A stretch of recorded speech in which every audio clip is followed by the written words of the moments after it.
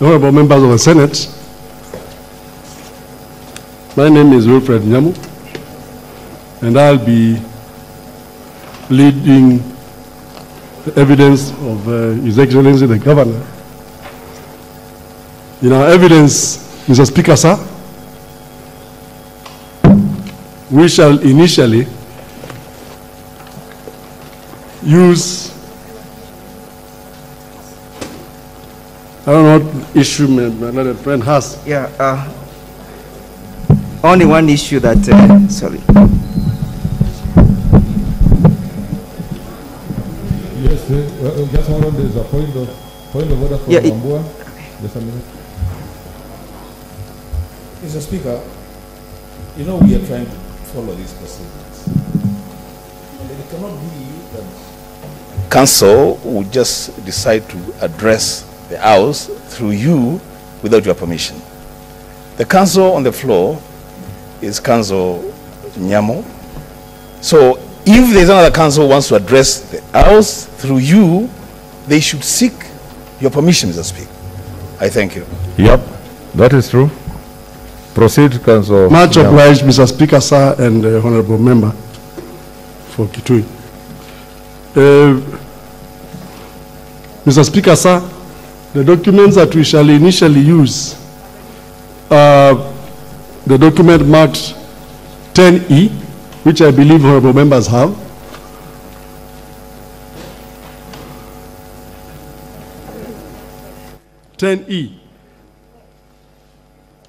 That's a document that has E for egg. Yes, it's a document that bears the response to allegations made in the motion. It has documents filed with it. The other document that we are going to use is the document marked 10H.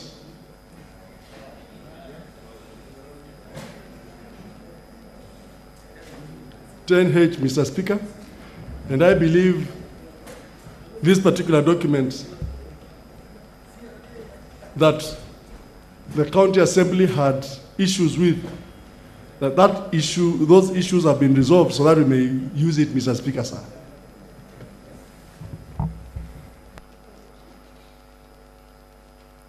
Mr. Speaker, sir. Those are the ones that we allowed yesterday. Yes, yes, Mr. Speaker. Yes, 10H, yes. Yes, Mr. Speaker, sir. There's an intervention by Senator Mazayo. It looks like we don't have 10H with us here. 10E and 10G. If 10H can be availed to us, that will be much better. Yes, then there is also, just check if the documents are, those who don't have, you can give them. Then there is an intervention from Council. Let's hear him. Thank you, Mr. Speaker. I think I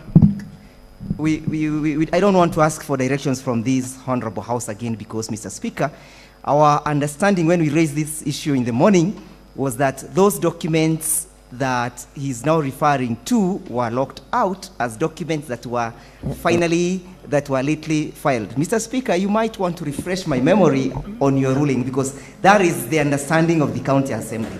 No, I allowed them yesterday. Yep, so let's proceed. Thank you, Mr. Speaker, sir. I knew that was the issue, and that's why I sought clarification before he stood. So, Mr. Speaker, sir, as I indicated that those are the documents that we are going to use initially, but... What's your point of, let's minimize the interruption so that... Not intervened since yesterday, Chairman, so allow me please. So I'm saying we are told severally that this is a court, and members are interfering from every side. Can the members just wait for their time, Chairman? I mean, Mr. Speaker, sir. Other time members are interfering from here, they are complaining when one of the lawyers talks, when another lawyer talks. This is not right, let's wait for it. Okay. Okay, order. I think our sugar levels are beginning to go down, but we'll address it soon. Proceed, Council. Yes, Mr. Speaker, sir, at this juncture, with your permission, I will ask His Excellency, the Governor for Nairobi, to take the stand.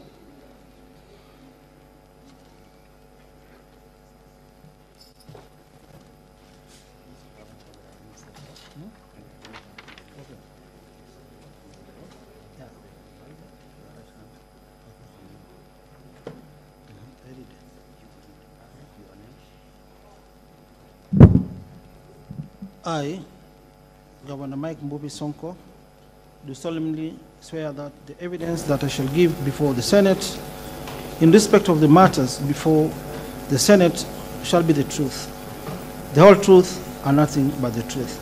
So help me God.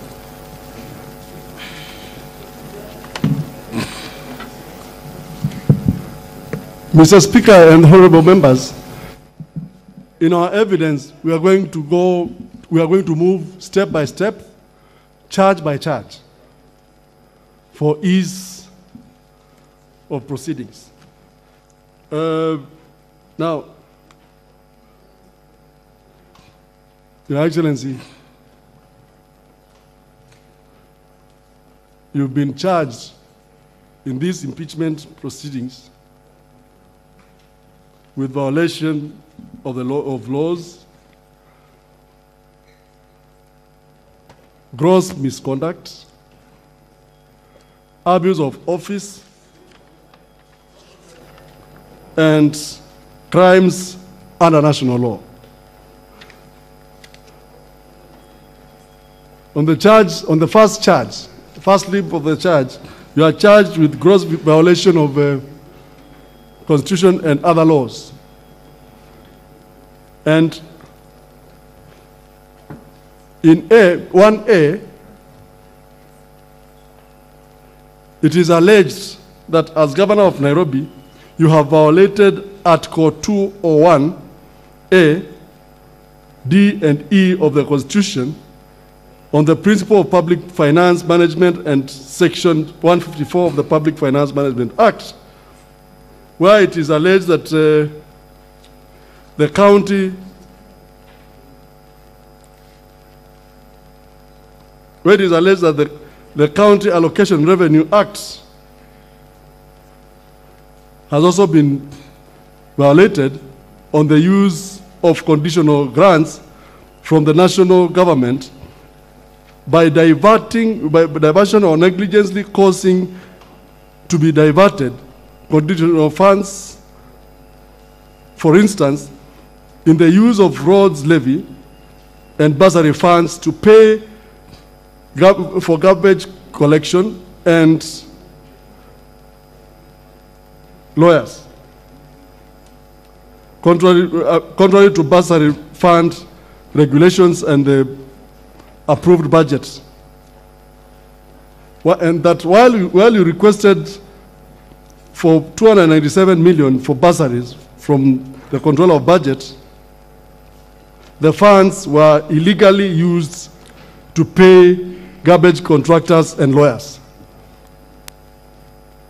Your Excellency, what would be your response to that? Thank you, Mr. Speaker, honorable members. I wish, just in the essence of time, to go direct to my responses. Mr. Speaker, I will refer the House to my affidavit, page 167, Mr. Speaker, sir, to 172, sir. That is a document marked 10H, Mr. Speaker, sir. Mr. Speaker, sir, page 167.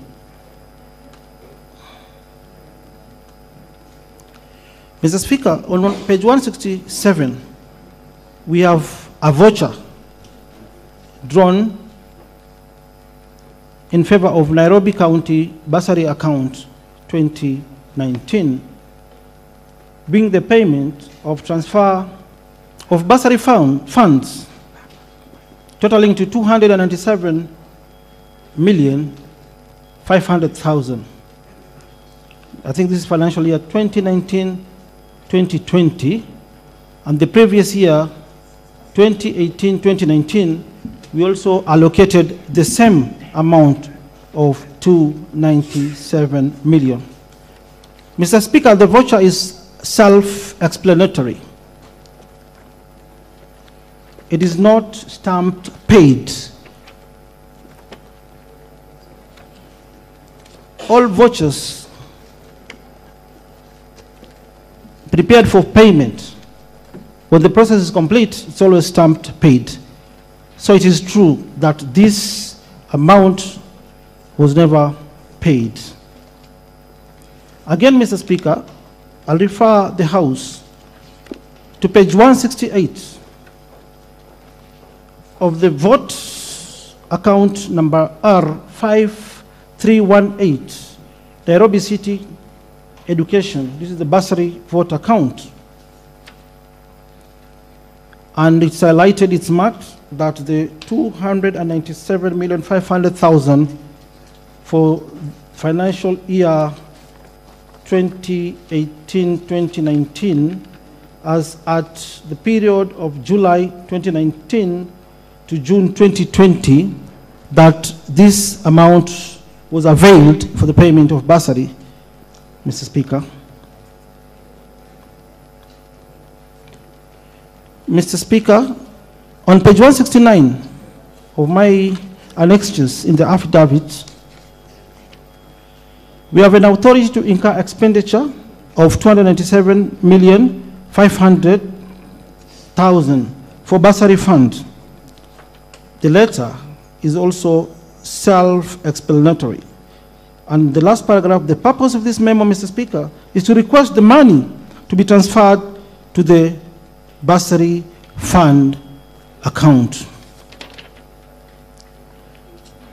Mr. Speaker, on page 170, and the RTGS payment from Central Bank, it is also a self-explanatory document that these funds were not released and they are intact towards the end of financial year.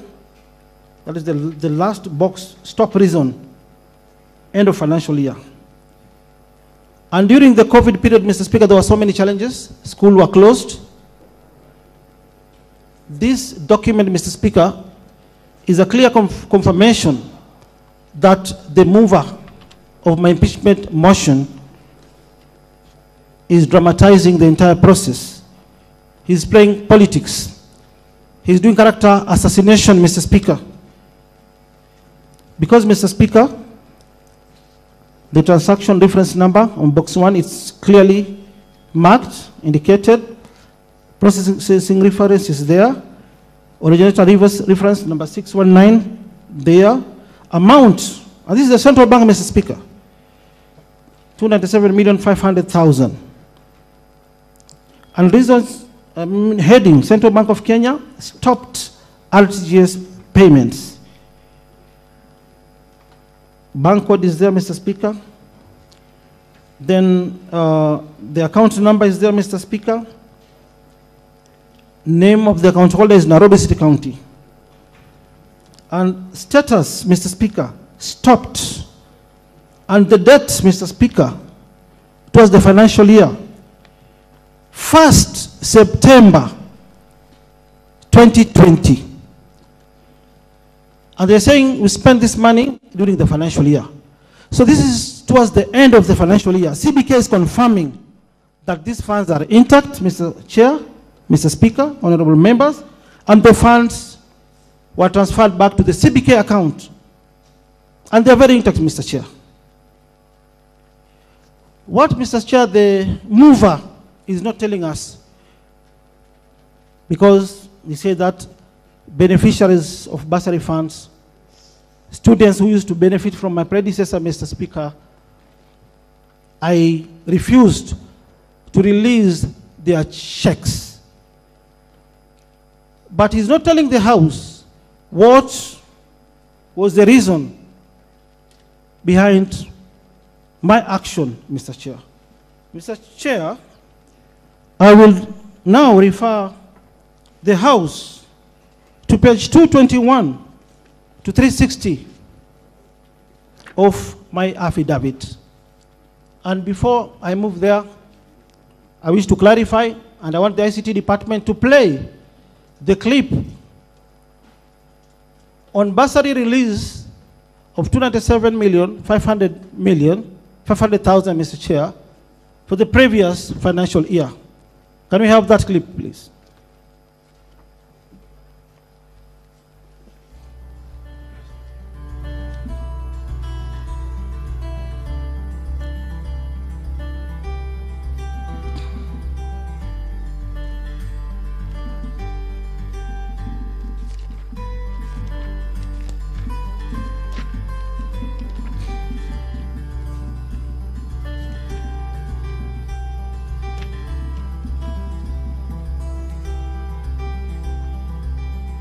This program, which is a key deliverable of my county government, has continued to play a central role in enabling bright but needy students to go to school.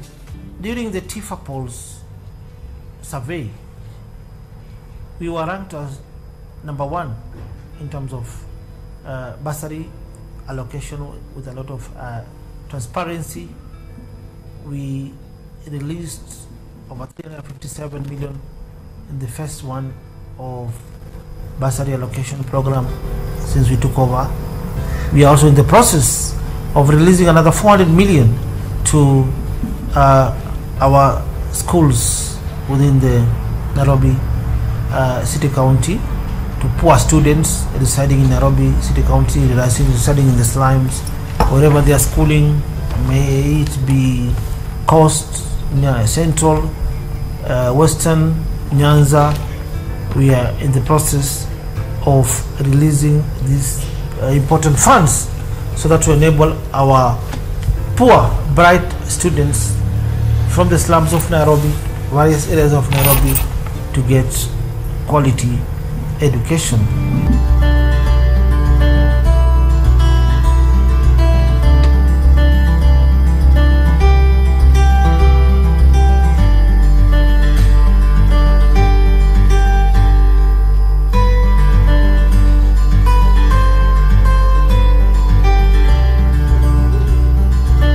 Majina ni Marian. Nilipata sponsorship kutoka kwa Sonko, and I really thank him because dad alikuwa struggle sana kwa hizo months kabla niingie shule. I really wanted to go to a national school, so na thank Sonko sana kwa hiyo bursary. Najua ndasoma, na my aim is to get an A kwa KCSE, and I hope that I achieve that goal ili ni make dad, mom na pia Sonko. Mimi naitwa Steven Ngechu, mkaji wa Korokocho, na nafanya kazi ya kinyozi hapa tu Korokocho. Na furahi sana kwa sababu nikiwa katika harakati ya kazi yangu, mtoto wangu alikuwa anataka kufanya mtihani wa class 8. Na katika huo muda tulikuwa na wakati mgumu sana kwa sababu alikuwa mwerevu sana shuleni, na akanipromise kwamba anataka kwenda national school. Mwalimu wake pia akanikonfirmia kuna uwezekano mkubwa wa mtoto aende perform vizuri, sababu yeye ndiye alikuwa wanamwangalia shuleni. Na akaniambia, kwa sababu sikuwa na uwezo vile, sikutaka kumdiscourage. Nilimwambia tu afanye bidii, Mungu atafungua njia zake. Wakati mtihani ulitoka, akawa ndiye anaongoza kwa shule. I think we can stop there in this instance of time.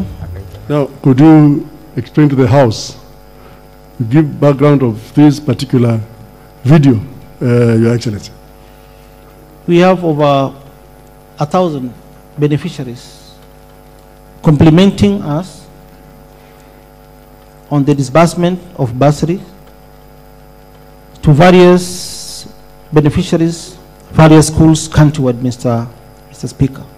But in the instance of time, I cannot play the entire clip. Mr. Speaker, honorable members. When was this documentary taken? This documentary was taken, even it was aired in various media stations around 6 months ago. Now,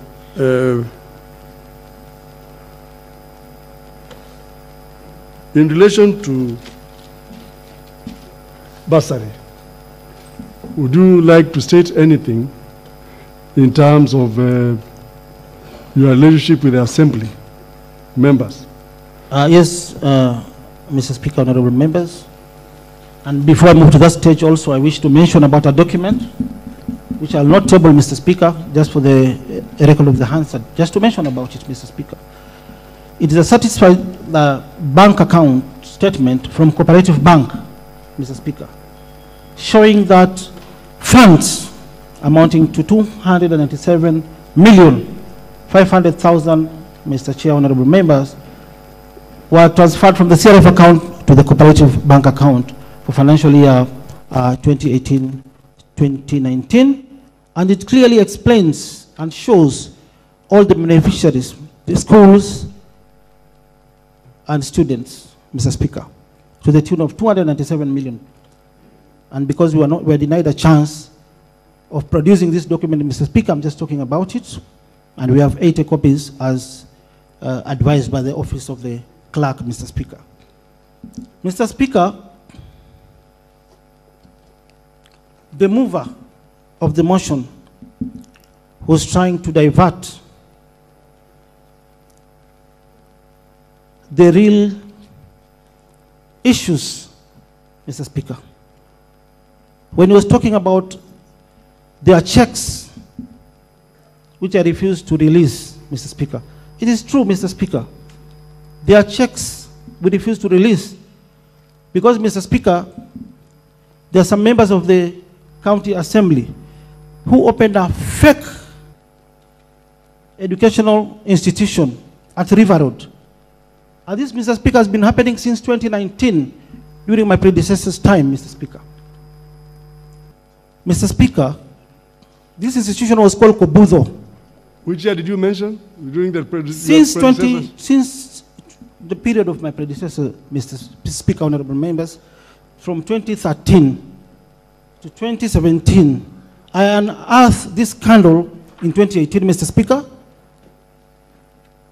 It is a very sad story, Mr. Speaker. The directors of this fake school were wives and relatives of MCAs. And, Mr. Speaker, they were getting checks from even CDF accounts of various constituencies, Mr. Speaker, countrywide and in Nairobi. And, Mr. Speaker, to prove those allegations, Mr. Speaker, on page 221, we have a memo. That's 221 of the 10H, Mr. Speaker. We have a self-explanatory memo, Mr. Speaker, from the officer from DCI attached at the county offices, Mr. Speaker, Superintendent Eunice Maingi, Mr. Speaker. Mr. Speaker, the letter is self-explanatory. I'll just go through it in the interest of time, Mr. Speaker. The memo is addressed to me after I complained to the DCI that we need to investigate this Kobudo school, Mr. Speaker. The memo is addressed to me, Mr. Chair, Mr. Speaker, honorable members, and it is dated 7th December 2018, Mr. Chair. Reference number, Mr. Chair, is 11A/2/4/5/1/volume 3 999 of 2018, Mr. Speaker. And the reference, because a police file was opened by DCI, police file number 111-548, Mr. Chair, stroke 2018, and there is a court file because the suspects were arrested, arraigned in court, and that matter is ongoing. What's the document? What's the document at page 221? The document, Mr. Speaker, in the process of the court case file is 1892, 2018, to the details of the offense. Forgery of official documents contrary to Section 345 as read with Section 349 of the Penal Code. Accused, Mr. Speaker, honorable members, Job, Omondi, Mark, Ibondo, and 3 others. Mr. Speaker, I'll not read the entire letter, but briefly, paragraph 2. Briefly, during the month of September 2018, information was received to this office that there is a community-based organization operating in the name and style of Kobuzo Educational Center. It was defrauding the county government by forging bursary checks.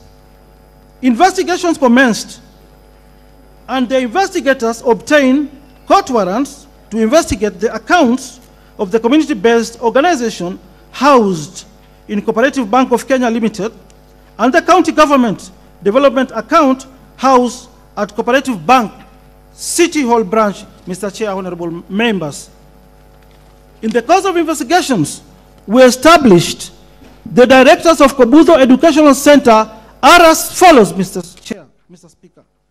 1, Job Mark Omondi Imboko. This is a county government staff I inherited from the previous administration, working under the Department of Water, Mr. Chair. 2, Mr. Chair, Francis Odhiambo Ouma, a personal assistant to the MCA Karen, who is the ODM chair Karen. 3, Mr. Speaker, Quinsta Adhiambo Ouma, wife to the PA of MCA, Mr. Speaker. 4, Mr. Speaker, Nancy Nasimiu, wife to the first accused. This is the DCI, Mr. Speaker, not Sonko. In the course of investigations, we established Francis Ouma is a personal assistant of MCA Karen. Investigations were extended to both Cooperative Bank of Kenya and Equity Bank. And we obtained original checks and image checks, account opening documents for Nairobi County government and that of the suspects, Mr. Chair. Mr. Chair, in Equity Bank, the investigators obtained 77 original checks, the ones the mover was complaining why I have not released them, Mr. Chair. And the checks were drawn by Nairobi City County government, and on critically looking at them, they were all forged, Mr. Chair. All forged. I'll come to that, Mr. Chair. Mr. Chair, in Cooperative Bank, we obtained 129 image checks drawn in favor of this fake school which does not exist, called Kobuzo Educational Center, Mr. Chair. Investigators are saying we further established the suspects obtained money from county government up to the tune of 4.5 million shillings. Mr. Chair, I'll just go to the main points in the interest of time. After establishing the identity of the suspects, DCI, we involved the services of criminal intelligence personnel from CID headquarters. And on the 5th day of October at 3 a.m., we apprehended the accused persons. We conducted search in their houses and recovered 67 original checks drawn in favor of different schools within the county. 113 bursary application forms in the names of different applicants within Karen Ward.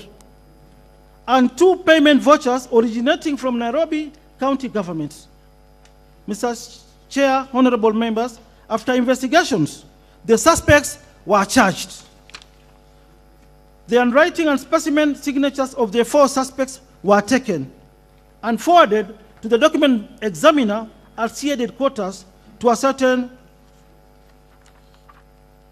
were taken and forwarded to ascertain whether the accused persons were the authors of the checks, and we are yet to receive the report, Mr. Speaker. These are some of the witnesses, Mr. Speaker. DCI officers, we wanted to bring them to testify, but in the interest of time, the report is here, authenticated, suspects are in court, charges are there, Mr. Chair. But this is a very important memo. Let me just finish, Mr. Chair, because I'm on the last paragraph. Mr. Chair, the suspects were arraigned in court these relatives of MCS, arraigned in court on 8th October 2018. They pleaded not guilty to all the charges. They were released on cash bail of 400,000 or alternative surety of $500,000. Case is marked for mention at Milimani Locus on 5th January, Locus number 5, on 5th January 2019, with a view of fixing a hearing date, which was fixed, Mr. Chair. Mr. Chair, the DCI is putting a note in my memo of the 7th December 2018. She's saying, because she's a woman, the case requires traveling because we have witnesses in Homa Bay County and some areas of Rift Valley. Therefore, we require urgent facilitation to enable us move with speed and cover what is remaining before the hearing date, Mr. Chair. Mr. Chair, moving to the next page, page 223. These proxies of MCS were charged, as I said before. The case file, police file number, I repeat, 11-548-2018, Mr. Chair. And the details of the suspects are there. The relatives of MCS are there. Description, gender, male, tribe, Luo, female, Luya. Mr. Speaker, honorable members, the offenses are self-explanatory. Offense number 1, conspiracy to defraud, contrary to section 317 of the Penal Code. Offense number 2? Let me go first to the details of the, again, the charges. Perhaps, Your Excellency, we would, in the interest of time, we would wish to refer to the document appearing on page 223, all the way to 230. No, not 230, 228. What document is that? These are 223. These are from 223 first to 226. These are various counts, various charges which were preferred. What document is that? Sorry? What document is that appearing on this page? Charge sheets. A charge sheet. Okay, it's a charge sheet with so many counts. Yes. Mr. Speaker, honorable members.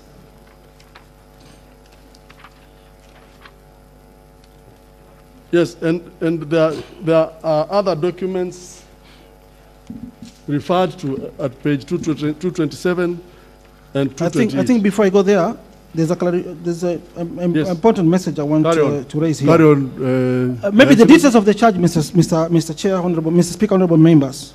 Okay, accused, already we have the names, but the details of the charges, Mr. Speaker, on the diverse dates between 30th May 2016, Mr. Speaker, before I became the governor of Nairobi, this scandal was there. Taxpayers' money was being swindled in Nairobi City County government, Mr. Speaker. So, on diverse dates, between 30th May 2016, during my predecessor's time, Mr. Speaker, and 13th September, my first month in office, 2017. Meaning I'm the one who stopped this scandal during my time. But it was ongoing. We were losing government funds from during the last administration's time.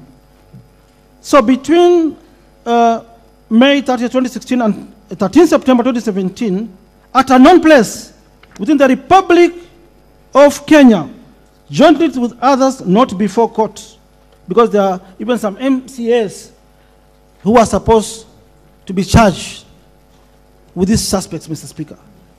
I don't know why up to date they have not been arrested. The current MCA and 10 more MCAs who have not been charged and arrested, Mr. Speaker, due to political interference. So let me proceed with the details of the charges, Mr. Chair.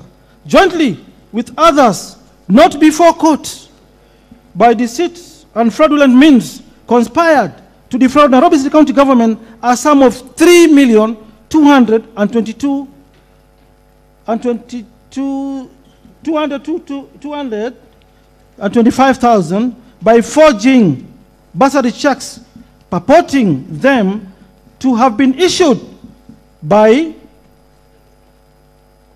Ekaya Alumasi, who was our chief officer, finance, and Martha Wambugu, accountants working with the Nairobi City County government, a fact you knew to be false. That is count number one, Mr. Speaker. I'll not go to all the counts, but all these offenses, Mr. Speaker, started during the previous administration's time. But I think there are some important details, maybe member will read for themselves. So they were charged with account 1, 2, 3, 4, 5, 6, 7, 8. That's page 225, page 226, Mr. Chair, honorable members. There's another count also. Until charge account 9. But some charges are very, very, very, very, very important to this case, Mr. Speaker. And because yesterday there were some grievous allegations which were made by the mover of this motion. So, Mr. Speaker, you'll allow me also to do a clarification on the scandal by MCAs who are diverting public funds for poor students to benefit themselves and their wives and families, Mr. Speaker. So you'll allow just to do a clarification, because after banking these checks to their fake school, they used to withdraw the money in cash from various banks, various branches in Nairobi City County, Mr. Speaker. So there are some charges where these proxies, wives of MCAs, used to go and withdraw these charges. I think I'll find it in one of the counts which are here. So count 2, on the 5th day of October. Look at page 234. 234. 234. Yes, of that particular document. It's a bank statement, but I wanted first to we move systematically, page by page, right, as we reach there. So because we want to prove our case beyond reasonable doubts, Mr. Chair. Okay, page 227, Mr. Chair, Mr. Speaker, honorable members. These are checks. Number of check numbers of the diverted checks, which were drawn by the county and diverted and banked to this Kobudo educational account. And because this scandal involved various banks, withdrawals, and we needed to save the county from being swindled, bursary fund, Mr. Chair, we had to involve the Central Bank of Kenya. We have a DCA department at the Central Bank of Kenya, Mr. Chair. And I just want to refer the House to page 229, Mr. Chair, a letter from Banking Fraud Investigation Department, reference DCI, stroke BFI, stroke SEC, stroke 4, stroke 4, stroke volume 3, no, volume 30, no, 308, Mr. Chair, stroke 25, dated August 13th, 14th August 2018. The letter is addressed to us, County Secretary, County Government of Nairobi, and attention to the Chief Officer, Finance, and Chief Officer, Legal Department, Mr. Chair. Reference BFID, inquiry number 479 of 2018.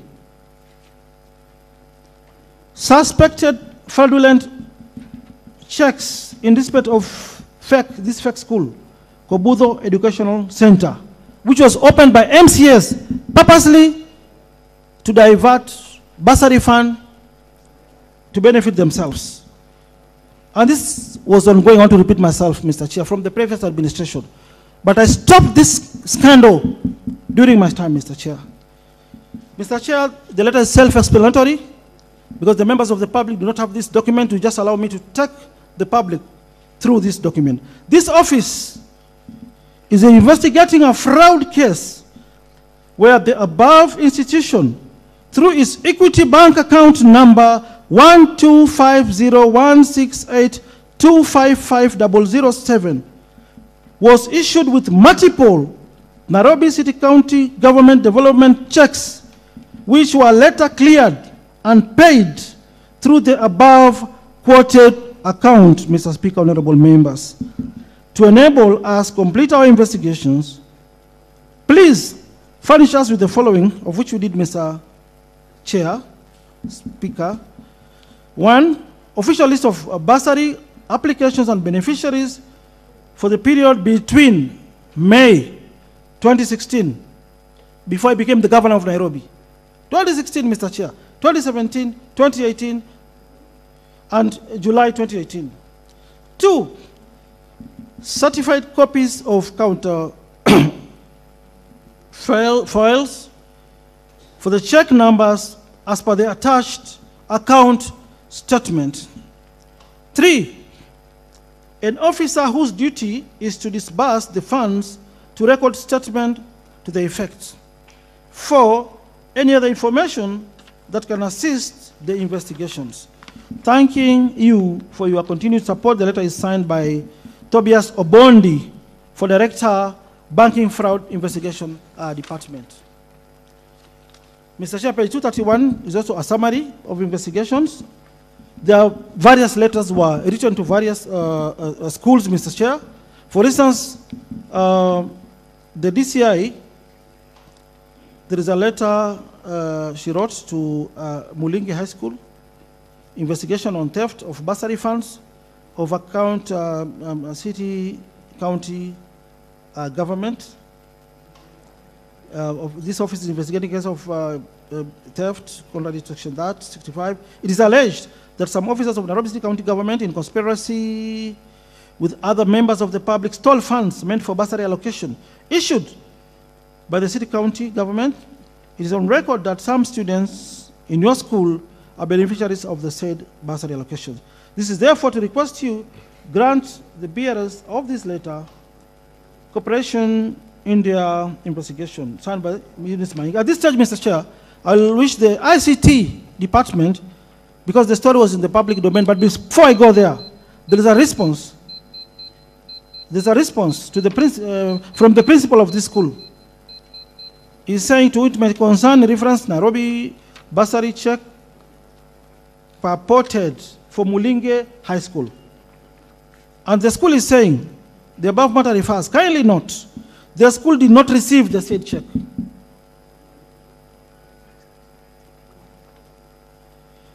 Number 2, Mr. Speaker, the name indicated is not the name of the school.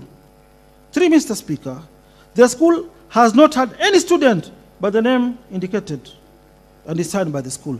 And just at this juncture, the ICT to play, because the scandal was in the public domain when we were unearthing it, Mr. Speaker, honorable members. Can we play that Citizen TV okay, clip?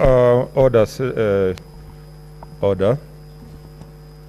Honorable Senators, ladies and gentlemen, it's now 1 p.m. Time to interrupt proceedings. The Senate stands adjourned until 2 p.m. this afternoon. The governor's team will have a balance of 1 hour, 50 minutes when we resume.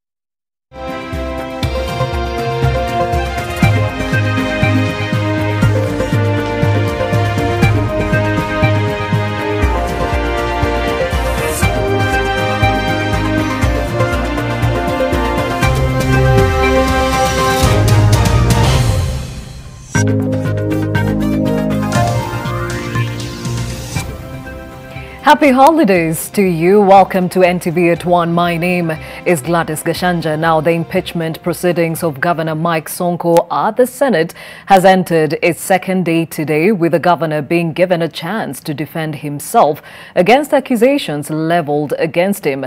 Governor Sonko has termed the accusations against him as pure politics and character assassination. We are now joined by Vincent Odur from Parliament, and he tells us about the proceedings in details. Vincent?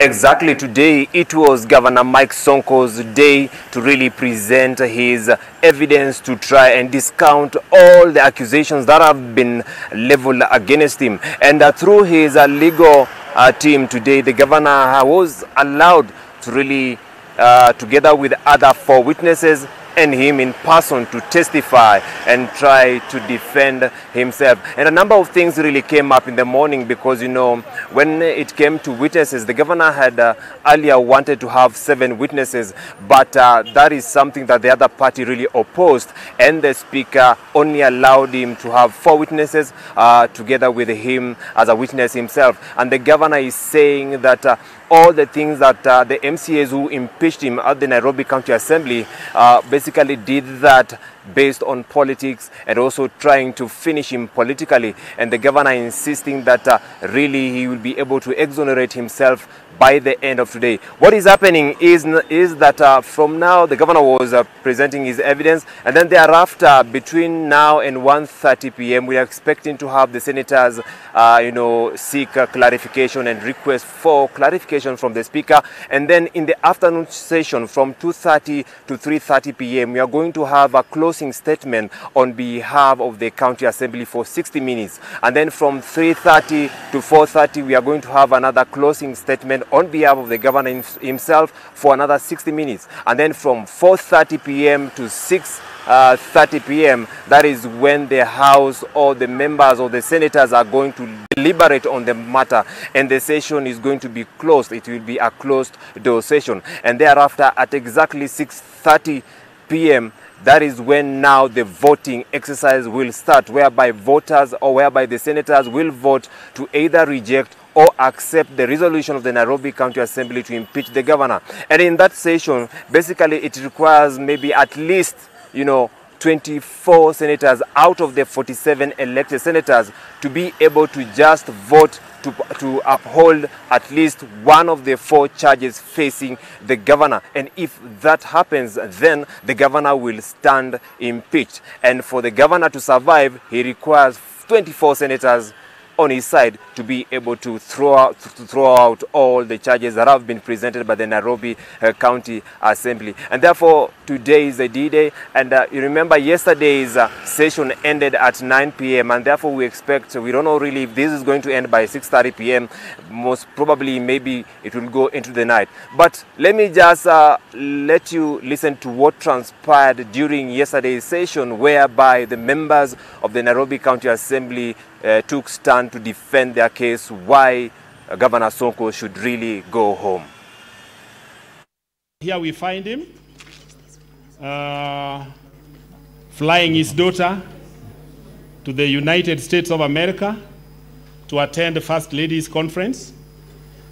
The problem here is, number one, the daughter is disguised as an award administrator. Besides that, Mr. Speaker, sir, the daughter flies in a first class to New York, costing the taxpayer 840 million Kenya shillings. We find the governor's daughter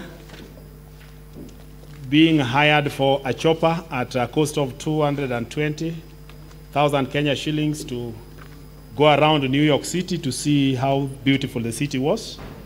She goes ahead to have an offside party at a cost of 260, using public funds. 260 what? Kindly 60,000. We find the governor's daughter being hired for a chopper at a cost of 220,000 Kenya shillings to go around New York City to see how beautiful the city was. just because a lot of colleagues that are supposed to make that decision are blackmailed into submission. A lot of them are harassed. We had people in the county assembly that have actually been beaten, bodily harm, in our presence at the county. We have statements like, what do you make of your boss that calls you at 2 a.m. in the night? What is that apart from harassment? And they want you to answer questions. You don't know whether they are in their right frame of mind. They're surrounded by people. People are laughing at you. He's hurling all manner of insults at you. Wewe toka hapa wewe nimelala hata na wewe. Wewe toka. It is not right. Well, as you know, it's day 2 of those proceedings, or rather impeachment hearing at the Senate, and we'll keep you updated on the same in our subsequent bulletins. Now, to other day stories, and the final send-off for the late Joseph Nyaga will be at his Kamutungi village in Beere, South Embu County. Confirming the funeral arrangements, the family says they have agreed to rest Joe on Saturday. ACK Nairobi Bishop, retired Reverend Joel Waweru, will lead the funeral service at the late Joe's homestead. Now, the younger brother to the deceased Norma Nyaga revealed that Joe had passed away from COVID-19 complications, adding that his lungs were 97.7% damaged and would not have survived without a ventilator. Joe was admitted at the ICU Nairobi Hospital on November the 17th until December 11th when he died. He will be laid to rest next to his parents, grandfather and the late brother Zachariah Nyaga. The journey has been long. The family has lost our leader, but we have accepted that at some point, as the Bible says, Ecclesiastes chapter 3 verse 1, that there is a time and a season to everything. This was the time for Joe to go and reunite with his maker. All I do, pray and wish, is that he had reconciled with his maker like I have done, that any day when I go, I hope Joe had reconciled. Elsewhere, religious leaders from Nakuru are calling on the government to intervene in the ongoing health workers' strike that has affected the access of health services in several counties across the country. The leaders say patients who cannot afford to pay for treatment in private medical facilities have been abandoned due to the ongoing strike among the nurses and clinical officers. And with the doctors threatening to down their tools in the coming days, the religious leaders are asking the government to resolve the strike and save the lives of millions of Kenyans who depend on health services from public facilities.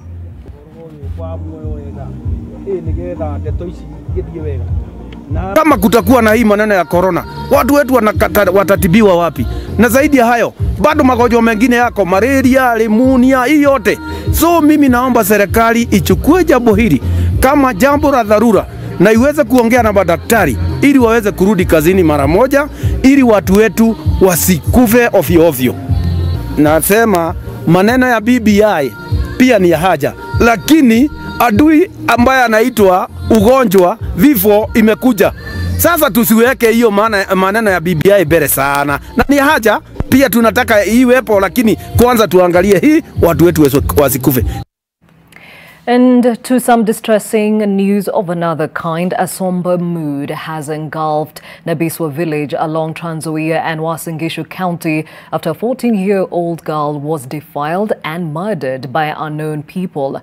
Mary Erusa, a pupil of Nabiswa Primary School, went missing yesterday after her parents had sent her to buy cereals in the market. This is the 5th victim of rape and murder in the area, a situation that has led to great concern among residents. A desperate search led this community here, staring at a mysterious bag. The contents of the bag will break their hearts and ultimately end their search. The discovery was, however, a bitter pill to swallow, more so for the family and friends of 14-year-old Mary Erusa. Tukafungua, tukakuta wamerepu mtoto na walinyonga mtoto. Sasa ile kitu naomba serikali tusaidie. Mary's obedience and well-mannered nature appeared to have sealed her fate, but even in death, her parents spoke highly of her.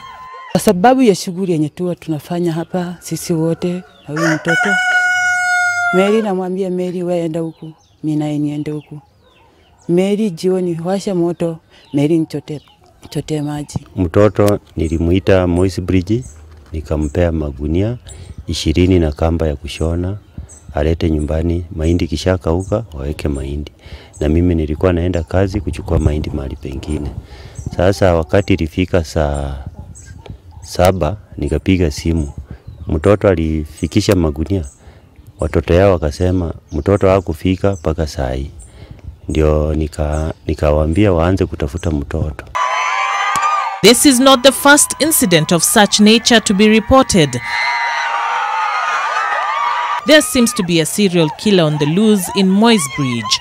The uproar that followed was not just an expression of mourning, but also a demand for action from the relevant authorities.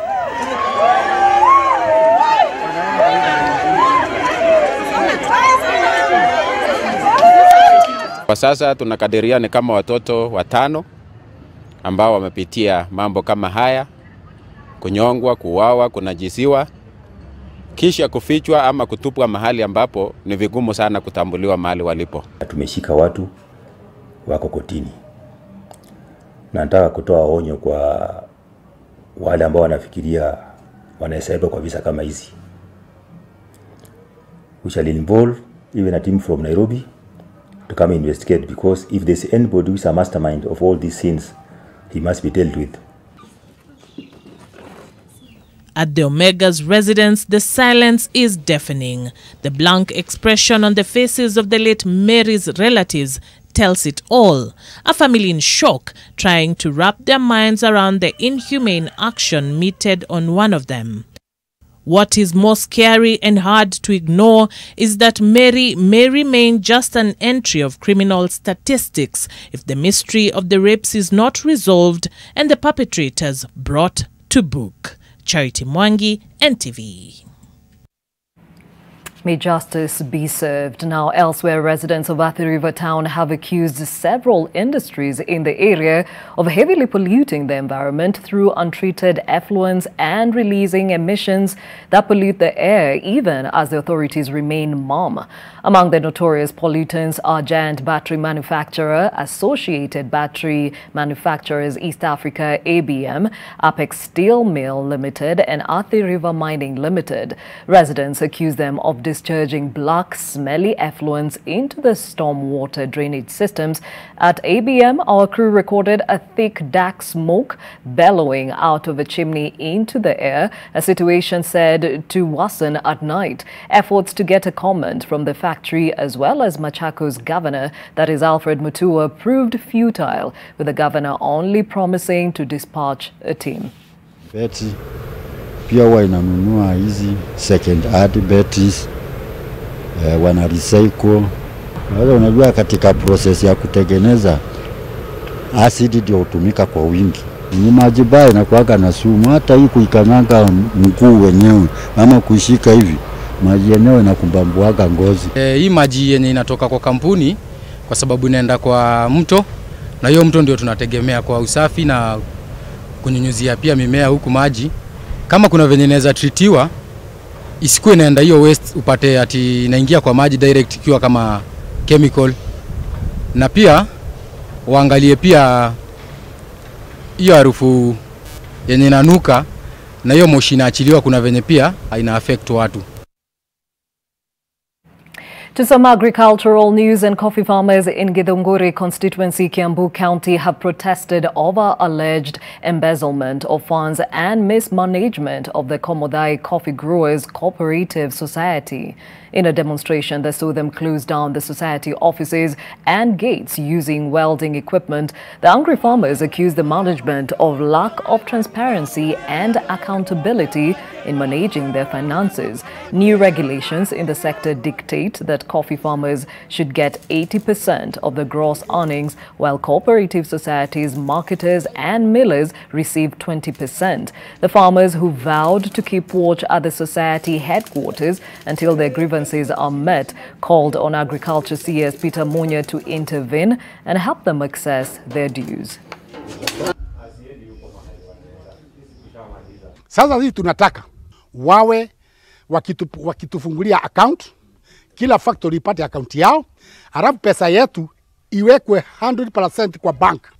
Tumekasirika kiasi cha kwamba hatuwezi tena kuvumilia sub county cooperative officer kuendelea kuwanyanyaza wakulima wa kahawa kwa kudirect management committee vile itakuwa ikikawa pesa. Last year tuliona ya kwamba tulilipwa sisi wakulima tulilipwa 49%, hiyo pesa ingine yote ilichukuliwa na management ikiongozwa na chairman. Ile ufisadi kwa hapa ni giza tupu. Hakuna mtu anaruhusiwa kuuliza swali, na ukienda kuuliza swali hawa watu wote wako, umesikia kama Kadhirini wako na kesi kotini, Kagwanja wako na kesi, wanastakiwa, Kaibu wamefukuzwa. So hata directors wale tumechagua katika hizo factories wamekuwa intimidated na wamestuliwa mpaka ya kwamba kila mtu anaogopa kuuliza swali yoyote. We take a short break on NTV at 1. We'll be back with much more. Stay with us.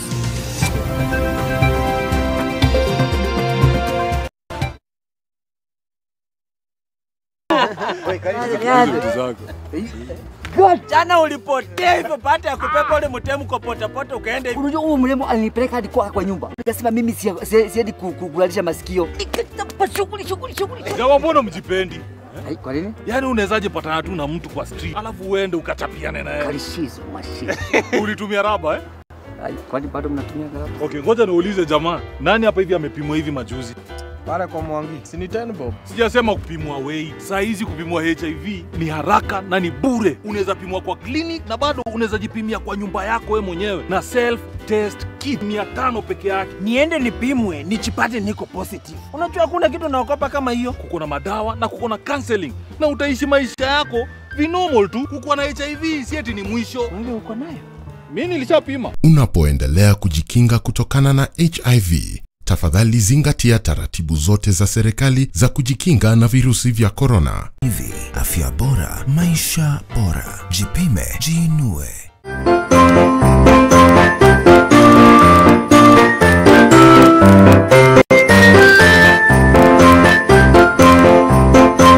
This Christmas, jaza kwa sababu there's a whooping 1 million bob to be won. All you have to do ni kupiga shopping worth 1,500 and above. Na uko ndani ya draw. Krisi, ipambe na Quickmart. Quickmart, fresh and easy. Experience the all-new PesaPop app from Family Bank. Enjoy a fresh new look with simplified navigation, access instant loans, save and earn interest, pay your bills, send and receive money locally and abroad, buy airtime and so much more. Download PesaPop app and make your banking convenient, easier and faster. PesaPop ni pesa bila stress. Family Bank, with you for life. Family Bank is regulated by the Central Bank of Kenya. Safari anza ya kutunganisha kama Wakenya. Twende tukiuke, let's go beyond, let's go beyond, let's go beyond. Mimi na wewe tukibuni, kazi nzuri ya kujivunia. Let's go beyond, let's go beyond. Kwa juhudi na matumaini, twaelekea kesho pamoja. Twende tukiuke,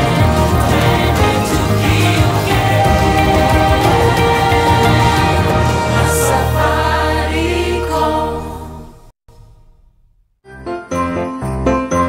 This Christmas, Quickmart wamesema wacha troli isuffocate, wacha troli ichoke. Jaza kwa sababu there's a whooping 1 million bob to be won. All you have to do ni kupiga shopping worth 1,500 and above. Na uko ndani ya draw. Krisi, ipambe na Quickmart. Quickmart, fresh and easy.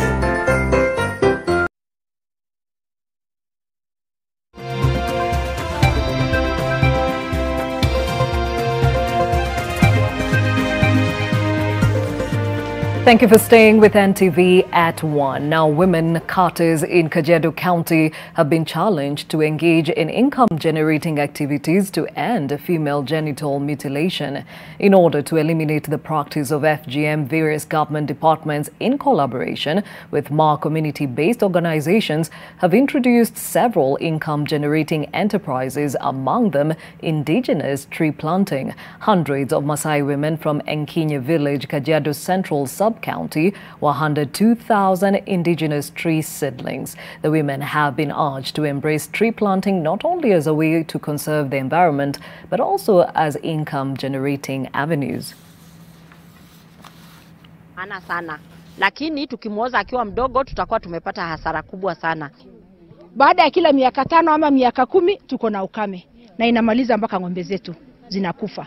Tumekuja kujua madhara haya na tukaamua tumekubali kupanda miti. Sasa ingine ukeketaji na wasichana kuolewa wakiwa wadogo ni kwa sababu wazazi wamekosa kitu ya kula. Lakini tukipanda miti tulete manufaa kwa environment yetu. Hiyo pia inaweza kusaidia kuinua economy. Still on tree planting, and a drive aimed at improving the poor forest cover in Isiolo County has been rolled out courtesy of a partnership between Equity Bank, the Kenya Forest Service and the Kenya Prisons. The exercise that aims at planting at least 23,000 trees in public spaces kicked off at the Isiolo GK Prison Farm, where 5,000 tree seedlings will be planted. The Kenya Forest Service has plenty of trees at their nursery to give out to members of the public who intend to plant them in their homesteads, but very few Kenyans have taken advantage of the opportunity. KFS has attributed the poor forest cover in Isiolo County to reckless tree felling for purposes of charcoal burning, as locals still view it as a means of livelihood, oblivious of the dangers they pose to the environment. Tutapanda miche 5,000 na kuanzia leo tunaendelea kupanda kwa mashule zote hapo karibu, na wahimiza wakazi wa Isiolo tuhakikishe tutaungana katika hii harakati ya kupanda miti. Sisi kama wana magereza tunapenda kubadilisha mazingira. To help martyrs, and Machakos Matatu Owners Association have launched a fumigation exercise for all PSV buses and matatus belonging to the giant Matatu Sacco. The exercise is aimed at ensuring safety of passengers against COVID-19 pandemic during the Christmas festivities. Now, the association, working with the Machakos County Health Department, have asked commuters to stick to the Ministry of Health guidelines on safety when boarding PSV vehicles to bring coronavirus cases down during this second wave of the pandemic.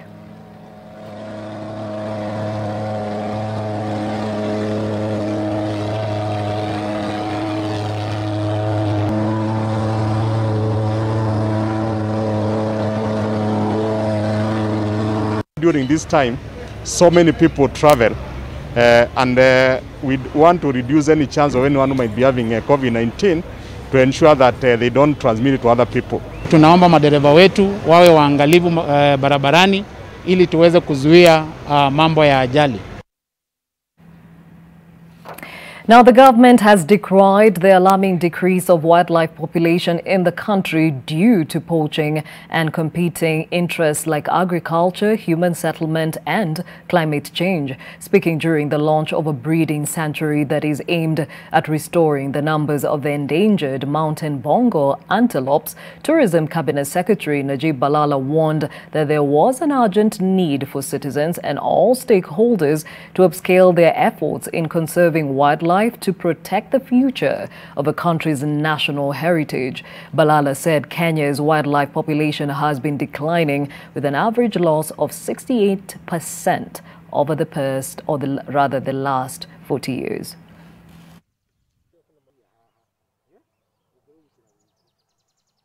We must have space for the bongos. We must have the enough nutrients and food. And then we have to take care of their health in terms of veterinary. So those are the issues that we have put in place so that we don't lose more animals either in captivity or in the wild. But as you're aware that we had antelopes, different species of antelopes who have been endangered, critically endangered. You have been told about the roan antelope, who are number 15 now. They're in Ruma National Park.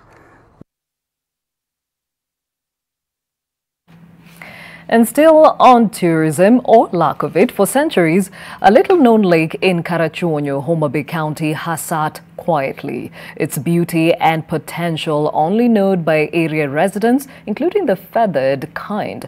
But NTV's Bernardo Juang reports the locals are blaming the government for neglecting the lake, which, if put to good use, could be a game-changer in the area.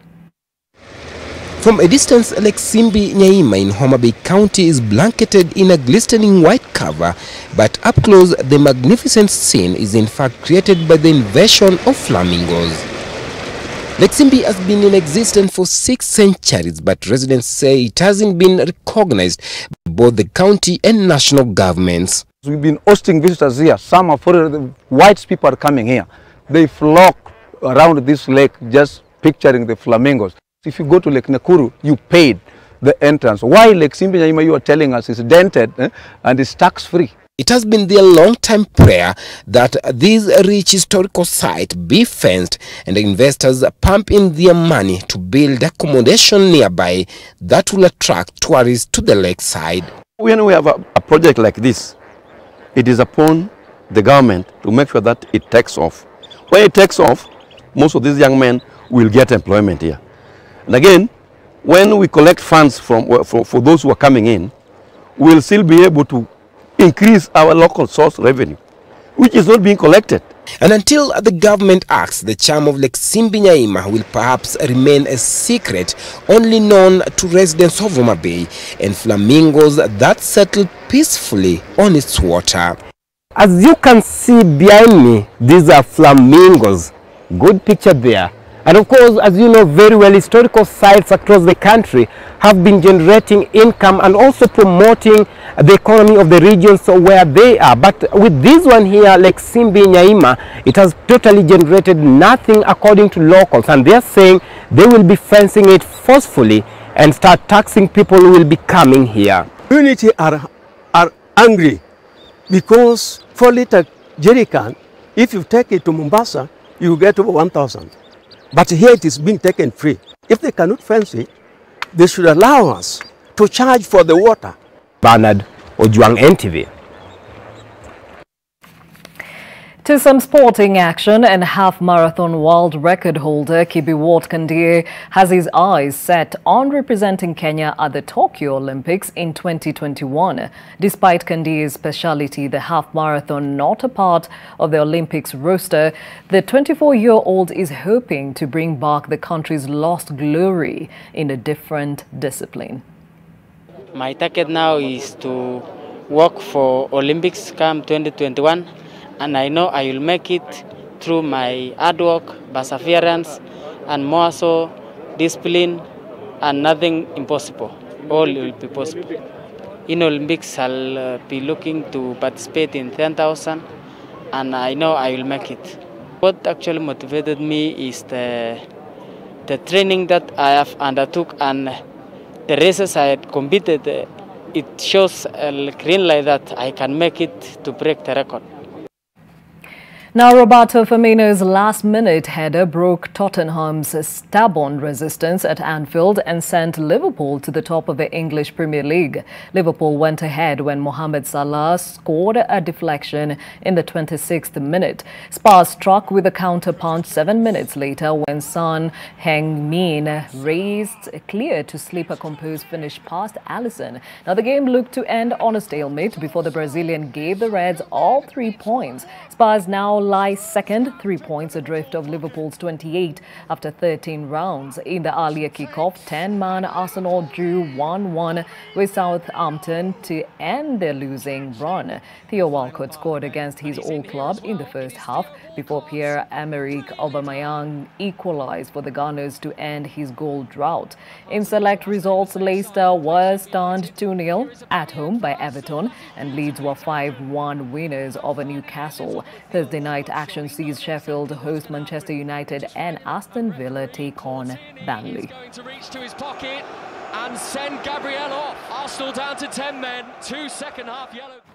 Elsewhere, Barcelona came from behind to beat Real Sociedad and knock the visitors off top spot in the La Liga. Now, Barca move up from 8th to 5th with a win, while Atletico Madrid take over from Real Sociedad on goal difference at the top. Willian Jose tapped La Real into the lead, but Jordi Alba levelled with a fine right-footed strike. Frankie de Jong then scored the winner from Alba's deflected cross, and the goal was initially ruled out for offside but given after a video assistant referee review. Atletico Madrid, Real Sociedad and Real Madrid are all level on 26 points at the top of La Liga, with Barcelona now only 6 points behind.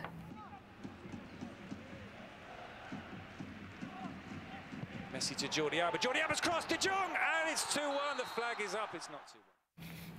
That's all we had for you in this bulletin. That is NTV at 1. Much more coming your way in our subsequent bulletins. Have a wonderful rest of this Thursday. My name is Gladys Gashanja. Happy holidays.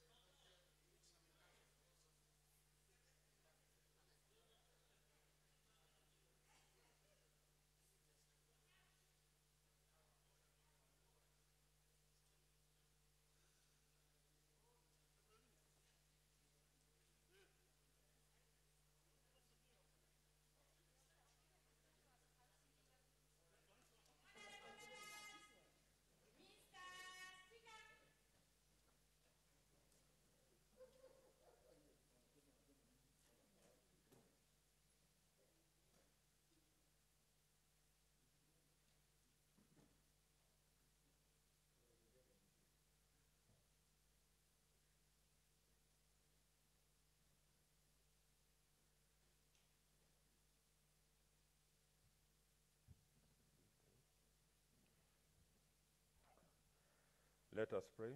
Almighty God, we beseech you to behold with abundant favor and blessings as your servants whom you have been pleased to call to leadership positions in this republic.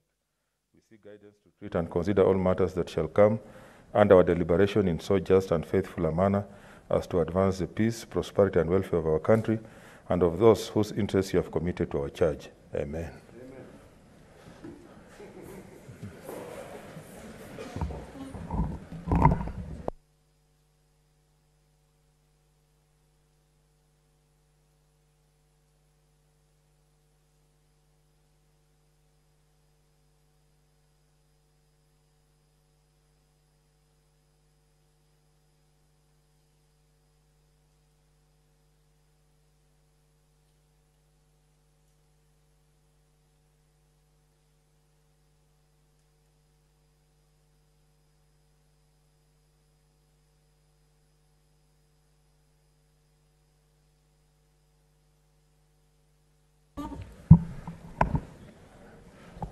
Okay, honorable senators and our two parties, welcome back to the afternoon session. The governor's team were on the floor, and like I did mention before we broke for lunch, you have 1 hour, 50 minutes to proceed.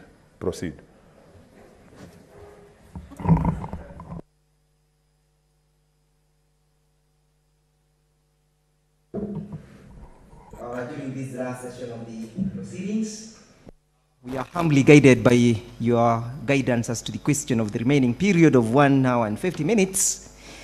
We only wanted to seek two clarifications. One, whether the 1 hour 50 minutes includes the county assembly's cross-examination period. Two, during yesterday's proceedings, the key witness, who was the mover of the motion, was cross-examined for 2 hours, 10 minutes by the defense.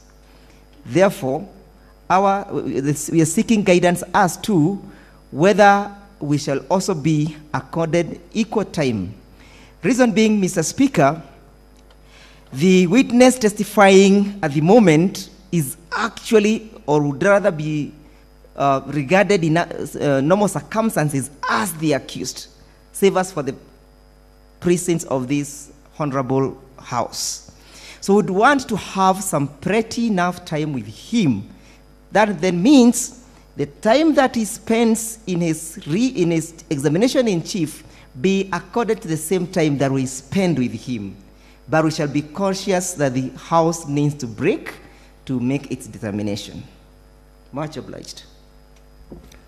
Oh, okay, in the meantime, we will assume that it will include 1 hour, 50 minutes will include cross-examination, but I will come back later in the course of our deliberations to give a final ruling on that. Let's proceed.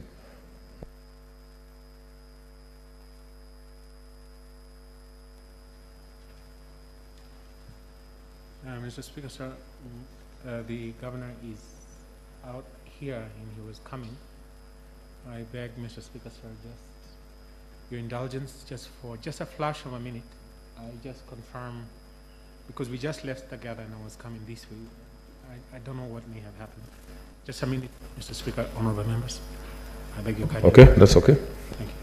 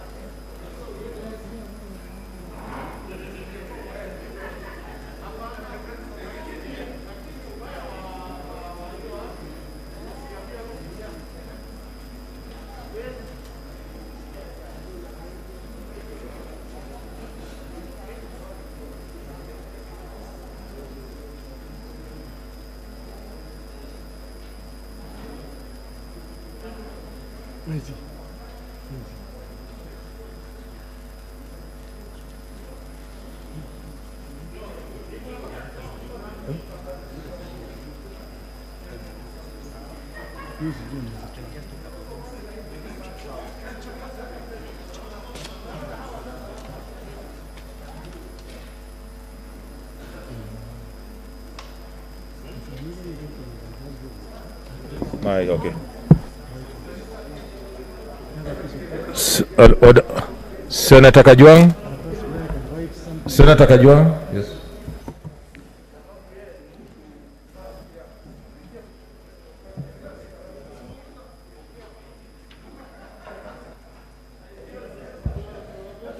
Mr. Speaker, considering that we are 1 hour 15 minutes behind schedule, which then means that it is inevitable that today's sitting will not end any time earlier than 8 p.m. Would it be in order to seek your indulgence that the 1 hour 50 minutes that is pending for presentation of evidence and prosecution of the case by the executive started counting at 2 o'clock when you took that seat? Because this delay cannot then be offloaded on the Senate when the Senate was here on time. And that kind of ruling will then also cause the executive to hasten, because you cannot be sitting here for 15 minutes waiting.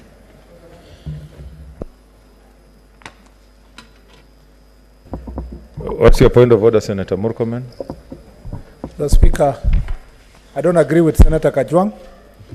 We can sit up to midnight. This will not be the first day to do so. But most importantly, when yesterday we delayed for 45 minutes, the parties indulged us. So there's no need to go that direction. And considering, Mr. Speaker, that it's only 15 minutes difference, we should not waste even more time. Let's just proceed.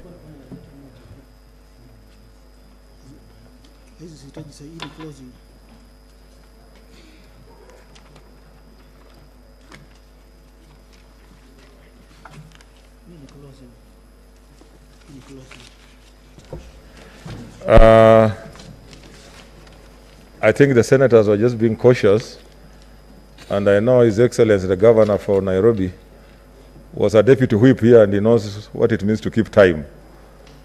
So, welcome back. Thank you, Mr. Speaker. Proceed.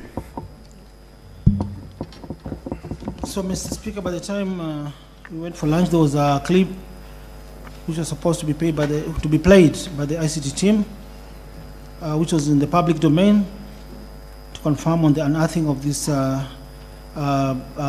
bursary scandal payments. So I just want to remind the ICT team to play that clip.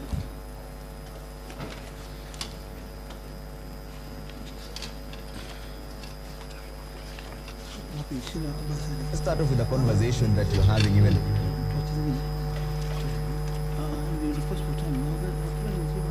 Let's start off with a conversation that you're having even right now as you speak. You're calling it Nairobi MCA's bursary heist. We are calling it stealing from the poor. This is the amount of money that has so far been lost, and there is still more counting. So tonight we begin with the blatant theft of bursaries at the Nairobi County Assembly. Imagine applying for bursary for your son or daughter, and upon approval, the check is diverted to a personal account of your local leader. Well, investigations by the Director of Criminal Investigations and the EACC have unearthed a cartel among MCAs in Nairobi who have diverted bursaries to limited companies and their personal accounts. Some of the schools that were supposed to benefit from the bursary kitty wrote to the DCI clarifying that they have never received any checks or money. Stephen Leto reports on this latest scandal at the City Hall. Cases of bright but needy students failing to join Form 1 due to lack are reported beginning of every school term. In most of these cases, poor parents have knocked doors to seek bursaries in vain. A probe by the DCI and ESCC has unearthed the rot in the Nairobi County Assembly, with some MCAs allegedly channeling bursary funds into personal accounts. In 2018, the Banking Fraud Investigations Department launched investigations after it emerged millions of shillings meant for bursaries were ending up in private pockets. The DCI wrote to various schools in question asking whether they had received checks to benefit needy students in their schools. General Mulinge High School replied saying the school did not receive any check for money and the student in question was not in the school, yet the money had already been cashed. Administrators at Sengani Girls School also told the DCI that the school did not receive any check as alleged. Kariti Secondary School have the same account of not receiving any check despite records showing it had received the money. Bursaries in question ranging from 5,000 shillings to 25,000 shillings per student. But where was all these monies going to? The DCI in its investigations report concluded that one school was established in Nairobi by the name Kobudo Educational Center that was used as a conduit to deny thousands of pupils their rights. Directors of this establishment were found to be one Job Omondi, working in Nairobi County Water Department. Francis Ouma, said to be a personal assistant to current MCA David Mberia, who is also the minority leader in the assembly. Queensta Ouma, a wife to the PA, and Nancy Nasimiu, wife to Job Omondi, was also named as a director. Investigators found a trail of withdrawals, all by one Job Omondi, done on different occasions. First, he took out 449,000 shillings. In another occasion, 624,000 shillings, and then withdrew 900,000 shillings. When the DCI was on this trail, detectives found 77 forged bursary checks and 129 imaged checks amounting to 4.5 million shillings in one of the local banks. Another trail put Kitusuru MCA Alvin Palapala, linking him to NR Talvo Limited, a company that also received diverted checks. James Momita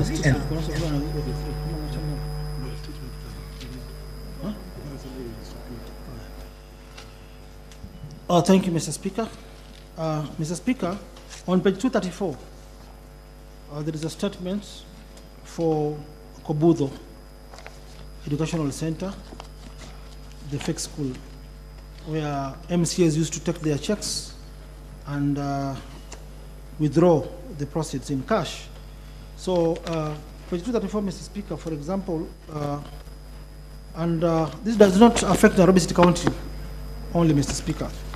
Even CDF funds in various county constituencies in Nairobi, they're also victims of this scandal. Because as you can see, transaction number 1, this is a check, is a transaction in 30th June 2016. There's a check from Langata Constituency Development Fund of 56,000, which was credited.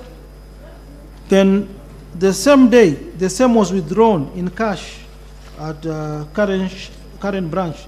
54,000 was withdrawn in cash. In the interest of time, Mr. Speaker, I'll not explain the entire statement because it's self-explanatory, but I'll take you to the transactions in the same page for 2016 before I became the governor. The same scandal was ongoing. Page 235, Mr. Speaker, these are cash deposits from Nairobi County, bursary fund withdrawn in cash from current branch, transaction number 4 from the top of page 235.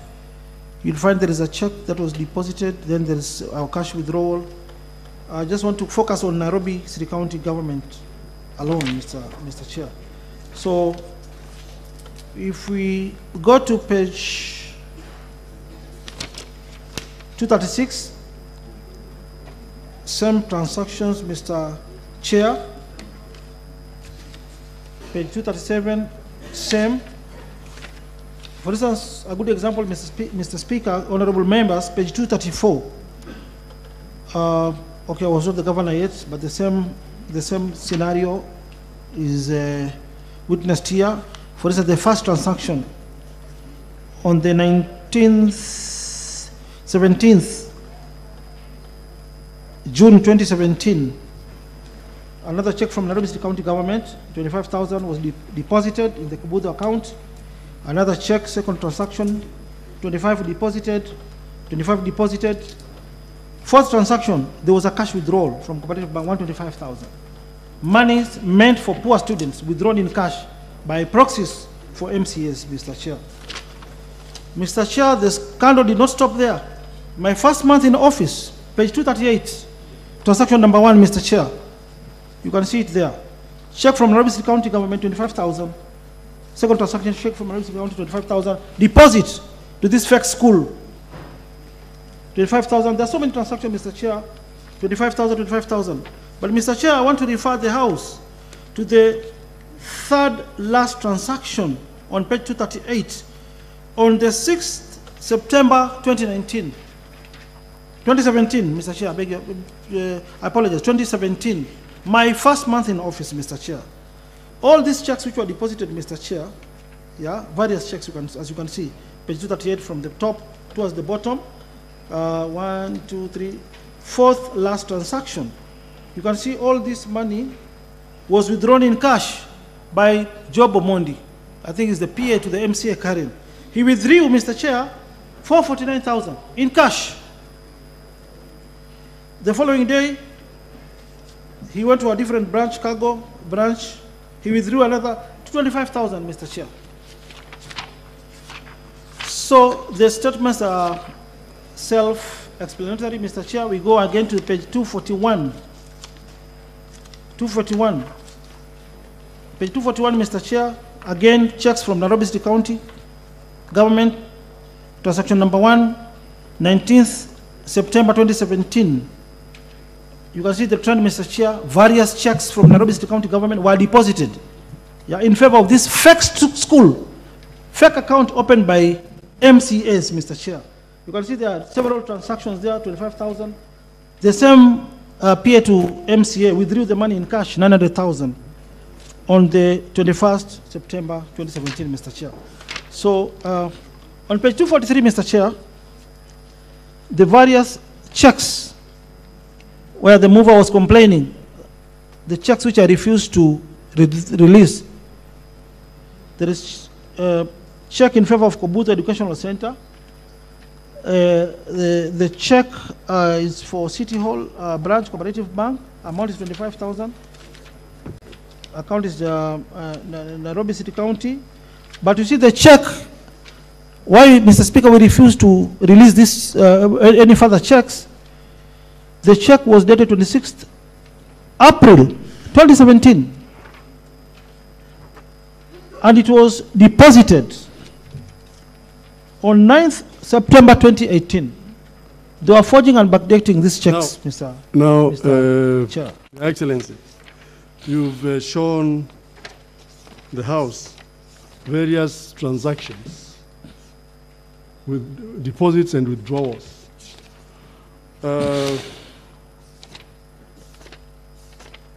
Would you say, by any means, that you have failed to disburse bursary? No, Mr. Chair, because at this juncture, there were numerous complaints from parents, yeah, from various wards, Mr. Chair. And they were raising this complaint that their checks were issued, but they were not released to the various schools, Mr. Chair, countrywide. So, Mr. Chair, what the mover did not tell us, the reason why I refused to release these checks. This was one of the major reasons, Mr. Chair, as to why I refused to release these checks. The matter was subject to investigations. We engaged the DCI, the Banking Fraud Department, and the truth was finally discovered, Mr. Chair. Now, then I'll take you to the second lib of the charge for gross violation of the Constitution and the law. It is the mover's allegation that you, as the governor for Nairobi, have violated Article 10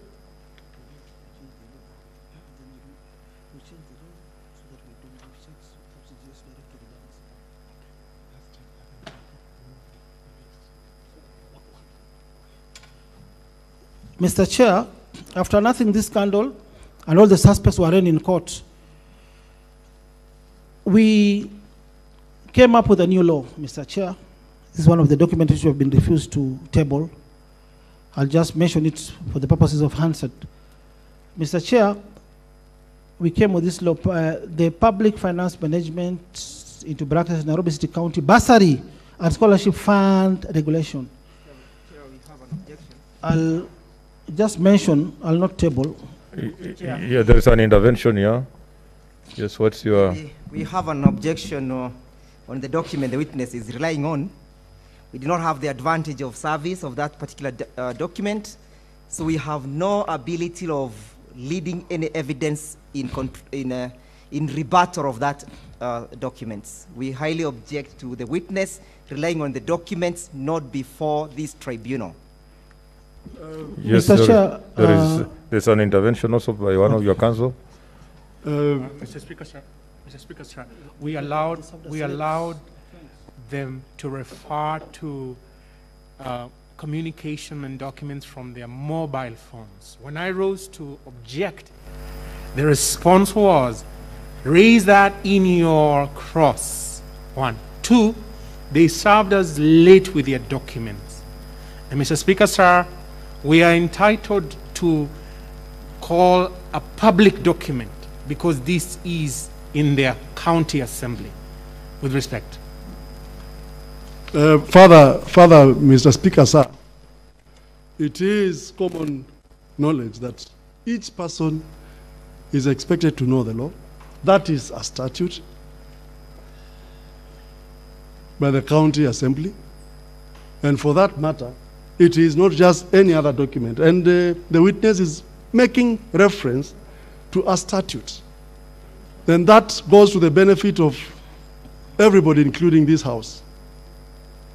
And he's indicated that it's one of the documents that we could not produce, but it is the law. The law ought to be placed in public, and law can always be cited. Mr. Speaker, sir. Okay, it seems to Only be... one thing, we, as long as it's an enacted law, we have no problem. But we have seen them relying even on bills that are still pending before these houses. So let us be led to the law that the witness is relying on. We'll be much obliged to reply as and when our time comes. As long as it's a law duly enacted, we have no problem, Mr. Speaker. Okay. Mr. Speaker, that's a sideshow. Okay. Already we've made our point that it's a law. Oh, it's a law, okay. You will look at It's it. not a Okay, bill. proceed. Mr. Speaker, the Public Finance Management into brackets Nairobi City County Bursary and Scholarship Fund Regulation, Mr. Speaker. Section 10 and 11 states that the Executive Committee shall thereafter issue the necessary bank instructions that shall cause the lump sum payments to be effected by the paying bank to the relevant bank accounts of the beneficiary institutions of learning as prepared by the various county committees. This is where the problem between myself and the MCA started, Mr. Chair. B, Mr. Speaker, the relevant details of the successful applicants shall be communicated to the paying bank by the Executive Committee while issuing instructions for payment, Mr. Speaker. These are the precautions we raised after discovering that the release of checks direct to MCAs, we were losing a lot of money, Mr. Chair. The last one, Mr. Chair, Section 11. Executive Committee shall cause preparation of the bursary voucher bearing the following details. A, full name of the learning institution, Mr. Chair, whether it's a school. B, Mr. Chair, full name of the students. C, Mr. Chair, admission number of the students. D, Mr. Chair, the bursary amount to be disbursed. in favor of the beneficiaries, students, to every school, Mr. Chair. This was just a method to curb the misappropriation of funds by MCS. Again, Mr. Speaker, I will refer to the statements, which you are not producing because of your ruling. But in this statement, Mr. Chair, we remitted funds to all the schools, all the beneficiaries, the students, via RTGS. Are you referring to, we didn't admit it? Mr. Speaker, you didn't allow us to... So if we didn't allow it, then you can... We had 8 can... copies of each, but the problem, Mr. Speaker, there are evidence that they also brought it at night. Let him identify the document for purposes of identification. Let him identify the document. Okay. You disallowed us, Mr. Speaker, to, but I can... Okay, yeah, we have the law, Mr. Speaker. Yeah, the law is okay, but if we didn't allow that one... satisfied settlement from the Cooperative Bank of Kenya, Mr. Speaker. We have 80 copies. If we are allowed, we can supply to each and every senator, Mr. Speaker. Based on your ruling, Mr. Speaker, we are not able to supply this. Not we have now. them here. Not satisfied, Mr. Speaker. Today's date. Mr. Speaker, in relation to that document, I would request that this House, being a House that deals with the matters touching on the county governments, it may just have that document for its information at some point, even if it's not going to relate the same to the impeachment proceedings. In addition, Mr. Speaker, even the mover himself. Kazo, take your seat. Allowed you to. That's what we are discouraging, just crossing over.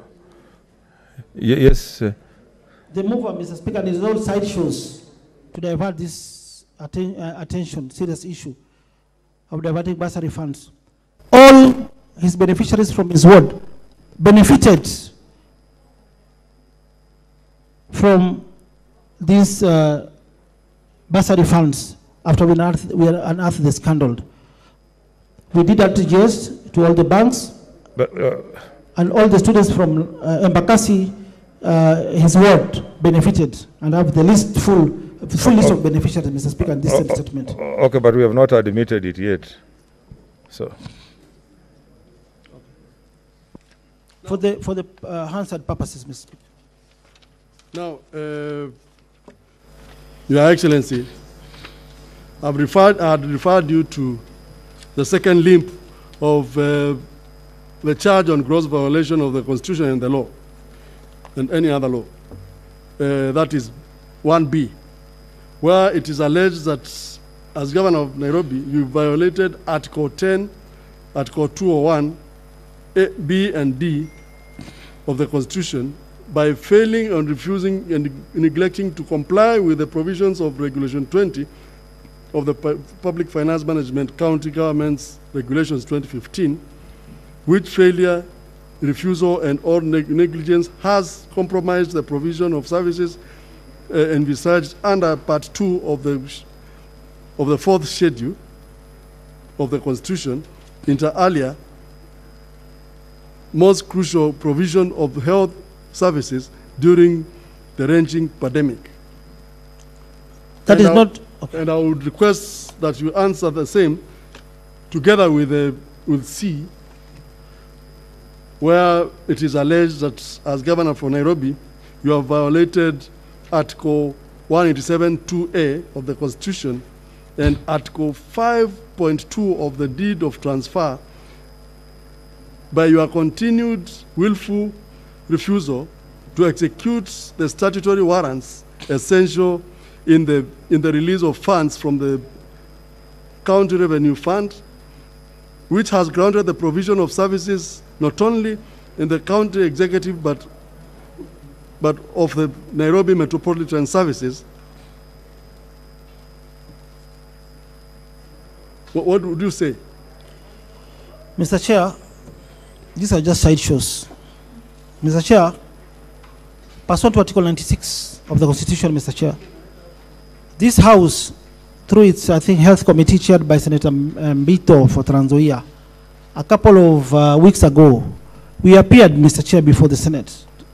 There was a settlement on the release of funds.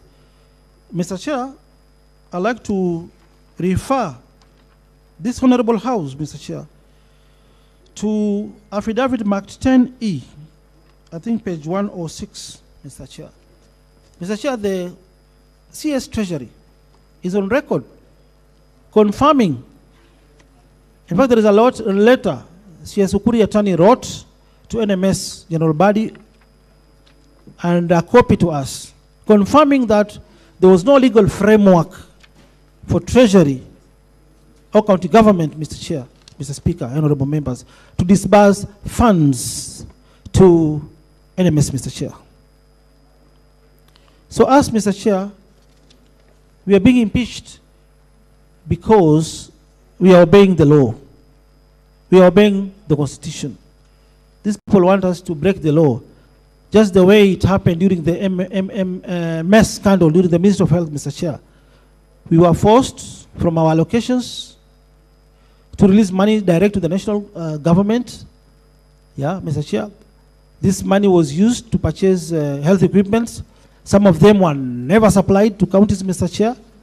And in the report, Mr. Chair, this House, Honorable Senate, recommended that some senior officers in government should be charged. Ministers, PSS should be charged, Mr. Chair. Mr. Chair, I'd like to refer the committee to that particular page, I think 106, affidavit number 10, I think. Yes, an intervention by Senator Khaniri.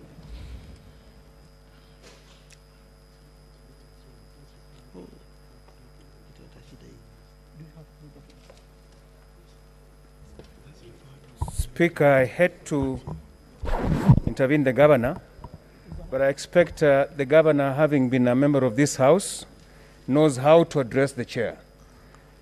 He's kept referring to you as Mr. Chair, Mr. Speaker, and I think that is wrong. The governor knows the rules of this House. This is the Speaker, not the Chair. So we must have our records correctly. I apologize for that, Mr. Chair. Okay. Mr. Speaker, sir. This is the committee of the whole. You are apologizing by repeating the same mistake. Yeah. Okay. And Council, you will need know the time. We are trying to manage time, so try to guide the governor so that you are able to cover as much ground as possible allow also cross-examination. Okay. I'm guided, Mr. Speaker. Now, you referred to a letter from the CS Treasury. Yes. A letter in document marked 10E.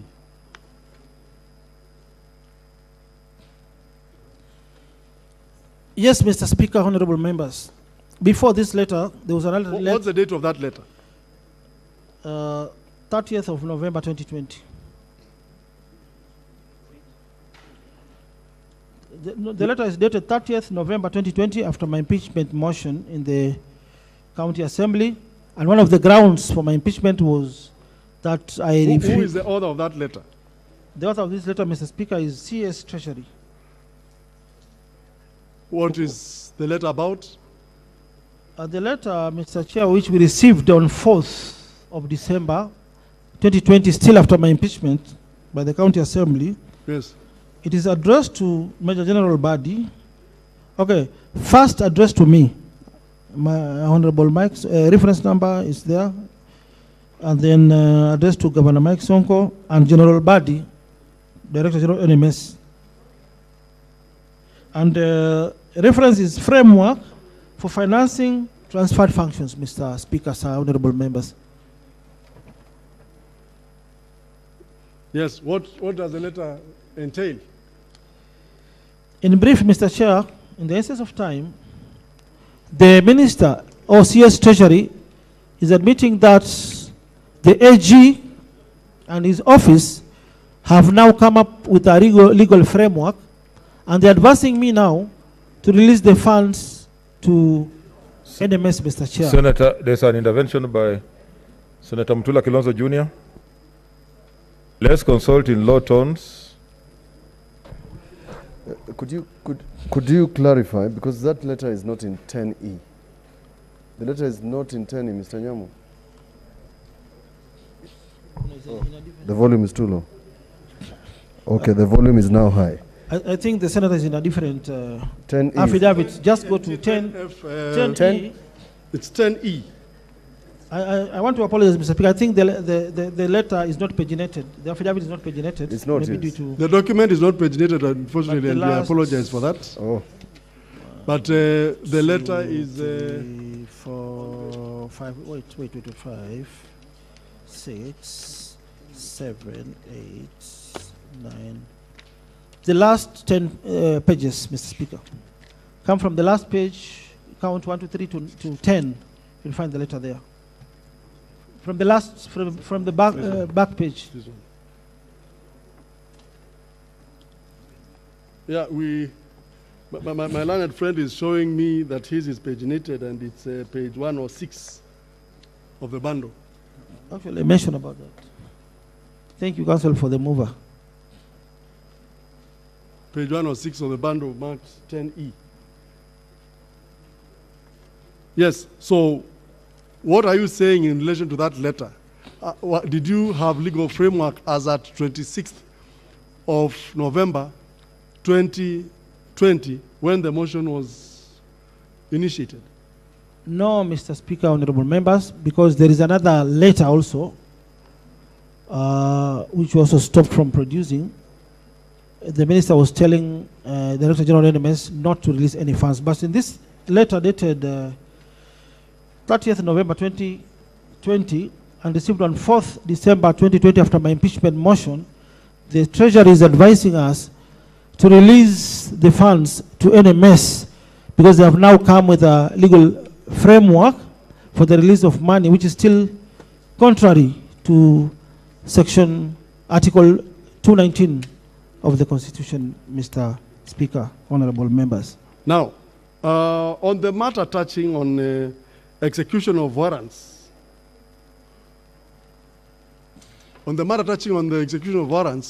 to pave way for release of funds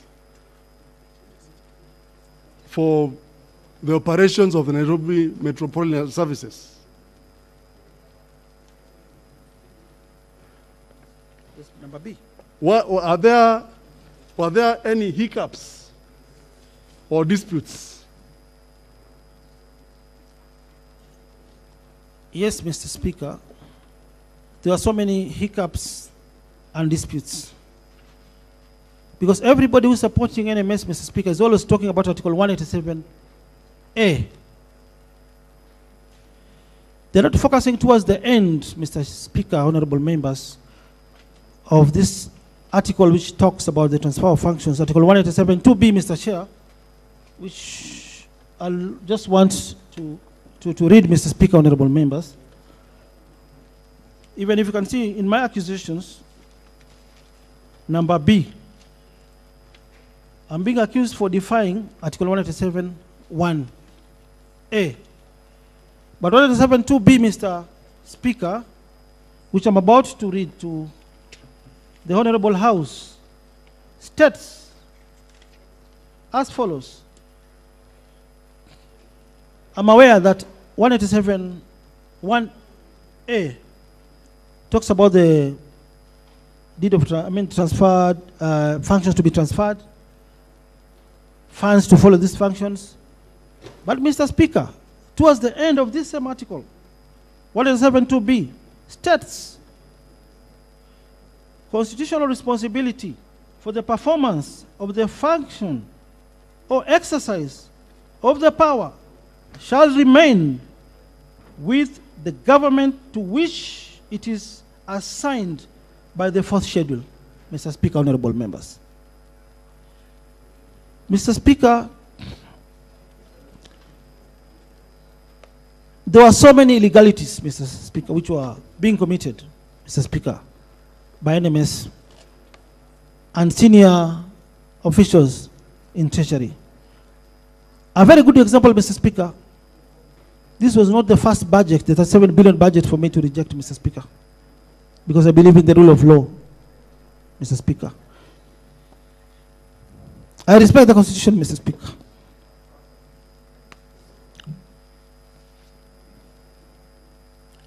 But, Mr. Speaker, a couple of months ago, they brought a similar illegal budget, a supplementary one, Mr. Speaker, of 15 billion. I have no problem, Mr. Speaker, with the transferred functions. Let them take the money of the transferred functions, Mr. Speaker. But it is wrong for them to interfere with the 6 functions which I'm left with, Mr. Speaker. Bursary fund, Mr. Speaker. Poor students, we used to give them between 10,000 to 20,000, Mr. Speaker. But now we'll end up giving them 800 bob. Because they have taken everything, Mr. Speaker. Money for disaster, fuel for our fire engines, Mr. Speaker. Money for constructing stadiums, Mr. Speaker. Social halls, technical universities, Mr. Speaker. Mr. Speaker, I wish to, you just allow me for the purposes of answer, Mr. Speaker. This is one of the documents, and I want to confirm which we have not produced. But for purposes of records, Mr. Speaker, just allow me to just capture, just... No, orders. If they are not... okay, Mr. Speaker. Okay. So, Mr. Speaker, in that similar budget, I refuse to accent. It was passed again illegally.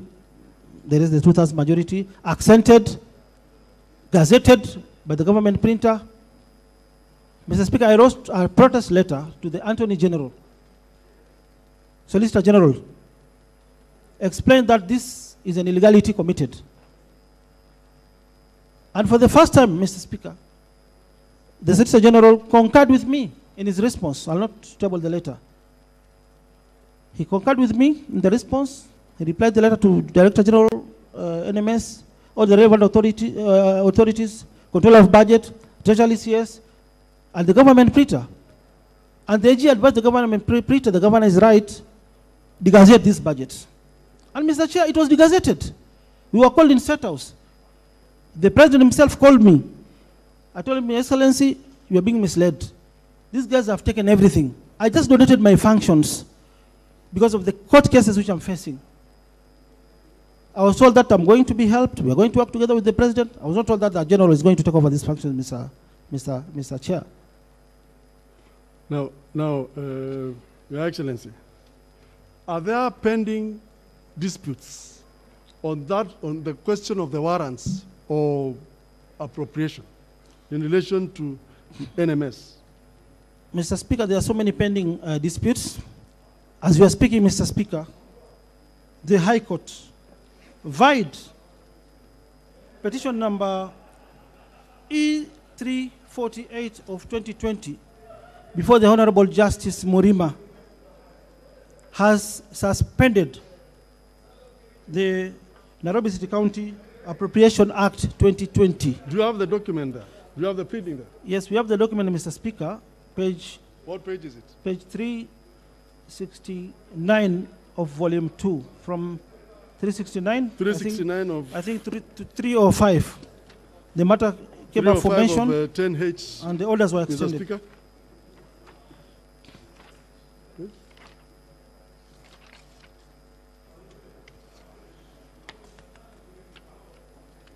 Go to the document, please. Page 367, I think it's marked as GM19 of volume 2, Mr. Speaker.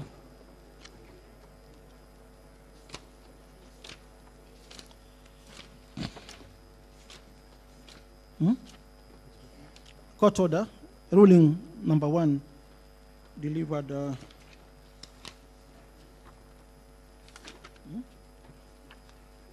delivered on, I think, the 7th of December, Mr. Speaker.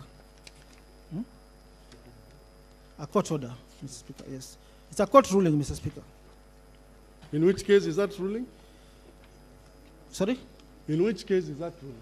In this case, Mr. Speaker, the Nairobi City County government is the petitioner, suing NMS, AG, General Badi himself, various generals from the military who have taken over some various functions in the county, General Frederick Lerura, General Mbidi, General Nyakundi, General Njoroge, General Biomdo, General Musoma, Kangete Tuku, CS, Department of National Treasury, Department of Devolution, Nairobi City County Assembly, and the Controller of Budget. We all sued them, Mr. Speaker, and the court agreed with us that there was an illegality which was performed. And, Mr. Speaker, the witness is referring to the document marked Volume 2. Volume 2, 2D, the affidavit of the governor, the document marked D, Volume 2, page 369.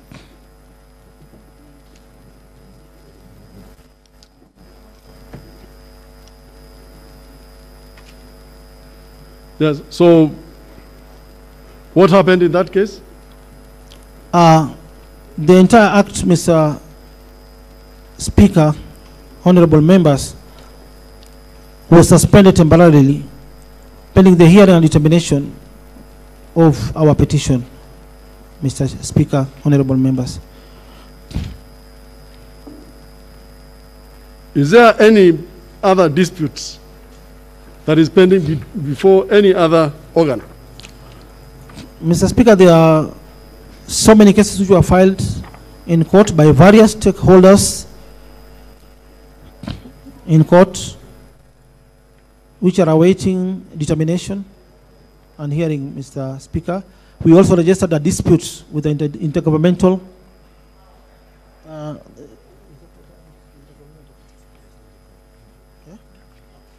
okay, the letter was captured in the ruling of Mrima.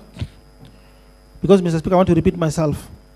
We just donated our functions to the national government. And I want to repeat again, we have no problem in giving money to the transferred functions.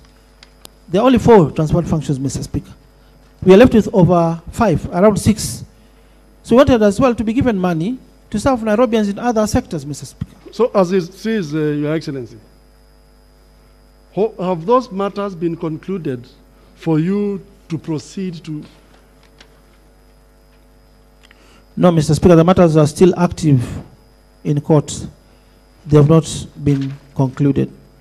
Now, I would wish to take you to the fourth limb of the charge on gross violation of the Constitution and the law. That is 1B, where it is alleged that you as Governor for Nairobi have violated Article 183 of the Constitution as read with the Public Finance Management Act. It is stated that you have refused or failed to implement resolutions of the County Assembly or forward a report detailing your inability to do so, in line with Article 183 of the Constitution as read together with the Standing Orders number 193 with respect to county public debts and debt management under the provisions of Section 123 of the Public Finance Management Act. And it has been alleged that the debt for the Nairobi County has now risen to 76 billion as at 31st December 2019. What would you say? This is a sideshow, Mr. Speaker, honorable members. This is a lie, just to divert attention of the real issues, Mr. Speaker. Mr. Speaker, why am I saying this, Mr. Speaker? We formed, I'm the first governor. I think my administration is the first administration to form a pending bills committee, Mr. Speaker, to address all the pending bills, Mr. Speaker. And I remember very vividly, Mr. Speaker, we appointed the former EACC chairman, PLO Lumumba, to be the chair. There was a co-chair, Eric Mutua, and various representatives from DCI offices, SUPCAM. Mr. Speaker, I want to refer this Honorable House to page 12 to 13 of, I think, my affidavit, marked 1. Then from there, we'll also go to that another. That is 10H, honorable members and 10H. The Speaker. Where is it? The document marked 10H, page 12 to 13, Mr. Speaker. Yes, what is on those pages? Page 12 and 13.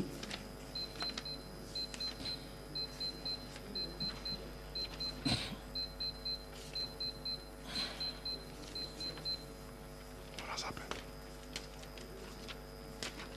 12 and 13.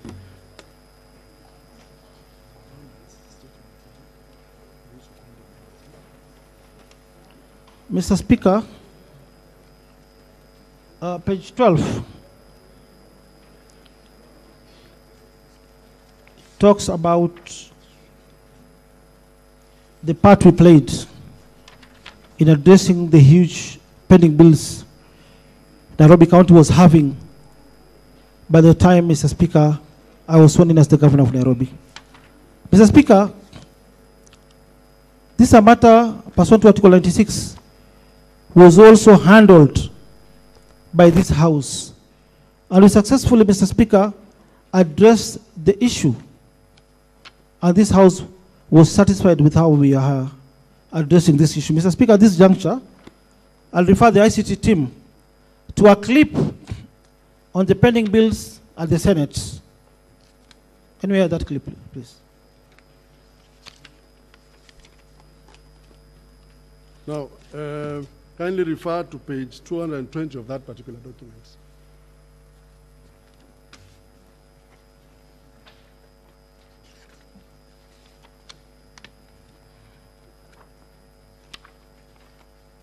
Kindly refer to page 214 to page I think it's there. 220. It's there. We can start the clip also as I refer to the. Start the clip again. My first month in office, Mr. Chair, 2017. We are the first county, Mr. Even before the president gave a directive, an executive directive to the counties to clear pending bills, we had made an effort of clearing these pending bills, Mr. Chair. My first month in office, Mr. Chair, 2017. We are the first county, Mr. Chair, to form the pending bills committee. And Mr. Chair, constitution Nairobi, the culture which is there. If you want to pay a pending bill, it was there during my predecessor's time. If a contractor passes with 10%, the following day he gets his payments effected from the bank. This was 64 billion pending bills, Mr. Chair.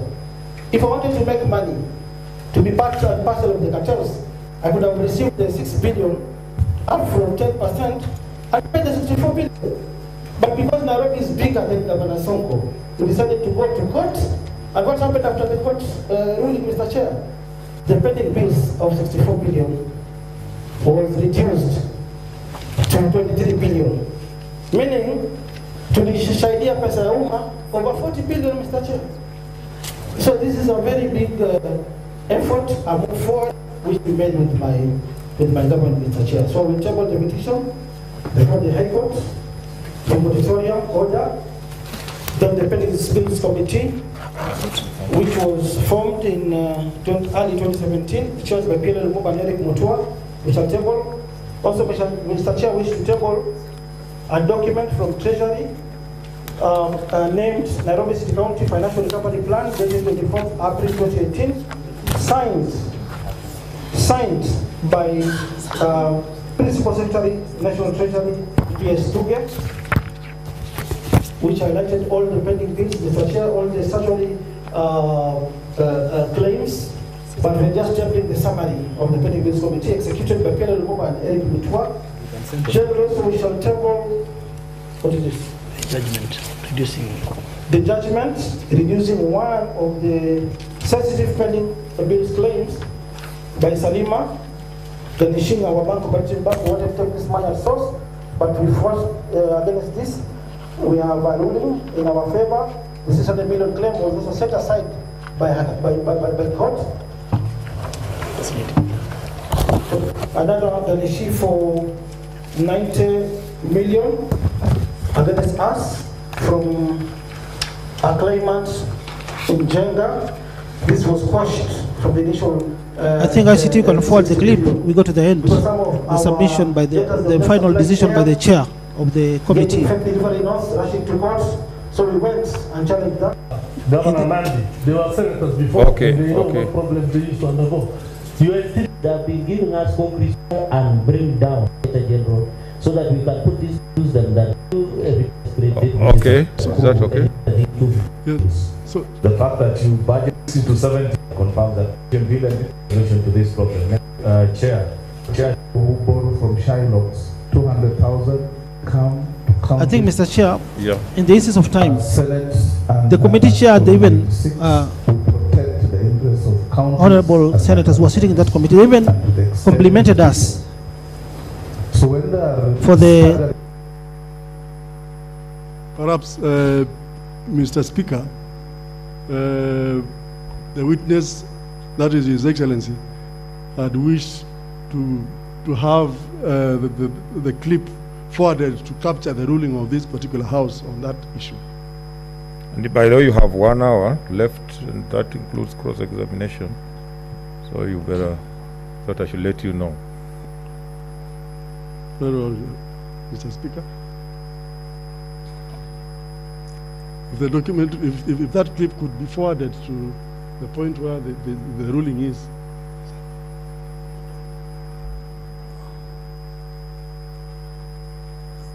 Mr. Chair, I think in summary, the entire committee concurred with us. We managed to reduce our pending bills, Mr. Chair. Actually, it was not 57 billion as alleged by the mover of the impeachment motion. He was just copy-pasting problems which have already been sorted at the Senate, Mr. Chair. Mr. Chair, we managed to reduce our pending bills after we formed this constitutional pending bills committee. And a very important point, Mr. Chair, some of the bills which were raised, because at some point I accompanied the pending bills committee to one of their, when they were going to check the projects in the slum areas. There's an area where it was alleged that there was a bridge that was constructed and a social hall to the tune of 300 million. But we went to the site, Mr. Chair, there was nothing that was on the site. Even a foundation stone was not put on the site. And Mr. Chair, because of that process, we managed to reduce our bills, pending bills, from 64 billion, Mr. Chair, to 23 billion, Mr. Chair. Now, there is a document appearing on page 214 to 220 in the in your evidence marked 10H. Yes. Would you state what that document is in relation to this particular charge? Yes, Mr. Chair. This is a document by the National Treasury and Planning in a meeting that all governors were invited in State House to address the impact of COVID-19 pandemic and government's intervention measures, Mr. Chair, and the presentation to the national and county governments coordinating summit, Mr. Chair. Is the question of was there reference to pending bills? Yes, Mr. Chair. Report. There was a reference. There was a reference to pending bills, Mr. Chair, page 220 of the same report. Yes. The Treasury summarized all the pending bills for all the counties, all the 47 counties, Mr. Chair, starting with Baringo. Yes. Specifically. Ending with Taita Taveta. Specifically look at Nairobi. And specifically, Mr. Chair, if you go to Nairobi, you'll find out the mover of this motion was lying to this House. He was lying to the public. He was tarnishing my name. He was destroying, Mr. Chair, my character with false accusations, Mr. Chair. Mr. Chair, specifically, as you can see, the bills on Nairobi, they are not 57 billion as the mover alleged, lying to the world, Mr. Chair. As you can see, the first column, eligible pending bills, Mr. Chair. Nairobi had 11,783,829,072 cents, Mr. Chair. And Mr. Chair, 11,783,829,072 cents. Yes, and how much has been paid so far? And so far, Mr. Chair, the effort we have made, we have so far paid 4,631,491,266 cents, Mr. Chair. So how And this is much the summary from Treasury. How much is outstanding? In fact, we have already paid another 4 billion, which is not captured here, Mr. Chair. Meaning, the balance captured by the Treasury, by the time all governors were summoned in State House, was 7 billion, Mr. Chair, 7.1 billion. And we have paid another 4 billion, which is not captured, meaning our pending bills by now will be less than 4 billion, Mr. Chair. Is that summary by the Treasury anywhere close to the figure alleged to be pending as No. per this particular charge? No, Mr. Chair. And an important point in the instance of time, because the mover raised very grievous allegations, Mr. Chair. I also beg, Mr. Chair, this Honorable House also to accord us time when we're handling grievous issues, Mr. Chair. Mr. Chair, the national government owes us over 300 billion. I want to compliment Senator for Nairobi, Senator Sakaja. At some point, he was pushing for the release of these funds. And I remember very vividly, Mr. Chair, at some point we had a meeting in the State House with the President, CS Rotich, PSN Rithuge. We have some undertakings. We need a document, Nairobi City County Recovery, Financial Recovery Plan. We at some point agreed on a debt swap, meaning the money the national government owes us, the debt, statutory debts from various government agencies like KRA, we have a loan for 4 billion from KCB. The government was ready to pay this money on our behalf so that we do what is called a debt swap. Unfortunately, Mr. Speaker, before that process was concluded, Minister Henry Rotich had some problems, PS Tuge, I think they were fired. I'll come to that, we have got those documents somewhere. So this is a clear indication, Mr. Chair, during my time, I had made progress in settling the pending bills for Nairobi County. And this House, Mr. Chair, still, pursuant to Article 96, you have... Don't you use your... Yes, what's your intervention, Senator Wario?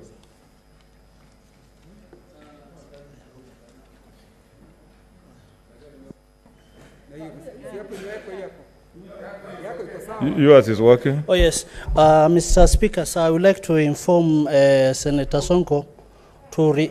Governor Sonko to refer you to be as Speaker, not Chairman. He is keeping on referring you as Chairman. Chairman. Yes, thank you. I thought it was a committee of the whole. I'm sorry for that. I apologize. No, Speaker, I'll not repeat it again. I think stick to Speaker. Thank you, Mr. Chair. And we Mr. hope, Speaker. Mr. Speaker, with utmost respect, will be given some additional 30 minutes because of the interjections that No, are it can't be 30. It can't be. Just utilize your time properly. That was a half a second. We'll try, Mr. Speaker. Now, in summary,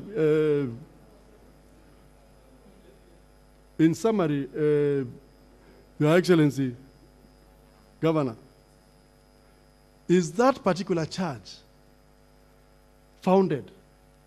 Does that charge have any foundation? No, because the matter was addressed by Senate, by the national government. Does it have any foundation in terms of the figures and the allegations made? No, in the Senate? no, Mr. Speaker. Now, I wish to move to the next limp of the charge, where it is alleged that you violated Article 2271 of the Constitution on procurement of goods and services as read together with the provisions of the Public Procurement and Disposals Act 2015 by flouting the principles of public finance management in as far as public procurement of goods and services is concerned. Where the Public Procurement Regulatory Authority, PPRA, faulted the procurement processes for the construction of Dandora Stadium, the authority flagged irregularities in the awarding of the tender, alteration of contract specifications, suspected irregularities in payment, and forgery of documents. And that despite technical evaluations questioning the quality of the work, the PPRA indicted the county government for paying 196.87 million for the contractor. Now, Honorable Governor. Yes. Are you at any given time involved in procurement matters? No, Mr. Chair, not at all. And Mr. Speaker, I'm sorry again. Do you have, just listen to my question, do you have accounting officers charged with the responsibility of dealing with procurement in your government? Yes, Mr. Speaker, pursuant to Section 103 of the PFM Act, I appointed CEC Finance, who also appointed chief officers to be in charge of all the departments within the county government of Nairobi, Mr. Speaker. Now, have you dealt with the procurement in relation to Dandora directly as an accounting officer? Not at all, Mr. Speaker. Have you ever signed any voucher towards payment of any monies in relation to Dandora? No, Mr. Speaker. Have you been involved in the signing of any contract in relation to Dandora? No, Mr. Speaker.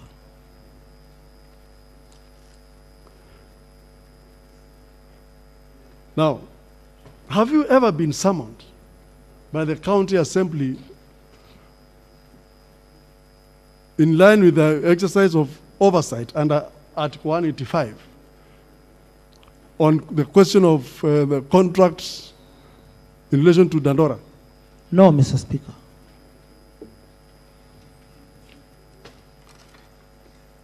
Now, I'll move to the next question. So, is this charge sustainable in view of your role as governor vis-a-vis the roles of CEC, finance, and other accounting officers? No, Mr. Speaker. Now, Charge 1F, it is alleged that you violated Section 35 and 45 of the County Government Act as read with the Section 104 and Section 148 of the Public Finance Management Act between 2018 and 2019, and contrary to the law, the office of the County Executive Committee member for Finance and that of the Chief Officer for Finance were held by the same person, one Winfred Gadangu, which situation occasioned confusion and inefficiencies at the county treasury, hence failing to promote good governance and compromising the doctrine of transparency and accountability in the county government. No, what would you say? No, Mr. Speaker. But at this juncture, Mr. Speaker, for any senior officer to act in any acting capacity is not an offense, Mr. Speaker. A good example, Mr. Speaker. When CS for Finance Henry Rotich was arraigned in court, His Excellency the President appointed CS Ukuri Atani was then I think the Minister for Labor, to act as the the CS Treasury, Mr. Speaker. But Mr. Speaker, even again after that, Ms. Winnie Kadangu ceased to act as CEC Finance.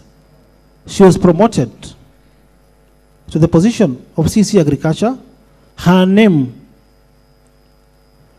I forwarded her name myself to the County Assembly, and they confirmed her, Mr.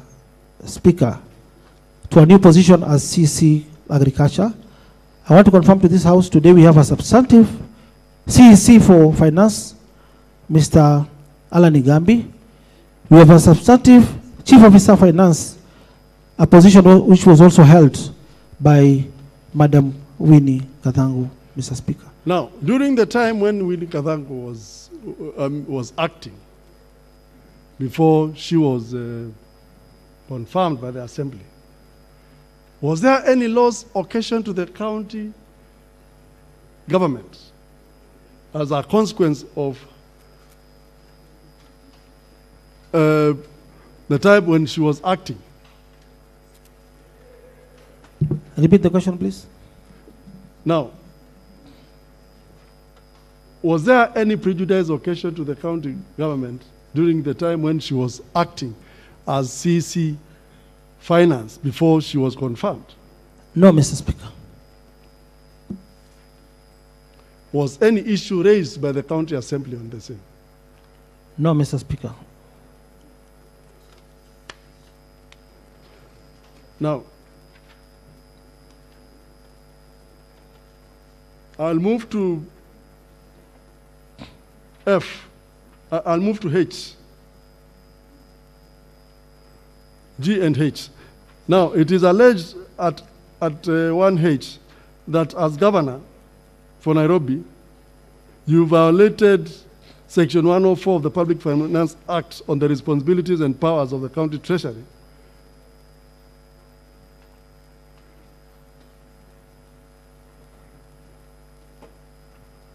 Yes, proceed. Where through inaction, action, or commission,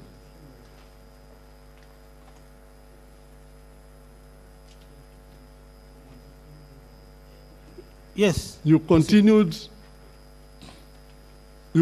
to preside over a broken public finance management system where the county treasury remains ineffective despite various resolutions of the county assembly urging you to improve efficiencies by decentralizing the finance function in the sectors as required by the provisions of Section 148 of the Public Finance Management Act, and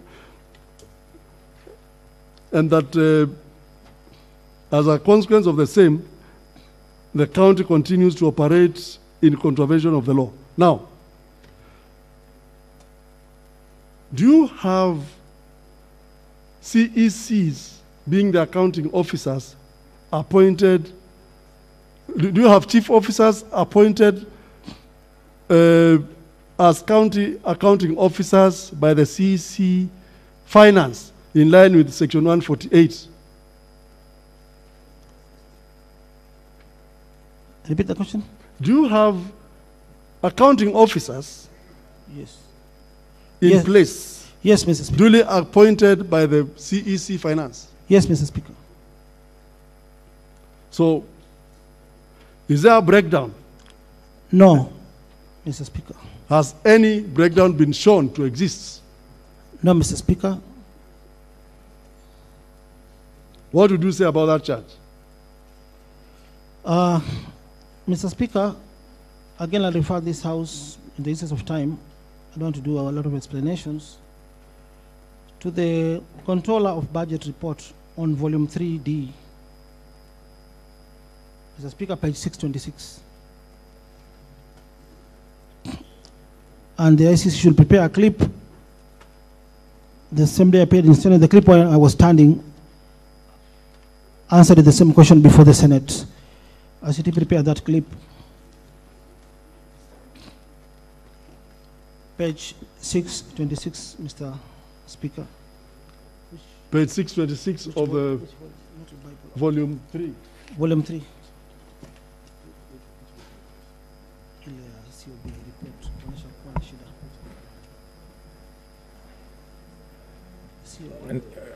And Council, how? Volume 3.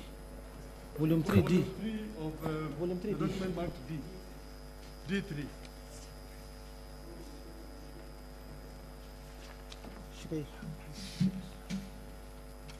Council, how long do you want to take to conclude the examination in chief?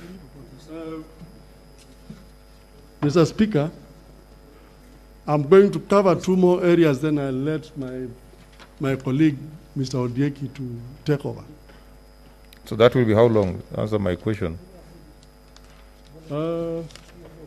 I should take another 20 minutes, then I hand over.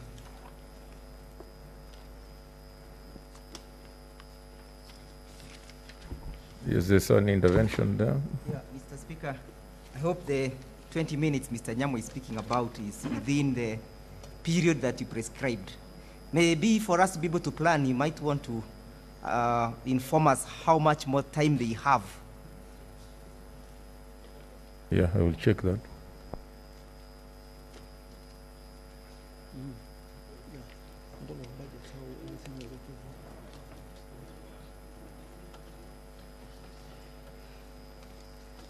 Yeah, we are checking. Just proceed. I'll let you know. Yes. So now proceed. I hope honorable members have gotten the document. ICT. Mr. Speaker.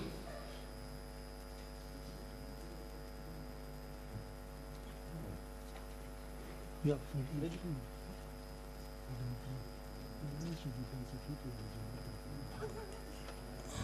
Yeah, the one standing.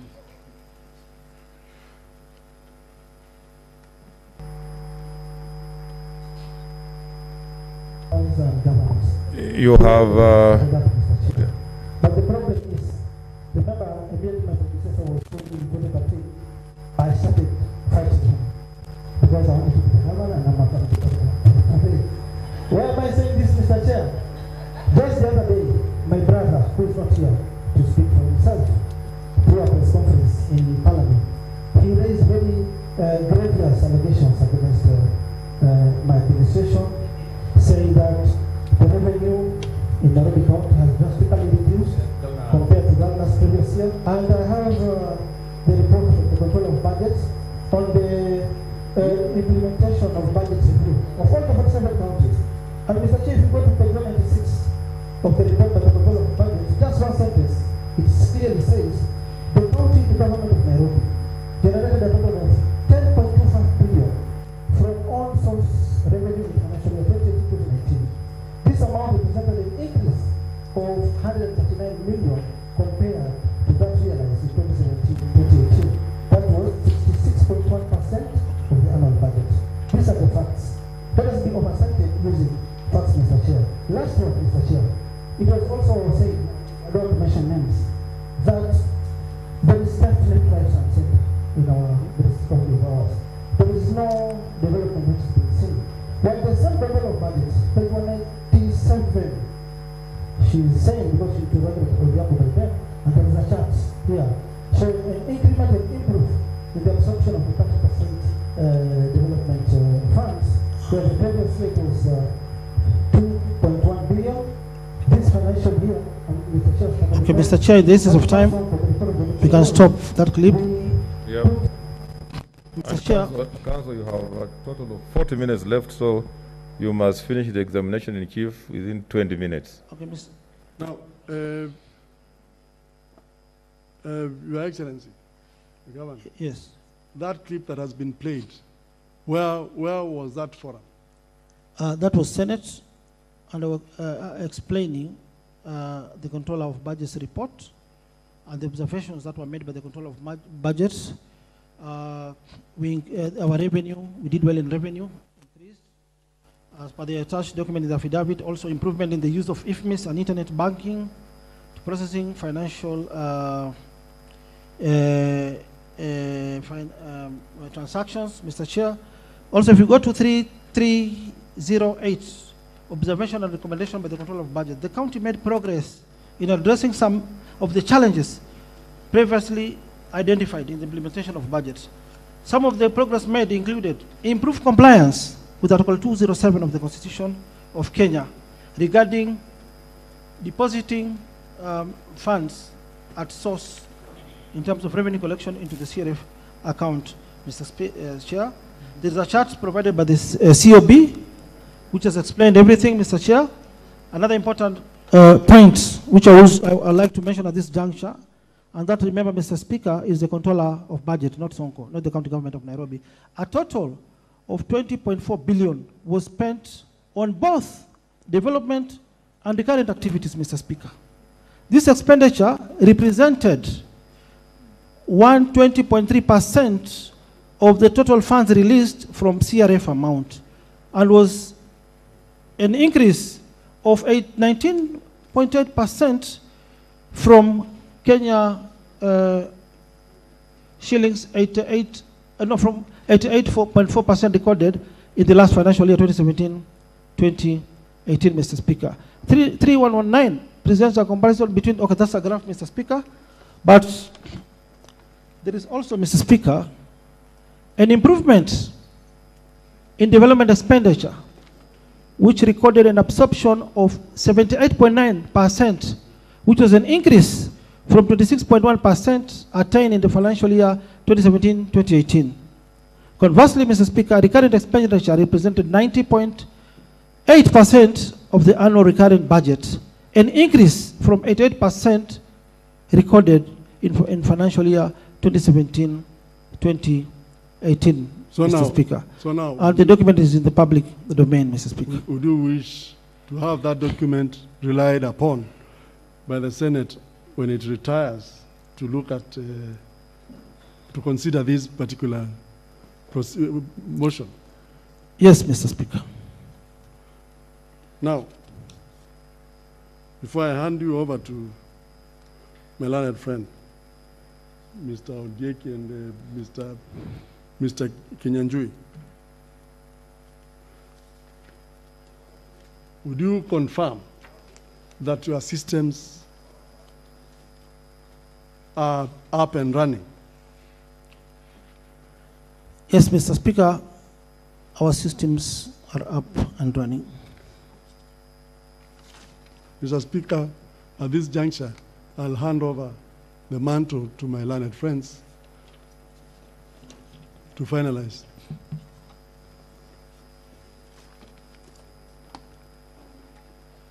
I hope you have noted the timelines I gave. Mr. Speaker, as it is, and as you appreciate that in the doctrine of fair trial, and in ensuring that the governor gets adequate time to defend himself, and he's the one that is actually is like an accused person. Mr. Speaker, we urge the honorable members in this House, in view of the interjections that were made, to at least give us some additional time. You cannot attribute that to interjections because I've also been monitoring. Just use your skills to deliver, be spot on, and cut out a lot of stories that may not add value to what we are prosecuting. Mr. Speaker, as it is, the documents that were served upon the Speaker the day before yesterday are quite many. And as it is, for him to deal with those questions and the charges, as many as they are, in as much as there are four, they are in limps, Mr. Speaker. And you've seen from his testimony, he's been dealing with documents, he's been dealing with answers document by document. And that has taken quite some time, Mr. Speaker. This is an impeachment proceeding where his fundamental rights are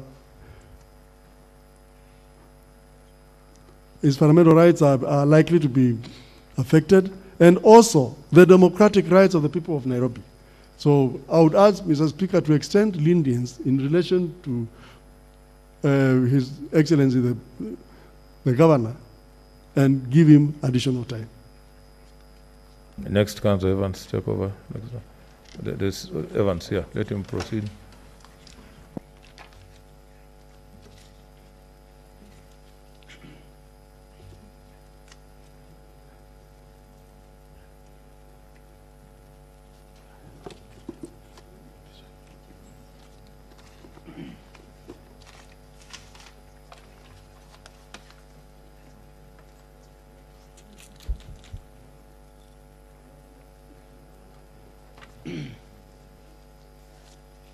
Mr. Speaker, sir, and the Senate, I'm going to have military precision so that we cover more territory.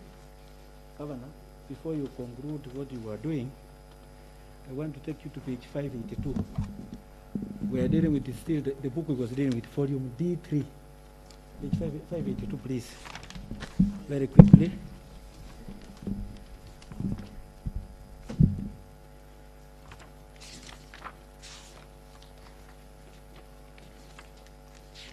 (582, 583),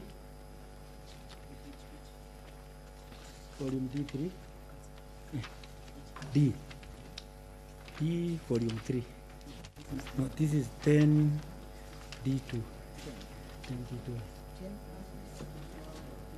D2. Sorry. I'm saying volume D volume 3 at page 582, 583. Are you there, Governor? It is written 10D, 10D2 at the top.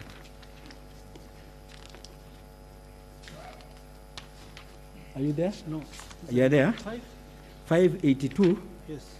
It starts at 581. 581. 582. Yes. 583. Yeah. In fact, if you look at page 583, the World Bank praised you for implementing several projects in the city. 583 at the top. 583. This no, this means the control of control of budget, not World Bank. Yes, control of budget. I think the highest expenditure. Can you read the bottom of the page? Just one sentence. The praise you received from the control of budget for implementing government projects.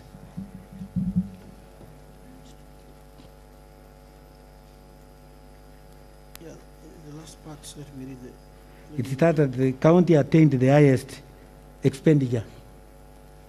Yes, Mr. Speaker.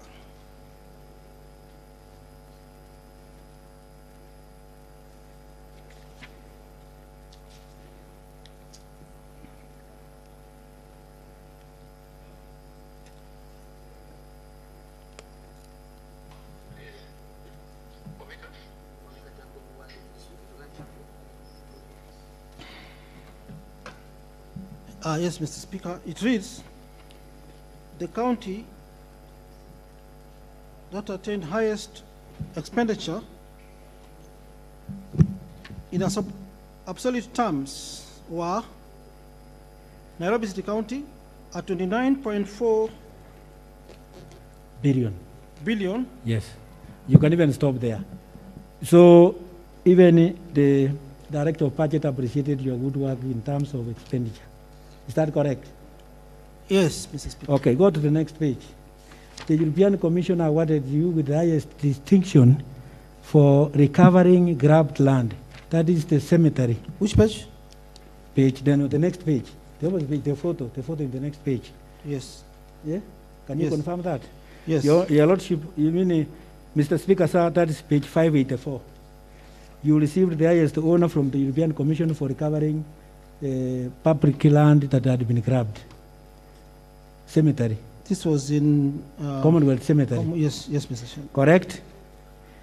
Then I want to take you to page 610, the same document. 610.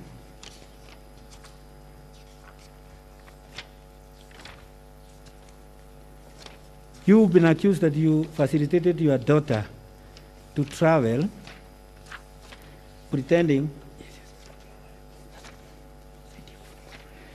that she was a sub-county officer. Page 16. Page 610. Yeah.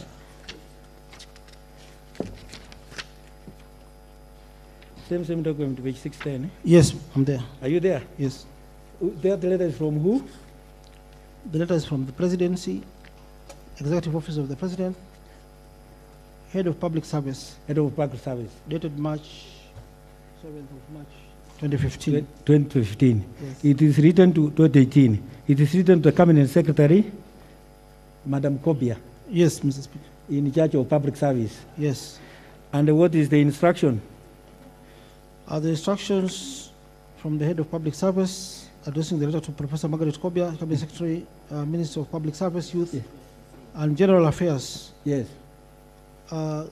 Reference is government delegation to the 62nd session of the Commission on the Status of Women, CSW 2018. In New York? Yes. Is there anywhere there where your daughter is referred as a sub-county administrator? No, Mr. Speaker. So that is a creation of the move of the motion. Isn't that correct? Yes, Mr. Speaker.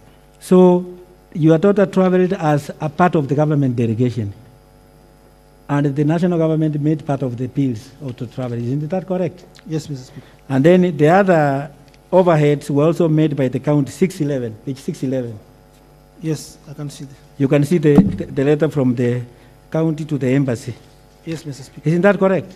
Yes. So the move of the motion lied that your daughter traveled on account of misrepresentation as a sub-county administrator.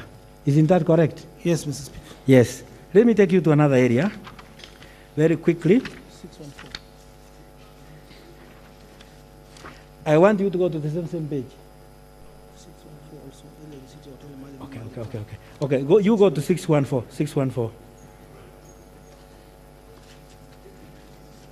You confirm that your wife traveled as First Lady of Nairobi City County. Yes, Mr. Speaker. That's why she was included in the government delegation. Yes, Mr. Speaker. And you can see at page 614, yes, that is the bill. And that's why the last witness took Coimbra to pay for that because it was an official delegation. Yeah, Mr. Speaker, I wish to confirm to the House. This is an invoice where my wife and children and daughter stayed in New York, the Dominic Hotel.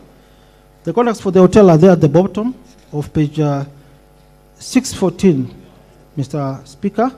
And as you can see from the receipts, the numbers are there for confirmation. The invoice, my wife deposited at the hotel cash, not from the Nairobi City County government, although the trip was official and genuine because they were both part of the government delegation, confirmed by State House. But Mr. Chair, there was a cash deposit of $1,200 as deposit credit for rooms, meals. Then even at some point, my wife ran her own credit card.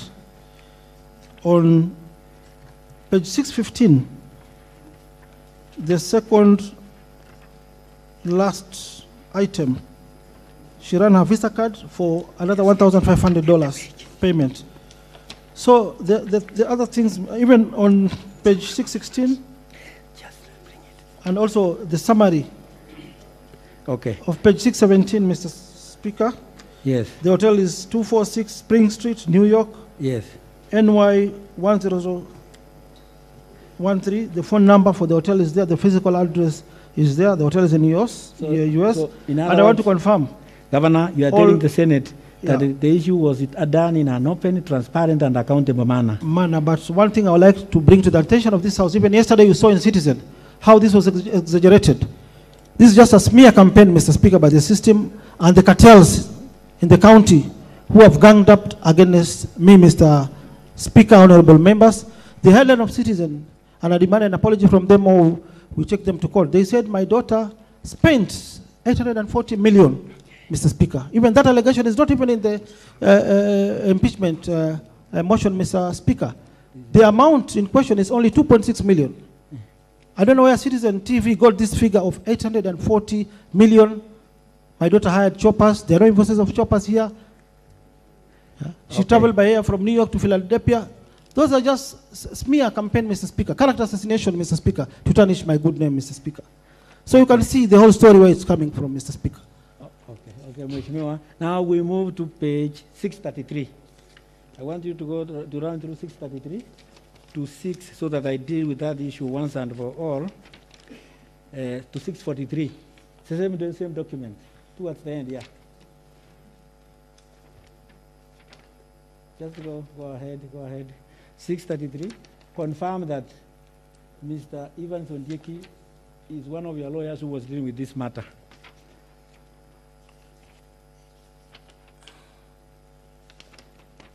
Yes, Mr. Speaker. You confirm that? Yes. And you gave him instructions to go and file your defense at the Nairobi City County Assembly. Yes, Mr. Plus the accompanying document and evidence. Yes, Mr. And you can confirm from the photos in page 633 to 643 that he was denied access. Is that correct? Yes, Mr. Speaker. So you were never given a chance to hear, they never gave you a chance to hear your side of the story? No, they never gave They didn't even give you a chance to file your documents? Yes, Mr. Speaker. I will now take you to document number 1. This is the document number 1, and I want you to go to page 33. Your Lordship, sorry, the Honorable Senate, this is the affidavit which my colleague was using. I want you to go to page 30, page 59. The affidavit, the one written one, affidavit number 1. Page? It is 10H, 10H, sorry, 10H. Page 59. Page 59.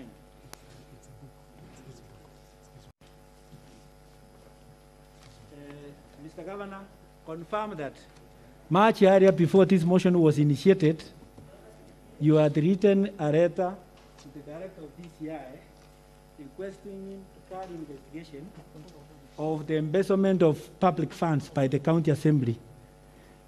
If you are at page 59, Honorable Senators, you will see that. Had you done that before the motion? Much earlier? Sorry? Yeah. It was, the letter was dated, Mr. Speaker, yes. Monday, 23rd November 2020. A complaint. Yes. To investigate embezzlement of funds, Nairobi City County. Letter is addressed to DCI. Yes. It was received on 23rd November 2020. Yes. Mr. Speaker. Yes. Now, you confirm that that is the nexus, that is the origin of your problems that led to this notice of motion to impeach you. Can you confirm that? Yes, Mr. Speaker. Yes. Now, quickly, I want to cover one more issue so that I donate my minutes to my colleague, because I think we have moved quite fast. I want you to answer this allegation from your heart. You've been accused. I know you are a father, you are a grandfather, you are a father-in-law. You've been accused that you molested workers and colleagues. And I want you from the bottom of your heart to answer that straight, whether you have ever harassed any workers. No, Mr. Chair. So all of these sensationalized accusations are meant to besmirch your reputation. No, these are just accusations, Mr. Chair. In the instance of time, there were clips which we had prepared to be aired for members to confirm about the true story of all the events that was transpiring in the Nairobi City County. Mr. Speaker, my first month in office, I received some information from a county staff who was supposed to be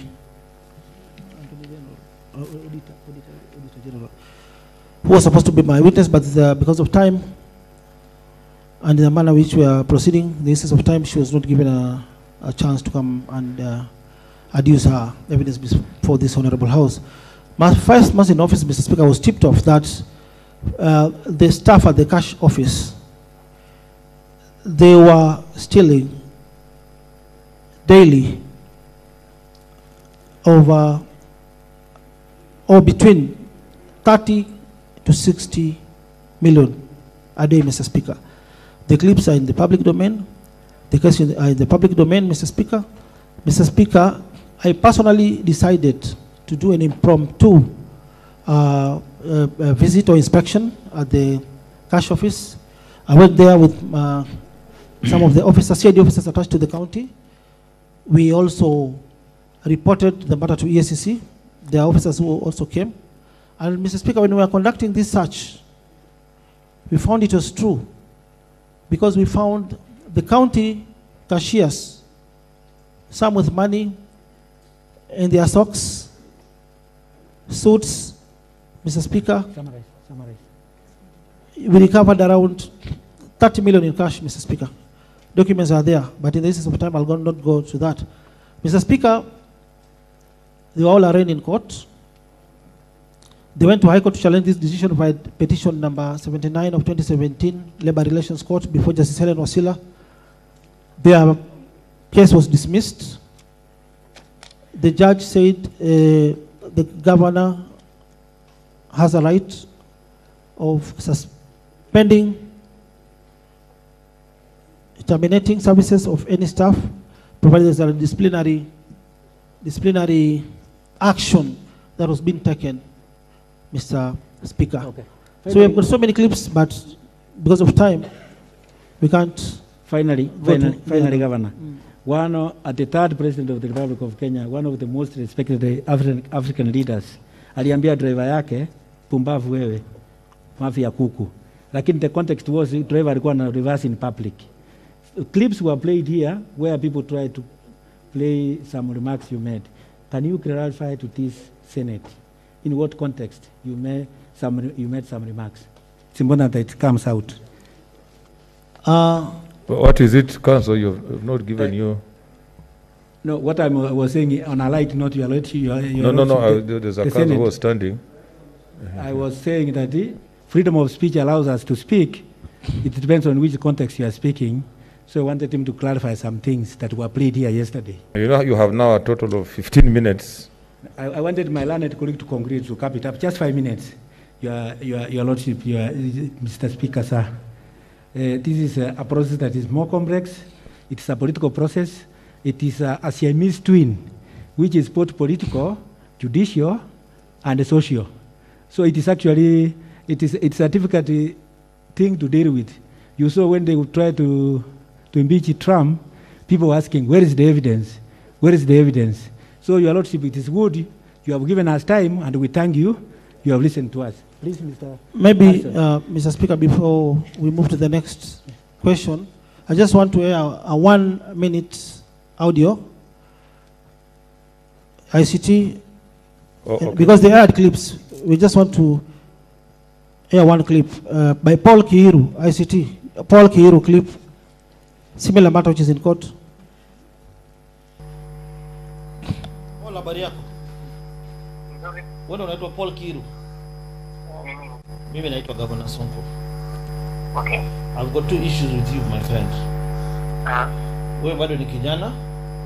Yes. Sasa kuharibu unga yako na profession yako. Ile ukora ulikuwa unafanya zamani uachana naye. Unajua ile mambo mmefanya rates. Wewe na kina Joseph. So you know what you did? You tamper with the system, kunyima county revenue, munaregesha rates chini, watu hawalipi. I've got over 200 cases against you.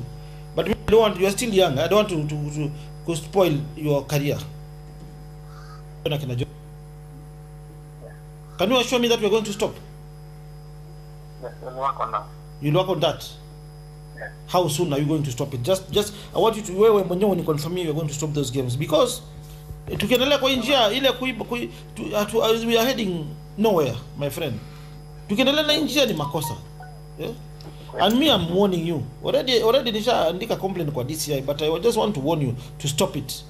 Start kuongeza cases mingi against you. Yeah? Yeah? Just tell your colleagues to stop it. I'll do that. Are we together? Yes. Wacheni hiyo ukora. Nyinyi ndio mnanichokoza wenyewe. Alafu mnasema kazi yangu ni kushika watu ovyo ovyo. So wewe ndio Paul Kiru. Na uko na mwenzako anaitwa Robert Okiri. Yes. Did you see my letter of complaint on that plot? No, I haven't seen it. Because my colleague is on the manager's telling me. But it is you. But it is you and Robert ambaye mlikuwa approach na Joseph. Mwajua vile mlifanya mkatamba na system.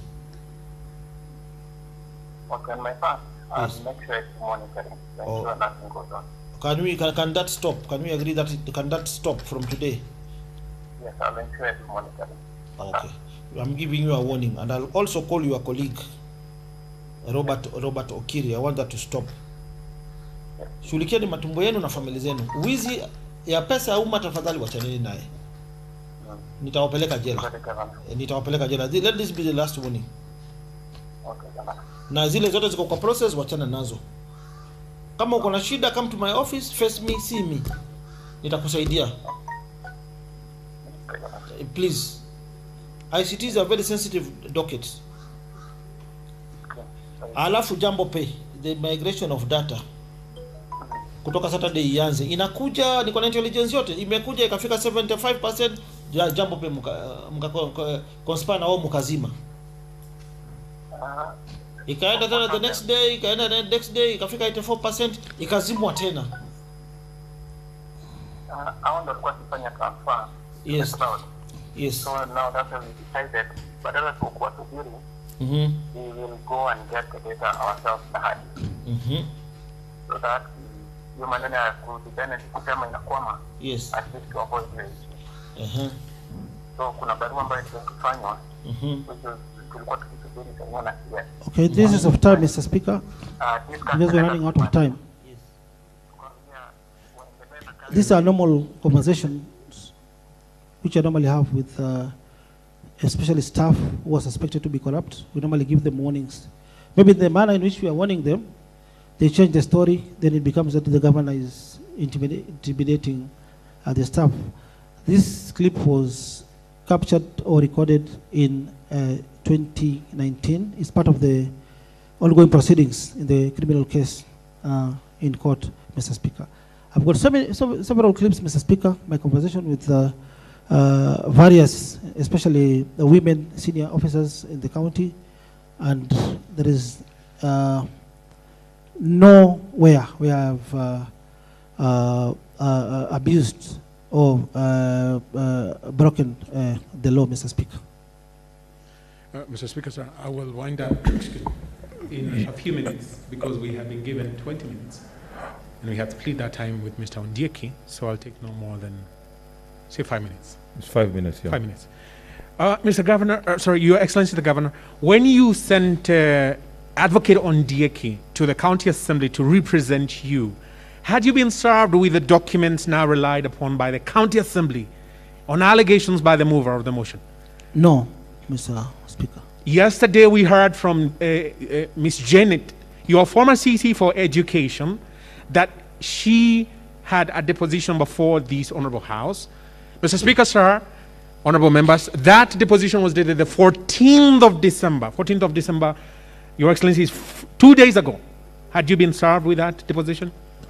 No, Mr. Speaker. Nevertheless, had you insulted Janet? No. Ever intimidated Janet? No. Ever even called her 2 a.m.? No. No. Did you see any evidence from her that you are doing that? No, Mr. Speaker, and I still have the phone which has all the communications between myself and her since 2018. I asked her for her WhatsApp printout and she had none. I have my original phone and I am willing to give it to the House to do further investigations. Have you been summoned by the DCI or any other organ that you have abused her? No, but when we are investigating this bursary check, Mr. Speaker, and you've seen what transpired, I just warned her, because she was also mentioned in this bursary case. She was conspiring with MCS to get blank checks, give to junior clerks, they fill names, type, then take to the bank. She was part and parcel of this scandal. So when I questioned her, and these people were arrested, she decided to resign. I even never suspended her, Mr. Speaker. Yes. So we saw your analysis of the funds that were being siphoned from the county assembly, going to the benefit of MCAs. Was that the time that Janet was the CEC for education? It was the same time when we lost these funds, and we proved her wrong because her accomplices were charged. And I don't know why the investigating officers to date, they have not arrested her, but we know her husband is a senior officer at the DCI attached to the United Nations, so she cannot be touched. Now, all those allegations touch on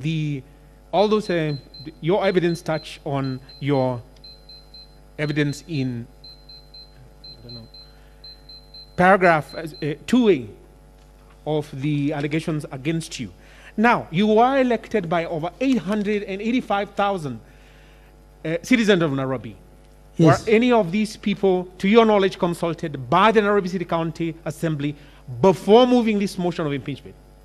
No, Mr. Speaker. Were you supplied with any document on public participation that the members of whichever ward in this county were consulted to actually impeach you? No, Mr. Speaker. Again, you have been accused of discrimination, that you have abused your office. Have you ever discriminated against anybody? No. On the basis of a religion? No, Mr. On the basis of race? No, Mr. Speaker. On the basis of tribe? No, Mr. Speaker. You have been accused of abusing your office by enriching yourself. Do you recall receiving 50 million to your office? 50 million in the budget of 2018-2019? Sorry, 2019-2018? No, Mr. Speaker, but at this juncture, there was a confidential budget that was allocated to me by the members of the County Assembly, 50 million. We never utilized that budget. I think the document is annexed in one of the affidavits, Mr. Speaker. They wanted me to be part and parcel of their scandals in swindling taxpayers' money. I refused. They allocated me the 50 million budget. It was returned to Treasury during the end of financial year, Mr. Speaker. I never touched a coin. You steered away from touching county money? Yes, Mr. Speaker. You have allegations made against you that you actually have stolen county money, and therefore you are facing 2 anti-corruption cases. Have you been found guilty in those cases? No, Mr. Speaker. And at this juncture, Mr. Speaker, I don't know. I know we are running out of time, but there's a very sensitive clip, a very sensitive one. The second of this motion. And I remember the Senate at some point resolved that Jumbo Pay services should be terminated. When we're terminating these services, Mr. Speaker, and that is in the affidavit council, I think we'll look for it. The second of this motion, with the CEO of Jumbo Pay, came to my house in Kanamai, and it is captured by DCI because the case was under investigation. And DCI officers came with their recorders, Mr. Speaker. A certificate was done. We captured the current majority leader, Abdi Hassan Guyo, and Jumbo Pay CEO. And the transcript is there. The audio from DCI is there. The case is still under investigations. They told me, wewe ni mjinga, utaki kukula. I want that clip to be prepared by ICT. It was captured by DCI. Wewe ni mjinga, utaki kukula. Sisi na Kidero tumekula 7 billion in 5 years. As they prepare that clip, wewe unatukanyagia. As they prepare that clip, the mover of this motion, Kulad, I'm sorry, Mr. Speaker, sir, and I think, Mr. I recall Speaker, that word. Towards the end of that clip, they offered me 5 million a day, 5 million a day from the county revenue. They gave me staff to work with them. They didn't know I had a DCI recorder. The case is still ongoing. Anytime the file has already been forwarded to DPP. They told me they are going to offer me 5 million in a day. They didn't know that I had the recorder from the DCI. I told them, Tawa, I'm ready.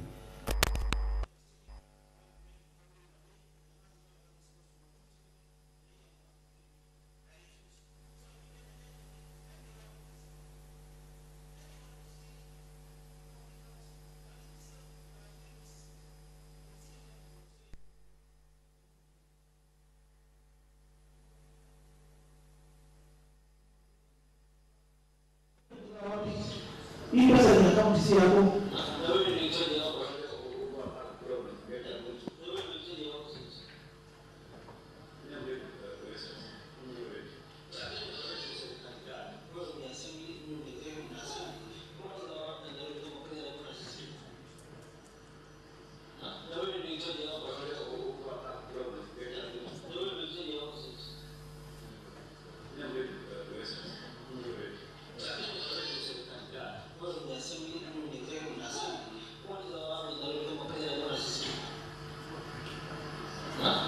When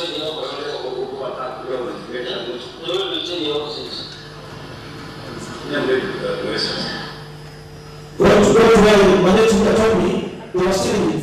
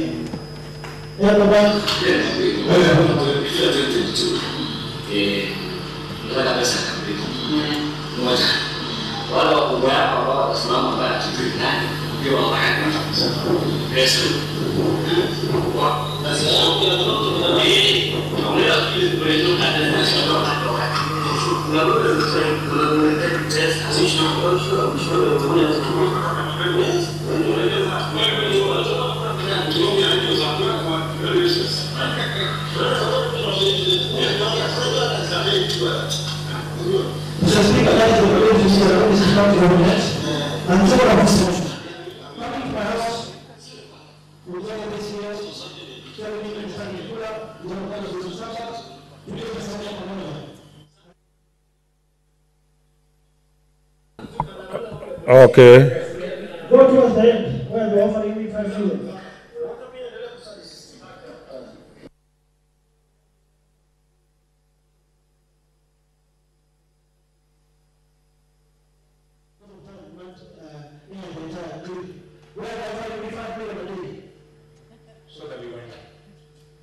Actually, your time is up. Yes, Mr. Speaker, I apologize. Had that clip taken a little longer, they were playing the last bit.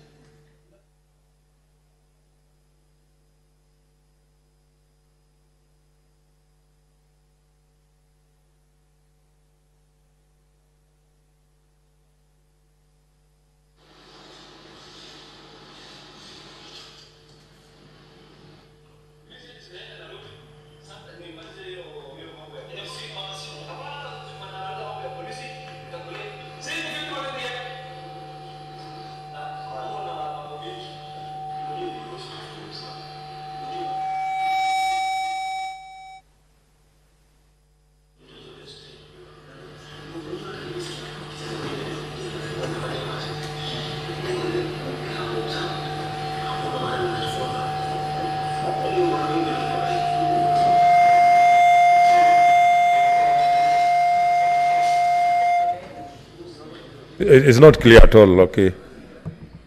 At least you have made your point. Okay, Mr. Speaker, because of time. Yeah. Now, let me ask you, Your Excellency. Who is telling you to take who took 7 billion? Who is the one telling that story or that narrative?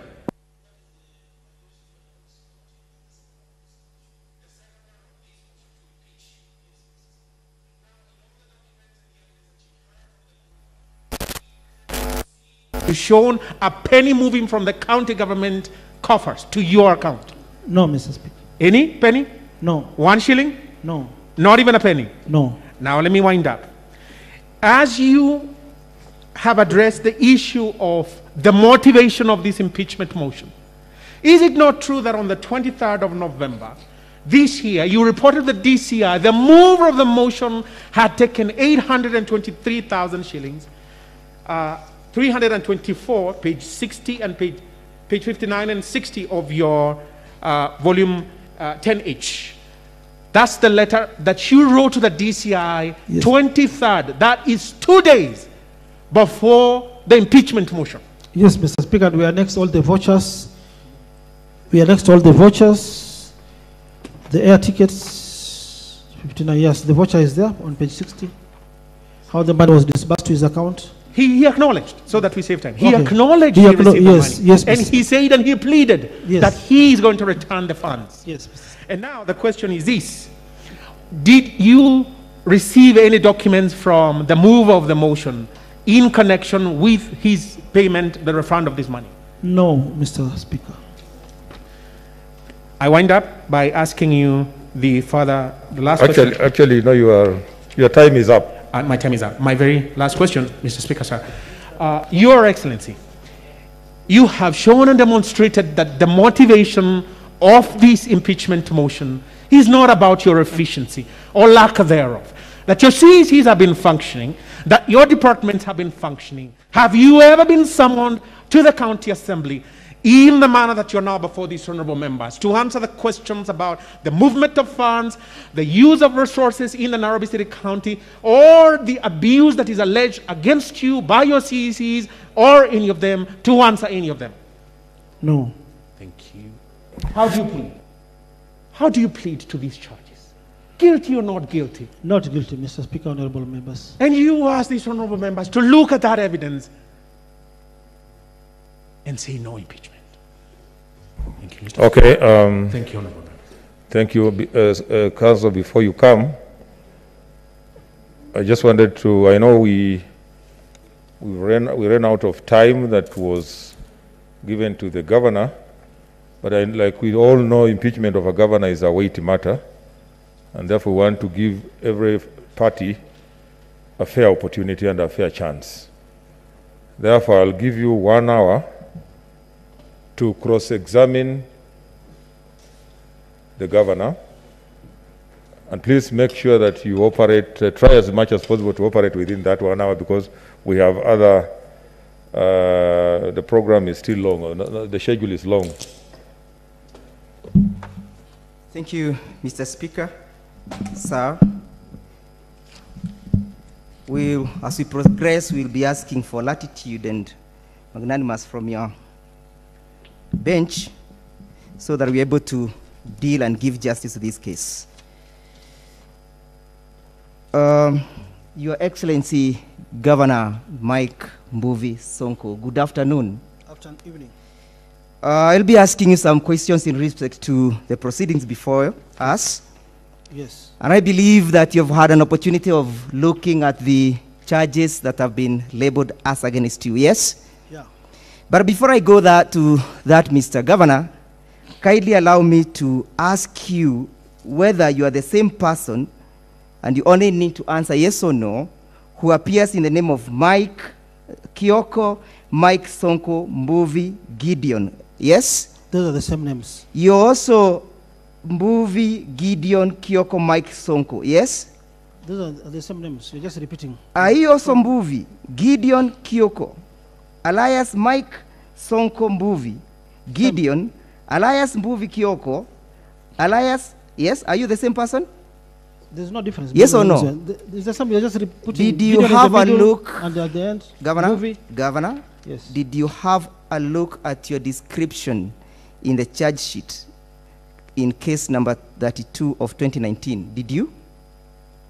Yes, I looked at the description, but Mr. Speaker. Yes, just answer yes or no. You have had a look at it, yes? This is a matter, that's sub judice, that's a matter which is still in court. Right. Not been convicted. Yes. And Mr. Speaker, in fact, Mr. there Governor, is something. Just Governor, please, I am the one asking. Okay, just kindly cooperate. Kindly cooperate. Prepare that clip of Guyo giving up the ESCC director 30 million at Hero. Governor, just a minute. I need to follow, so let's have some order. Yes, Mr. Governor, much obliged. Mr. Speaker, sir, you led evidence in this Senate in respect to the bursary diversion, yes? Yes. Which bursaries were you addressing? Which financial year were you addressing in your videos? 2 financial years, 2017, 2018, and 2018, 2019, 2019, 2020. 2020. Yes. And it is your evidence that the 2019, 2020 bursary was never uploaded to your accounts, yes? Yes or no? We never You never it was received that uploaded, money. but money were never released by Treasury because of COVID. Schools were closed. Good. You have answered. Schools were closed, and you have answered, the Mr. money Governor. was returned back to CBK. Governor, do you remember you showing us a video clip here? Yes? Yes. Of a certain girl somewhere in a slum? Yes.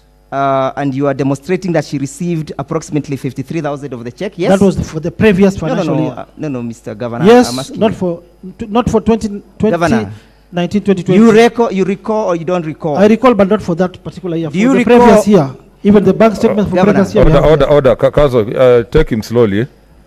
Yeah, you are pushing Governor. him. You are pushing him too fast. Okay. Please just be a bit. I'll be slow with him. Okay.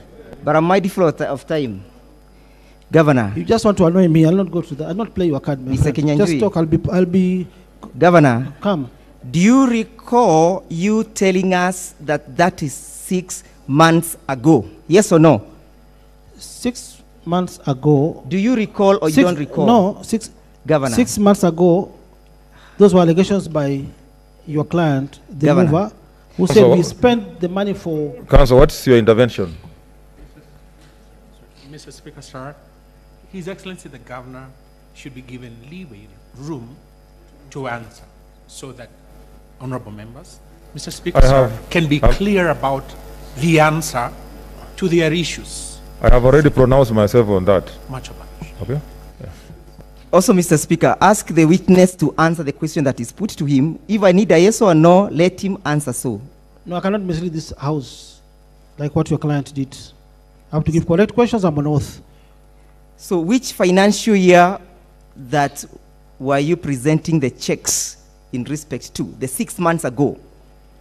No, 6 months ago was not about presentation of check. Stop misleading the house. 6 months ago was the allegations made by your client that we diverted bursary funds to pay legal, which was a lie. So, Governor, are you recanting your evidence?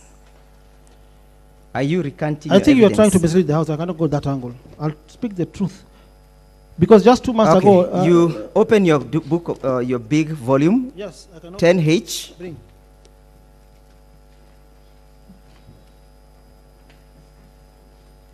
At page 234. 234, yes. What does that document relate to? 234, these are bank statement. Yes, for which year?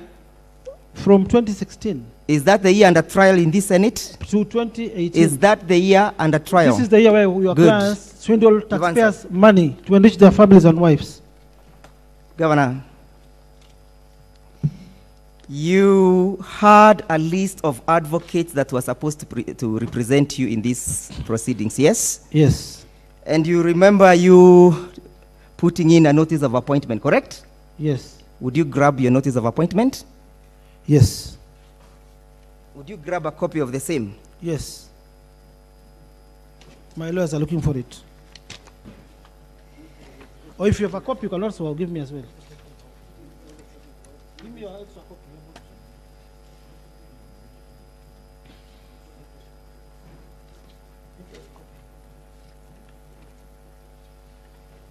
Yes, Mr. Speaker. Would you read the list of the advocates appearing that you intended to present before this Senate? Evans Ondiek, Wilfred Nyamu. Yes, give me a copy. Yes. Wilfred Nyamu, Diana Keti Kilonzo, who is represented by. It's okay. Just proceed. Mutula Kilonzo, due to I have conflict not of asked you interest. for. I have not asked you for representation, for explanation. By Daniel Manzo, sorry, representing Yes. Diana. Then George Kithi. Yes. Wanga Mboya, Cecil Miller. Good. Yes. I want to deal with the last three. Yes. Kithi, Mboya, and Sisi Miller, right? Yes, Yes. Governor? Yes. You had me yesterday making an application for... You had me Yes. yesterday in the morning make an application for their summons, yes? Yes. Did you have a look at that summons that were presented before the Senate? I was not a party to those summons, so I didn't. I'll show you.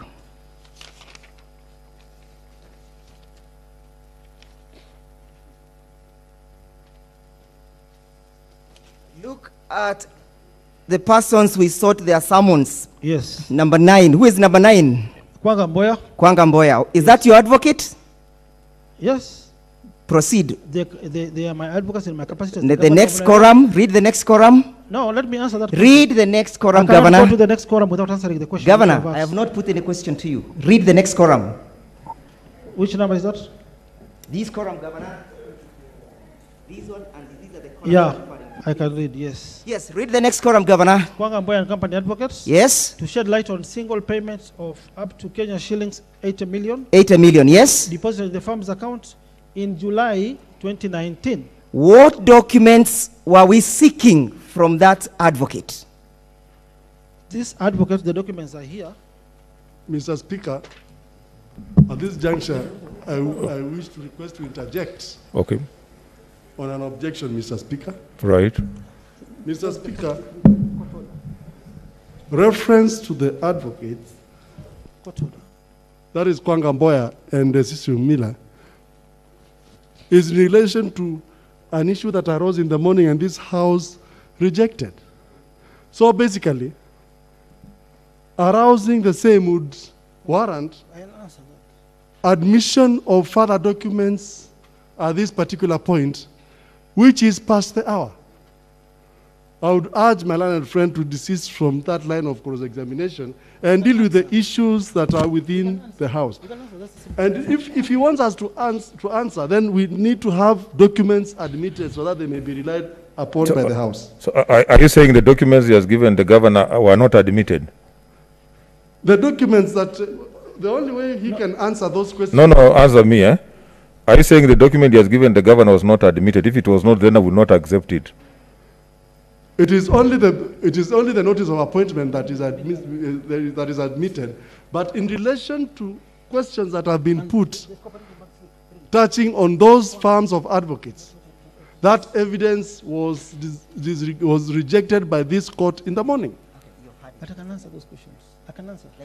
But nevertheless, the governor says that he can answer. Speaker, but for him to answer, we need to have those documents also admitted. Thank you. Mr. Nyamo, you don't have to be afraid for anything. You'll have your time to rebut. It's now my time Mr. Speaker, on a point of order. It's now my time to bite the cherry. Mr. Governor, you are my witness. Yeah, what's your point of order, sir? You are my witness, Governor. Yeah, just a minute to the council. Yes. I can't allow the council to proceed in this manner. His client, the mover of the motion, made very grievous allegations about myself and the county government of Nairobi. He has made allegations on councils who are acting for the county, and they were paid. There were court orders, Mr. Speaker. Just for 1 minute, I want to answer. On the case of Kwanga Mboya, Mr. Speaker. I have not put any question to him, Governor. Just hold on. You have mentioned, you have given me a copy which has details of county lawyers who were paid. This is not corruption money, Mr. Speaker. I want to explain this. Mr. Speaker, we allocated 8 billion by the World Bank to construct markets, fire stations in Nairobi City County, Mr. Speaker. And if you look at the brief of World Bank, Mr. Speaker, they were withdrawing the 8 billion because of land grabbing, Mr. Speaker. They had challenges. On Kanguru Road Fire Station, Mr. Speaker, there was an encroachment of a 10-story building by one Musa Chelago Yego. Mr. Speaker, former flying squad commander. Guidance, which question is the witness Mr. answering? Speaker, I have not put a question to him. On the payment of Kwanga Mboya. It's clarifying. I just need a minute. I have not put a question in respect to that advocate. Speaker, I am yet to be Order, council. I managed to finish that, Mr. Speaker. Mr. Speaker, we demolished this building. The county government demolished this building. We didn't want to lose these funds from the World Bank, Mr. Speaker. We demolished the building. Fire station was constructed. It's complete today. The owner of the building, who is the flying squad commander, he retired 2 months ago, took us to court, Mr. Speaker. In case number 218, petition number 218, Constitutional Court, 218 of 2008, petitioner Musa Yego, responded Nairobi City County Government. Mr. Speaker, we lost the case. The ruling is here, Mr. Speaker. Okay. And there's a decree. We were forced by court to pay 80 million. Let me finish, Mr. Speaker. 80 million was paid to Kwanga Mboya for onwards transmission to the vendor's lawyer, which he did. In this case, Mr. Speaker, the fees for Kwanga Mboya is only 4 million. And the documents say we have never even paid a coin, Mr. Speaker. Cecil Miller, Mr. Speaker, the case for Ruaraka School, where the taxpayers' money, 1.5 billion was lost. Miller won that case. The land for Ruaraka Primary School worth 4 billion. was reverted back to the county government of Nairobi. These are legal fees and they are court orders, Mr. Speaker. Okay, Council, put your question. Thank you, Mr. Speaker. It's common. Put your question. What documents did we seek, or what were we seeking from them? The next quorum.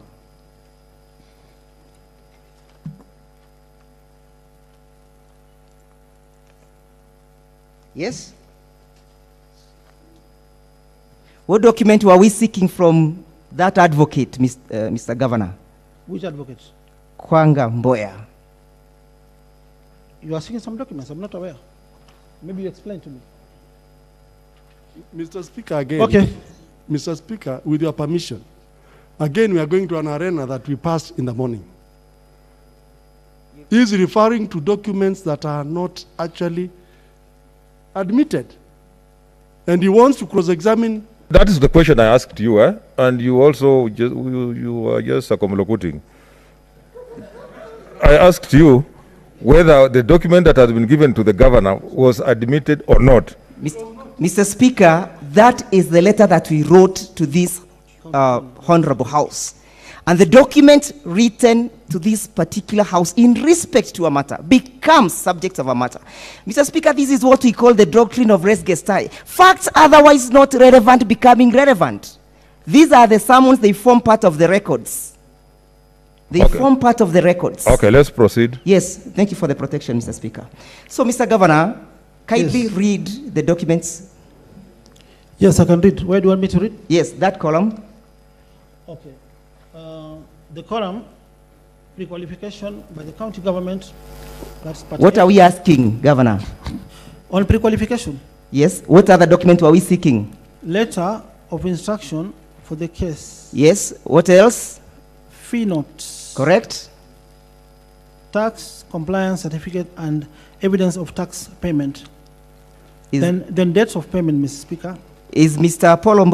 Is Mr. Kwanga Mboya before this House as your advocate this afternoon? Yes. Good. Even you are representing your clients. At the end of the day, the assembly is going to pay you. So there's nothing wrong with that. Is he present? Yes. Good. Let's go to CC Miller. He is not accused. He's not an accused person. Let's go to CC Miller. Yes, Mr. Speaker. What documents were we asking for?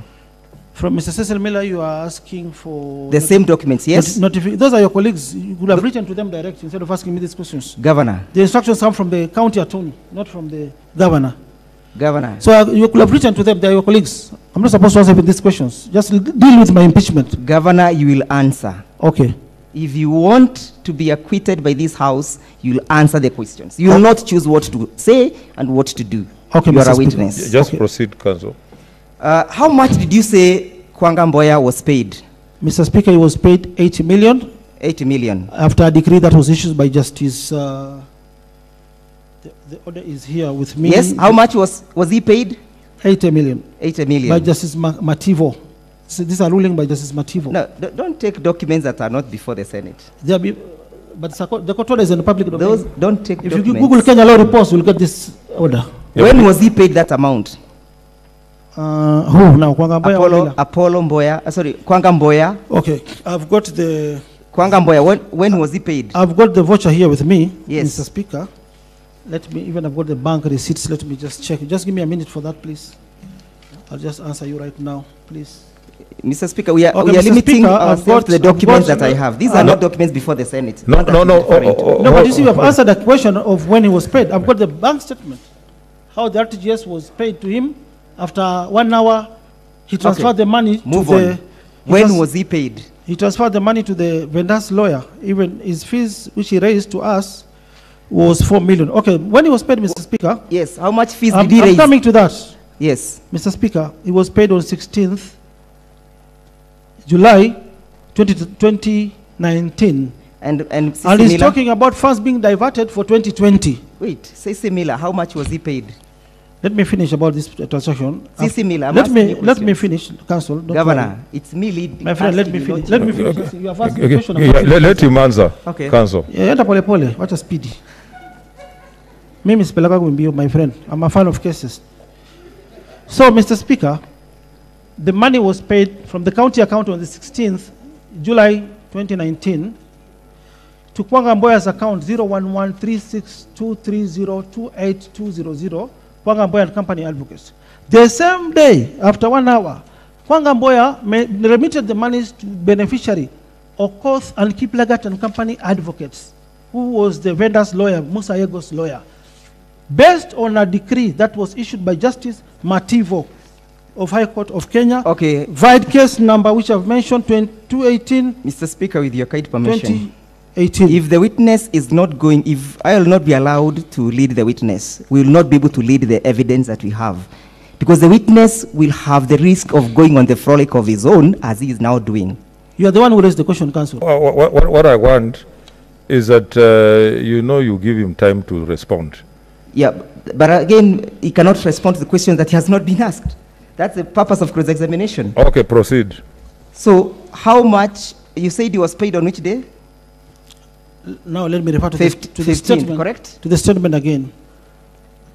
Mr. Speaker, he was paid on 16th. On 16th. July 2019. How much or what was the invoice that he had raised?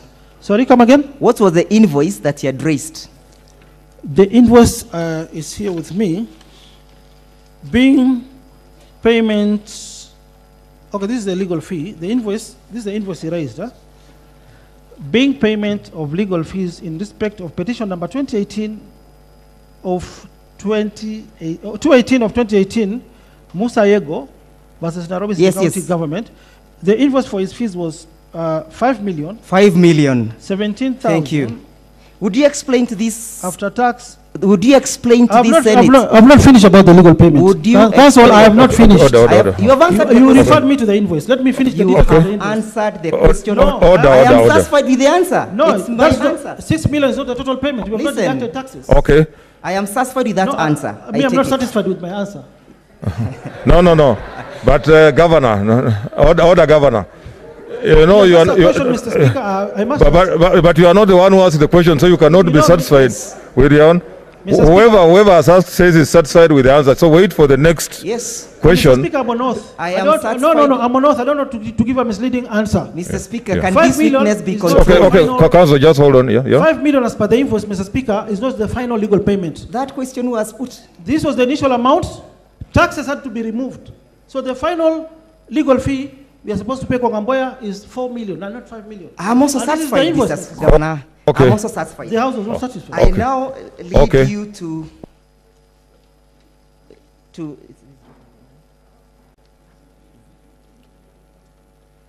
the blue file. Yes, Mr. Speaker. You have it? Have it? Yeah. E1? Which E1, the big E1. file. Yes, I can look for it. Have it, Governor? Yes. The big blue file. Yeah. And you go with me to page 77 very fast. I'll not go with you. I'll just go to page 47. Why should I go with you? Let me look for it. I can't go with you. I can go alone. Yes. Mr. Speaker, I'm looking for the file. Thank you. Yes. Which page, please? Page 77. Okay.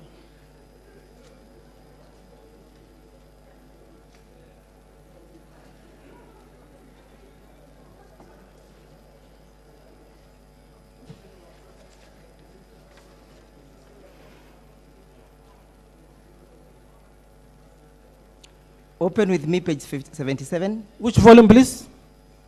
The blue file. There are three blue. Yes, that one.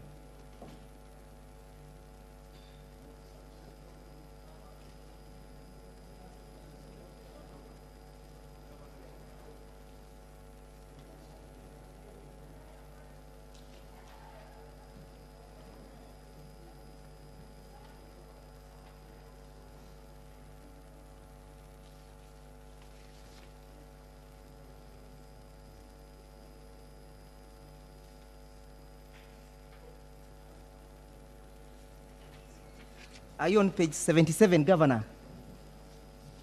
Yes, Mr. Speaker, sir. That is a copy of the extracts of the IFMIS, yes? Yes. I want you to look at entry labeled 0305, yes? It's not visible. 305. You will see, Mr. Governor, it's visible. 305? Yes, this one. Come and show me. Okay. Can you read out the details? Let me put on my torch. I can't see.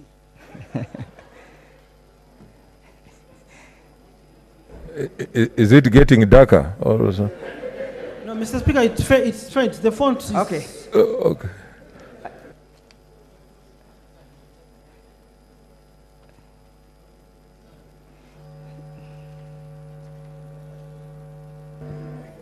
Yes, Mr. Speaker. Read that entry. What does it relate to? 15th July 2019. Yes. 15th July 2019. Huh? What action on the next column is taking place? Outward transmission of 80 million. Yes. Who was the recipient? Kwanga Mboya and Company Advocates. Apollo Mboya and Company Advocates, correct? Yeah, yes. 80 million? Not Apollo Mboya, there's no Apollo. Sorry, there. not Apollo. Yeah. Kwanga Mboya, yes. You're misleading the House. Kwanga Mboya, yes? Yes. 80 million paid on the 15th as against an invoice of 5 million, yes? Sorry? Yes, Mr. Governor, Mr. Kenyanji, would you let the witness be? Okay, proceed, Council. Yeah, 80 million in favor of Kwanga Mboya. Look at entry labeled 301. Yes, I'm there. What does it relate to? Same date, 15th. 15th, yes? Yes, 2019, not 2020. Yes. Yeah. What action is taking place? A payment of 30 million to Abdullahi Gitari. An RTGS, yes. And the Yambo Advocates. How much was paid? 15th July 2019. Yes. 1 year ago, he was paid. It's okay. I go to the next page, page 78. Entry 306. Can you see it? 306. But Mr. Speaker, why are you concerned Entry with other 306, clients? Mr. Governor. Other lawyers for payments. Entry 306. Okay. 306, yes. Yes. What action is taking place? Which date and what action? Repeat yourself, please. 306. What date is it? Is it 306? This page is not 306. The end is 305. Maybe, Okay, maybe I go to the next page. 77, the end is 305. 306. Where? The top is 218, not 306. Mr. Speaker is misleading the House. You're not referring to the yeah, same document. 306 is I referring told you to refer. I told you to refer to page 78. Not you have said 77. This is 77. 78. Okay. Give me 77. So where's 77? Page 78. Give me page 78. You have not given me page 78. Let me look for it, please. You asked for 77. Now you're asking for 78. Yes. Okay, 78. Okay, look for 78. And you look at entry labeled 306. Okay. So 70, the next page. The next page.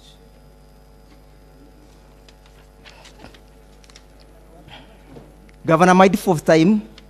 Yes? Yes. Move very fast. Yes. 306. What action is taking place? 73. 78. I want 78. The next page. Oh, 3 looks like 8. Okay. Yes, I'm there, Mr. Speaker. What action is taking place? Mr. Speaker, the action taking place, another transaction 15th July 2019 and not 2020. I know Yes. I know your allegations are Yes. heading to. This is a payment, Mr. Speaker, Nairobi City County paying Cecil Miller and Company Advocates. How much was paid to Sisi Miller? 80 million. Yes?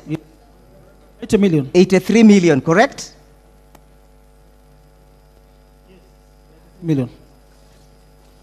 I want you to confirm that all this amount of money was paid on the same day, on 15th of July 2019, correct? It is correct, and it is not a big... Correct or not correct? When money reflected to the It's county okay. account from this It's checker. okay.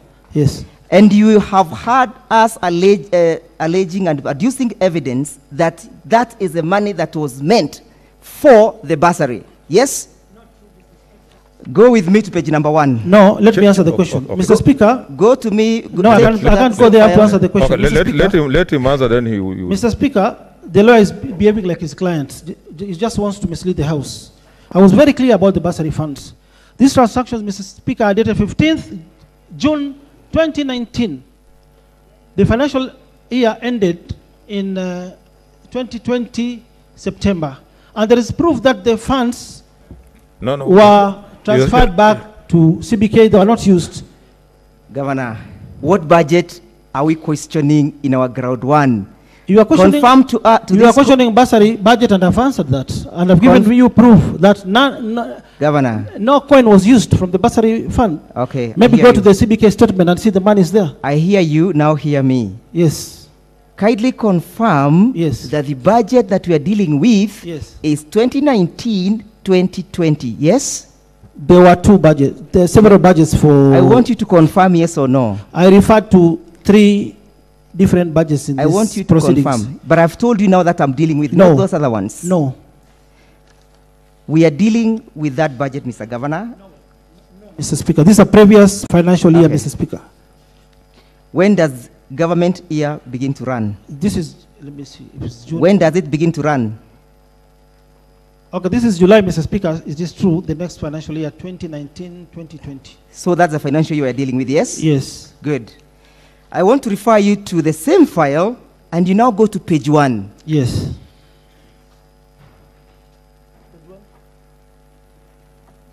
That is an invoice, correct? Let me get it first, please.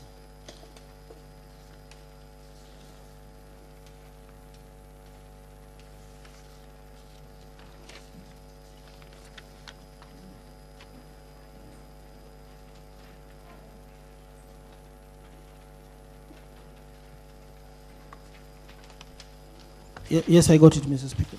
You are there, Governor? Yes. What does that invoice relate to? This is a payment. Yes?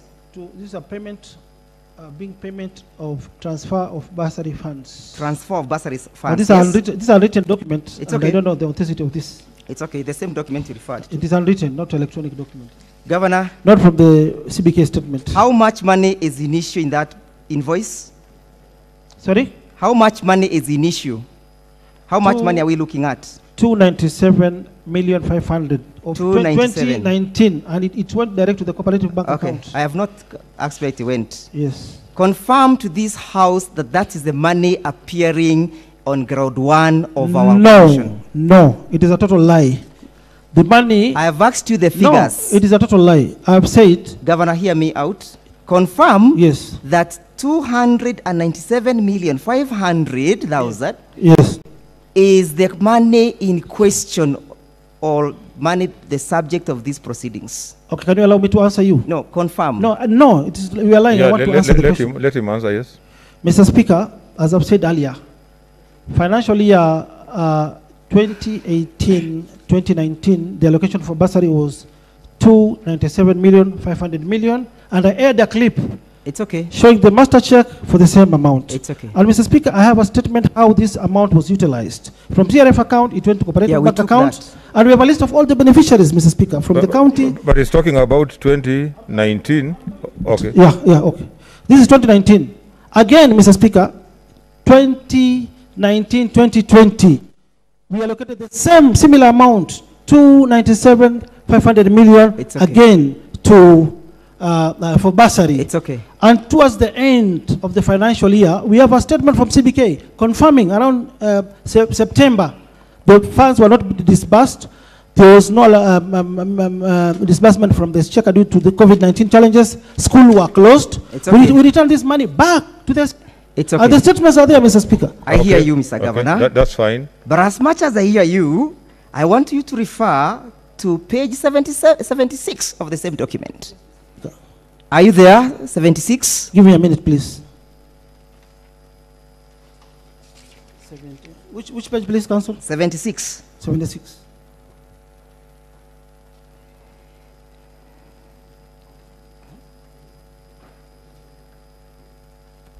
Mr. Kenyanjui, don't coach the witness. He is my witness. You'll have time when I yield.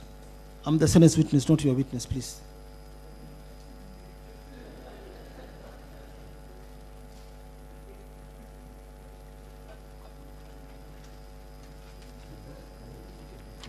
Okay, Council, I've got the document, Mr. Speaker.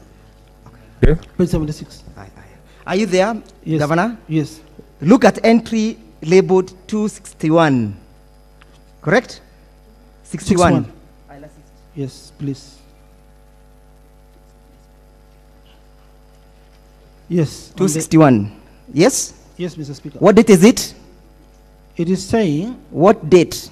Date, it is 12 July 2019. Yes. What action is taking place? The action is outward RTGS. Yes. Of two. No, RTGS. From which account to which account? This is from CBK to the county account. CBK? Let me just confirm. No, Mr. Governor. Governor, please. A second kindly. There is an intervention. Senator Olekina. Governor, let me show you. Just hold on. Senator Olekina, what's your intervention? Mr. Speaker. Yes, proceed. I can answer that. You are off record. Okay. I am on mic. Off. And now? Okay. Mr. Speaker, I'm not sure whether I'm the only visitor in Jerusalem. I have no clue what the documents they're referring to. I'm trying to follow. I can't see. I got lost in between the documents which were being introduced and this current document. So if they can refer us to the file, the document, we can follow.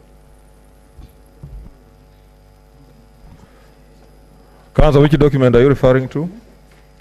We are referring to this big blue file labeled as 9A. And Mr. Kinyanjui is the witness. Council Kinyanjui. Council Kinyanjui. You are the one who was complaining yesterday about... I don't know why he's losing the decorum of a senior council. Take your seat. I was informing His Excellency the Governor. Yep. You seek leave. You seek leave. Okay. You seek leave of the chair. I have. Mr. Speaker, I did raise my hand and you motioned me. Okay. And I think Mr. Njiro did not see that. Okay, what is your... Oh, honorable members, I don't mean any disrespect. What I was whispering to His Excellency the Governor is that in any case of any document he needs, he can just... We can't hear you. Oh, I'm sorry. I was informing His Excellency the Governor, whispering to him because Mr. Njiro was addressing, I think, another issue that on the file that we have to reference, it is their documents, and so I'm taking a little bit longer to look for them. Thank you, Mr. Speaker. Okay, Governor, I'm assuming that now you have the document, correct? Let me go back to the document. No. You have somehow confused me. Okay, you've told me entry number, page 76, yeah? Page 76. I am there. Entry labeled 261. Yes, Mr. Speaker, entry number... The date is which date? Mr. Speaker, the entry number 261, the date is 12th July 2019. 2019. RTGS. Outward transmission. Yes. To Nairobi County CBK. Okay, from CBK account to Nairobi County account. Yes. 297,500,000. Confirm that this is the account for the Nairobi County. Yes, Mr. Speaker, I confirm. Confirm that the money in issue came from Nairobi County CBK. Yes, to Nairobi County government account. Yes, Mr. Speaker. Finally confirm that the money is 297,500,000. Yes? Yes, Mr. Speaker. Then, Mr. Governor, explain the expedition or the manner in which you distributed that money. Very good. That's a very good answer, Following, Mr. Speaker. Listen. A good question. Listen, Governor. Yes. Is this the money that you said was returned to CBK? Yes. Let me answer. Do you have evidence of... A question cannot answer another question, please. Governor, I'm asking you. I've given you time. Confirm that this is the money that you are I cannot confirm because an answer cannot answer another answer. Let me give you a question. Let's have some... Okay, you answer what he has asked first, then systematically. Okay. And let me refresh. I want you to confirm... No, I don't want you to refresh. I don't want you to refresh. I've got Order, please. This is a court, and we need to follow the proceedings. Please, let's conduct ourselves in a civil manner. Thank you, Mr. Speaker. Yeah, okay. So can I answer, Mr. Speaker? Mr. Speaker, allow me to refresh the question for his benefit. I have the question, Mr. He says he has heard the question, I so have heard the question. Let him answer. He doesn't need to be refreshed. Mr. Speaker, let me answer the question. Answer. The council is repeating himself in the manner in which he's asking questions. Mr. Speaker. Mr. Speaker, the council is referring to the disbursement of 2019 for bursary. Mr. Speaker, immediately after his clients were charged in court. No, that's not the question I put. No, I'm answering. I'll come to that. That is how I'm answering. You have a way of asking question, I've got a way of answering. So kindly. Okay. Okay, yesterday you gave ruling. I'll take less than a minute. Mr. Okay, Speaker. Council, just hold on. Only- Let's see. Yes, Mr. Only Speaker. one, Mr. Speaker. You No, gave us let me directions answer, please. that when a question of yes or no is Mr. put, Speaker, and this was Council. confirmed by Senator Judge Mazayo, an experienced judge, that an answer must be given in that nature. Council, just relax. The answer is no, and I've got reasons why it is no. So let me explain why it's no, why you are misleading the House. I'm on oath. I cannot lie to the House. I was once a senator. I know the repercussions of lying. Okay. This House has powers equivalent to the powers of High Court. I can be charged with perjury. Proceed to answer. So just relax, Council. Let me answer. Mr. Speaker, with all the due respect, the Council is misleading the House. Immediately after his clients were charged in court for stealing taxpayers' money, diverting to their proxy's account, to their wife's account, I immediately stopped the process of issuing checks direct to MCS. What we did, Mr. Speaker, and we have a law which we amended, and it is in the public domain. We agreed that all payments should be taken to the bank. Request for payment should be taken to the bank. Then the county, through the bank, our bank is Cooperative Bank, transmits the money through RTGS direct to schools. And Mr. The page where the council is referring to, and I want to repeat myself, to page 76 of his affidavit or whatever. Transaction number 261, 12th July 2019. This is a genuine transaction, Mr. Speaker. The same debt, this same amount is captured in the statement, Mr. Speaker. That statement is Number not before us. number one, Mr. Speaker, the statement, same debt, Mr. Speaker, 12th July. Mr. Speaker, if you may. Just after May the witness 30 minutes. restrict himself to the documents before you. It is in the, Mr. Speaker, 12th July 2019. This same money. Governor, are those documents with us? They are not filed. Mr. Speaker, this is a statement from Cooperative Bank. The same money is alleging.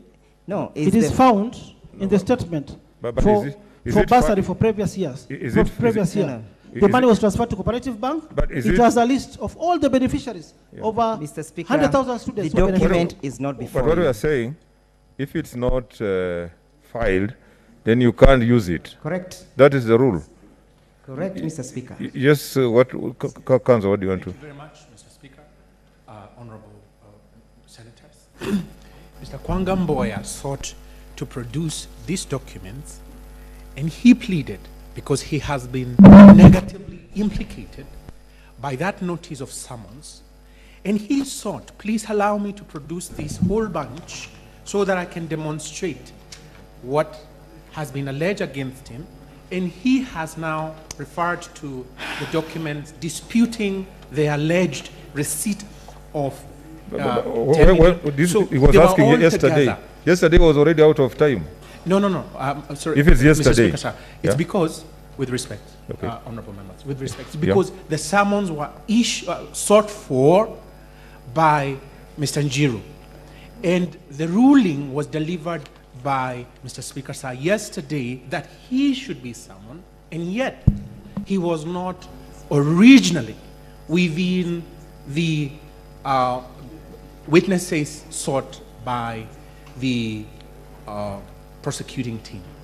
So when the grant was made that summons can issue, immediately he rose and said, may I have the leave to have the documents brought in? We anticipated, although it's wrong to anticipate pursuant to your rules, that he could produce these documents in defense of his position. Mr. Speaker, sir, honorable members. Mr. Speaker. I'm closing. I'm justifying why, because an attack has been made on His Excellency. Why are you referring to documents you have not brought? They are the author of this scenario. With respect, served late. Their notification. Had they told us in advance, on the 15th. Mr. Speaker, Mr. Kenyanjui is eating into our time. Okay. Mr. Speaker, sir, that is the reason why. And the application is belated. Okay. Governor, answer the question. Okay, let the governor proceed. Is that the amount of the money you said was returned to CBK? Yes, the amount of the money returned to CBK, yes, is the same. Do you have evidence of return? Yes, the CBK, I've got the CBK Have you statement. tabled that evidence before this tribunal? Yes, during my When I was testifying in the morning, I tabled the document is in the affidavit in my affidavit. The amounts in figures were the same. 2018, 2019, 2020, the amounts were the same.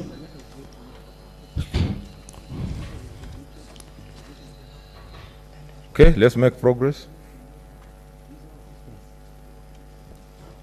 And Mr. Speaker, maybe as the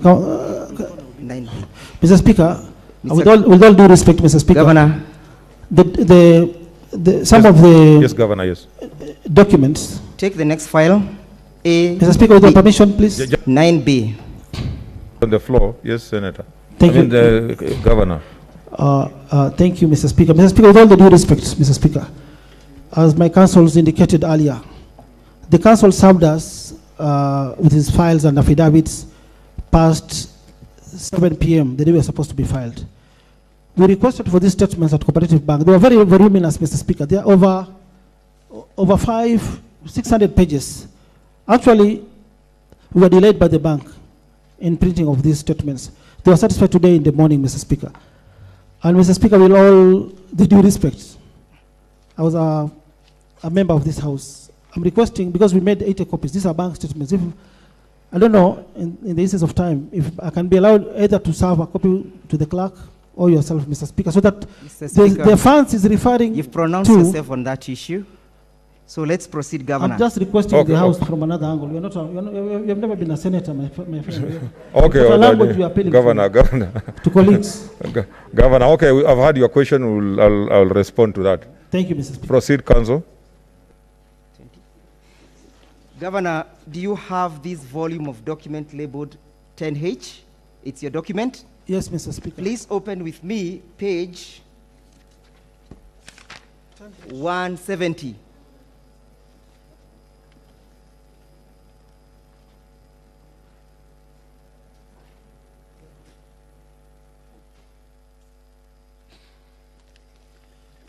Yes, Mr. Speaker, I'm there, page 170. What is the document that you're looking at? This Central Bank of Kenya. Yes. It is a transaction showing stopped RTGS payments. It is dated 1st September 2020. And the transaction is 12th July 2019. How much money is in issue? It's same. I've told you the allocation for bursary fund was the same. Does that previous year same and 2019-2020 is the same. Is that document indicating a refund or a return of that amount? No, this is a refund because it is saying stopped. And by then there were no allocations from the exchequer because of COVID challenges. When was it refunded? No, this is another financial year. This was refunded. It was refunded on first. Was that money refunded? This document has been authenticated. When was the money refunded, Governor? First, it was not refunded. It was not even available. Okay, when was it returned? All the counties didn't have money, Mr. Speaker, due to COVID challenges. I am looking at the date. It was withdrawn from the IB. It doesn't mean it was returned. Which date, Governor? 1st September 2020. 1st September. Yes. But the transaction we are talking of, 16th July 2019, is captured in the statement, the same date. I it know went I am to all the asking those schools questions. through RTGS. Governor, I am aware that you know the provisions of Section 30 of the County Government Act, yes? Yes. And you know it relates the functions of the governor, correct? Yes. And I know you're aware that among the functions of the governor is to be accountable for the management and use of the county resources, yes? Yes. Is that one of your functions? No, but that is one of your functions. No, but in the recent Governor, ruling by this I am reading the law in the Waiguru impeachment. I am reading the law, Governor. Okay. I am putting to you that Section 30 requires you to be accountable for the management and use of the county resources. Yes? If I've broken one of those laws, but for now I've not broken anything. You are aware, Governor, that you are the buck stops with you. Yes? In the management and accountability. In some of the Mr. areas. Speaker, in some of the areas or the issues, but in some areas, Chief Officers. Mr. Kenyanjui is passing notes to the governor, and it's very offensive. Mr. Kenyanjui. Mr. Kenyanjui, be honorable. I think I want to caution you now. This is not a market. This is the Senate of the Republic of Kenya, and sitting here now as a court. Please, if you don't behave with decorum, I will have no choice but to ask you to leave. Proceed. You're also aware that among the functions that you have is to submit county plans and policies to the county assembly for approvals, yes? Mr. Speaker, that is your function, Mr. yes Speaker, or no? Before I proceed, this is a simple note from Harrison. I'll give it to the Sergeant at Arms to pass it over you. He's advising me, just become the lawyer wants to annoy you, relax, respect the Honorable Senate. So the advocate is advising me. I can give it to the Sergeant at Arms. Governor, okay. But he knows that is wrong. We take that. You can consult your advocate, Governor. Mr. Speaker, during proceedings. Answer, Governor. Thank you. You are aware that among your functions is to submit the county plans and policies to the county assembly, yes? Yes. I now want to refer you to file labeled as 9B. Are you there? 9B, Honorable Senators. No, he needs to be given the file. Let me look for it. 9B, the black file. The black file.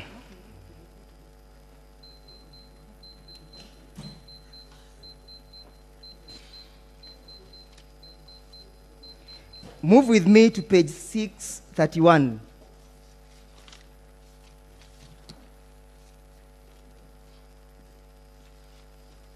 Governor. Yeah, just a minute. I'm moving the previous files, which are here.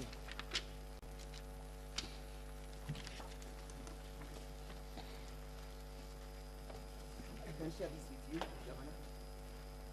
You now have the file. 631, yes?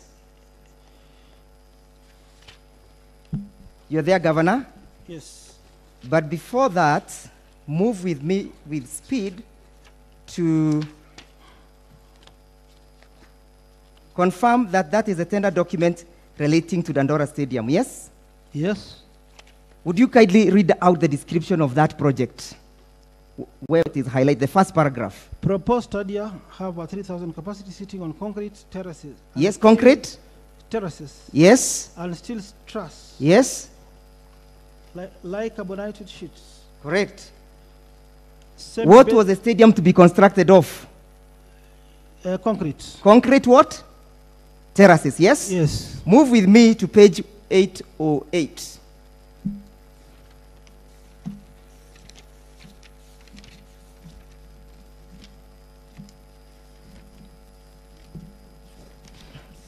Governor, you will not be there if you go with that speed.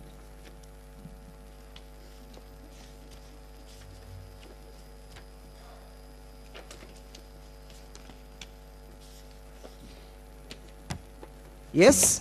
Yes. Confirm, before we read that letter, to whom the project or the tender was awarded to. Scanjet Construction Limited. Scanjet Construction, yes? Yes. Look at the letter dated 12th of September 2018. Yes. Who is the author? The Chief Officer, Urban Renewal Housing and Project Management. Is that your officer? Yes. Is that officer under you? Is that your officer? She's no longer there with us. No, I'm not asking the personality, She's the not my office. officer. She's not my officer. She's no longer with us, Mr. Speaker. Do you have an office in your county government structures labeled as Urban Renewal Housing and Project Management? Yeah, we have that department. We don't have such an officer. You have that department, yes? Yes. What is the content of that letter? The entire letter, or the content. Yes. Would you read the first? Proposed construction of and completion of 4 number stadia within Nairobi. Yes. Read the first paragraph.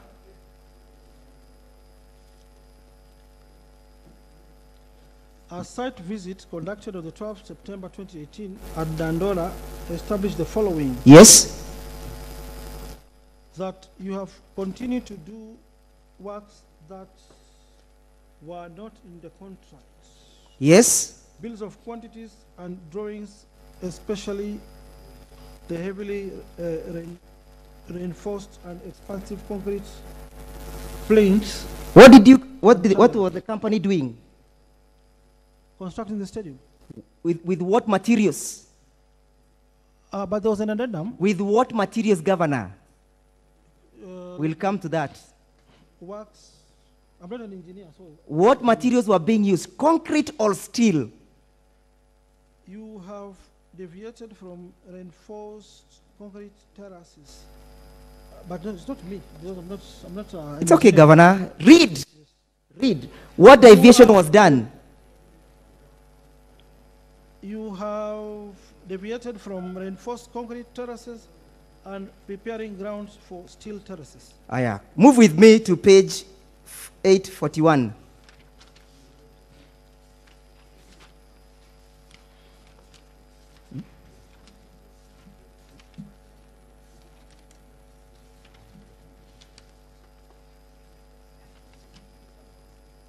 Yes? Page 841.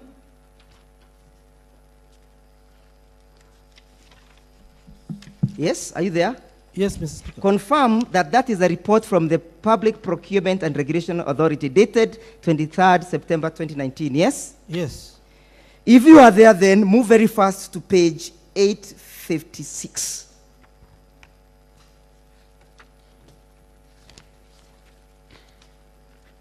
Yes. Would you read entry or paragraph number 5? Forgery of documents. Yes, read. The contract documents appear to have been forged, including a cabinet memo to state that the stadium should be steel structures when the work is at 70% complete. Yes, continue. All the photocopied documents submitted to the authority by the county government of Nairobi were not certified as true copies of the originals. Yes. As demanded by the authority. Therefore, it was not possible for the authority to conclude that the documents were either authentic or otherwise. It was not able. So they could have been authentic or not. So you are simply... Because the documents were not submitted. The authority is saying there was a variation of the tender terms. Yes? Even there was an addendum done, which is... I will come to that. Which is okay. I'll come to that. The wall has gone the steel way. Go to page 857. Yes. And you read entry number 6, paragraph 6C. Yes. What is the content? All the documents submitted to the authority by the county government of Nairobi were not certified as true copies. Just to certify. Yes. Were not certified as true copies of the original. Yes. As demanded by the authority. Yes. Yeah. D, number D, paragraph D. Which one? E or D? D, D. D for dog. Yes. The county government paid the contractor an amount of... No, this was a lie. It was not... Read. The county government paid the contractor an amount of 196,876,000. Yes. As evinced by the payment record highlighted herewith. Yes. I continue. That is page 857.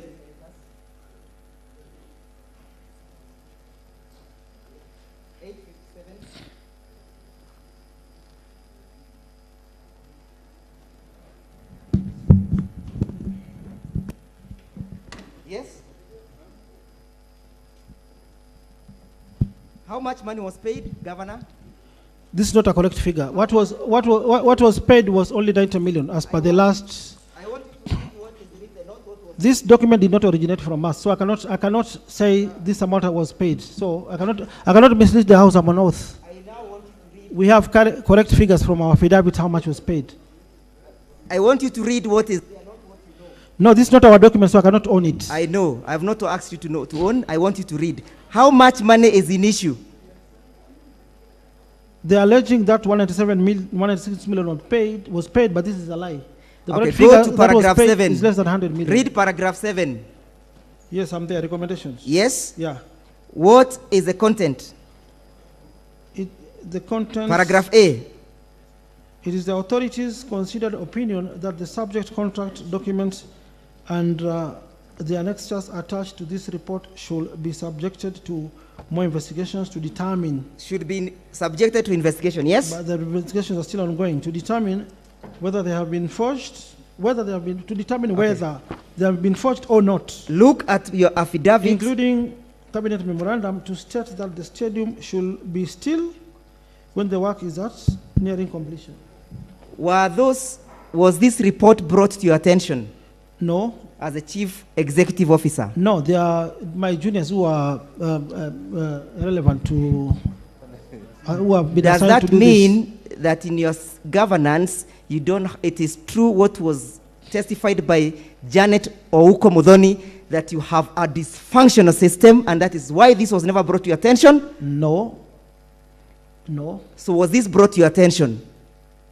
But the officers... Was this brought to your attention? It was brought maybe to my CECs, my county secretaries, my chief officers. Yes. Yeah. I read the law to you that you are the most, and the buck stops with you about accountability, yes? No, you are lying to the House. Okay. I want to refer you to your paragraph 48, appearing on page 12, document labeled 10H. 10H, the governor's document. 10H. 10H. Governor, you can have this for purpose of expediency. Which page? Governor, I want you to refer to this. Yeah, I'm having some. Nyanju sympathy. Okay, have a look at that. Yes, I'm there. Would you kindly read that, confirm that this is your affidavit? Yes, I deny in total charges in paragraph... Confirm that this is your affidavit? Yeah. Read paragraph 45. I deny in total the charges in paragraph 1E, as I have no role to play in the procurement, which is true, yes, of goods and services. I state, moreover, the issue of the construction of Dandora Stadium is being investigated by the authorities. By the EACC, correct? Agencies. I've not finished this. By the EACC, correct? You told me to read, let me finish. Is the matter being, the issue Governor, of construction of the stadium we want is to save being time. investigated by other authorities, agencies like okay, EACC. Good. Yeah. So it is within your knowledge, yes, from your deponent's documents, that the matter is being investigated, yes? Investigations are still ongoing. And you have seen your officer saying and advising on the question of the variation, yes? No, that is... You deny your officer? She's no longer with us, so I don't know. I'm not asking the person, the office. The office of that officer, is it still in existence? Yes, it is, but the current officer has not... Has the Dora Stadium been completed? No, it is not. What was the completion period? 1.5 years. And how many years down the line now? But it was, the construction was suspended. What has stalled the construction? We did an addendum. We wanted to... What has stalled the construction? The investigations which are still ongoing. Okay. And they're Mr. not Speaker, complete. sir, allow me to yield to Mr. Milimo. He has a very, 2-3 more limbs. We gave latitude to the other witnesses. Mr. Speaker. How much more time do you want? Because already 1 hour is over, which I had given. We need about just 30 minutes only. 30. Because he has the issue of the daughter flying to the UK, to the US, and he's going to deal with it. Okay, I'll give you 30. Time is not a strategy, it will end. Thank you. It will. But as I go and yield, did you have the look of the videos that were played here? No, I was not in the house. No, yesterday. My lawyers had a look. Did they inform you what was played? No. Did they inform you? No. Have you rebutted that evidence?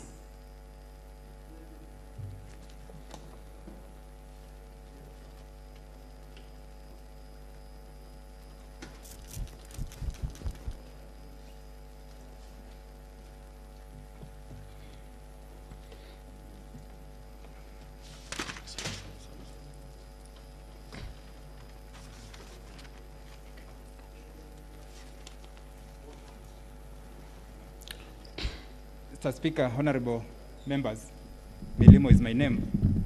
I'll be taking Milimo is my name. I'll take the last few portions of resignation of the governor. Mr. Governor, first, of course, I want you to confirm that you are the Chief Executive Officer. Yes. Of the County Government of Nairobi. Yeah. And Governor, you are aware that MCAs, just as well as yourself, are both elected leaders. Yes, true. And you agree with me, Governor, because we're going to cooperate quickly, that both the county assembly members and the governor are independent officers that have independent mandate. Yeah. And you agree with me, Governor, that both the county assembly as well as the governor are accountable organs Yes. of the county government. Yes. And that none of them has a right to gag the other. Depends on the circumstances. Yes, but at least generally you have no right to gag the other. No, if they divert public funds, we can deal with them as provided for in the law. Okay. And you agree with me that both the governor and the county assembly must be accountable for all purposes and intents? Yeah. And Governor, do you agree with me that one of the things that will bring about accountability is the impeachment process that is before you? I'm not aware. And do you agree with me, Governor, that you went to court to stop this process of impeachment? There was an ongoing case which was, there's a ruling that was delivered. Yes, and in that ruling, the court denied to stop the process of impeachment. No, there was an ongoing case. Was there a ruling at any point delivered towards whether or not, Yes. the question of whether or not the impeachment will proceed? I'm not aware because I've not been in court. But I know our orders were extended for, no, that was the budget case before Justice Mrima. Yes, but you're aware you filed a case, petition number 35 in Employment and Labor Relations Court. Yeah, but the case is still active in court. Are you aware whether a ruling was delivered on the 9th? We were told to go back to court. I'm asking a question. Are you aware that a ruling was delivered on 9th of December 2020? 9th? Of December 2020 on the question of whether or not these impeachment proceedings I were have to proceed? confirm with my lawyer on record because I'm not going to court from that time. Okay, very well. And are you aware that the court dismissed your request or prayers seeking that these impeachment proceedings be stopped? Those are normal processes in court. Are you aware? I'm If not, yes, I'm not aware. you are not aware. Yes. So that all the issues you've talked about relating to court process, unless you want selective recollection of evidence, are things that are not within your knowledge. But the subjudice rule is very clear. It doesn't talk about court orders. It talks about any active matter in court. Yes, you have avoided that question, but nevertheless we shall proceed. Any matter active in court. One of the things I want to ask you, Governor, Yes. is that you are aware you are invited when the impeachment proceedings commenced at the National Assembly. You are invited by the Assembly. Were you or were you not? I was invited. You were invited, and the date? And my lawyers proceeded to the assembly with the documents. They were stopped. Let's go slow. By the Senate of The Towns. date that you were to appear was on the 3rd of December 2020. Yes. And that is the date that the impeachment motion was tabled, correct? Yes. And do you remember the advice or directions that you were given on your mode of appearance on that day of 3rd of December 2020? I don't remember. You cannot recollect. Yes. You have talked about evidence relating to 2017, 2016, 2019. You can't remember something that happened just a few weeks ago? No. So answer the question. Do you remember the mode you were asked that you would appear, the mode of appearance? I don't remember because the service was not properly done. You cannot recall? Yes. 2 ways of appearance. Are you aware that you can either appear physically or virtually? Yeah, I learned it from here, from the Senate, when the communications were done by the, You learned by from the the speaker. Senate. Yes. Do you recall that you are supposed to appear virtually, yes or no? No. You do not recall. So were you advised how to appear? But an appearance can even be Were you by- advised? Did that letter state to you? My lawyer came physically. It's not about whether your lawyer came. The question is, in that letter, was there a direction of how you would appear? I don't remember. You cannot remember. Yes. That's very well. So when you sent your lawyer to go to the county assembly, was Yes. it on your own volition or based on the direction from the assembly? Sorry, can you repeat the question, please? When you sent your lawyers to go to the assembly to appear for you, did you read the letter that invited you there, or you did it on your own volition? If I have lawyers to deal with my legal matters, that is up to them to handle the issues. They can represent me on my behalf. So you did not bother whether or not there was any direction in the letter of invitation? If the lawyers came, then they were aware, they knew what they were doing. Okay, so that is for your lawyers. Yes. You've said so much about the proceedings of 3rd December 2020, Governor. Yes. And you are aware that a county assembly, just as is the Senate, is a house of record. Yes.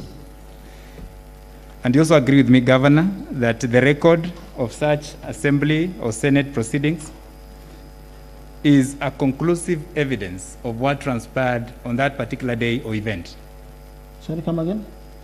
The record of such a house is a conclusive evidence of what transpired on such a particular event or proceeding. No. House, like Senate, it is respected. They don't do, break the law like what transpired in the assembly. So you cannot compare the assembly and the Senate. Yes, but at least the prima facie evidence or the evidence is the record of what transpired. For the Senate and the assembly is very different. Okay, for the Senate, what is the record? The record is conclusive, correct? For the Senate, it's okay, but for the Assembly, no. Yes, for the Senate, it's okay. They commit a lot of illegalities. Yes. So what happened? Yes. They're aware of what transpired. Yes. There are no numbers. They've been forging signatures of MCS. Before we go there, the Senate here, the Speaker, even the clerk cannot forge signatures of members. Yes. Yeah. So those are. We have some crooks there in the Assembly. Your clients. Okay.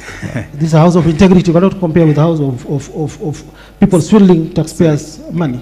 Governor, you've been Governor, stick to what you have been asking. Yes, I was asking. Don't go there. Yes, I was asking, Mr. Speaker, that at least those are leaders that are elected, and they cannot be labeled as crooks. They can be. See, they've been stealing. It's in the public domain, and they've been charged in court. Yes, nevertheless, we will proceed, Governor. You are aware that this impeachment process, Yes. especially referring to the county assembly, Yes. has different organs that handle the paperwork and everything at different times. No. Does the office of the clerk have any role to play Which in you the are impeachment? referring to Clerk the of Senate? the county assembly? No. They don't have a role. Does the I'm not office... an MCA, so I'm not conversant to the standing orders of the assembly. Yes. Does the office of the speaker have any role to play in the impeachment process at the assembly, county assembly? Yes. Yes. And are you aware that for purposes of all the papers that are delivered to the county assembly, they are normally delivered to the clerk of the assembly? Yes. And that therefore the clerk is the accounting officer for purposes of the papers relating to these impeachment proceedings Yes. that were tabled before you. Yes. And you appear to have had a problem with the papers that were delivered to the county assembly. My lawyers will handle that. Your lawyers will handle that. Yes. Did you at any point in time, Governor, invite or ask the Senate to summon the clerk of the county assembly to come and answer to any issues relating to the paperwork that was delivered at the county assembly? The witnesses summoned. Did you or did you not? Did you summon or did you not? The application was in our witness statement, so I'm not aware. I've not seen the witness statement. So at least you've not. We do not read all the volumes, all the affidavits. So the question is, did you ask for summon against the clerk or not? I'll have to consult my lawyers. You'll have to consult your lawyer. Yes. You have had you can't remember. Yeah. Okay. The other thing, you appear to have a problem with the proceedings that commenced and went on and continued at the county assembly. Come again? You appear to have a problem with the impeachment proceedings at the county assembly of Nairobi. Law was not followed.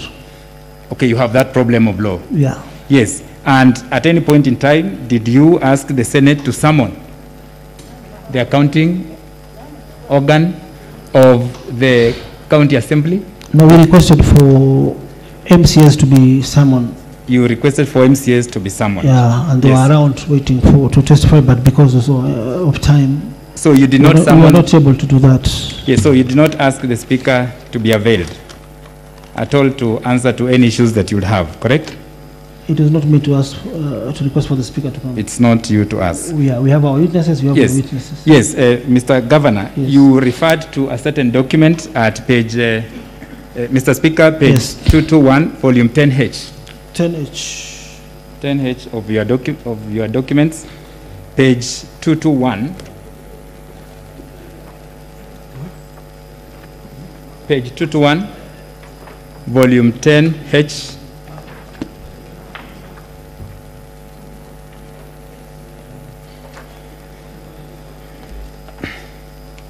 10H of that document, Governor.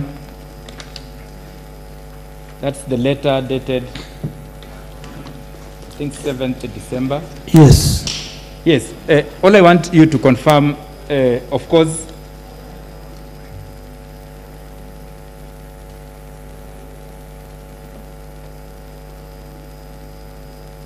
yes, if you confirm, Governor, that you are the boss of the Nairobi City County Executive. Yes. And confirm to me that this is a letter that is written by one of your officers, written to yourself. Come again? Okay. You indicated Yeah. issues relating to Director of Criminal Investigations. Yes. I want to put a direct question. Is this letter emanating from the Director of Criminal Investigations, No, DCI? this an officer from the CID. We have a county unit for CID and police officers seconded to us by the National Police Service. That letterhead, let me, 221, the letterhead is for which organ? The letters for Nairobi County. Nairobi City County, correct? Any matters pertaining to investigations are being handled by the CID officers attached Yes. to the county. Let's go slow. Let's Yes. go slow. Yeah. Yes. Is there anywhere that somebody is saying that this is an officer attached to the county? Yes. Where is it? When he signs Director, Investigation and Information Analysis. Yes. And we don't own the charge sheet. The charge sheet, you can see the No, no, heading. no. Let's It's deal from the with National it. Police Service. I'm asking, Yes. in the document I've referred you is at page 221. Yes. Confirm to me that this document is under the letterhead of your county government.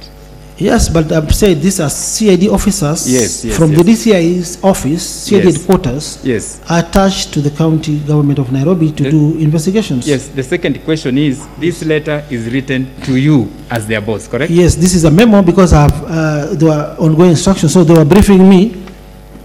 They have succeeded in arresting the suspects. Very good. Now they wanted funds to go to Homa Bay, other schools in Rift Valley. Yes, very to good. gather for some more evidence. Of course, you agree with me that your officers have no right of the county to arrest any person. These are CID officers attached to the county. I'm talking about the county officers, not CID. They have a right of arresting. Yes, on a criminal charge? Yes. Under which law? Not my, under the National Police Standing Order. I'm National talking about Police Service. county officers. These are CID officers attached to the county. Okay, you have no evidence of that attachment, correct? Yes, And but they're the let's- ones who conducted the arrests, Okay. not the county officers. No problem. Let's go on, Governor. You shall recall that this letter had a specific purpose that you have not disclosed to this House. And I want to refer you to the last paragraph at page 222 of the same document, the next page. 222. Yes, that is the next page. Yes. Look at the last paragraph. What was this officer seeking? This is a Director, Investigation, Information Analysis. What is he seeking in that paragraph? You see, once CID officers. Okay, read it. I know about the. Okay. What is he seeking? The case. What is he seeking? You've told me to read. Okay, read it. Let me read. You cannot ask two questions at the same time. Counsel. Okay, Yes. okay, Governor. The case requires traveling because we have witnesses in Homa Bay. There are schools which are there and students need to receive bursary. So what is he seeking? There are letters which were written. So he's saying in Homa Bay County, she's saying Homa Bay County and some areas of Rift Valley. Therefore, we require urgent facilitations like fuel, if they'll spend there like 3-4 days accommodation, money Yes. for food. Very good. And facilitations to enable us. Yes, thank you. Move. Yes, so thank you, Governor. So this person is seeking for money. No, for facilitation. For Facilitation in terms of money to go and do whatever they are supposed fuel, to do, correct? for accommodation. Yes. Yeah, Yes. I can say yes. The long and short of it is the money, isn't it? Interest. Yes. And the reason why they put a lot of flour and juicy information in this is so that you can top up There's the nothing money. like there's nothing like flour Okay. when poor students have Okay. been denied bursary funds. Okay. Yes. Yes. So I put it to you that all that language was used so that then you release more facilitation to this officer, Governor. You see, this habit has been there. The scandal has been there since 2016. Yes. So we're is- the ones who stopped it. Yes. Yes. Thank you, Governor. Yes. Is any of the first is the mover of the motion that brought you here among the people who have been charged with all these charge sheets that you've read out? Is he among any of those who have been charged? No, he has not been charged, but he's among the people who are supposed to be charged any time from now.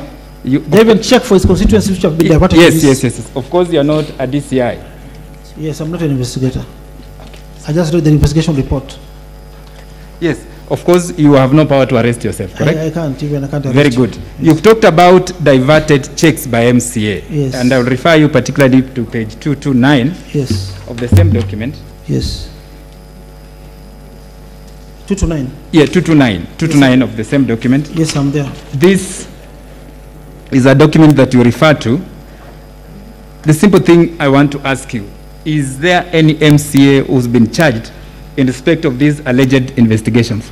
Their peers, wives. There is no MCA. Is there any MCA? There is no MCA who can open a fake school account on his name, but they are proxies. Wives, peers. Okay, let's go to the next question, Governor. There's no MCA who's been charged. You also referred to a certain document. But their proxies have been charged. Okay.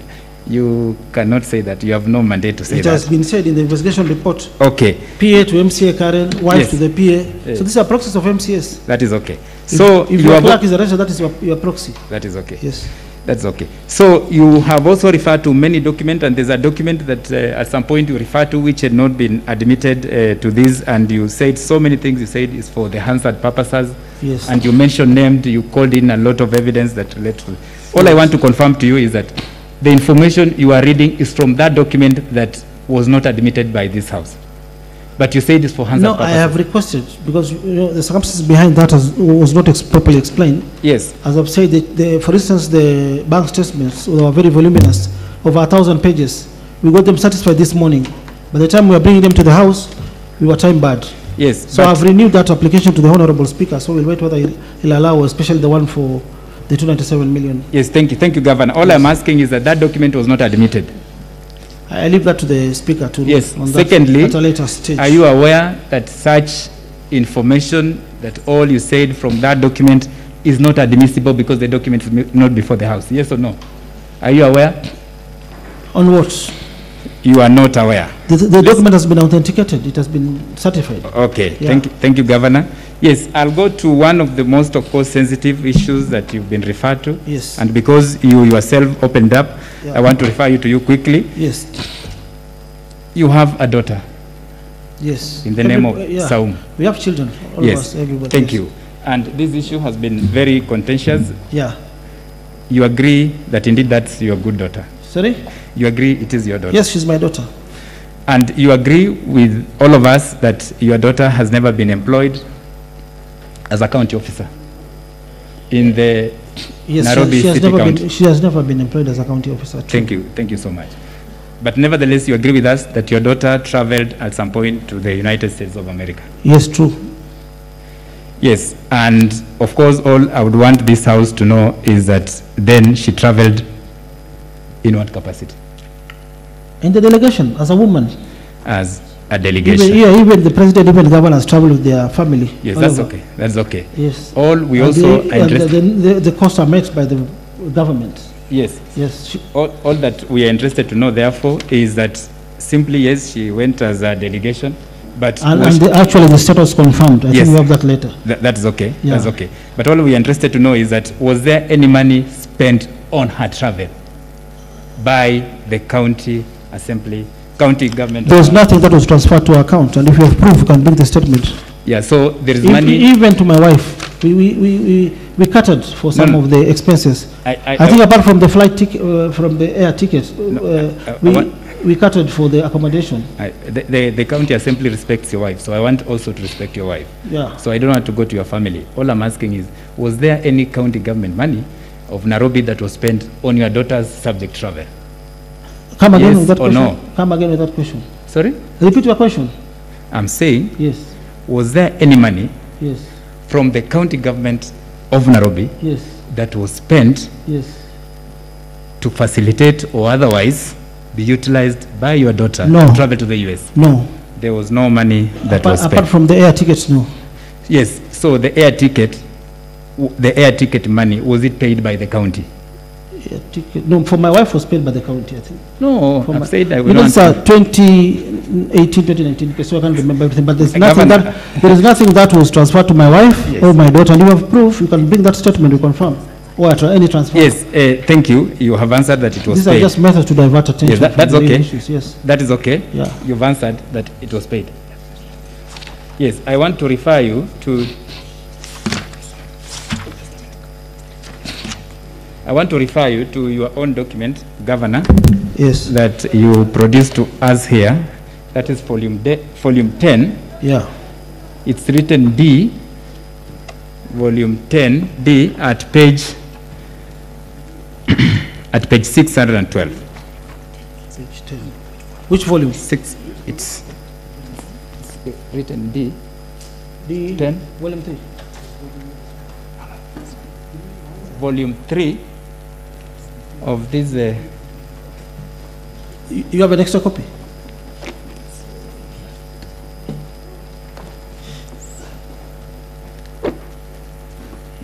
Volume 3 of your documents, starting from pages 423 to 657. You have an extra copy? Okay, sorry. I'm okay. Let's see whether we can get one. Okay. Yes, this one. So, page 6.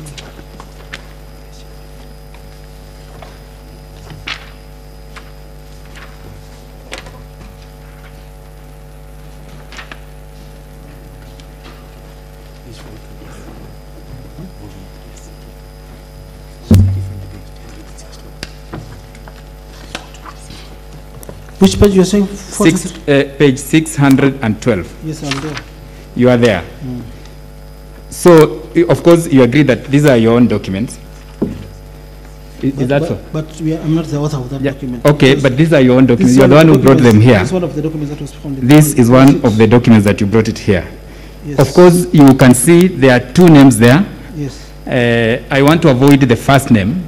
I want to go to the second person who is named there, and with a lot of respect, just read the names of that person who is written there. It is not clear. It's your document. It is our document, but we are to use it to cross-examine Yeah. witnesses who are supposed to come. Yes. Because this is not a county document. It's not, May- it never may- originated from the county. No, but you are the author of that document. No. But I can. No, you can check who is the author. There's a company called Premium Agency. But you brought it yourself. We were supposed to cross-examine a witness on it. Because we are not the author of this document. There's a reason why this document is in my affidavit. Then I would allow you to read it together with 9C if my learned colleague can refer you to it. Our document 9C. Yes. It's more clear. 9C, it's the same document. But if my colleague is not ready, I can hand over to the governor. The same document. Yes. That's same thing.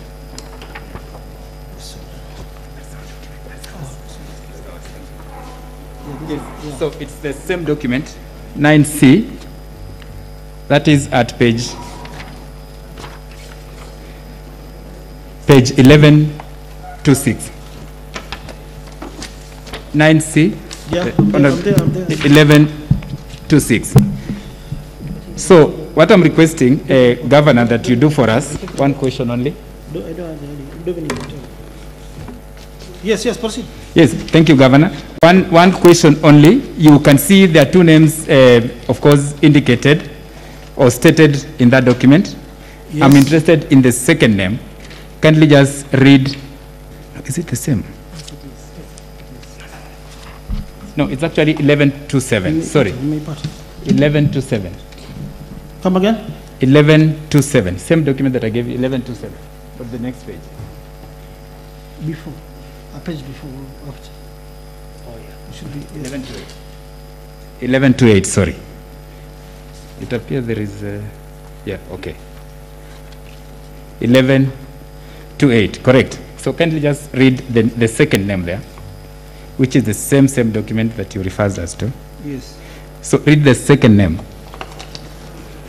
This is an invoice by the Premier Plan. The name. Premier Plan. Name is Saumu Agnes Mbuvi, my daughter. Yes, and what is the designation of that. Well, this is what the document is here. They have written What? Yes, read they it. have written ward administrator, but my daughter is not a ward administrator. Yes. I'm not the author of this document. But of course, you brought it to us. So We brought it so that we can question a Yeah. witness. We're supposed to come and testify, but we're not denied. No problem. We're not given a chance. Yes, thank you. You've answered the question. It's not, Yes. This So is not me, not my daughter, yes, not yes. my wife. Very, It's a very company called Premier Plan. very well. Yes. Yes. One of the witnesses was supposed to. Very, very well. Thank you, Governor. Of course, in the same document, I want to refer you quickly to page 1133. Go to the next page. 1133. Okay. 1133.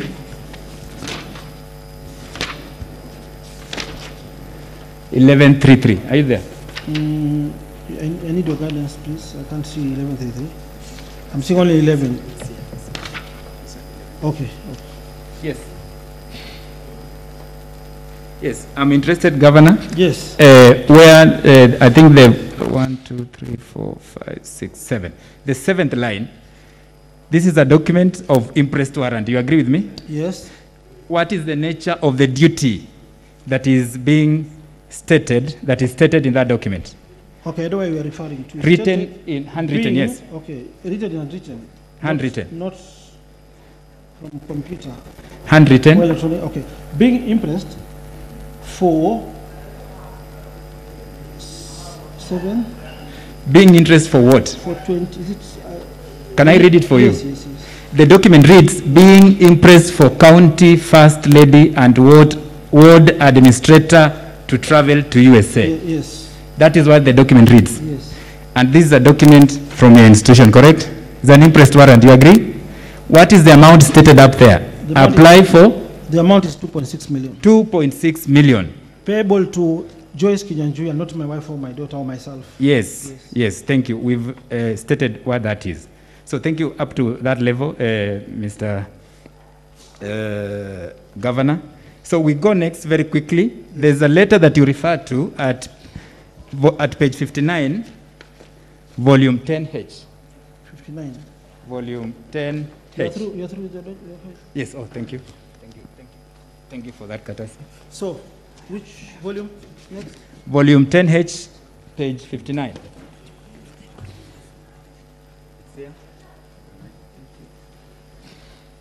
Yes, that is page 59. Yes. Just confirm, Governor, that that is. This one.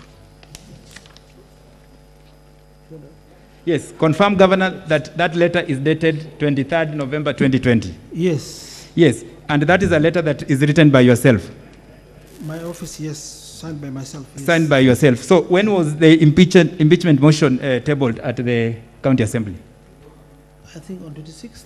On 26th of December, correct? Yes. Yes. So the date of your letter is 23rd, correct? Yes. Yes. Was this letter at any point in time copied to the mover of the motion?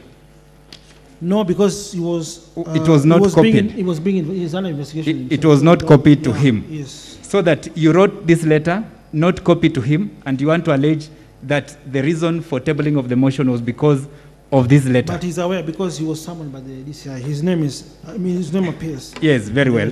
Yes. Very well. So actually, I want to put it to you, Governor, that you wrote this letter after you got wind of the intended impeachment proceedings to blackmail. I disagree with you because you the disagree. letter is received. Okay. No, the letter is received on the same date. Yes. Thank you. And again, now, also, your client is mentioned in the Auditor General report for swindling the county. Yes. 3 million and is supposed to refund that money. Yes. Thank you. 2018, 2019 Auditor yes. General report. Thank you, Governor. You mentioned something about Janet, who was your former officer. Yes. Yes. Of course, of course, unfortunately, refer to her. Yes. Very strong words. Yes. But I want to ask you, Governor, do you have any evidence? Yes. What is your intervention? There is, Councillor Harrison. Thank you very much, Mr. Speaker, sir, honorable members. It's just that I noted that the red light is on, and on account of your, Mr. Speaker's assignment to me a strict timeline, I thought the same should apply to him as well. I stuck to your timeline. Honorable members, out of respect and deference to you, I stuck to the timeline. He should. 5 minutes only. Okay. No, I gave you a lot of latitude, and I've leaned backwards for you on many things. Yes. So let me also just execute my duty. Proceed. Thank you, Mr. Speaker. Now, Governor, I want just to establish one thing, whether you understand where the trial of impeachment proceedings takes place, whether it is at the County Assembly or at the Senate. Come again, please. Do you know where trial of impeachment proceedings takes place, whether it is in the County Assembly or it is in the Senate? In both houses. First, it's taken to the... Do you know where the trial? Do you know what is a trial? Yes. So do you know where the trial takes place? It starts at the Assembly. It's a? It starts at the Assembly and ends at the Senate. The trial. Do you know what is a trial? Yes. So do you know where it takes place? Yes. Is it at the Senate or at the Assembly? It starts at the Assembly. It starts at the Assembly according to you. Yes. So what I'm asking you, you asked whether the evidence that has been tendered before here was tendered at the County Assembly. I want you, and in 10 seconds, show me any provision that requires the County Assembly to table evidence at the time of tabling and debating the impeachment motion at the County Assembly. It is. I'm not conversant to the standing order. Give me a minute. Yes. So do you have? I have that law somewhere. Yes. Let me get the Assembly standing orders. Yes. Do you have any provision? If you don't have, then we'll move on. Yes. Standing order number 72-2 of the County Assembly. Standing order number 72-2. Yes. Yes. And kindly just quote the direct part that states that impeachment at the County Assembly must be accompanied by or done by way of evidence. The standing order is here. Do you have? Yes.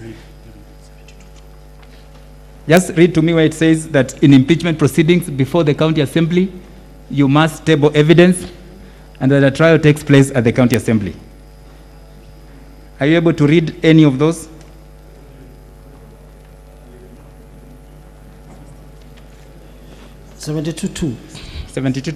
If a member has sufficient reason to convince the Speaker that the member is unable to substantiate the allegations instantly, the Speaker... My colleague is interfering with the witness. Oh, this is not 72, sorry. Yeah, please proceed. 72-2.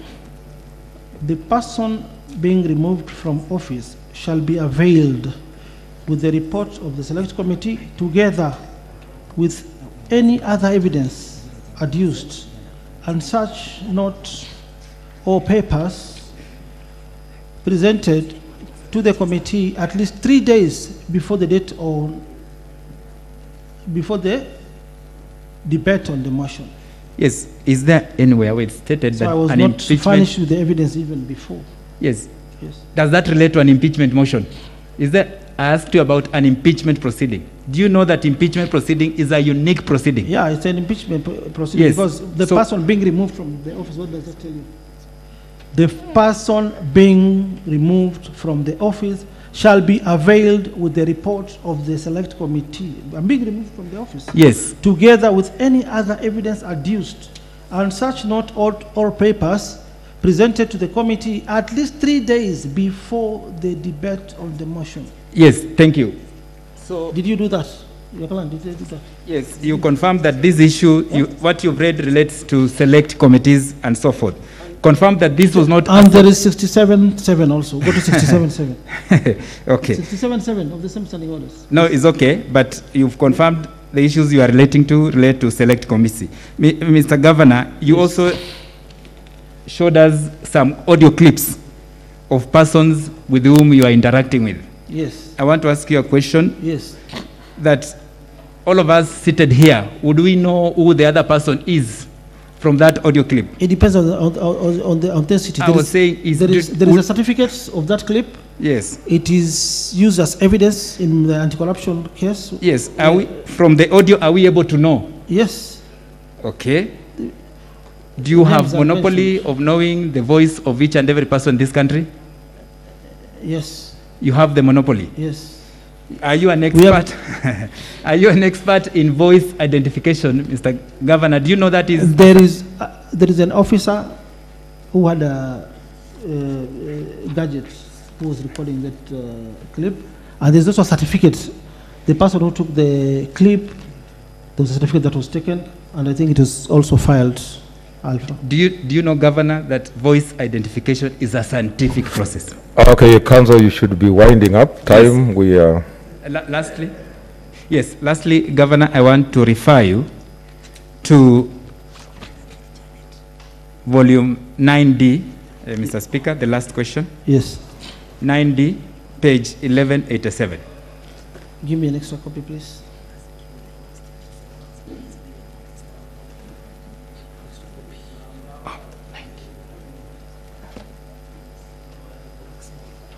The black small file.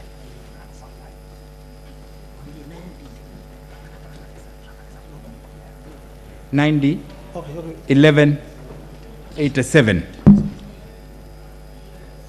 1187. Page, please. Page 1187. From down.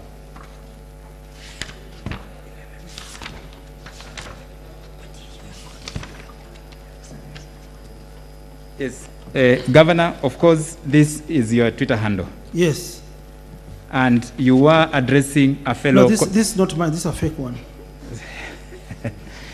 You had answered the question. Are you... The person being addressed here is a fellow leader in this country? There are various Twitter handles bearing the names of, and Facebook bearing the names of no problem. Mike Sonko, Mike Mobi Sonko, the names you mentioned, Mike Kyoko Sonko, Mike Ibanguli Sonko. Yes. There are so many, and even I've reported to the DCI. One question. Yes. The person being referred to in this tweet is one Millie Mabona Odhiambo, correct? This is not mine. But no, the person being referred to. The document you presented to me says that. Not yes, correct. It says that. Mm. And again, just for avoidance of doubt, the words, I wouldn't want to read them there. Those words are unprintables. Sorry? The words that has been used in these tweets are unprintables, are they not? Which words? Okay, then do you want to read it? I'm not the author. As the parting why should I read it? I'm not the Then read it. Author of this. Just read it. It's part of the evidence in the Senate. Kindly read it loudly. I'm not the author of this. Why should I? Just read it. We object. It's a document that is... This document is part of the documents that were submitted. This is 9D. I'm not the maker of this. 9D. Just read it. You will have time to stay I can't do that. I'm not the maker of this. Kindly read it. The document has abusive language. There are women I respect here. So then let me put to you a question. Yes. Mr. Governor, you know how to read? Yes. Kindly read that document. I can't read this document. Do you know how to read? I'm not the author of this document. It's just some abusive content, so I can't. Yes, we are the ones who produced it. Just read the document. Read as it is. What is your intervention? We do, Council. We do object, Mr. Speaker, sir, in that the document that is being asked to read is not a document that is ordered by him. It's not a document that he has brought here. It is a document that has been brought here by the county assembly itself. I think the county assembly has run out of questions, and as their time is over. Okay. I think we need to close. Okay. No, you don't have to direct, but this is my direction. That since that's not the document brought by the governor, you don't have to force him to read it. Yes. It is so directed. Much obliged, Mr. Speaker. Thank you, Mr. Speaker. I'll read it myself as I put it to you, Governor. The first line says, "My sister Millie Mabona Odhiambo." Does it state so? No, that is not me. I'm not the author of that. Yes, the second line reads as follows. That is you now insulting her. Yes, I'm reading. Yeah. So proceed as you insulting her. Yes. Okay, Council, just read and finish. So Yes. we don't have time. Thank you, Mr. Speaker. And the second line reads as follows. Inasmuch as I fight for the rights of the silent majority women, who are always major victims in such cases, my response to you is simple. You just said you love sex, and whoever you may have it with is none of my business. But you miss my point. Just as the way you have opened your mouth wide in this picture, I'm longing for the day you shall open wide your legs to give birth to a child, so that you experience the pain that the mothers I am defending go through. That will be all, Mr. Speaker. You're looking for sympathy, my friend. Okay. Thank you very much. You want to stand down, the governor? I think you've been standing for long. It's over. Okay. Thank you so much, Governor. You may take your seat.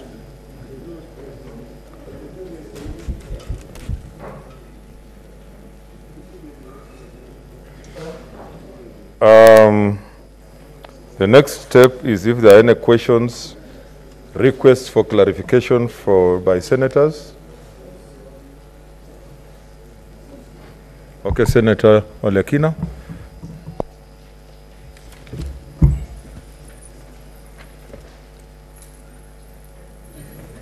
Mr. Speaker, I thank you. For not more than 2 minutes, eh? Yes. I just want to seek some clarifications in regards to the trip to New York, which evidence has been tabled that it was sponsored, or rather it was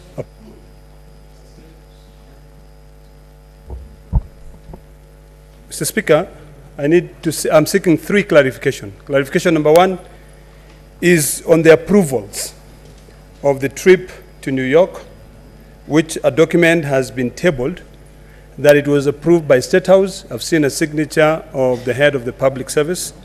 If that can be clarified, I'll be happy. Second, Mr. Speaker, I seek clarification on the issue of the bursary fund, which a document has been tabled indicating clearly that that was stopped. I want to know at what point was the RTGS stopped? Was it at the point? Senator Olekina, you know you must direct the question to somebody. Okay, it thank cannot you, be just Mr. Speaker. Mr. Speaker, what I wanted to seek clarification are 2 things. One, and my clarification, I'm directing it to the Assembly, because they're the ones who have brought up the case. Number 1, were you able to look at the documents, and were you satisfied with the documents that the trip to New York was actually approved by State House and not by the county executive?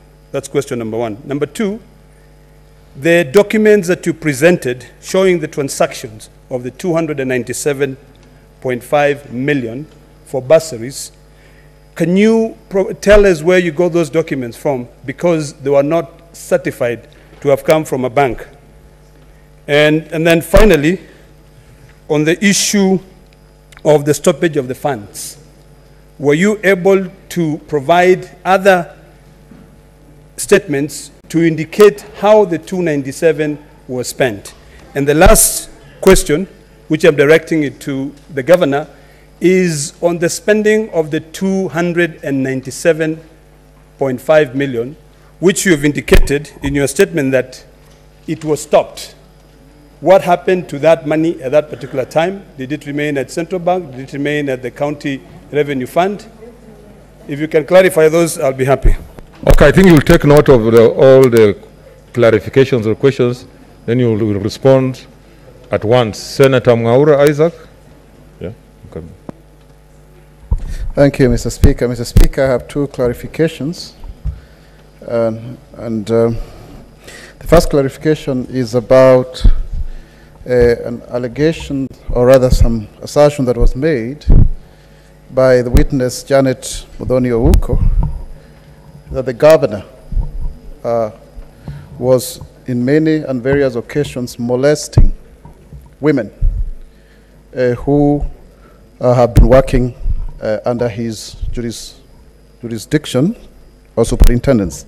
So exactly what does that mean? What does that molestation mean? And number two, in the cross-examination by the council of the county assembly, I didn't get it clearly, Mr. Speaker, if the assertion was to the effect that the letter written to investigate the mover of the motion was only written when the motion was drafted and served accordingly. So I would really like to get that clarification, Mr. Speaker. Thank you. Senator Linturi.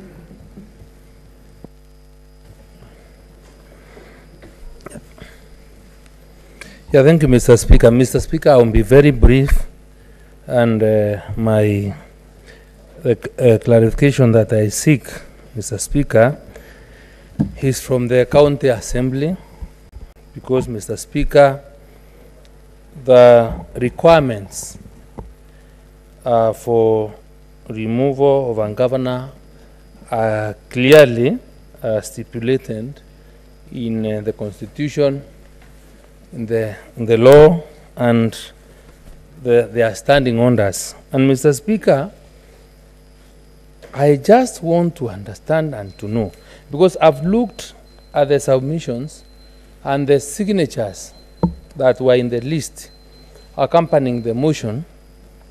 I did not find one very important document which I really want to be told whether it's by way of omission, whether it's in another document which have not been able to trace, or where it could be. And this relates, Mr. Speaker, to the logs or a document from the County Assembly of Nairobi showing actually that 88 members of the County Assembly voted in the affirmative to remove Governor Sonko.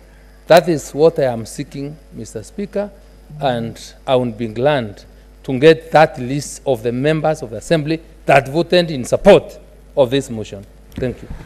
Okay, maybe as we proceed, the teams, the council for the teams, what you will do in your, you will respond when I'll give you time for your closing statements, so that we save on time, because you have 1 hour. So just note the issues that are being raised, then you will address them when you are giving your closing statements. Senator Pareno, Judith. Thank you, Mr. Speaker. My question is to Governor Sonko. I would like him to clarify whether he knew this lady who received the money on behalf of the wife and the daughter while they were traveling to the US. I know he confirmed that what he was looking at was an imprest warrant in their favor. And whether this money, we would want to know whether this money ended up in the hands of the wife and daughter. And why would this lady, who I would hope he would be able to tell us who she is, would receive on their behalf? Senator Kangata.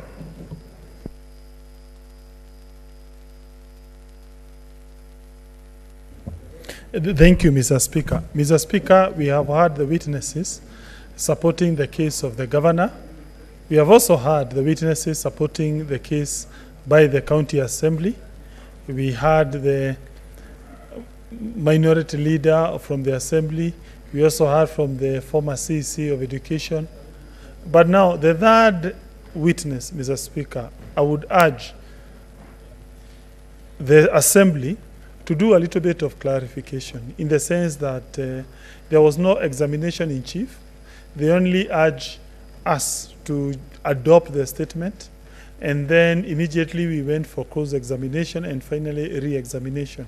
I urge the Assembly to highlight key major highlights of that statement, particularly taking into account, yes, it is true, we will read that statement and be able to know what the nature of the evidence, but I would imagine those out there who are not following, or rather they don't have the opportunity to read that statement, or even some senators who for one reason they will not be able to read that document, they understand the gist of witness number 3 of the Assembly. Thank you. Senator Wambua.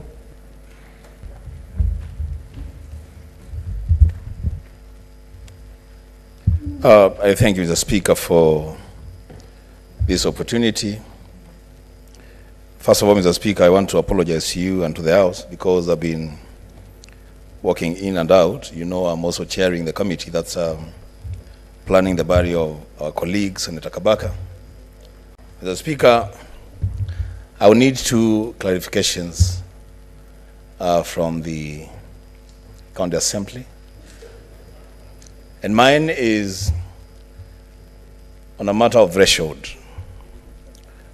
Whether they are convinced that the threshold for impeachment has been arrived at in terms of the numbers of the MCRs who voted for the impeachment of the governor, and in terms of the process as captured in their own standing orders for impeachment of the governor. Whether they are convinced and they can clarify to this House that there is evidence that the threshold for impeachment was arrived at.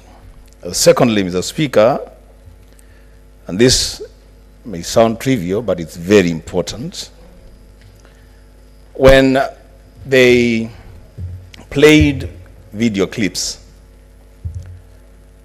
I saw a video clip that I'm trying to link the clip to the accusations for impeachment, and I don't see any correlation. The clip on the governor dancing to a tune, party after party. I'm wondering whether the County Assembly of Nairobi City is inviting the Senate of the Republic of Kenya to impeach a governor for dancing. Thank you, Mr. Speaker. Senator Cheriot. Thank you, Mr. Speaker. I have just a clarification. I need the Assembly to point us to, I've gone through the list of the documents that they supplied to us, just for my own, and maybe for a few of the members who may be having questions on a few things. The following, it will just be sufficient for me if they tell me document XYZ on such and such a page, the document you need appears there. That will be enough for me. Number one is the copy of the invitation letter for the governor to appear before the Assembly for his impeachment process, copy of that letter. Second, a copy of the Hansard that confirms the call out for governor to appear before the Assembly. You know, Mr. Speaker, the same way, once when you have witnesses appearing before our committees on such and such, on different issues when you're investigating different matters, you'll call out and say witness XYZ, first time, second time, third time. Just a copy of the Hansard to confirm that indeed they afforded the governor the chance to appear before them and he waived that opportunity as they allege. And lastly is what I think 2 or 3 of our colleagues have already asked, the copy of the Hansard with the list of names of the 88 that they say voted to impeach the governor. Thank you, Mr. Speaker. Senator Okongo Mogeni.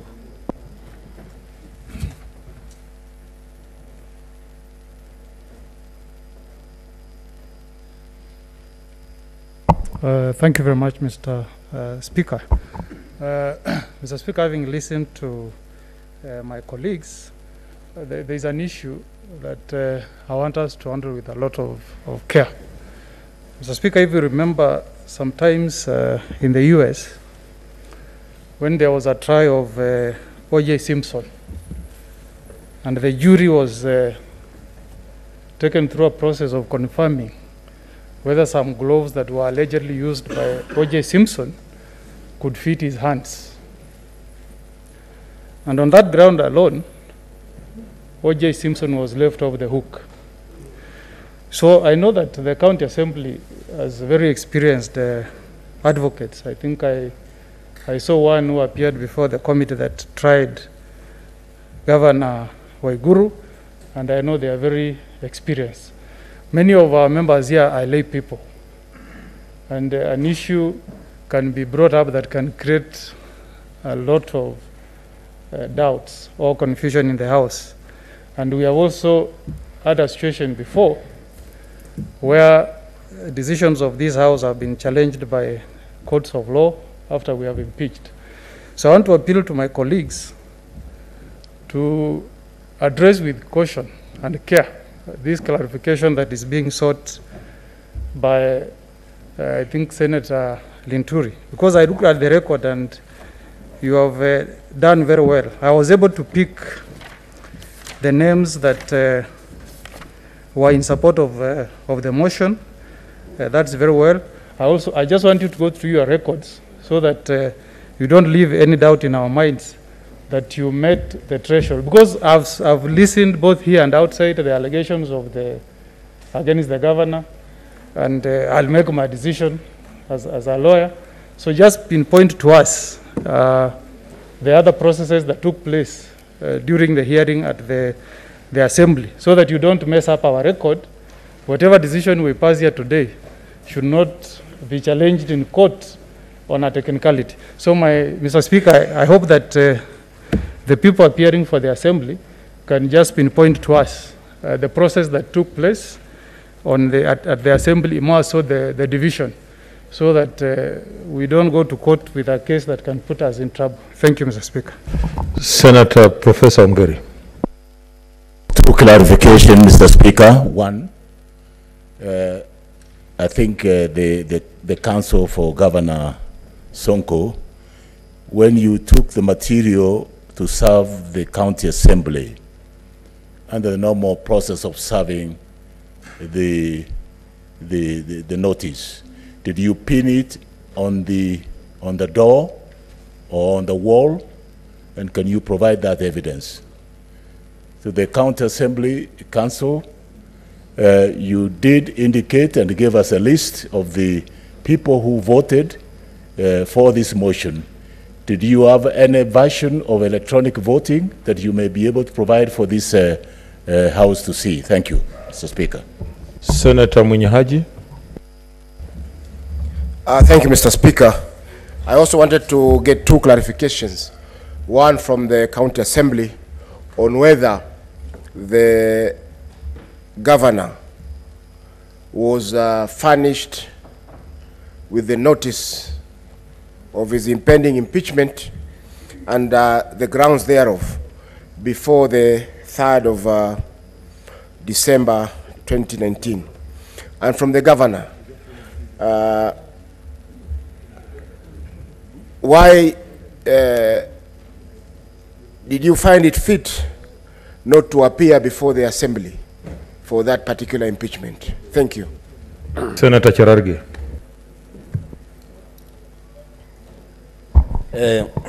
Thank you, Mr. Speaker. Two clarifications. One is to the governor. You gave us some documents on the issue of bursary. Maybe a quick one. I didn't see the status update of the investigations that you are talking about, that some MCAs were being investigated by the DCI and EACC. We just saw letters that you told us that had been written by DCI and EACC on the misappropriation of bursary funds. And would you be kind enough to, if you can or not, to tell us how far, or is there any status update? And number two, to the county assembly, a quick clarification. This issue of diversion of bursary that has been made, in your role and oversight, did it come to the attention of the county assembly? Number three, Mr. Speaker, in line of what my colleagues have asked about service and notice to the governor to appear before the county assembly impending his motion, were the procedures being followed? And were you aware that the governor did try that as the mover of the motion or as the county assembly, that did try to access the premises to be able to tell his side of the story as to appear as by the principles of natural justice? I thank you, Mr. Speaker. Finally, Senator Mbogo Chila yako. Thank you, Mr. Speaker. I want to ask both sides, the side prosecuting and the side defending. We have listened to you for nearly 2 days. Now I want to ask you, when you get opportunity to conclude your submissions, can you sharpen what the case is about, and can the side responding sharpen what the defense is about? There are so many things and waves in this issue, and we have to make a determination that is summarized and accurate. If we are left to navigate through this pile of documents, we are likely to make the wrong decision, at least most of us. But for me, who has a legal background, I may do something good. But remember, it's the totality of votes. Thank you, Mr. Speaker. You know, I had said finally, but I don't know, because, you know, we must also be realistic that we have been sitting for a long time. We still have quite some time to go, so that the law of diminishing returns is coming. So I'll only allow, I can see Rose Nyamunga and Stewart Mazayo. Please. Thank you, Mr. Speaker, for giving me this opportunity. I would just like to know from the governor, because from his presentation, it was very clear that he is concerned with the education of the children of Nairobi. And for purposes of continuity and concern for the children, it would be very good for us to have a clarification as to whether the students that had been started by the former Governor Kidero, the students who had been set aside for bursaries, did he continue with them, or it was that one was totally abandoned and then he started on another list or another set of children? It is important for purposes of good governance. Senator Mazayo. Then I had said finally, but of course now I can see the lead. No, the leader of minority. I think he'll close. Let's give him that opportunity. Asante, Bwana Spika. Bwana Spika, kwa upande wa mashtaka, kuna stakabadhi zimetolewa hapa na ni wakati mzuri ikiwa wanaweza kufafanua zaidi. Ikiwa kwa upande wa mashtaka, je, yule aliyeshtakiwa Bwana Gavana alipewa nafasi ya kusikizwa? Na kama alipewa nafasi hiyo, je, alipopeleka stakabadhi zake ziliruhusiwa kuchukuliwa ama hazikuchukuliwa? Kwa upande wa Gavana, je, alipewa nafasi hususan na kaunti kwanza kuweza kupeleka hizo stakabadhi na hatimaye kupewa fursa mzuri sana ndani ya bunge la kaunti kujitetea kama hivi walivyojitetea hapa? Nafikiria pande zote mbili zikifafanua ingekuwa vizuri kwetu sisi. Asante. Senator James Orengo, leader of minority. Mr. Speaker, I'm just standing up in the interest of time, because the councils have got opportunity to make their closing remarks. So in closing remarks, the county assembly knows the case they want to make out of these proceedings. The governor's team, they know the case that has been made against them. So in terms of clarifications, we may get into the danger of having submissions being tendered at this stage. So I would encourage that there are very specific questions like the one Senator Kongo Mugeni has asked, which is a matter of evidence. So when you have been asked to pinpoint, please pinpoint instead of giving an explanation. Yeah, because we can explain the same ourselves. Yeah, otherwise you may get a situation where you are addressed for 1 hour on a matter which has nothing to do with evidence. And that time is coming later on. I had... Okay, Murkome. Thank you, Speaker.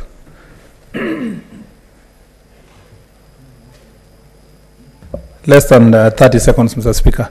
The County Assembly has given us a lot of video clips Also, the governor gave us a number of video clips from the county assembly to facilitate the very important question that has been asked by almost everybody. You saw there are some of our colleagues now who are going to participate in these proceedings via Zoom, and they will vote via Zoom, and we'll see their faces and we'll hear their voices. The question I want to ask you, did you share with us the similar vote in terms of the video clips for the MCAs who are not inside the chambers but voted to add to the 88 to facilitate all of us to deal with this problem that we are being told the electronic vote was corrupted or hacked, or people's voting pins were used without their permission. If you can give us similar to the ones that we'll use today for our colleagues who will not be here, where the voice of the MCA, the face of the MCA is seen, and the voice of the MCA is seen. It will really appreciate, it will help us make a decision on the threshold. Thank you. Thank you, honorable senators and our two teams that were here. We are now getting to the tail end of our two-day session, and like I said, impeachment of a governor is a weighty matter in this country. It's a very serious responsibility for this Senate, and that is why we have been patient, we've listened, clarifications have been sought, and now I want to give you an opportunity. You have 60 minutes each side. 60. 1 hour, 1 hour. 1 hour, that's the rule. But if you can use, that's the maximum. If you can use less than that, the better, because these are very intelligent people. They have listened, they have heard, they are processing what you have said. They are experienced, like Emeritus Wako. So please also avoid repetitions and things that don't add up to your case. Thank you. Just like they have said. So the first to go will be closing statements on behalf of the County Assembly. Thank you, Mr. Speaker. 60 minutes, Sir, okay. My name again is Ndegwa Njiru. We want to thank you for the opportunity of giving us to prosecute this case before you and for the time that you've taken. I'll begin by giving clarifications, and at the tail of it, end of it, I'll share my time with my colleagues. Mr. Speaker, sir, with the clarification sought by my senior learned friend, my teacher, Mr. Murkomen, Senator Murkomen. He has sought to know whether County Assembly provided the video clips of what transpired at the County Assembly. When I was under him, teaching me the rope, he told me that rules of procedures are followed as they are legislated. To that effect, Mr. Speaker, sir, the rules of procedure guiding this House, one is that of the standing order, and most importantly, standing order number 75. Number 75, unless amended, to incorporate the new emerging concept of proceedings in a Westminster Parliament, does not require us to file such kind of proceedings.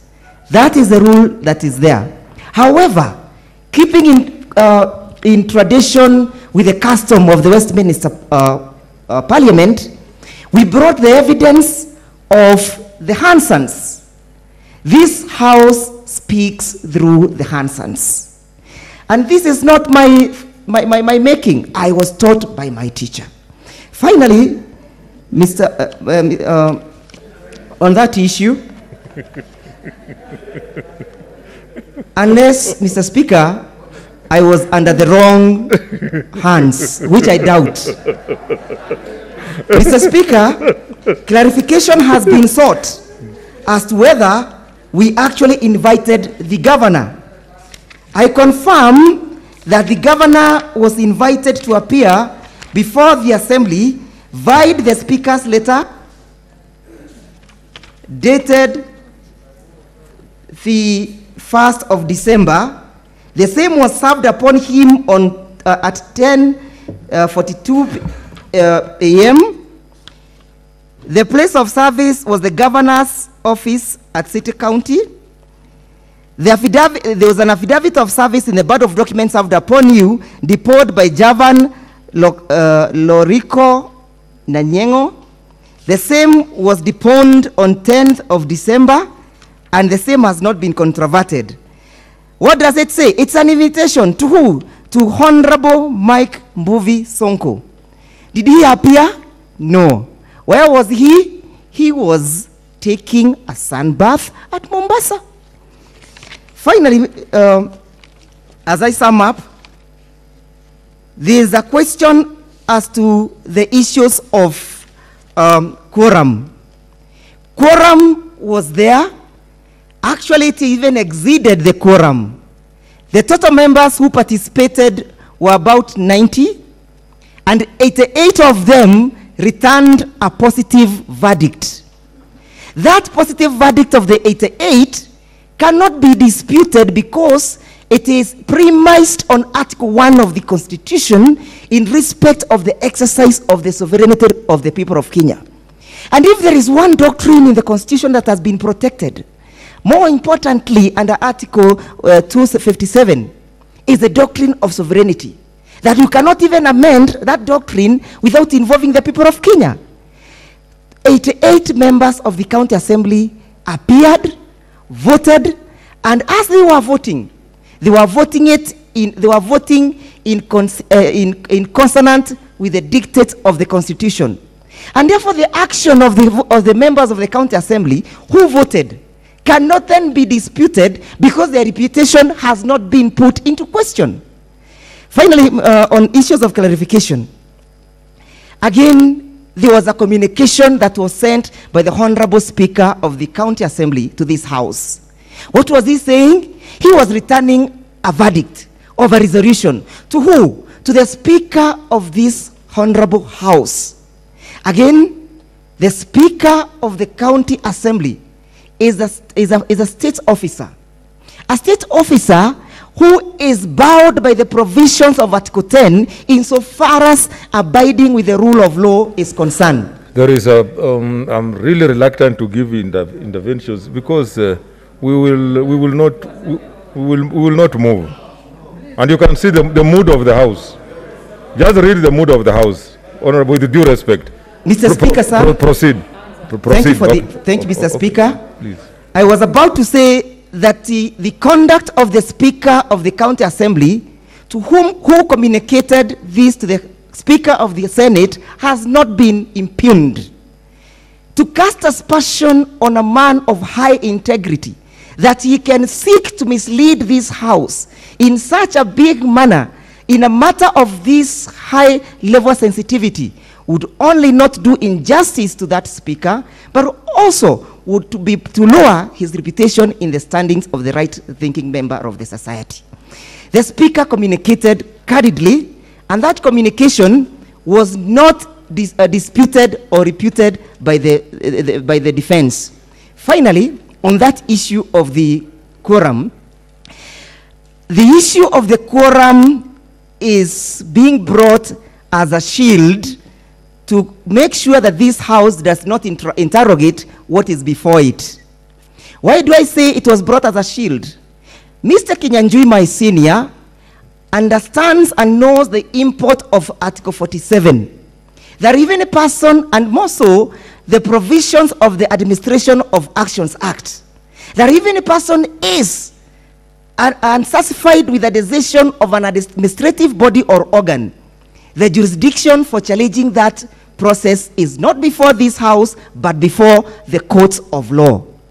It says further, Mr. Speaker, sir, that any person who has doubts with the decision of a body like the County Assembly, the procedure would have been that of judicial review. The same was not availed. He never took that opportunity so as to bring that issue as a second thought. Finally, on the issue of the quorum, this House is guided by Article 181 as read together with Section 33 of the County Government Act. Section 33 of the County Government Act, as read together with Order number 75 of the standing orders of this House, does not put this House as a prefect to my client. It only says, upon receipt of a resolution of this nature, the House will convene to hear that particular resolution, whether it stands the test of time to impeach the governor. But Section 33 does not say that this House can prefect another constitutional organ. Reason being, in the constitutional equilibrium, these two organs are exercising their constitutional functions. The only person mandated to question the constitutionality of the process is the High Court under Article 165, Clause 3, where it says the High Court has power to interrogate whether anything said to be done has been done in accordance with the provision of the Constitution. I therefore submit, with respect, Honorable Speaker, that the question of quorum cannot be raised as a shield, cannot be raised as an afterthought. It has been, Mr. Speaker,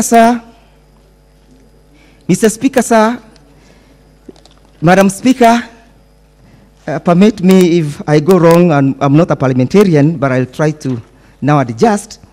There was a question that has been put as to the question of the letter dated 23rd of November 2020. A letter a purported complaint by the person facing the charges.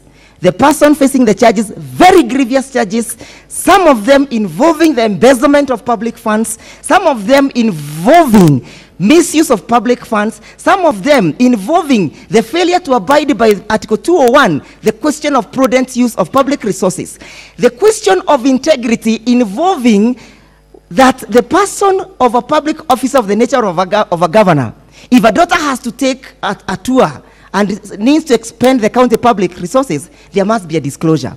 That person, Mr. Speaker, Madam Speaker, is the one who is now coming to impute and to punch a holes at a witness who has brought a motion to rescue the 4 million members of Nairobi County. We must then look at the conduct of the person who brings such kind of an allegation. The letter was done as a means of attempting to cajole and to intimidate, to harass and to embarrass the witness. And that is why to date, there is no action that has been taken by the bodies that are mandated to take actions, insofar as the question of investigations is an issue. Mr. Speaker, sir, we have to question the motive of that letter. It's not a letter that was brought in good faith. It is not a letter that has actually been brought by a man with clean hands. The man does not require any favor before the eyes of equity. The hands are dirty. They are so dirty in the sense that equity cannot aid. Mr. Speaker, clarification was sought on the issue of the witnesses, whether the threshold, actually the threshold was met. Yes, both the arithmetical threshold in terms of quorum and the constitutional and statutory threshold were all met. If they were not met, me having or enjoying the experience of my senior Mr. Kinyanjui, the first day the resolution was done, he would have been in court to challenge the same. Suffice to note that even his application that was brought to challenge the processes in the High Court case number 35 of 2020 was dismissed yesterday by Judge Matthew Ndomanderi, even as we were proceeding with these proceedings. What does that tell you? It tells you another constitutional organ has pronounced itself as to what transpired in the county assembly. If then a High Court, a court established by the Constitution, has made a verdict and dismissed Mr. Kinyanjui's application dated the 30th of November. Who are we to question the processes? The only forum, honorable members, that can be questioned is the forum before that has been created by the Constitution, and that is the High Court of the Republic of Kenya. Clarification on the question of the clip clip after party clip. Mr. Speaker, Madam Speaker, we cannot look at the clips in isolation. We are looking at the clips in a holistic manner so that one can piece them together, the conduct of this particular person. While analyzing these clips, Madam Speaker, one must then go to the provisions of Article 75. One must seek leave in the provisions of Article 76. Those articles speaks to the conduct of a public officer or a state officer whenever that person, either in private or in public. And why do they speak? They speak in a manner that the conduct of that public state officer must breathe confidence in the office that he holds. So a man comes to his office, dance party after party. The man is supposed to go and is supposed to go to France and do a bit of exploration as to whether Nairobi can reach the status of Paris. He decides to go dancing. What does he say? Party after party. We send a man to France. We send a governor to France to expend public finances. He goes joy riding. Is that a person who requires the mercy of this assembly? That's not a person who requires the mercy of this assembly. Madam Speaker, you must look at the evidence that was brought here. But before I go to that, there was a question whether the governor was furnished with the notice that I have addressed. There's a question of the diversion of the bursaries. Yes, evidence has been adduced. It is contained in our document, in our file labeled as 9A.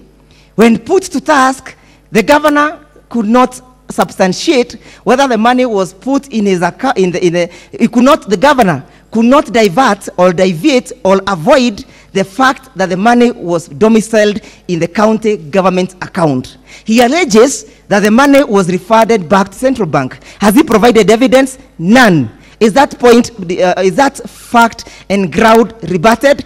No rebuttal. That is a score. Madam Speaker,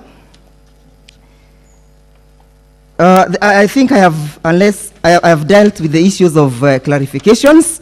Allow me and permit me to just give a small address as a question of the evidence that was provided, then that I'm addressing my senior learned friend, Mr. Senator Omugeni. Senator Omugeni has sought to know, or rather to ask us to assist the members of the Senate to understand the evidence. Members of the Senate, we have files ranging from 9A up to, we have 9A, 9B, 9C, 9D, and 9E. All those evidence are critical to the proceedings before this assembly.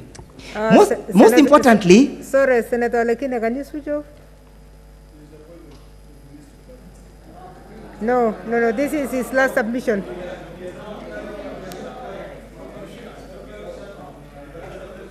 Senator Lekina, you can read the mood of the House. Take down your points. Senator, order, Senator.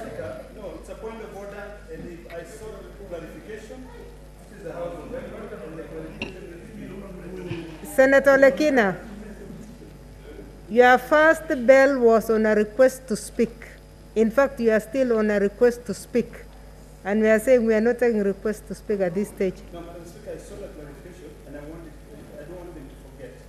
So if they can clarify, I'm not disturbing. You respond. You ask the question, it's responded.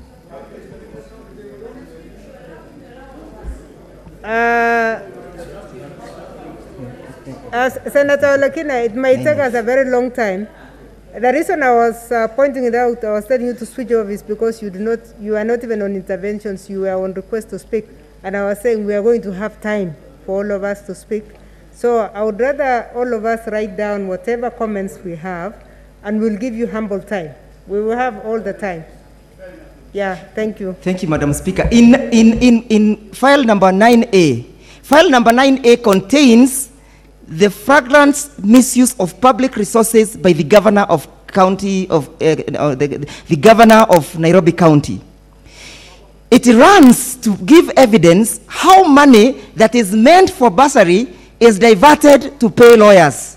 We have demonstrated that the money came to the account on the 11th of July 2019, and the same money 2 days later, on the 15th of July, advocates are paid millions and millions and millions of money meant for our children. A question was asked whether those children were able to be put to school. How would those children go to school when their money has been used for the wrongful purpose? They cannot go to school.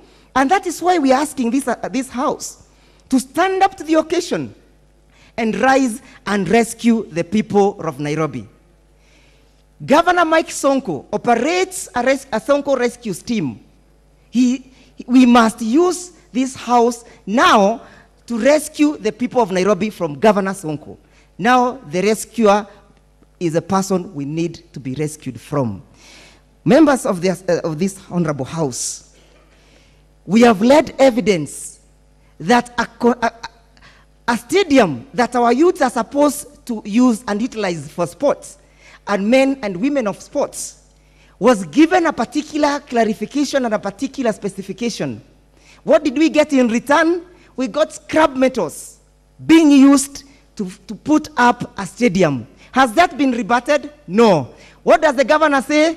The governor says, very, very in a manner that I would not want to describe so that I may not be accused of being disrespectful. He says that this is not my officer. The officer left, or the officer left the office. He does not even have the guts or the ability to realize that Section 30 of the County Government Act enjoins him as the sole person who has the responsibility of protecting the public resources. What does the Public Procurement and Regulations Authority say? They say the money was not put into proper use. What does Article 201 say? 201 says that there must be prudent use of public resources. Prudent use means that Kenya should not even lose a single shilling. A single shilling matters to the Kenyan. Why? Because they are the taxpayers. Why? Because they own the money. There should be no excuse for all purposes and intent to excuse a fraudulent person. Evidence has been led that we did not get value for the money when it came to the question of the construction of the Dandora Stadium. And Governor himself has actually acknowledged that the EACC, in its affidavit, paragraph 15, that the EACC is actually investigating that processes. Honorable members, if the process was beyond reproach, would EACC have swung to actions? By the fact that a constitutionally or a statutorily established organ has swung into action, punching holes to the entire process of the construction of that stadium, it tells you that there is smoke. Where there is smoke, there is fire. How do we put out the fire? This House must extinguish this fire. If this fire is not extinguished by this House, by upholding the impeachment of Governor Sonko, it will not only consume this generation, but it will also consume the future generation. What does Article 10 speak to? And what does the preamble to the Constitution speak to? It speaks to us upholding and utilizing our natural resources, be it finances or whatever, in a manner that is prudent, so that we can promise the intra and extra generational equity. Intra and extra generational equity is a principle that says that the person in charge of today's resources must be prudent so that those resources can also be available to be utilized by the future generation. How will the future generation benefit with a stadium that was supposed to be done with concrete? Now it is mere scrap metals. I believe wherever Catherine Dereva is, I believe where Kipchoge Keino is, I believe where our athletes are, those who are alive and those who have departed, they must be turning in their graves.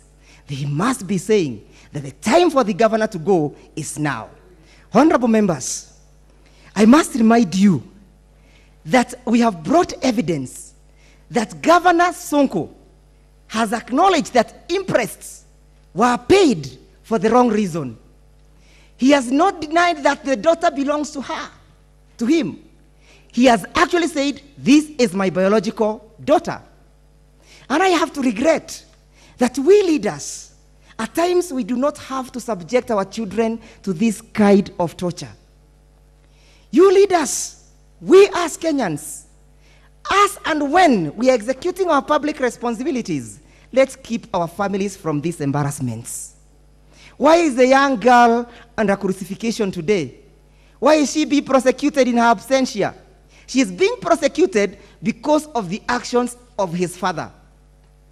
Her father. Her father is negligent. Her father is not capable of running a public office.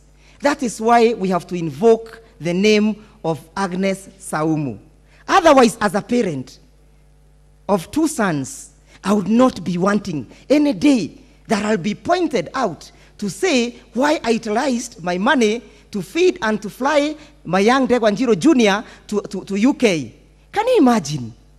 Somebody using public resources. Impressed have been brought. Going to the UK, to the US, putting someone on a chopper for a tour of the UK, of the New York City. Honorable senators, I know you are capable. How many of you have flown over the city of Nairobi just for sightseeing? How many of you? Is that not extravagancy, honorable senators?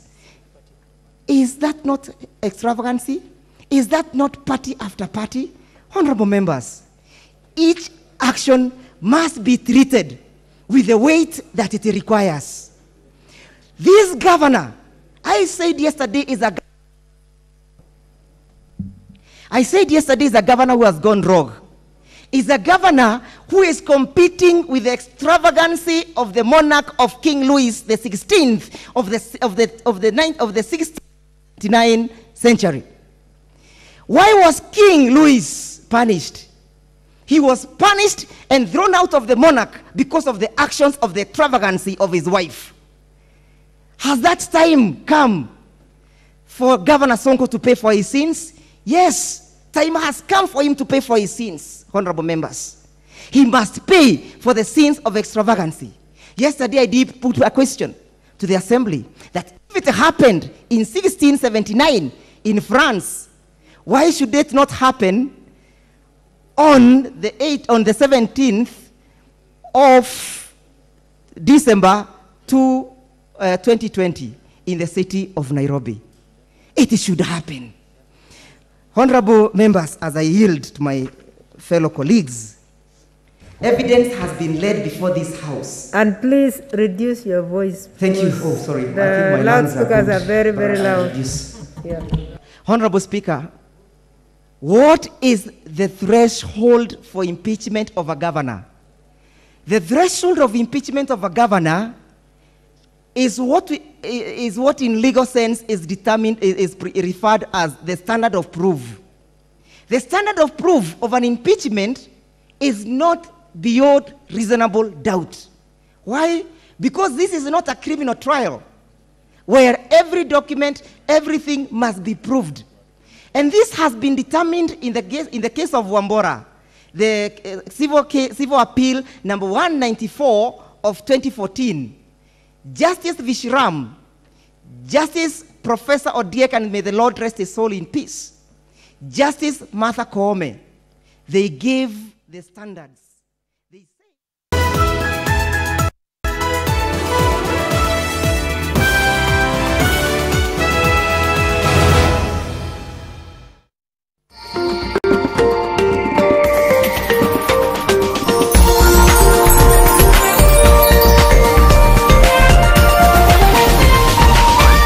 This is NTV.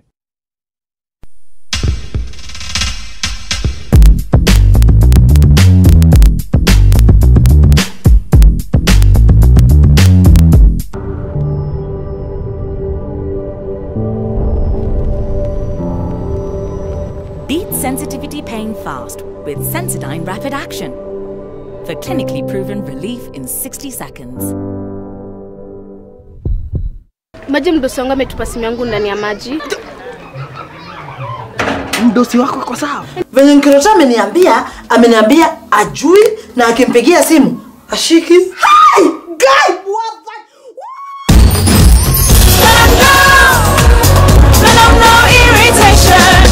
For the women who deserve more, Moped is now in Kenya and more than 40 countries. With its nylon-free surface, new Moped has unique softness and up to 100% protection. Your skin will love it. When the world changed, it made us go back to the simple joys and love the little things even more. Like serving up your best, eating together, and sharing more. Now, oh.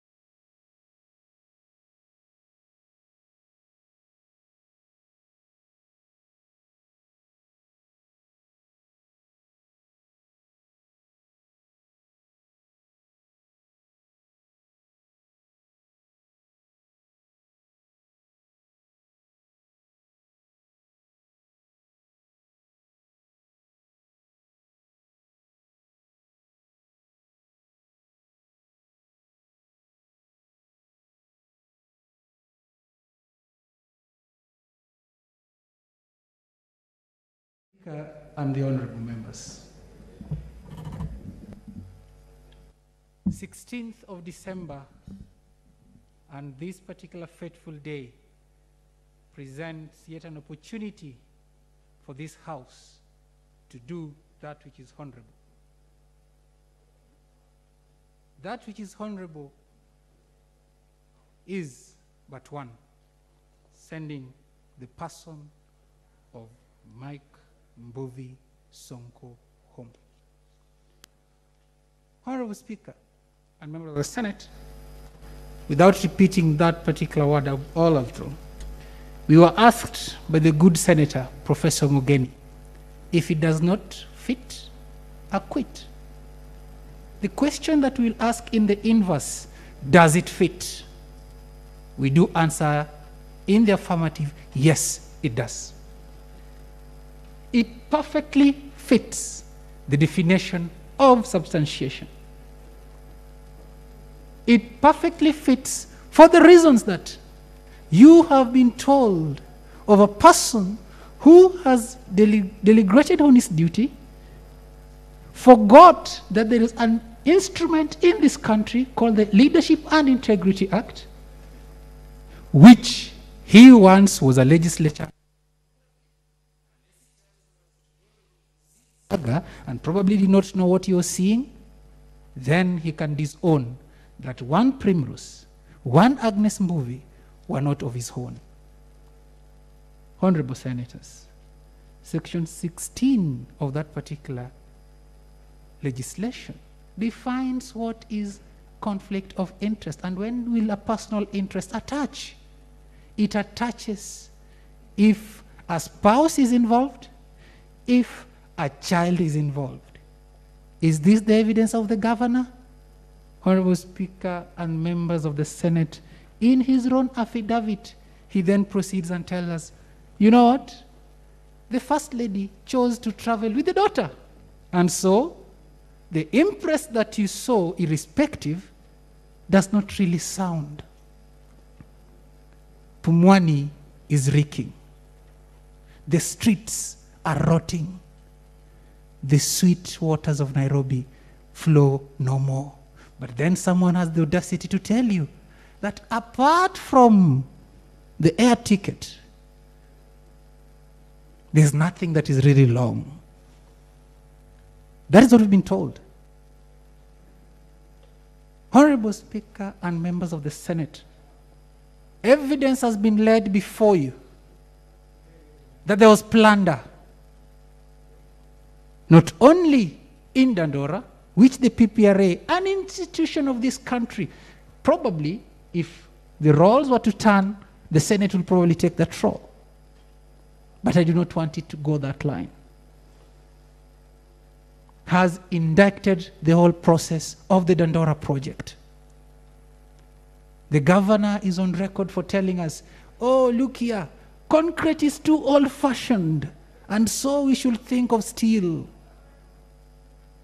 Steel forges metal, but steel equally shatters glass. He has used that very process to shatter Nairobi. Nairobians, 4.5 million of them, are crying to this Senate.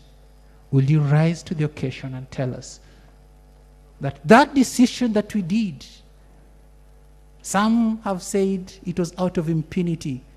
I argue not. It wasn't. It was our choice. It has a consequence. And the consequence that we had is one movie, Sonko. Should we proceed with this particular person as the governor? I leave it to you. Your wise counsel shall steer us through. Honorable senators and members of this particular house, the Speaker, Nairobians are watching.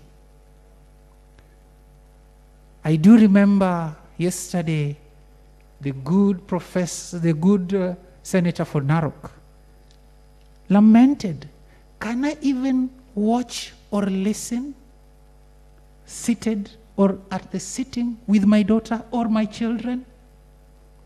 I leave it to you, honorable senators. That disrepute that has been brought to the office, it is a public office. He could not stand it. I am a father too. When my daughter grows of age, will I tell her that once there was a man, and that man was Sonko, who uttered words without due care? Honorable senators, the person that has been brought before you by the county assembly has chosen to act in reckless abandon to public funds. He has chosen to disabuse the notion that humanity, we are equal. He has chosen to trample not only on us, persons seated here, but equally our mothers, our daughters, our sisters.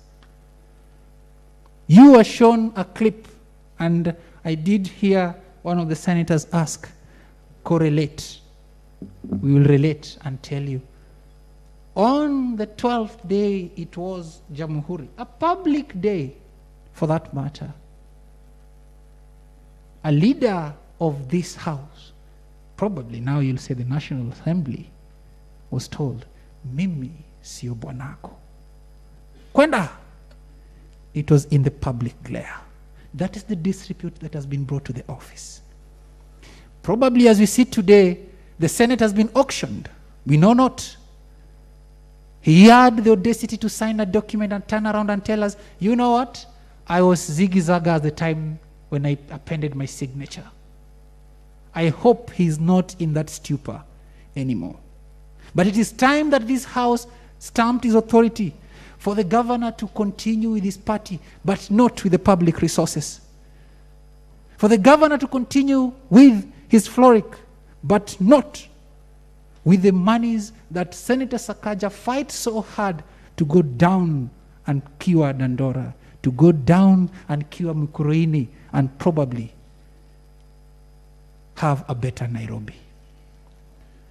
You will be told that, you know what? The threshold was not met. You will be told, you know what? The allegations that were levied have not been proved. I stand to beseech you. The allegations were not rebutted. Not one of them. Not one of them. When the governor took stand to answer, he took us on a rally of how he had to audit his predecessor. That was not the charge before this Senate. When he stood, he told us, hey, look here, there were these diversions. There was this payment of bursary. It was totally in a different financial year. But even if it were, he tells us, you know what? Actually, this money was requisitioned, but then I took it back to the consolidated fund 1 year and 2 months later. That is the evidence that was led.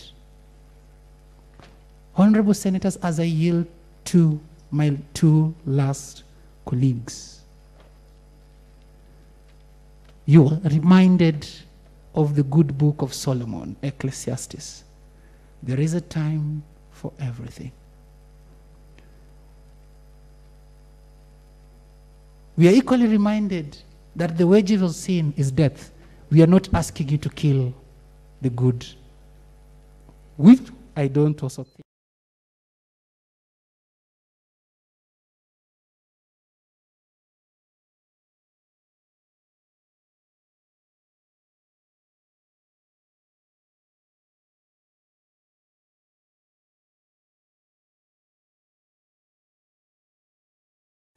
My friend, let me finish. Let me finish. You have asked me a question. Let him answer. Okay. Counsel. Enda pole pole. Wacha speed. Mimi sipeleka kumbio, my friend. I'm a fan of cases. Mambo ni kama kiazi moto kwa seneti wakati gavana Mike Sonko akisubiri seneti kutangaza hatima yake. Na pia nikasema ya kwamba nimewasamehe hata huyo bibi wangu anaitwa Jacqueline Zelani, sababu ni bibi yangu na hako na watoto wangu. Atafute njia pia naye aniombe msamaha. Julius Wambua, baba aliyesingiziwa ubakaji wa bintiye, sasa yuko huru. Ameondoka Kamiti baada ya miaka 10. Watoto 3 waangamia katika mikasa tofauti, huku mwingine akiuawa kikatili.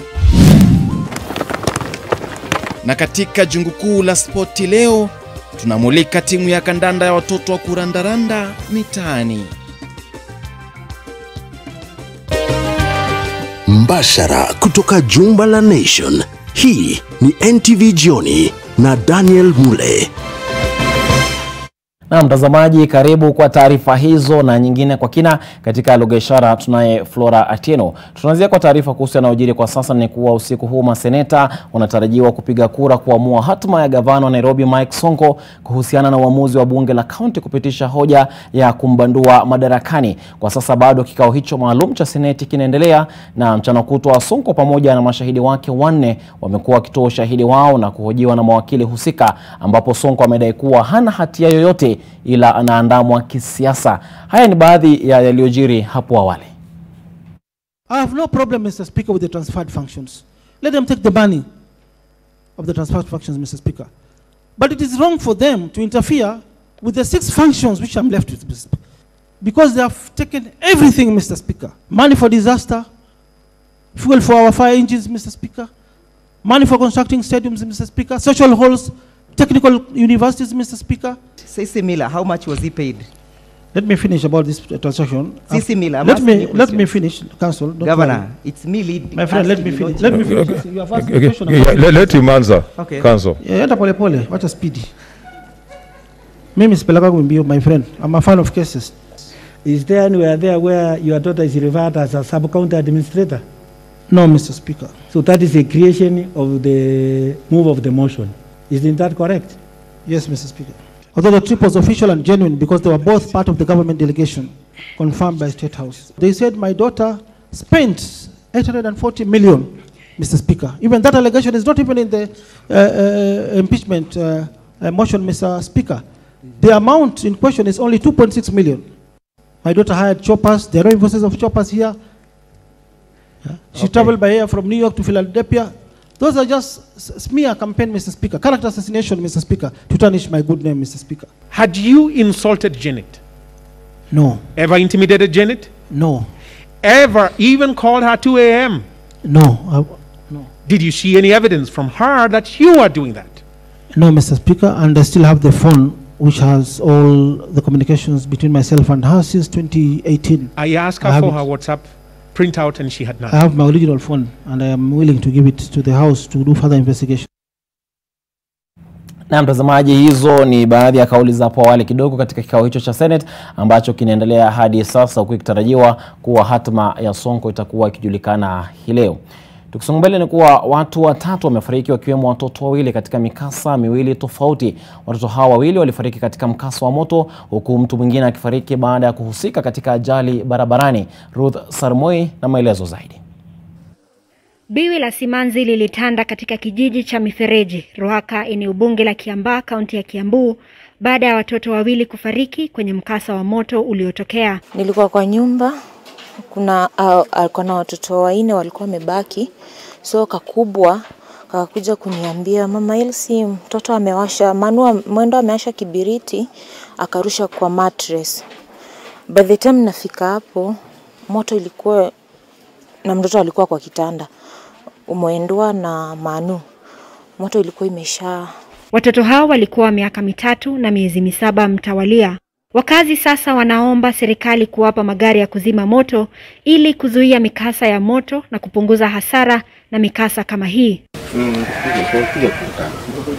Wakati huo huo, wakazi wa kijiji cha Manyata katika kaunti ya Murang'a wametamaushwa na kisa cha kupatikana kwa mwili wa mtoto aliyeuawa kikatili kwa kukatwa na viungo kutupwa ndani ya sanduku kwenye shamba la jamaa aliyempoteza mjukuu wake. Kulingana na Njuguna Mwiruri, babu ya mtoto aliyepotea, mfanyikazi wake anadaiwa kumteka nyara mtoto huyo wa miaka 7 Jumapili iliyopita na kumtorosha hadi Nairobi. Mfanyikazi huyo alitumia fursa hiyo kumshurutisha kumlipa mshahara wake wa mwezi huu kabla baadaye kudai shilingi 50,000 za ukombozi. Uchunguzi umeanzishwa kudhibitisha iwapo mwili huo ni ule wa kijana huyo wa miaka 7 aliyetekwa. Kwingineko, mtu mmoja amefariki huku wengine wakinusurika na kuachwa na majeraha baada ya ajali iliyotokea katika barabara kuu ya Kakamega kuelekea Kisumu. Involved a lorry, a black Noah and 2 motorbikes. One motorbike was from Konambaya headed to town. The other one was from town headed to was on the Kakamega highway headed up. And the lorry that had lost control knocked the Noah from behind. Manusura wanapokea matibabu katika hospitali kuu ya Jaramogi Oginga Odinga, huku wengine wakiwa katika hospitali ya rufaa ya Kisumu. Maiti ya marehemu imehifadhiwa katika chumba cha kuhifadhi maiti cha New Nyanza. Ruth Sarmoi, NTV. Na visa vya kutamausha hapo, tunazitakia faraja familia zilizopoteza wapendwa wao. Kwingineko ni kuwa Kenya itaendelea kupuuza mzozo wa kidiplomasia uliopo kati yake na Somalia. Kwa mujibu wa wadau mbalimbali katika sekta ya usalama ambao walifanya mkutano hii leo, kinachosababisha mzozo uliopo ni uchaguzi wa urais nchini Somalia ambao utafanyika mapema mwakani. Mwanahabari wetu Seth Olale ana taarifa kamili. Wandani wa wizara za usalama na masuala ya kigeni wameiambia NTV kwamba serikali hainui kujihangaisha sana na uamuzi wa Somalia kusitisha uhusiano wake na Kenya. Wadau wanasema Somalia haikufuata kanuni mwafaka za kidiplomasia, kwani haikuwasilisha malalamishi ipasavyo, kwani ni wizara wa mawasiliano aliyetangaza taarifa ya serikali ya kusitisha uhusiano wa kidiplomasia na Kenya kupitia runinga saa 6 usiku badala ya kuwasilisha malalamishi hayo kwa balozi wa Kenya nchini Somalia. Kenya is not mum. Kenya is just calm. Kenya knows what's going on in Somalia, and Kenya, I believe, thinks that the actions that Farmajo is taking in Mogadishu is because of the elections, and that there is no need to respond to such an escalation. If anything, Kenya's position should be that of de-escalation. Aidha, wataalamu wa usalama na masuala ya kigeni ambao walifanya mkutano wamesema mzozo uliopo unatokana na siasa za uchaguzi ujao wa urais. This whole the behavior from Mogadishu is really about the coming elections. There are a lot of problems in Somalia, and we sympathize with Somalia. The challenge is Mogadishu, led by Farmajo, is trying to externalize the challenges that he's facing so that he can get some votes, and unfortunately that is creating challenges between these two countries. We hope that after the elections there will be better relations between Kenya and whoever is going to be elected in Somalia. And with this, in a situation where the same person who read the statements looks for the first flight to come to Nairobi to be with his wife and his children who are going to schools in Nairobi, and he has properties in Nairobi. Such is the situation.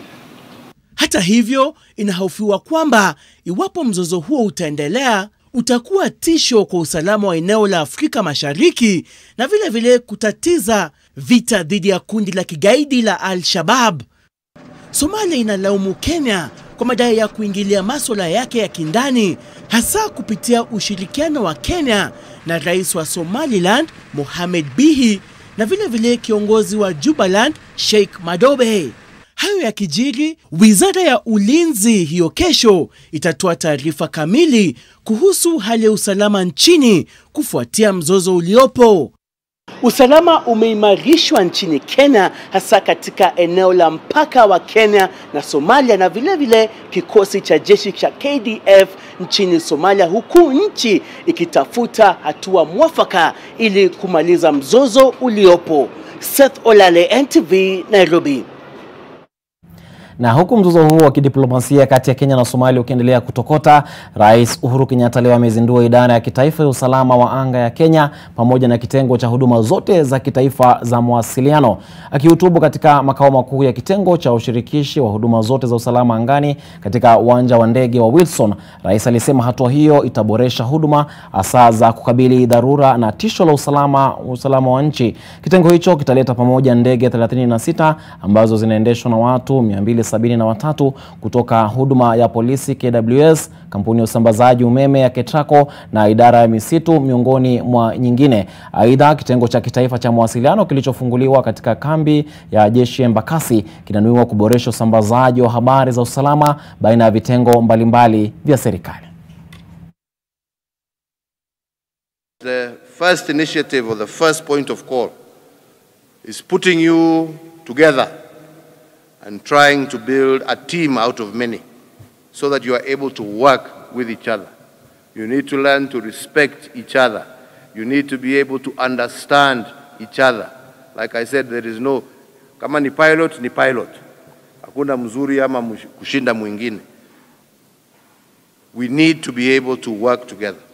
And we need to be able to develop that culture of respecting one another, understanding each other, supporting one another in recognition that we are here with one duty, and that is to serve the Republic and to serve the people of this nation.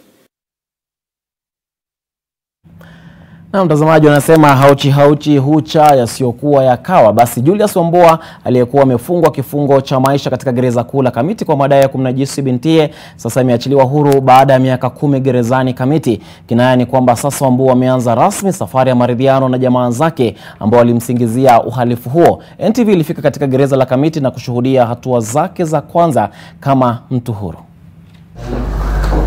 Siku moja baada ya kesi yake kurejelewa na ushahidi mpya kuilazimu mahakama kubadilisha hukumu, Julius Wambua ametoka gerezani baada ya miaka 10 ya kifungo. Wambua ana taswira mpya ya maisha. Kwa muda wote huo aliishi korokoroni. Hakuwahi kutafakari siku hii kwani alikuwa anatumikia kifungo cha maisha, lakini haidhuru, jalali si athumani. Kulingana na ile maisha nimeishi kutoka mwaka huo mpaka siku ya leo, naweza sema ya kwamba siku ya leo ni siku yangu ya kusaliwa, ama niseme siku yangu ya leo ni siku ya kufufuka. Maana kulingana na ile changamoto nimepatana nazo, nikiwa nimetumikia kifungo ya maisha, nikiwa nimestakiwa bila kujua nimekosa nini, lakini nashukuru Mungu kwa sababu amenilinda mpaka siku ya leo. Baba na wanawe walitembea sako kwa bako, machozi ya uchungu yakiwatiririka kutokana na yale wamepitia na bila shaka ya furaha kwa rehema iliyowafika leo. Nyuso zao ziliashiria msamaha uliofanyika kati yao, na matumaini ni kwamba uhusiano ulioharibiwa baada ya bintiye kupumbazwa na mama yao kumsingizia ubakaji utarejeshwa. Yeyote alihusika kuprame kesi hiyo ndiposa awe njia yangu ya kupitia niingie korokoroni. Mimi hawa watu wote nimeshawasamehe, kutoka mbindi yangu toka Simwende, Anastasia Mukuru na wale wengine. Na pia nikasema ya kwamba nimewasamehe hata huyo bibi wangu anaitwa Jacqueline Zelani kwa kuchukua hiyo hatua na kuniweka jela kwa njia isiyo halali. Huku mabinti zake wakionekana kuridhia msamaha na kuanza upya ushirika na baba yao, kuna kadhia inayosubiri hatma, uhusiano wa Wambua na mke wake wa kwanza, mama ya mabintize. Kwa sasa haijakuwa wazi wapo Wambua na mkewe aliyemchimbia kaburi anamotoka leo watawahi kupatana tena. Lakini mahali yako najua anajua, ananiona na najua chenye kinaendelea. Namuomba tu mama mahali huko. Hakuna kosa Mungu asamehei. Na sisi kwa siku tunatenda mambo mingi, sisi wanadamu. Na Mungu ni muumba wa bahari. Na ana uwezo wa kila jambo. So, ukipiga magoti yako tu na muombe Mungu msamaha. Usipige kifua, nyenyekea tu mbele za Mungu. Muombe msamaha. Ukijua mali dada yako kuja muombe msamaha.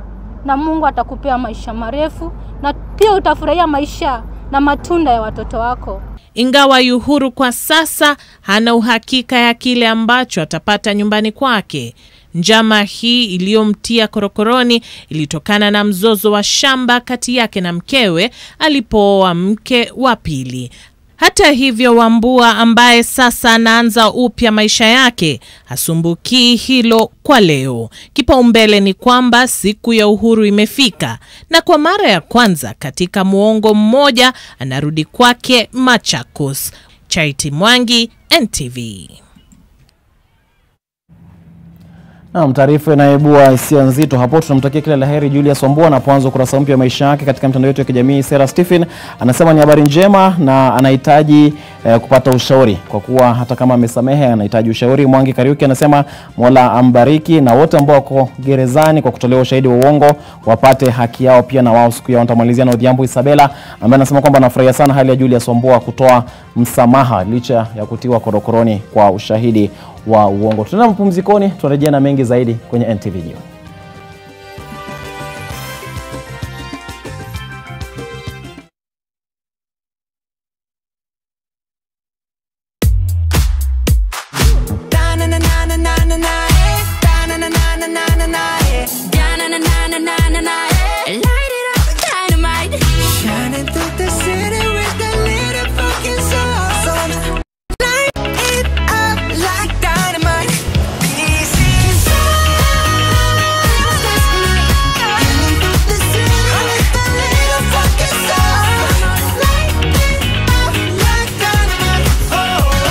When the world changed, it made us go back to the simple joys and love the little things even more, like serving up your best, eating together, and sharing more.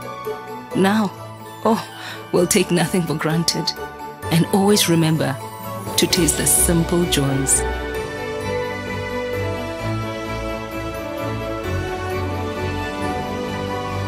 Enjoy the magic of Christmas with Coca-Cola.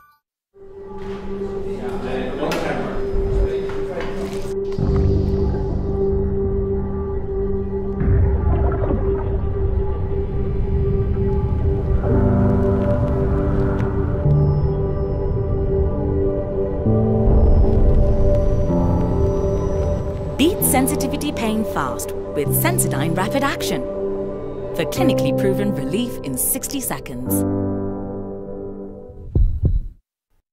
Parenting is all about learning when to be tough and when to be gentle. Tough, gentle. But when it comes to fever, you need to be both. Panadol Baby and Infant starts to work on fever in 15 minutes and is gentle on the tummy. Tough call. Panadol Baby and Infant. Tough on fever, gentle on your child.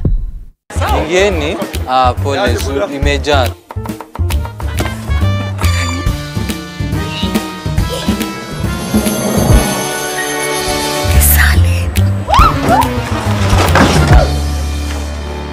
Nini? Tunakujua kwa nini wazee wetu wanapotelea kwako. Ndio tuko tunataka kujua siri yako. Siri ndio hiyo. Introducing the new salad oil with a spout for easy use. Comes packed with omega-6 and 9 and vitamin A and D and at a price that doesn't dent your wallet. Leo utakula nyumbani. Salad. Siri ndio hiyo. Africanacity is Lona Ruto recycling plastic waste into fencing poles that preserve the planet. At ABSA, we love Africanacity. Kuchukua selfie ni kuchukua control ya future yako. Buy an Oraquick or Insti HIV test kit from your local pharmacy or through MyDawa. Hurry and get yours today at 150 Kenya shillings for a limited period of time. To talk to someone on how to use the test kits or interpret the test results and what to do next, call 1190. Amua kujua. Chukua selfie.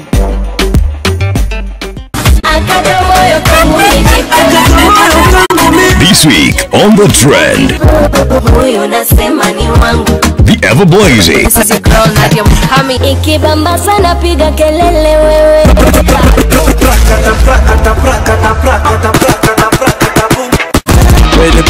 will be here. DJ E.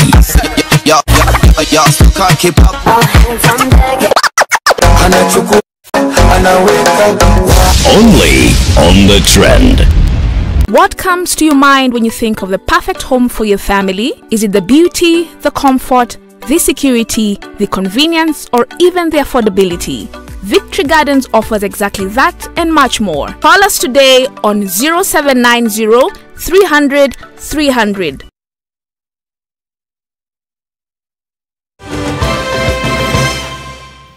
Na karibu tena mtazamaji, tunaendelea kusonga mbele na sasa tunaelekea Pwani ambapo Jaji Mkuu David Maraga ambaye anaelekea kustaafu amewataka majaji na mawakili kusimama kidete ili kutetea katiba ya nchi. Vile vile amewataka kukaza kamba na kupigania haki bila kutishwa na mtu yeyote. Akihutubu kwenye hafla rasmi ya maagano na idara ya mahakama mjini Mombasa ambapo aliandaliwa hafla na majaji pamoja na mawakili ili kumpa kwaheri, Maraga alisema ana fahari kwamba alisimamia haki katika muhula wake kama Jaji Mkuu. Fatuma Mbugu na taarifa hiyo. Akiandamana na mkewe Jaji Mkuu David Maraga aliingia kwenye sherehe hii ya kumuaga rasmi akiwa amevalia vazi asili la Waswahili almaarufu joho.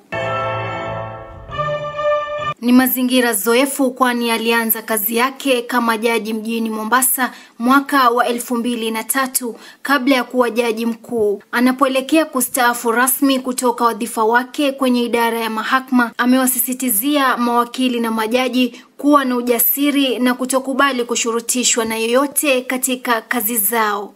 Please stand firm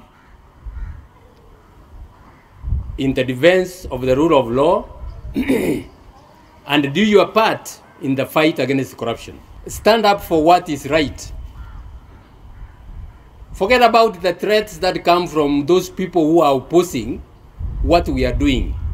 Maraga atakumbukwa kama jaji mkuu aliongoza jopo la majaji wa mahakama ya juu kusikiza na kuamua kesi ya uchaguzi wa urais mwaka wa 2017 ambapo aliweka historia kwa kubatilisha matokeo yake. When those threats come, actually that's the time I sleep soundly. Because my conscience is clear.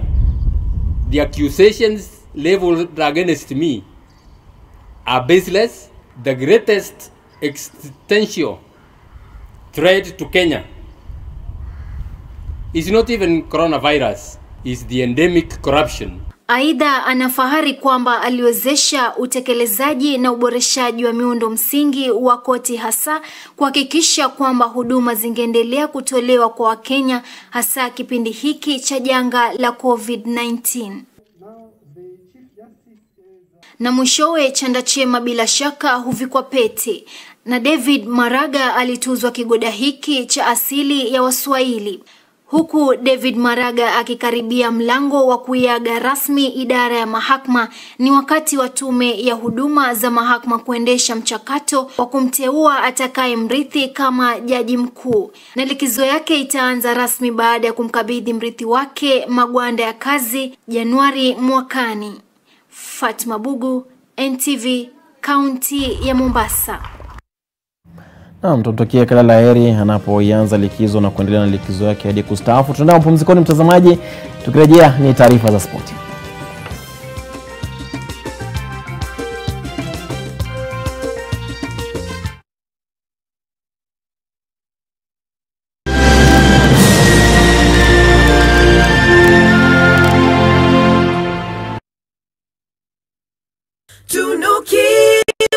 Hiyo siku njema na tunukiwa offers kila siku. Piga *444# utunukiwe Credo double.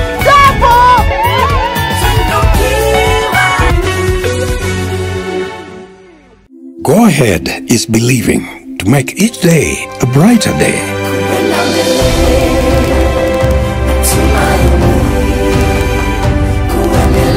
The confidence to create opportunity.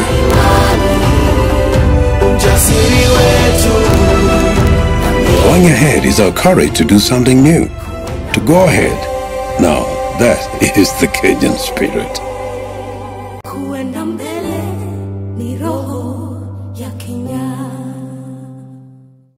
Kitisuru Amani Gardens apartments located near the International School of Kenya are almost complete. American kitchen with featured cabinets, solar panels, bedrooms with an ensuite master bathroom, swimming pool, gym, backup generator and borehole, among other features. Call us. Our Kenyan number is +254 733 926 935. In the USA, call +1 205 948 7797. Kitisuru Amani Gardens Apartments, where elegance and luxury meet. Rock Industries Limited wanakuletea bidhaa za plastiki zinazotumika kila siku maishani, kuanzia matumizi ya jikoni, usafi na shuleni, miongoni mwa matumizi mengine. Chakula kitamu sio upishi tu, kikiwa kitamu kisha kipakuliwe katika vyombo maridadi kinakuwa kitamu zaidi. Ndio maana Rock Industries Limited wanahakikisha mezani na jikoni kunapendeza kwa kukuletea vyombo maridadi vya plastiki. Vyombo hivi ni vya viwango vya juu, vyenye rangi nzuri ya kupendeza, umbo wa kuvutia na vinadumu. Baadhi ya bidhaa za plastiki kutoka Rock Industries Limited ni vikombe, glasi, sahani, jagi, begi, bakuli, vijiko, vichana na kadhalika. Na bidhaa hizi muhimu zinapatikana katika duka lililo karibu nawe pamoja na maduka ya jumla kwa bei nafuu. Kwa maelezo zaidi, wasiliana na Rock Industries Limited kupitia nambari 0722575619 au 0736028181. Do more to protect yourself and family from viruses that remain on the clothes. Separate laundry that has been exposed and do not shake to minimize the possibility of dispersing the virus through the air. Soaking your laundry in water and hand washing powder does more to kill germs than just a normal wash. After washing, dry your clothes in direct sunlight. They say we do the expected. We say we're more than you expect. Sunlight, more than you expect. When I cook Nutri for my family, I always use my 4-to-1 rule. To begin with, mix 1 cup of Nutri with 4 cups of cold water, and then you stir it and try and get a smooth consistency. Heat up your stove, then you pour your mixture into your pot or pan. Cook it for at least 5 to 8 minutes, and voila, you're done. Nutri, every spoonful counts. When they flip and roll and start to crawl away, tape diapers can be hard to put on. Then it's time for all-round fit Pampers pants. Easy to pull on even when they're moving around for a great fit and up to 12 hours of dryness. And easy to remove. Just tear the sides, lift away, roll up the pants, and you're all done. Now available in size 6. Pampers, love, sleep and play. When I'm on nights so restless, tissue makes my days worthless. I need to recharge energy. Get a full night's sleep with Always Ultra. For stacks of tissue and no competition. For its long-lasting protection. Long days, I'm fearless. Here comes the boss lady. Multitasking flawless. My kids will get the best. I'm a boss lady. Always starts now with 50 shillings. Stay happy always.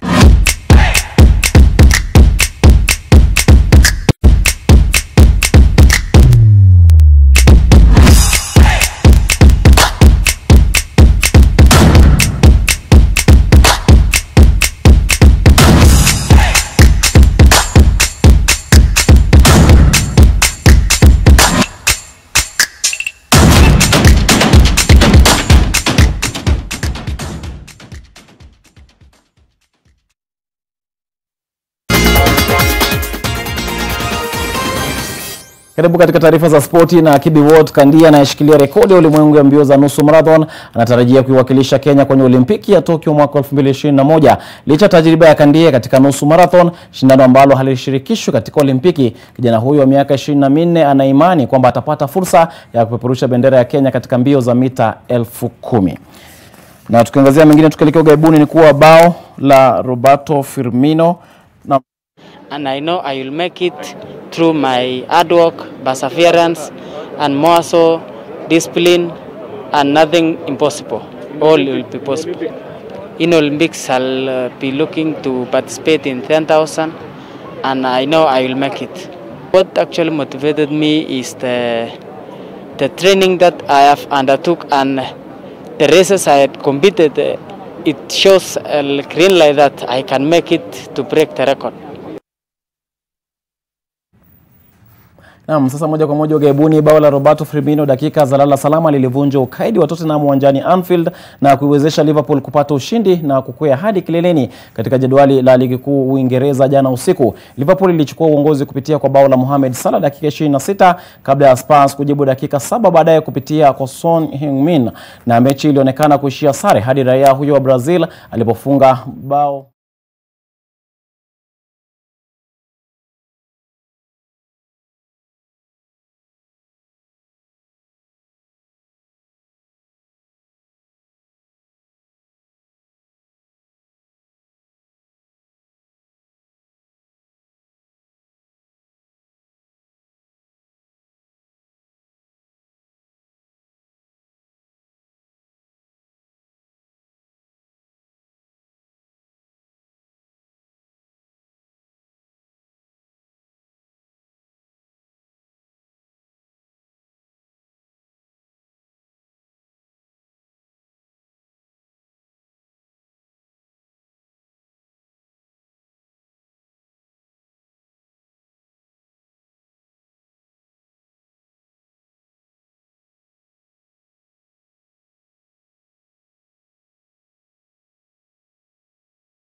Is NTV.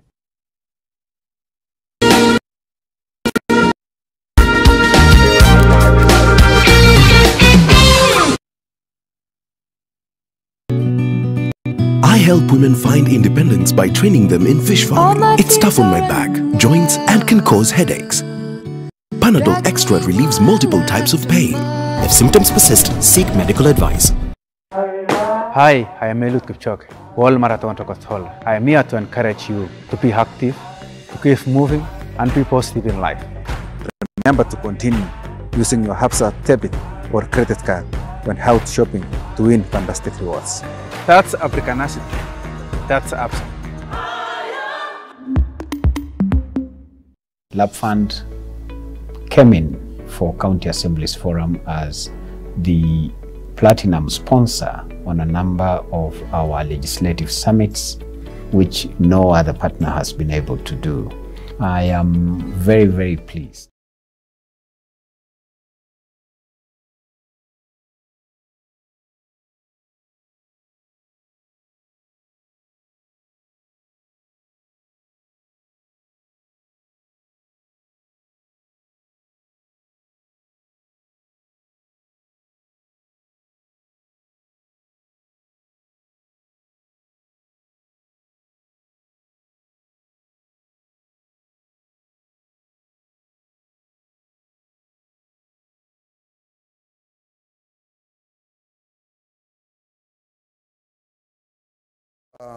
Vile vile kwa upande huu wa mashtaka, kabla akiwa yeye anaendelea kuongea, aweze kuwapatia saa hizi ili wao wakiwa wanamsikiza wanazipitia zile, alafu lakini yeye aweze sio ile yote, lakini kuweza pale mahali ambapo alikuwa anataka kusema aende kwa ile paragraph ambayo anataka kusema, aiseme hiyo, aiwache hivyo hivyo, apatie mwenzake, aifafanue tu kidogo, alafu aachilie hapo.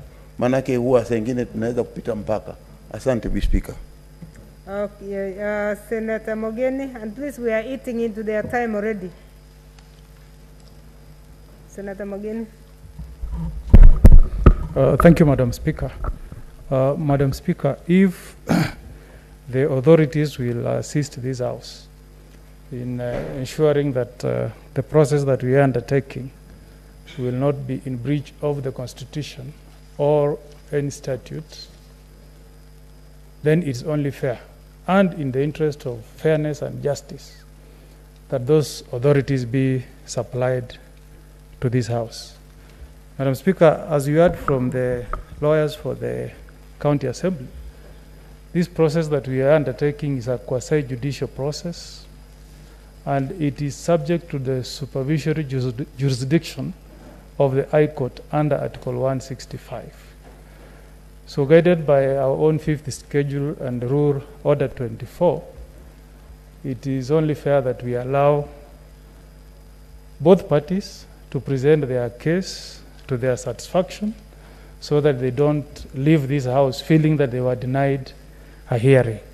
But what is of importance, Madam Speaker, is that counsel for the Assembly should be given at least a few minutes to also comment on those decisions. That way will be seen to be fair to both parties. Thank you, Madam Speaker. Finally, on the side of senators, Senator Ochila Yako.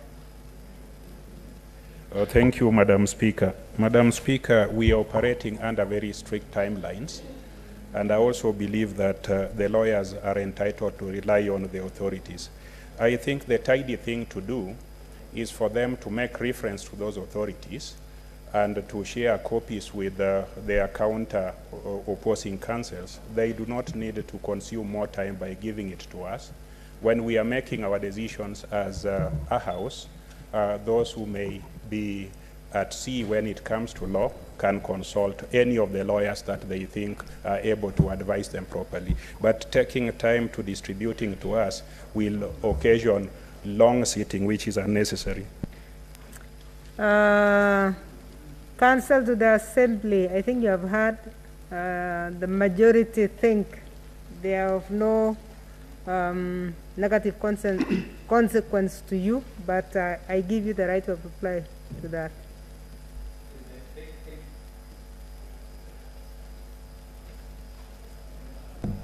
Thank you, Madam Speaker. Under our practice, such authorities, Madam Speaker, ought to have been available to us even before we commence the proceedings. We have already closed our case. Madam Speaker, it's very difficult for me to comment when senior legal mind, led by Honorable Senator Wetangula, have already taken a position on the same. But Madam Speaker, then I would request that you give us time to reply if you are to rule that my learned colleague does refer to those authorities. Time after they've concluded the submissions that we can also refer and make comments on those authorities. Ordinarily would have been given an opportunity for us to come with counter authorities to the same. But due to the strictness of time, Madam Speaker, it will be very difficult for us. Let that disadvantage also go on record that we were disadvantaged at the instance of the governor. I thank you.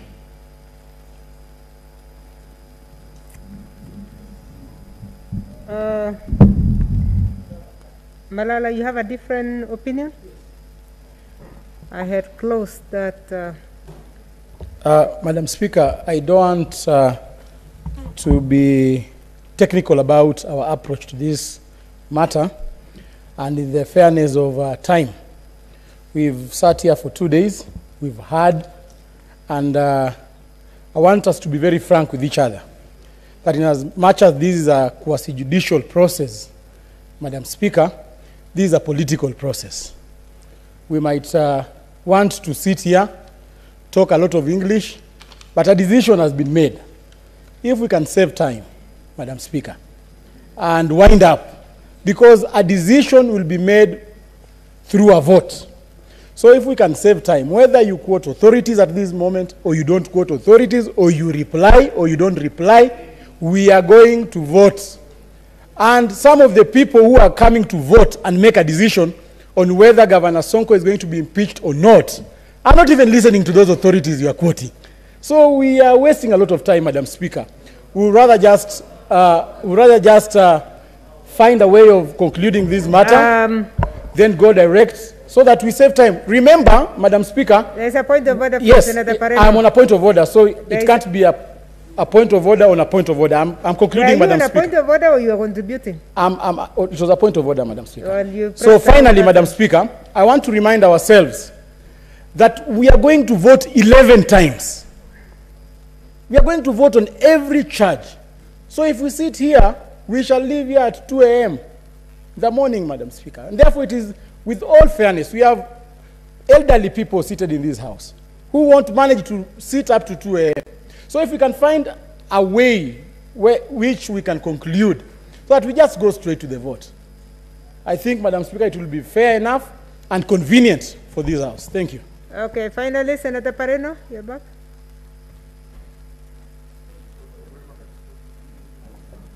She was on a point of order now. Madam Speaker, I think it would not be proper if it goes on record that this Senate is saying that councils here, by trying to make their case, are wasting time by producing or giving us authorities. I think that is not fair. It is not a fair comment. We are here, we've been here for the last 2 days to hear them on whatever case they have from both sides. And we cannot say, for some of us, the learned colleagues would not want to say that authorities are a waste of time.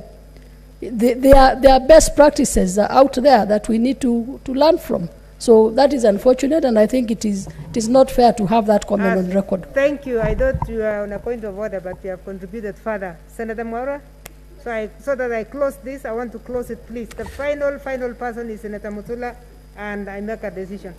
Thank you, Madam Speaker. Madam Speaker, I think this matter is quite dicey, because if you are to give an opportunity to introduce authorities on already when the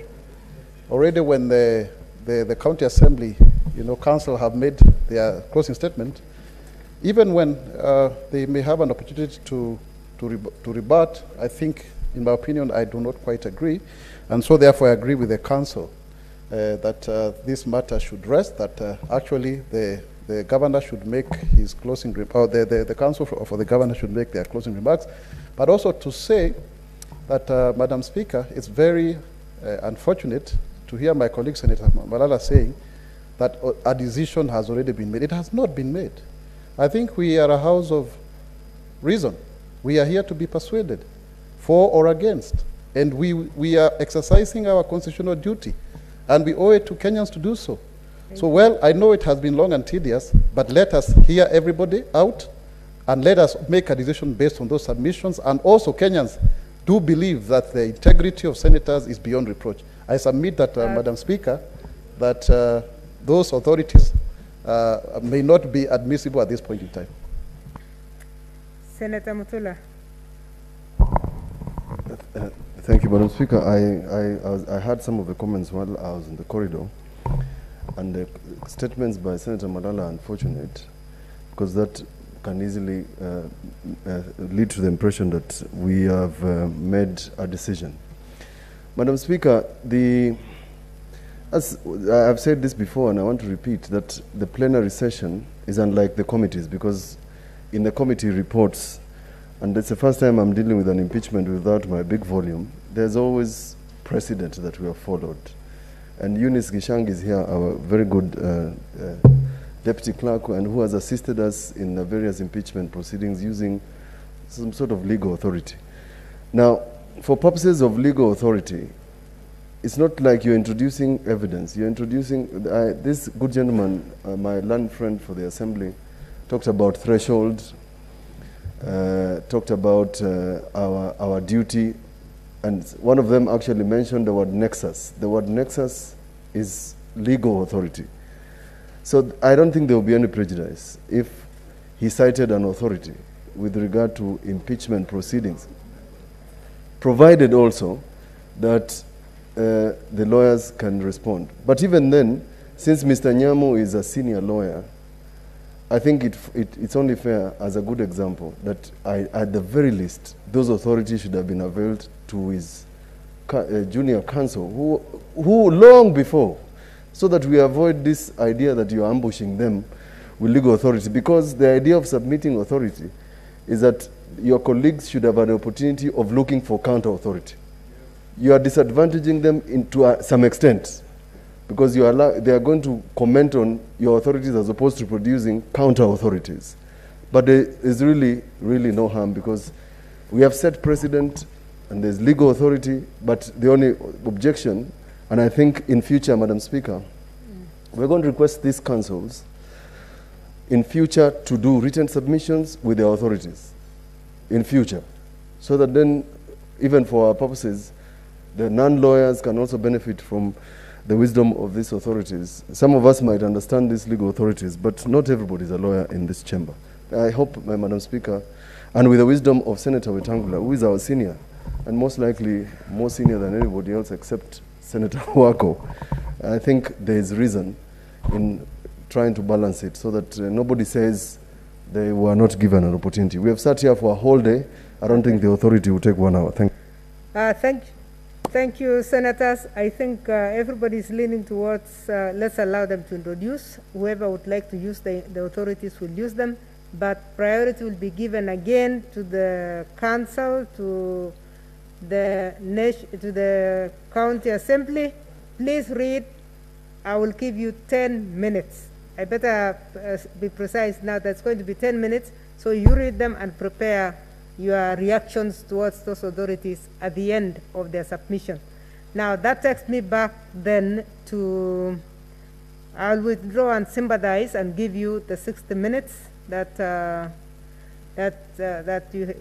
is due to you. So I will not reduce anything except a point of order from Senator Ongeri. I want your guidance. When we allow the authorities to be quoted in this session, it will appear in Hansard. And I'm mindful of the fact that the legal counsel on both sides have the liberty to move to the higher court for further interpretation. How would the records of this House read if it's one-sided, where the authorities have been quoted and the other side has not had ample time to peruse through those authorities and give a counter proposal? Because in the interest of equity and fairness, I think it will appear, Madam Speaker, that it's only fair that when these authorities are being quoted, that the other side will have adequate time to reply, so the records in the Hansard will reflect accordingly what has transpired in this session. Now you're tempting me to give Senator Sitswil Amos Wako, and in your point of order, please respond to what Senator Ongeri has asked, because those of us who are not lawyers may not understand the way you understand. No, first, thank you, Madam Speaker. First, it would have been good if the practice which I used to know before, practicing in court, authorities are submitted the day before the hearing and also given to the other side so that they all prepare. But it does appear that the advocates for the county of Nairobi have been taken unawares. Two, although they have been taken unawares, I still think that, and although we also have been taken unawares, I think the point that Senator Malala was saying, but he put it very crudely, with the utmost respect, is that we have to decide tonight. In other words, we do not have the luxury of retiring 1 or 2 days, reading through the documents, the evidence, and whatnot, and then coming back to vote. We have to decide tonight. And that's why you have made a very good decision for the other side to have at least 5 minutes to respond.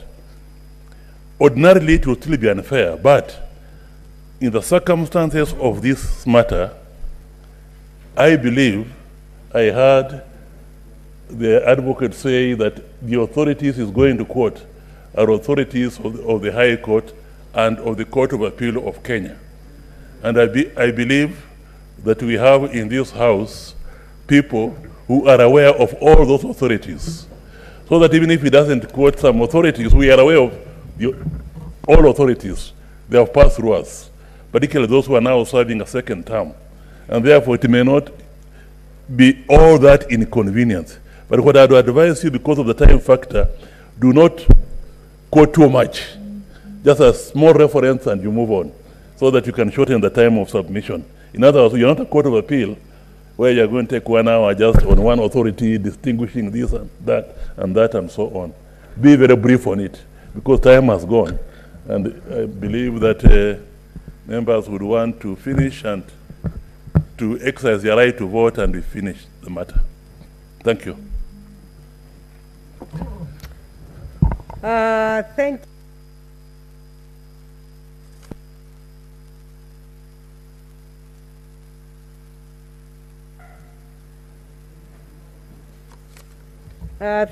Thank you very much. Now, the most senior of the senior lawyers in the House has spoken and has almost tilted the balance again because of how it can be referred.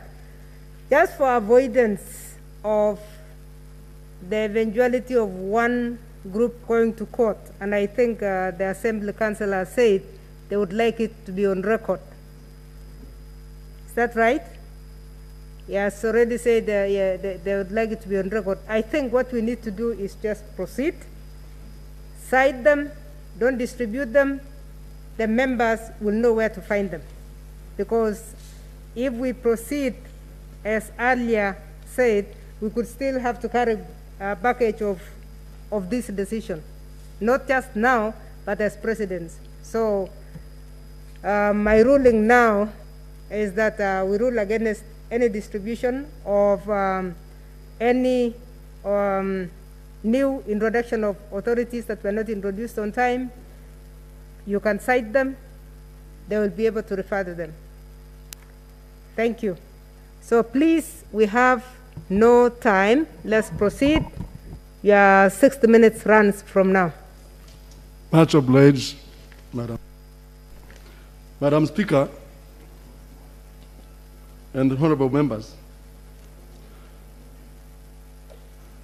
I wish to submit that in the first place,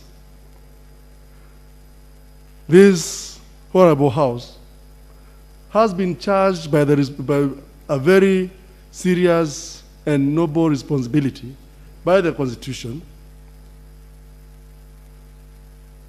and none of the houses of Parliament or legislature have been bestowed with.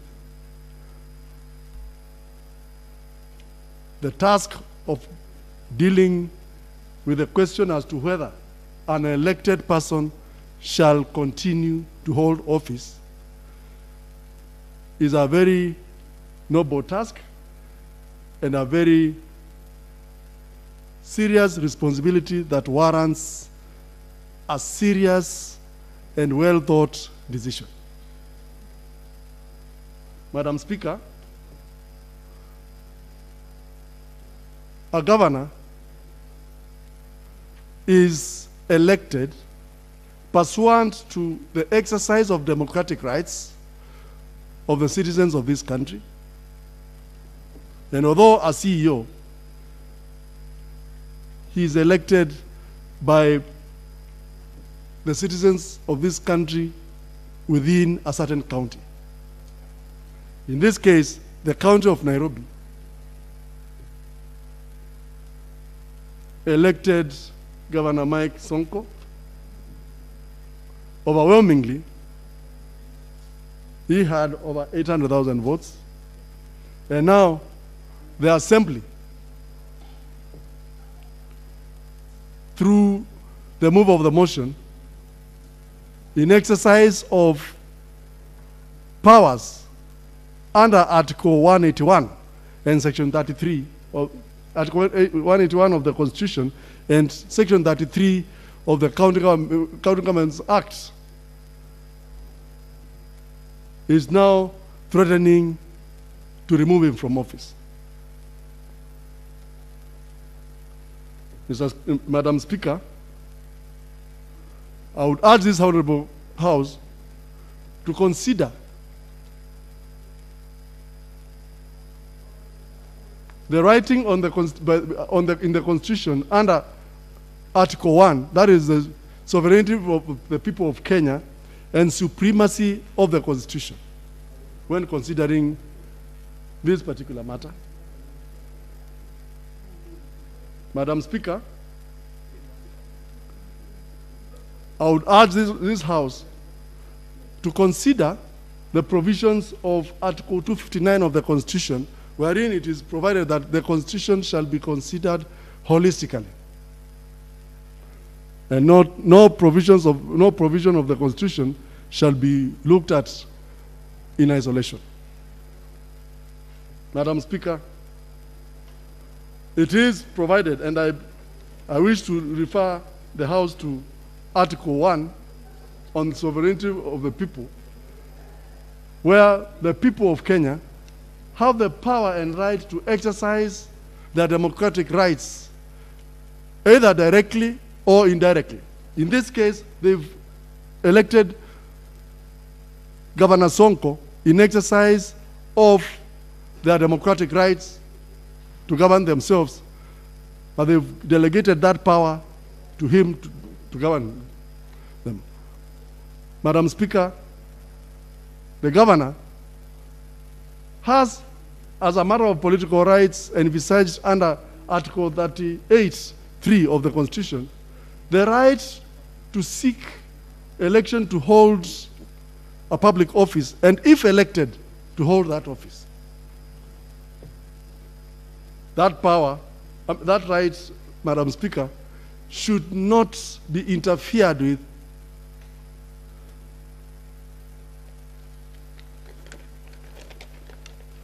in any case without substance.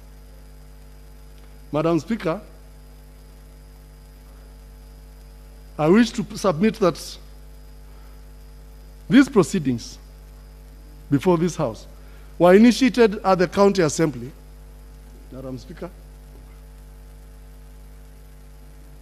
under powers bestowed upon the Assembly under this Constitution. At that particular moment, the first thing is that there was a court order, Madam Speaker, which was ignored. Madam Speaker, in that regard, I wish to refer this House to the first document, that is the affidavit of the governor, marked volume 1 at page 96. Madam Speaker, you note that there was an order in force. The order was issued by Justice Murima, no, Justice Nzioki wa Makau, Madam Speaker, and that order was in force. Madam Speaker, it is incumbent upon all state actors by virtue of Article 10 of the Constitution on the doctrine of the rule of the law and promotion and protection of the Constitution to respect all the authority under the Constitution, Madam Speaker. One of the authorities, Madam Speaker,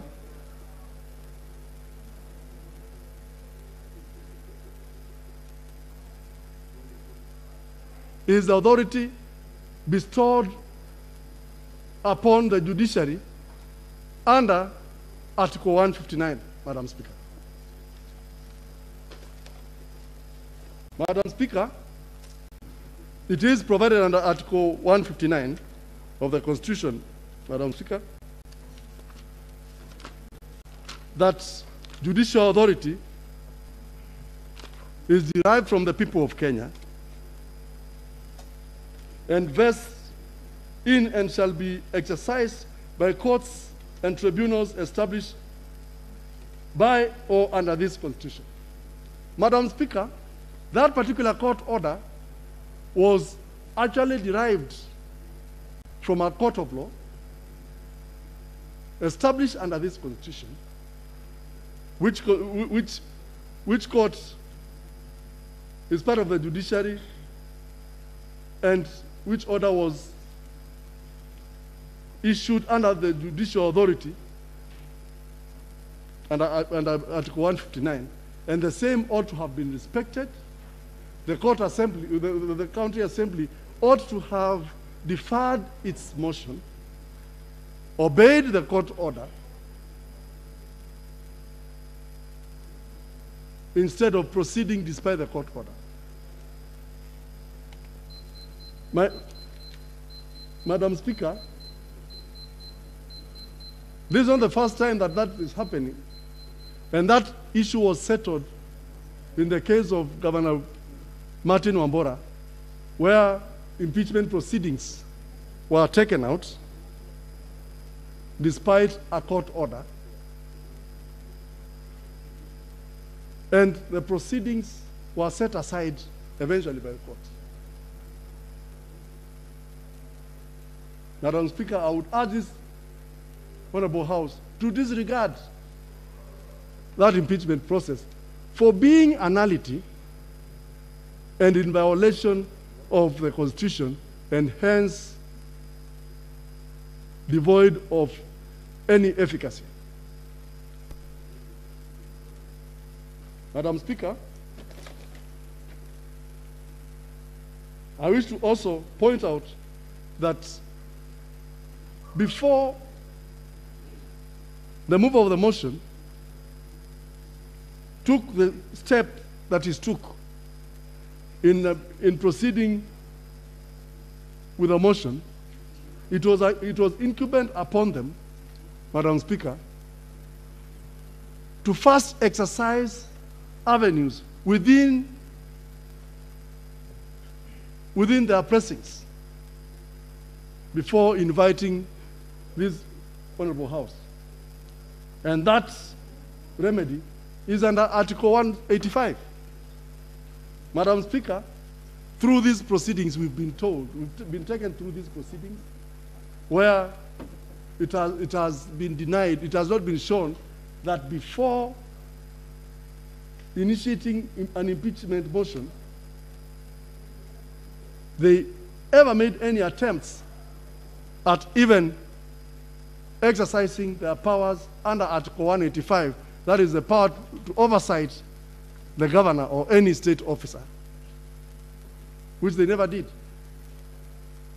They also have power under Article 195 to summon, which they never did.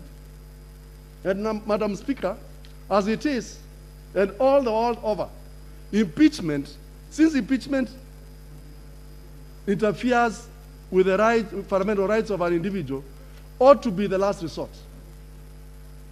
Madam Speaker, nothing in those allegations and the charges could not have been cured through the exercise of oversight under Article 185 of the Constitution, Madam Speaker, and I would urge this Honorable House to find that this process was premature and that the Assembly or the mover of the motion had not exhausted all the available machinery to them before invoking their powers under Article 181. Madam Speaker, in that regard, I would wish to quote an authority in relation to Governor Wambora.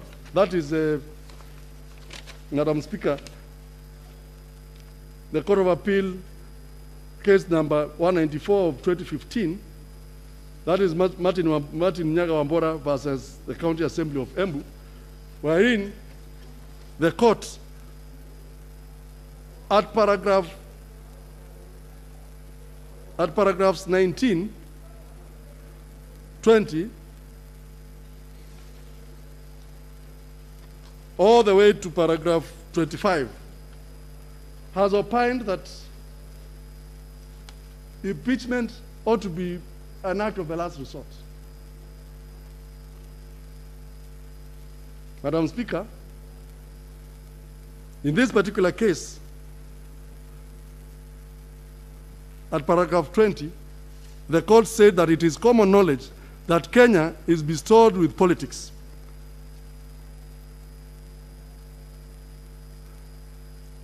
And Madam Speaker, and politics is polarized without growing polarity between the county government and members of the county assembly, and might this undermine the objects of the Constitution on devolution, which is in these nascent stages. Might this in turn polarize public opinion? Do powers of the county assemblies to impeach governors constitute a sword of Damascus that might undermine democratic governance and emasculate devolution? Do governors have to look over their shoulders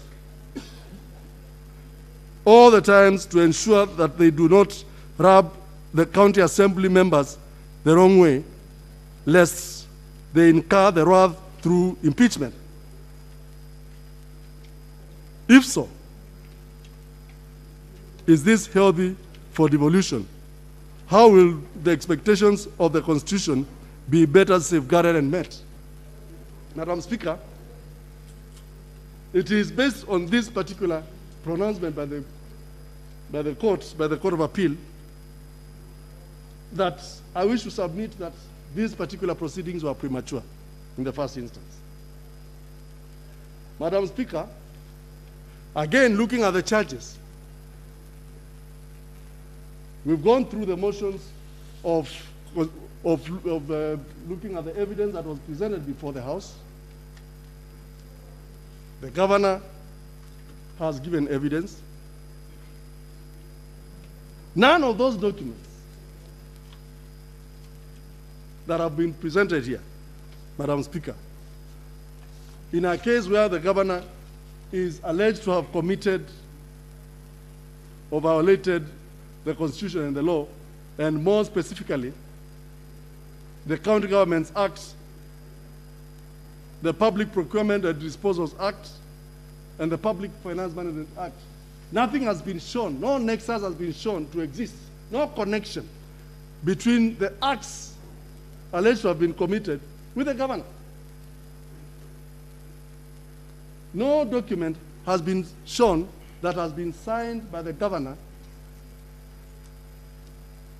and no collusion has been demonstrated to have occurred between the governor and any officer. Madam Speaker, I wish to refer this House to Article 179 of the Constitution, Your Honor, where it is provided that at paragraph 1, sub-article 1, that there shall be a county executive committee, Madam Speaker. And this county executive committee, Madam Speaker, is the one that sits and formulates policies, Madam Speaker. The governor does not sit and unilaterally make a decision. The governor makes or formulates policies collectively with the county executive committee, Madam Speaker. And Madam Speaker, that particular provision of the Constitution is complemented by Section 30 of the County Governments Act.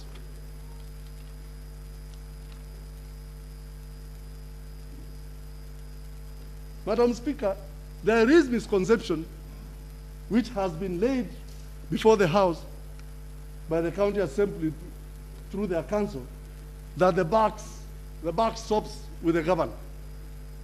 Madam Speaker, at no time does the governor make a decision alone. He is bound by law, and it has not been shown that the governor unilaterally formulated a policy without the CECs.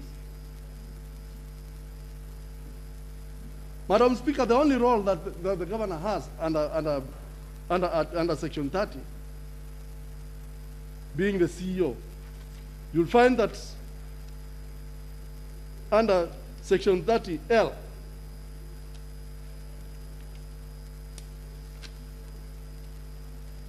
the governor signs or causes to be published in the County Gazette notice of all important or formal decisions made by the governor or by the county executive committee.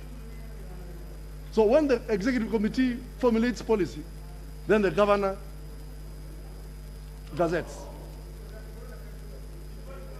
Madam Speaker, it was held by this House just a few months ago in the case of the governor for Kirinyaga, that is Her Excellency Anne Waiguru, that the governor cannot be vicariously held liable for anything that goes wrong within the county government.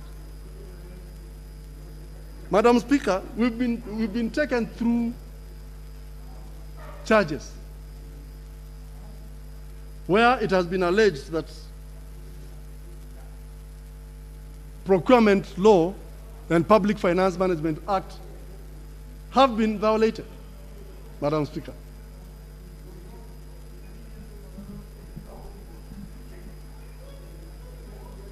Madam Speaker, and sorry when I stop talking, it's because I'm used to addressing the court. Madam Speaker, as it is, nexus has to be shown, that a connection has to be shown between the act complained about and the governor, especially when it comes to matters procurement and matters Public Finance Management Act. Madam Speaker,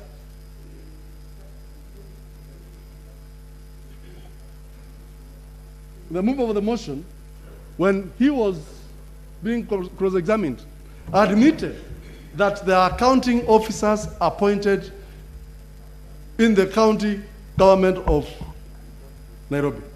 Yeah, Nyamu and the council, that light tells you that your first 20 minutes is over.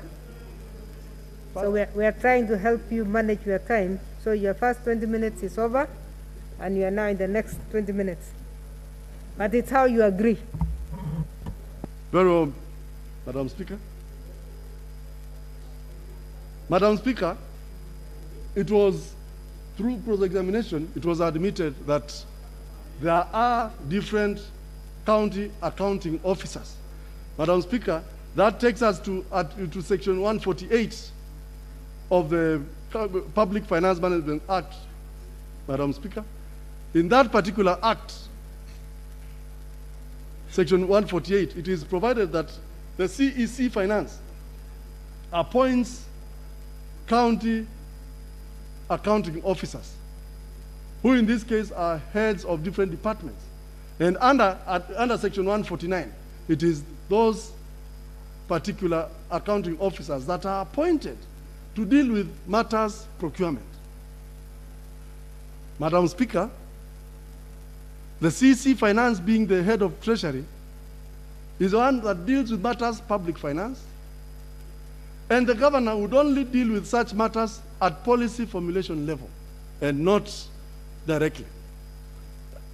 And my lady, through these authorities, Madam Speaker, you will notice that a governor cannot be held vicariously for any mistakes or violations of the law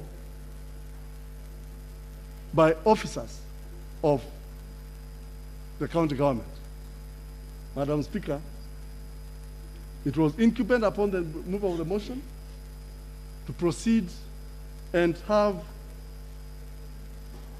any officer whose department he has a query for purposes of oversight, for purposes of asking any question or seeking for any information.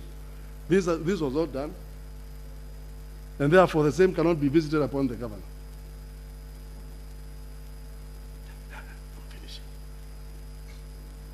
Madam Speaker, as it is, it was indicated through these proceedings that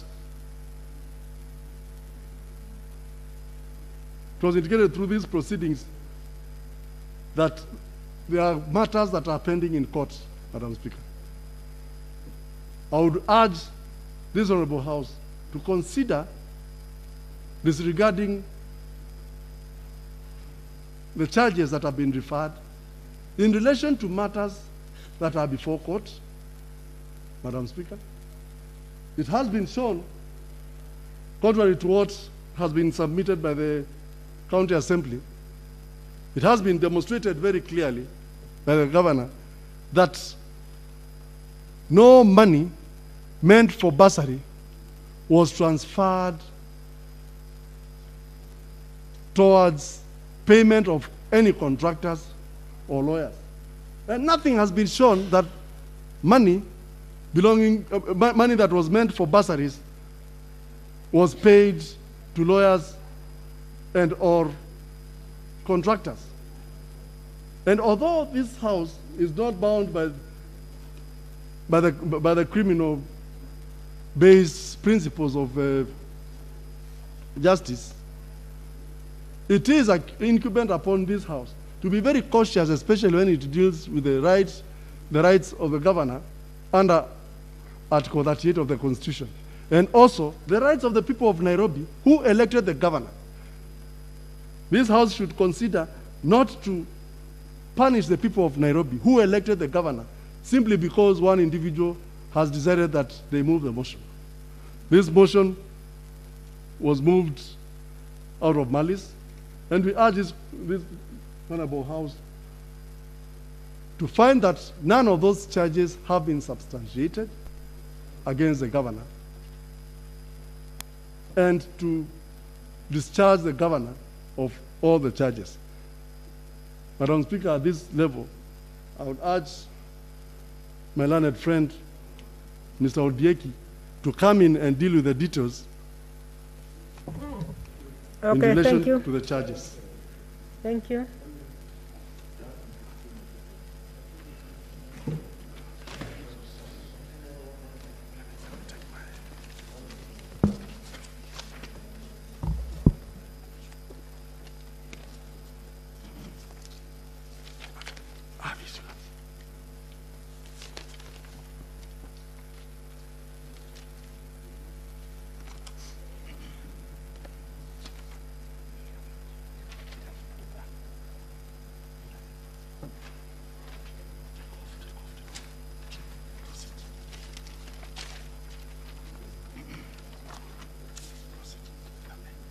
Now,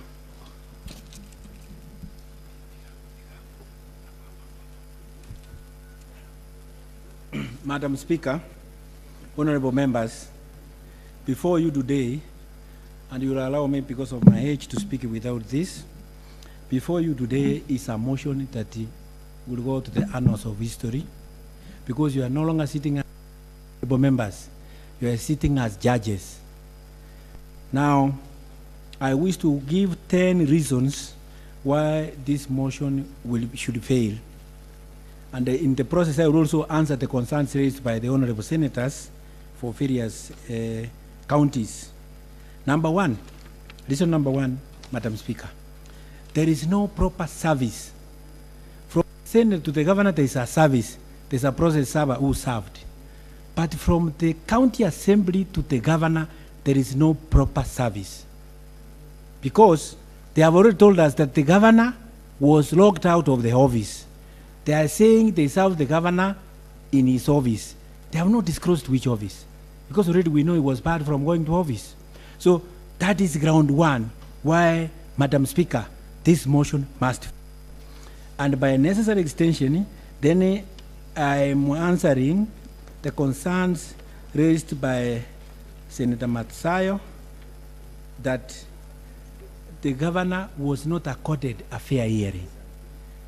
Madam Speaker, if you look at Article 50, Clause 2, B and C, it says that any charges must be served upon the other respondent in good time so that they have a chance to prepare their case and they know what charges they are facing.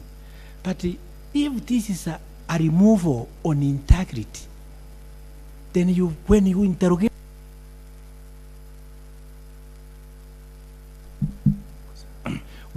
interrogate the process which was used to remove the governor, it was not transparent, it was not accountable, it is not verifiable, it does not comply with principles of good governance, so it violates each and every value of Article 10, 2A up to F of the Constitution. And Madam Speaker, if you look at the architects of this Constitution, they made sure that they separated laws, both at national government and at county government. Why? Because they wanted to emphasize the doctrine of separation of powers. That is the essence of Article 174I. It says checks and balances and separation of powers between the county executive and the county assembly. So, Your Ladyship, Madam Speaker, this has not been complied, and I can see, because we are all Christians and Muslims and the other religions, we all believe in certain values. The governor is a human being. We are not angels. Angels that live in heaven. People may make mistakes, but Madam Speaker, I'm submitting that the mistakes that have been highlighted here, or omissions, do not constitute impeachable offenses.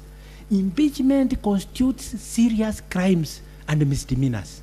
If you look at all constitutions of the world, there is no serious crime that has been highlighted here.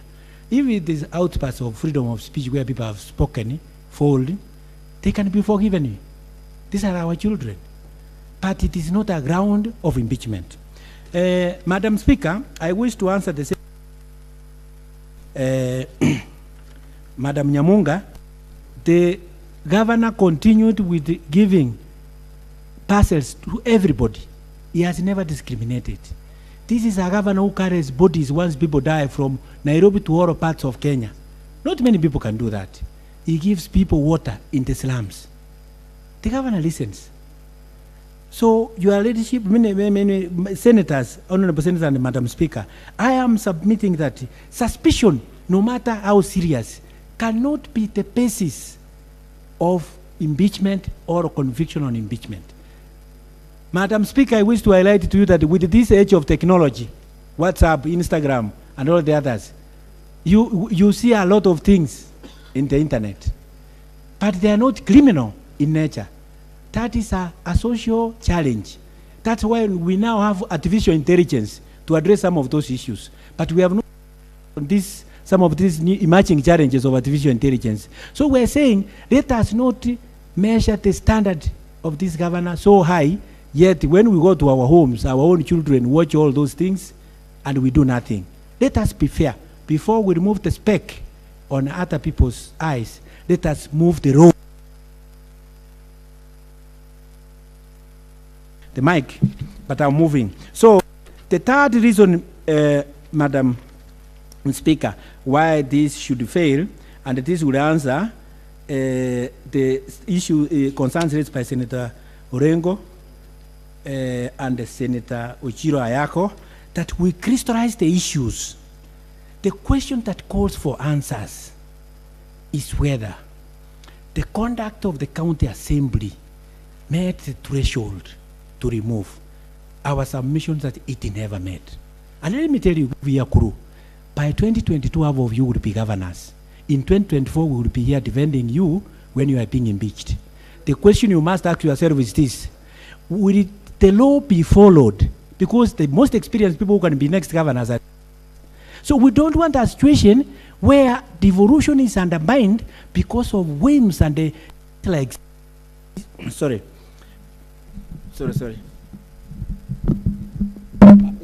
Madam Speaker, you asked me 3 minutes because moving. I think they'll spend half a minute to change your microphone.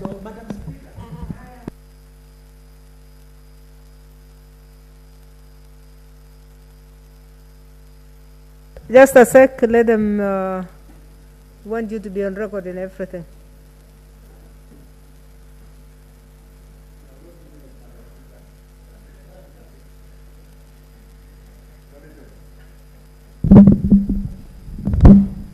Yes. So we want to crystallize, and I'm going to crystallize 6 issues very quickly in succession because of time constraints. And that I will answer Senator Orengo and Senator Ochira Ayako, who raised that crystallize what is it. Madam Speaker, number 1, Article 2.4 of the Constitution says that any action or omission done in contravention of this Constitution is invalid. Madam Speaker, the moment they fail to meet the legal threshold in an open, transparent, and accountable manner, which could be very viable, because up to now, we have asked them, where are the videos of voting? They can't furnish. Where is the list, the proper list, and the averments which will accompany the notes of motion? They have nothing. Madam Speaker, I submit that adding nothing into nothing equals to nothing. So you cannot bring a lot of nothing and cumulatively you say you have added a lot of things which amounts to nothing. I submit that whatever they have done, the invalidity of this entire process is that the initial beginning, the notes of motion has no grounds. I mean, has grounds, but has no affirmations, has no list, proper list, and has no confirmation, video confirmation, because voting was through virtual technology partly. So the process is not verifiable.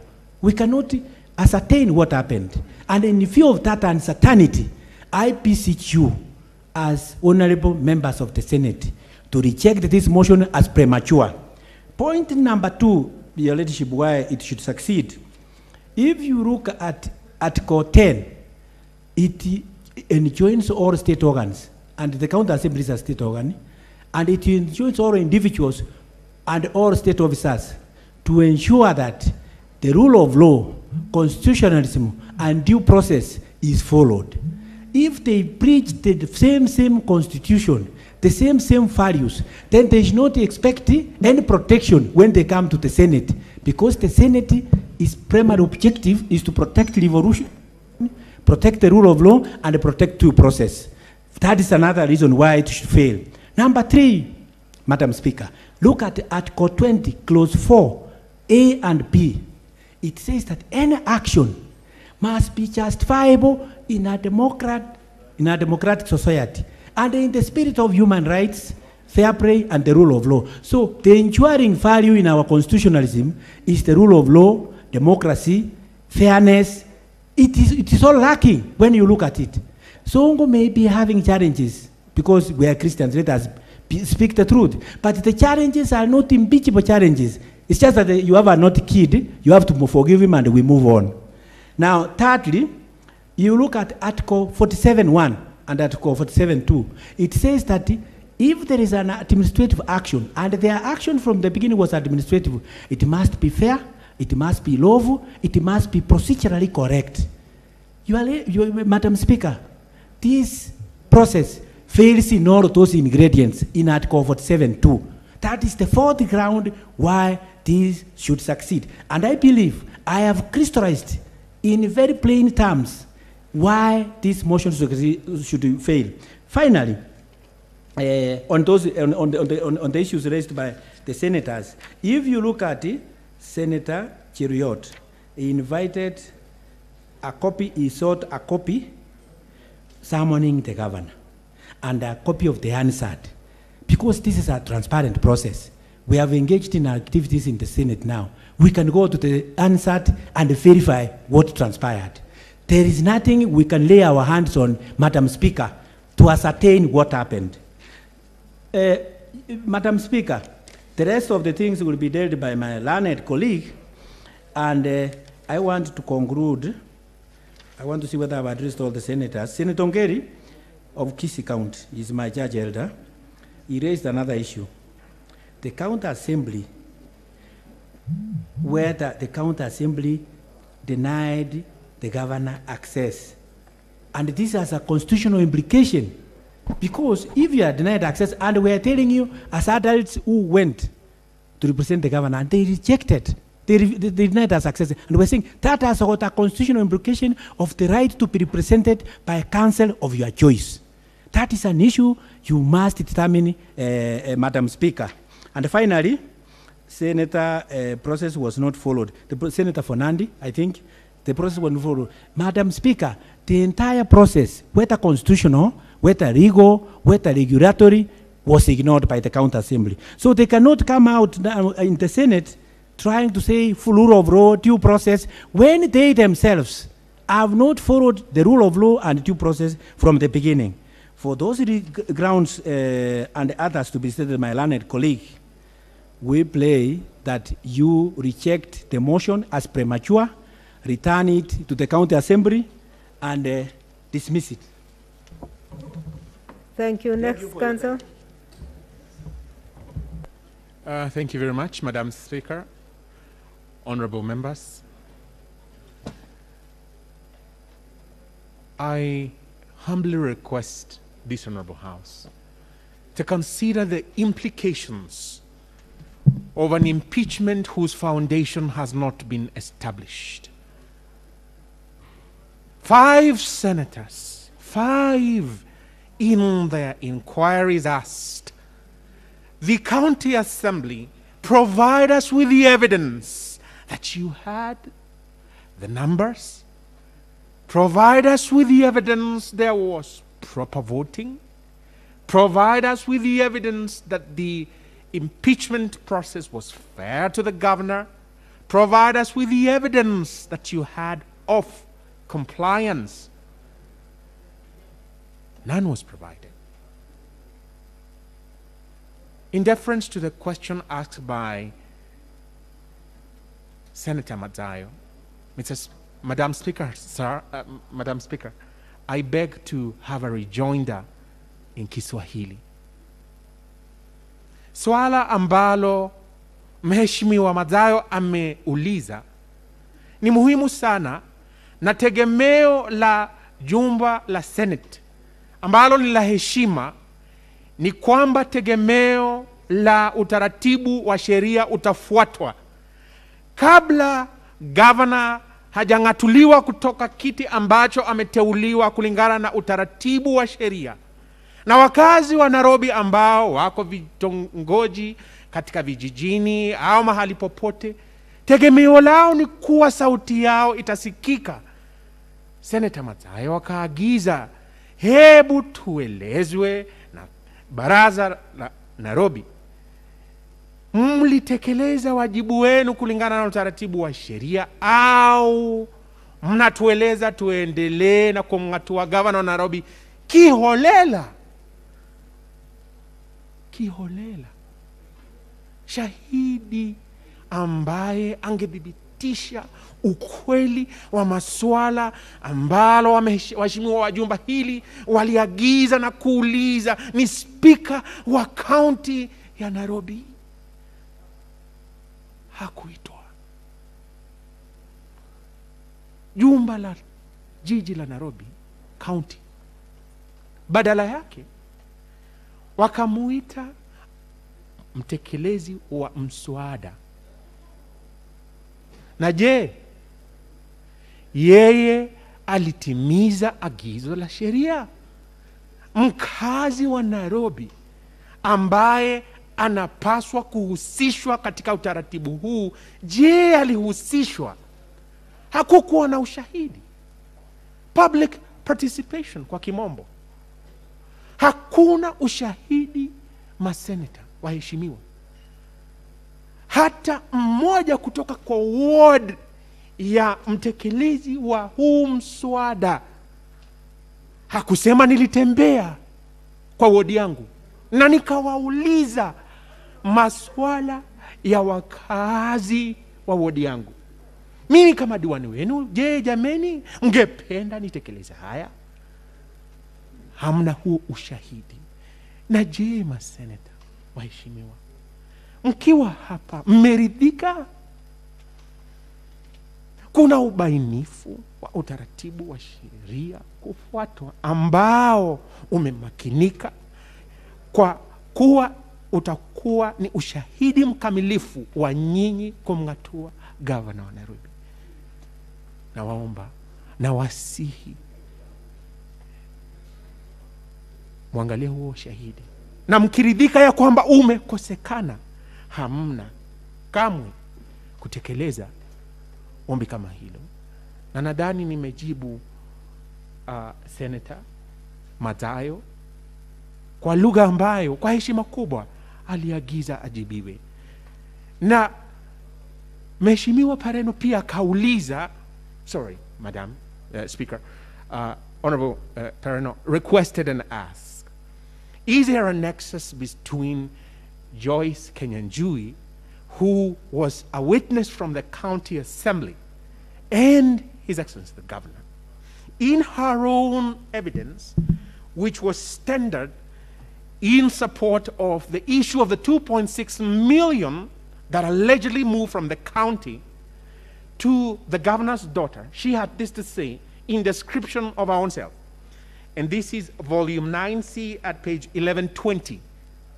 And she said that I, Joyce Nungari Kinyanjui, I was an employee of Nairobi City County in the position of Director, Intergovernmental Relations and Head CEC Secretariat. And in that capacity, she says, and I quote, in paragraph 2, I received a letter from the CEO, Council of Governors, dated 30th November 2017 and received on 1st March 2017, inviting First Ladies of various counties to attend to the 62nd CSW conference in New York. Honorable members, this did not originate from the governor. It came from the national government. There is a formal invitation. His Excellency has sworn an affidavit saying, I did not have a penny of that money moved from the county assembly into my daughter's account. But there is this notion, honorable members, that His Excellency has used county resources to have a helicopter. Where is the evidence? Where is the evidence that the governor's daughter was moving from this or other place using county funds? Nowhere. It was requested by Honorable Murkomen, Senator, where are the Zoom face and voice recordings? Honorable members. Madam, Mr. Speaker, sir, I apologize. Mr. Speaker, sir, where is the evidence that voting took place at the county assembly as alleged by the Nairobi City County, such as would meet the threshold of the 2/3 MCAs?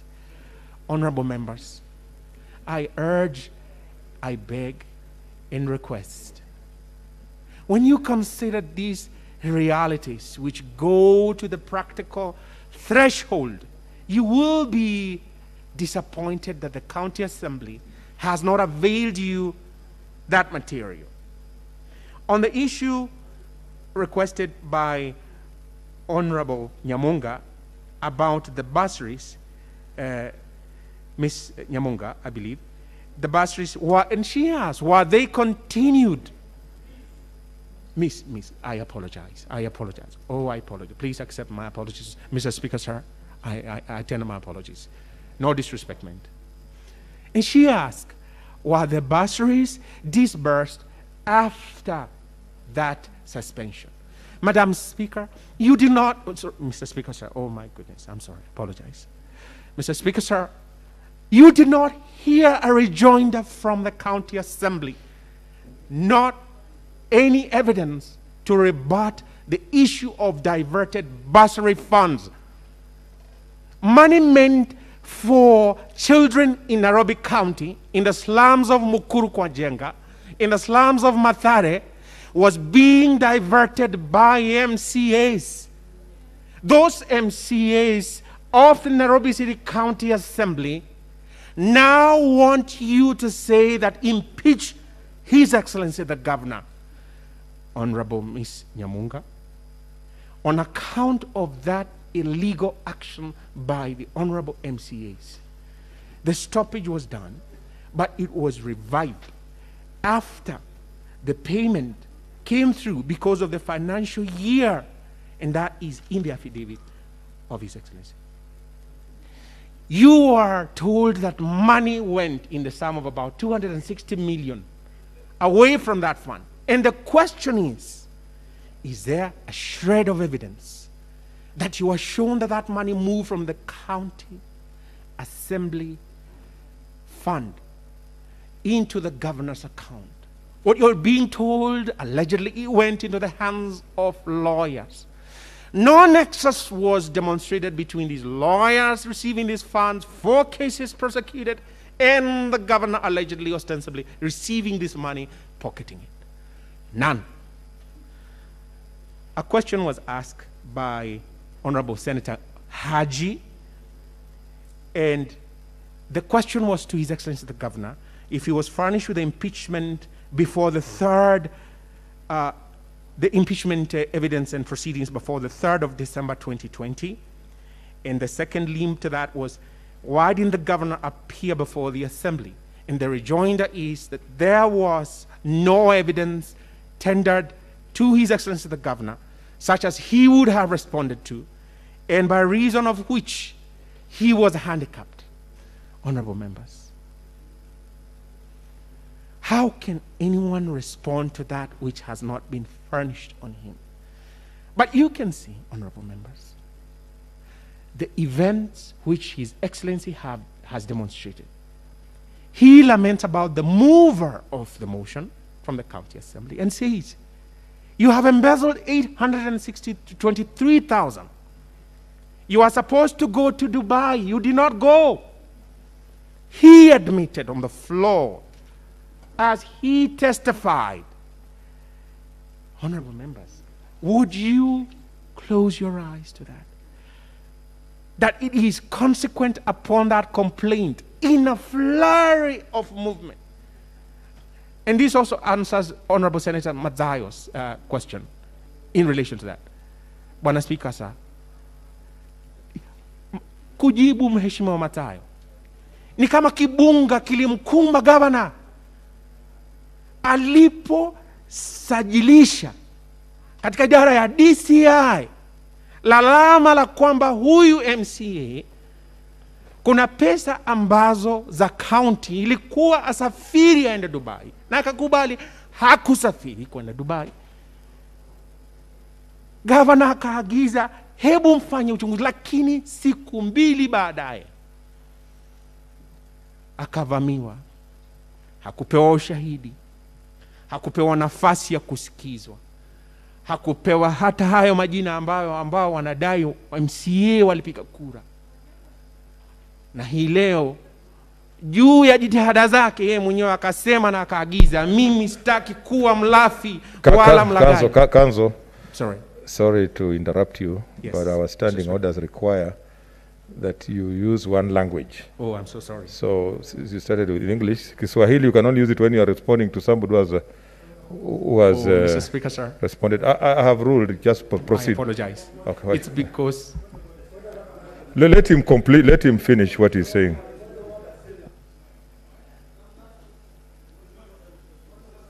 Okay, I've made a ruling, let him proceed. Since you are good in both languages, just proceed, let's finish. Mr. Speaker, sir, it was in deference, in sheer respect. The ruling, Mr. Speaker, sir, from Madam Speaker, was that in our submissions, we have the rejoinder to the specific questions that were raised by your honorable members. In deference to that ruling, I had then to switch to Kiswahili. I meant no disrespect, honorable members. Thank you very much. So that I can conclude that remark in rejoinder, if I may finish, that just one in Kiswahili, with your kind permission, so that I can wind up. Thank you. Senator Madzayo, huyu MCA akawa wakati ule yeye jina lake limepelekwa kwa DCI na governor, Na gavana awali akashuhudia kwamba kulikuwa na mabilioni mengi ambao alikuwa yeye amealikwa njoo ule pamoja nasi, na gavana amekataa.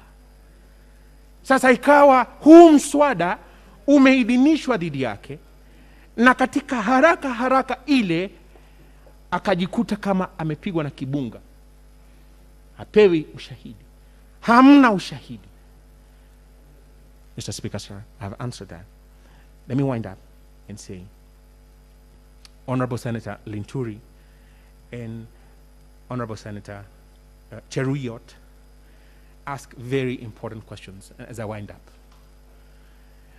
The list of documents supplied to this Honorable House, Honorable members, does not include, does not show where those specific votes came from. Who voted? How did they vote? All we're being told is that 88 people, 88 honorable members voted. However, His Excellency the Governor called a witness, an expert in handwriting, who impugned 5 of those alleged votes. That, Mr. Speaker, sir, honorable members, it goes to the threshold. You don't have the threshold sufficient to give you this impeachment. It must fail. Honorable members, let's consider Kenya. Let's consider Nairobi.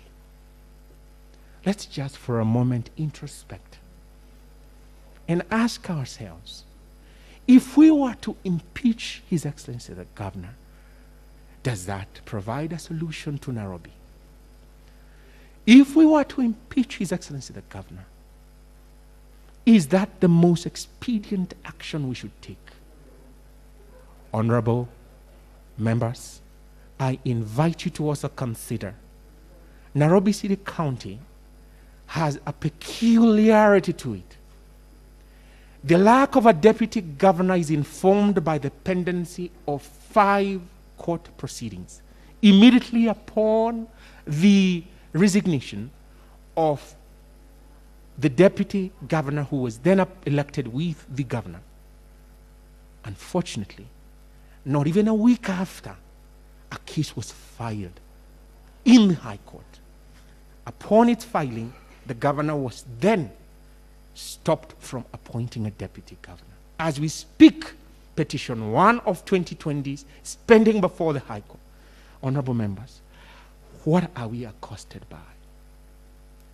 Where will we leave devolution? Is this an opening for the executive to take over Nairobi? We must consider which is the lesser evil. Let the MCAs sit down with their governor. You have the opportunity to say, we want to pull you to line. We want to have you comply. Let them even file a report with you every month. Have you complied with our demands that these issues be investigated by the EACC? We have a report. We know, rather than taking Nairobi back to the ballot or by the formation of a commission. The formation of a commission would lead us nowhere else but in the hands of the executive. Honorable members, why is devolution going to end? I beg, Mr. Speaker, sir, as I conclude, His Excellency the Governor stood here under oath and said that he is being attacked for his being a stickler to the law, accused of not releasing money to NMS, but showing it is being stopped by a court process, but he's being blamed, saying that money should not be stolen from the bursary kit, but he's being accused, saying that his MCAs should work, but he's being accused. Honorable members, I know you have in you a heart to give devolution effect. I ask you as I close, the issue of 88 MCAs whose vote is in question vis-a-vis the future and the fate of Nairobi, where do we stand? Vote no. Because tomorrow there can be another impeachment motion that follows the law based on facts, based on evidence. But today, if you impeach the governor, in our current economic situation, the hardships of the common Nairobian being experienced, him or her never being consulted about this. Mr. Speaker, sir, honorable members, where are we headed? Where are we taking Nairobi? Let that impeachment, if it be founded, it can always be done later. But not with this. Not with this. There is nothing to enable us to do it. Thank you very much, honorable members. And for those honorable members that I have not been able to elucidate your query, I apologize. On behalf of His Excellency, let's think about Nairobi. There's another chance. If impeachment comes, let it be without doubt. I beg. Thank you, honorable members. Mr. Speaker, sir. Thank you so much. Honorable Senators, our two parties, the Nairobi City County Governors team and the County Assembly team, let me take this opportunity to thank you for your submissions. The senators have listened. They have been very patient. And now the hour of reckoning has come. Therefore, the next step, according to our program, is to release you briefly so that the Senate goes into a closed session and a bell will be rung for voting, which will be open. So at that point, you are free. If you want to attend, you are welcome. If you don't want to attend, it's optional. So at this point, on behalf of the Senate, I want to release you so that we have a brief closed session before we get into voting. Thank you so much.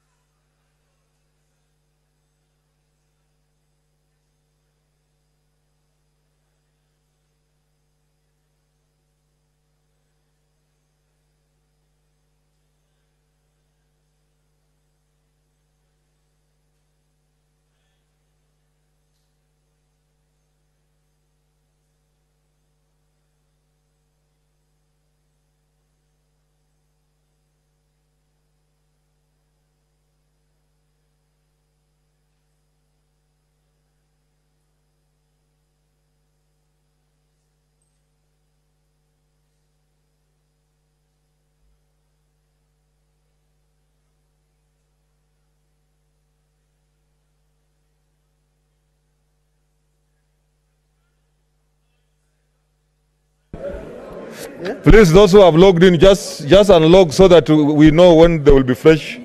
Yeah, even Jesus was tried around this time. It will be roll call, yeah? You know, Okay, let's take our seats. Let's take our seats. Order, members, order.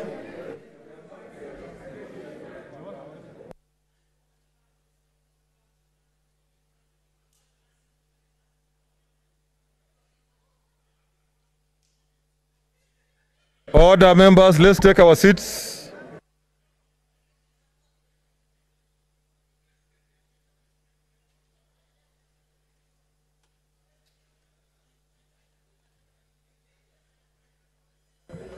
Order, take your seats, take your seats.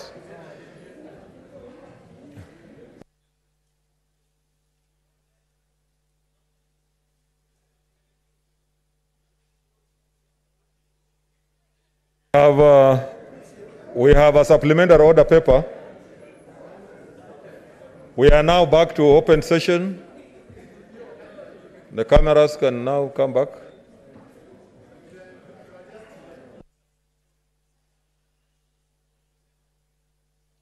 Order, members.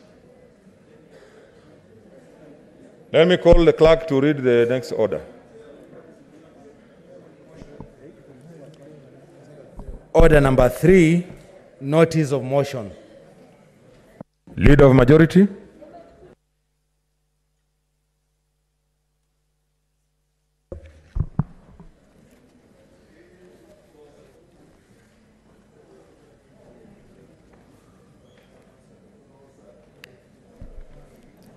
Mr. Speaker, sir, I beg to give notice of the following motion. That whereas pursuant to Article 181 of the Constitution and Section 33 of the County Governments Act 2012, on Wednesday, 3rd December 2020, the Nairobi City County Assembly approved a motion for the removal from office by impeachment of the Honorable Mike Mbuvi Sonko, Governor of Nairobi City County. And further, whereas by letter reference number NCCA SPK 12/2021, dated Friday, 4th December 2020, and received in the office of Speaker of the Senate on Friday, 4th December 2020. The Speaker of the County Assembly of Nairobi City informed the Speaker of the Senate of the approval of the motion by County Assembly and further forwarded to the Speaker of the Senate documents in evidence of the proceedings of the Assembly. And whereas, pursuant to Article 181 of the Constitution, Section 33 of the County Governments Act 2012, Standing Order number 75 of the Senate heard the County Assembly on grounds of removal from office by impeachment of the Governor. And further, whereas, pursuant to Article 181 of the Constitution, Section 33 of the County Government Act 2012 and Standing Order number 75, the Senate also heard the Governor of the Nairobi City County on the grounds of removal from office by impeachment of the Governor. Now, therefore, pursuant to Article 181 of the Constitution, Section 33 of the County Governments Act 2012 and Standing Order number 75, the Senate resolves to remove from office by impeachment the Honorable Mike Mbuvi Sonko, the Governor of Nairobi City County, on the following charges. 1, gross violation of the Constitution or any other law. 2, abuse of office. 3, gross misconduct. And 4, crimes under national law. Thank you, Mr. Second. Next order. Order number 4, motion, proposed removal from office by impeachment of the Governor of Nairobi City County. Leader of majority.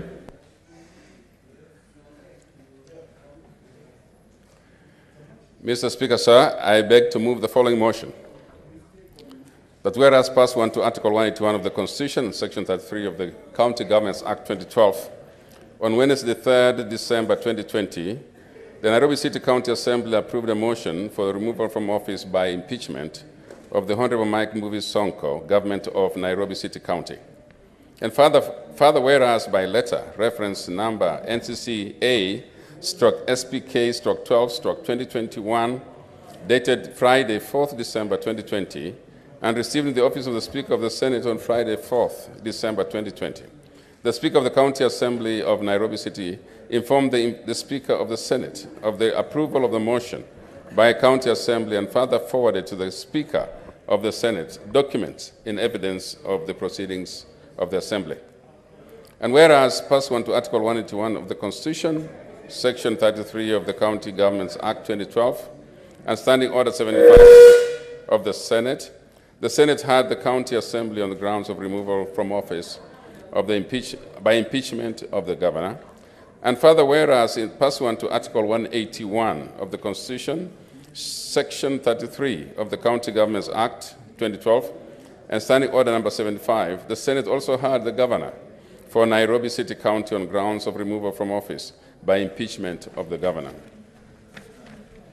Now, therefore, pursuant to Article 181 of the Constitution, Section 33 of the County Governments Act 2012, and Standing Order number 75, the Senate resolves to remove from office by impeachment the Honorable Mike Mbuvi Sonko, the Governor of Nairobi City County, on the following charges. 1, gross violation of the Constitution or any other law. 2, abuse of office. 3, gross misconduct. And 4, crimes under national law. Mr. Speaker, the matters here are straightforward. It is a constitutional duty of this Senate to take up this matter. We shall neither shy from it nor be intimidated. We must move in this direction and make decisions. Mr. Speaker, we have heard evidences the last 2 days. We have listened. In your own words, Mr. Speaker, you called it some boring session. It will be boring, but we heard. And I want to thank, Mr. Speaker, members, all the senators. The numbers proved to you, Mr. Speaker, that senators paid keen attention to the presentations on both sides. And everybody has been given a chance to be heard. And so, Mr. Speaker, this is a time of reckoning. And I'd like to ask members, you have heard, you made a decision, and now the time has come to put it to a vote. And I want to encourage members, please, this is your duty, and you must act. I want to thank everybody and thank the chairman, the Speaker for the way that you conducted this business. Speaker, I think we may have to reconsider certain things about how we run this business, but here is a time that will come. I will not take long, Mr. Speaker. I'm going to move and ask the leader of the minority to second. I beg to move. Thank you, Mr. Speaker.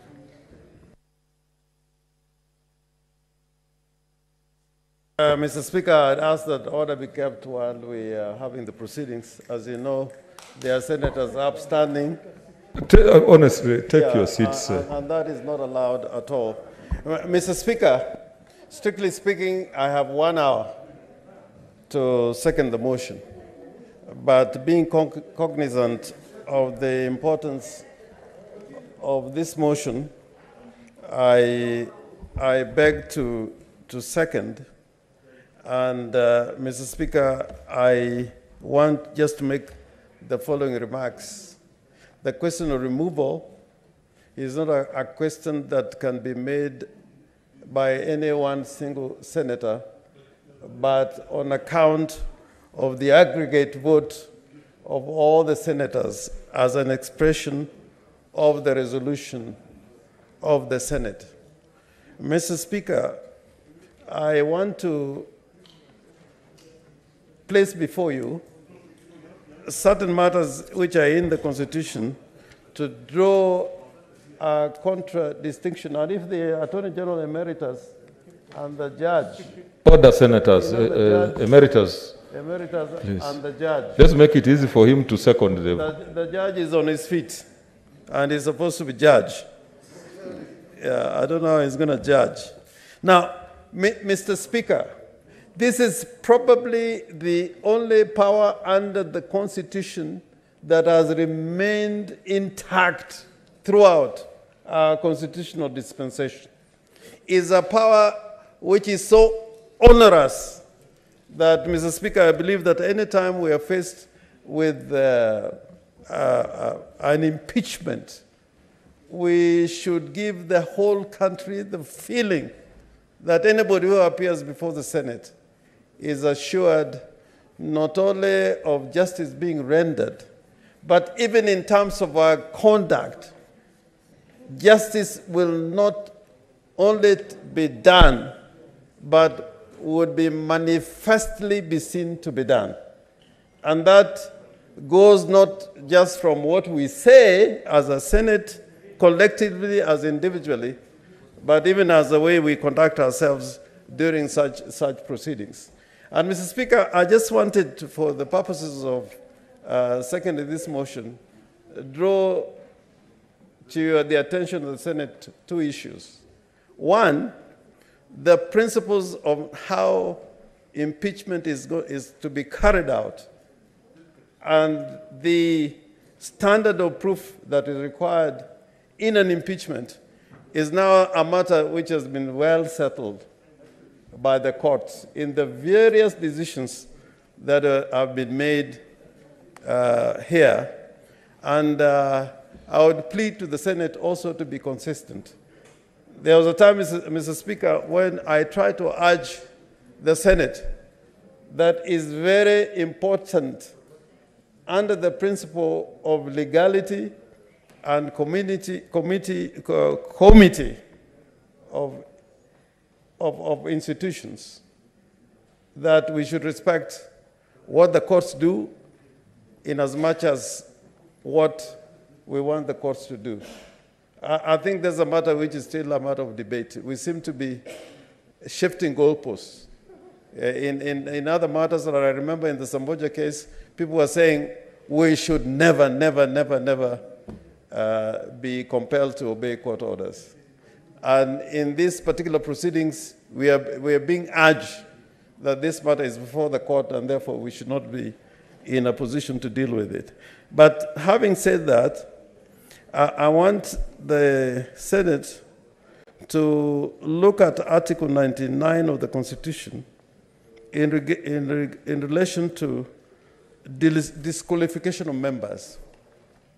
When you are charged in a criminal court and you are convicted, you cannot be removed as a member of this House.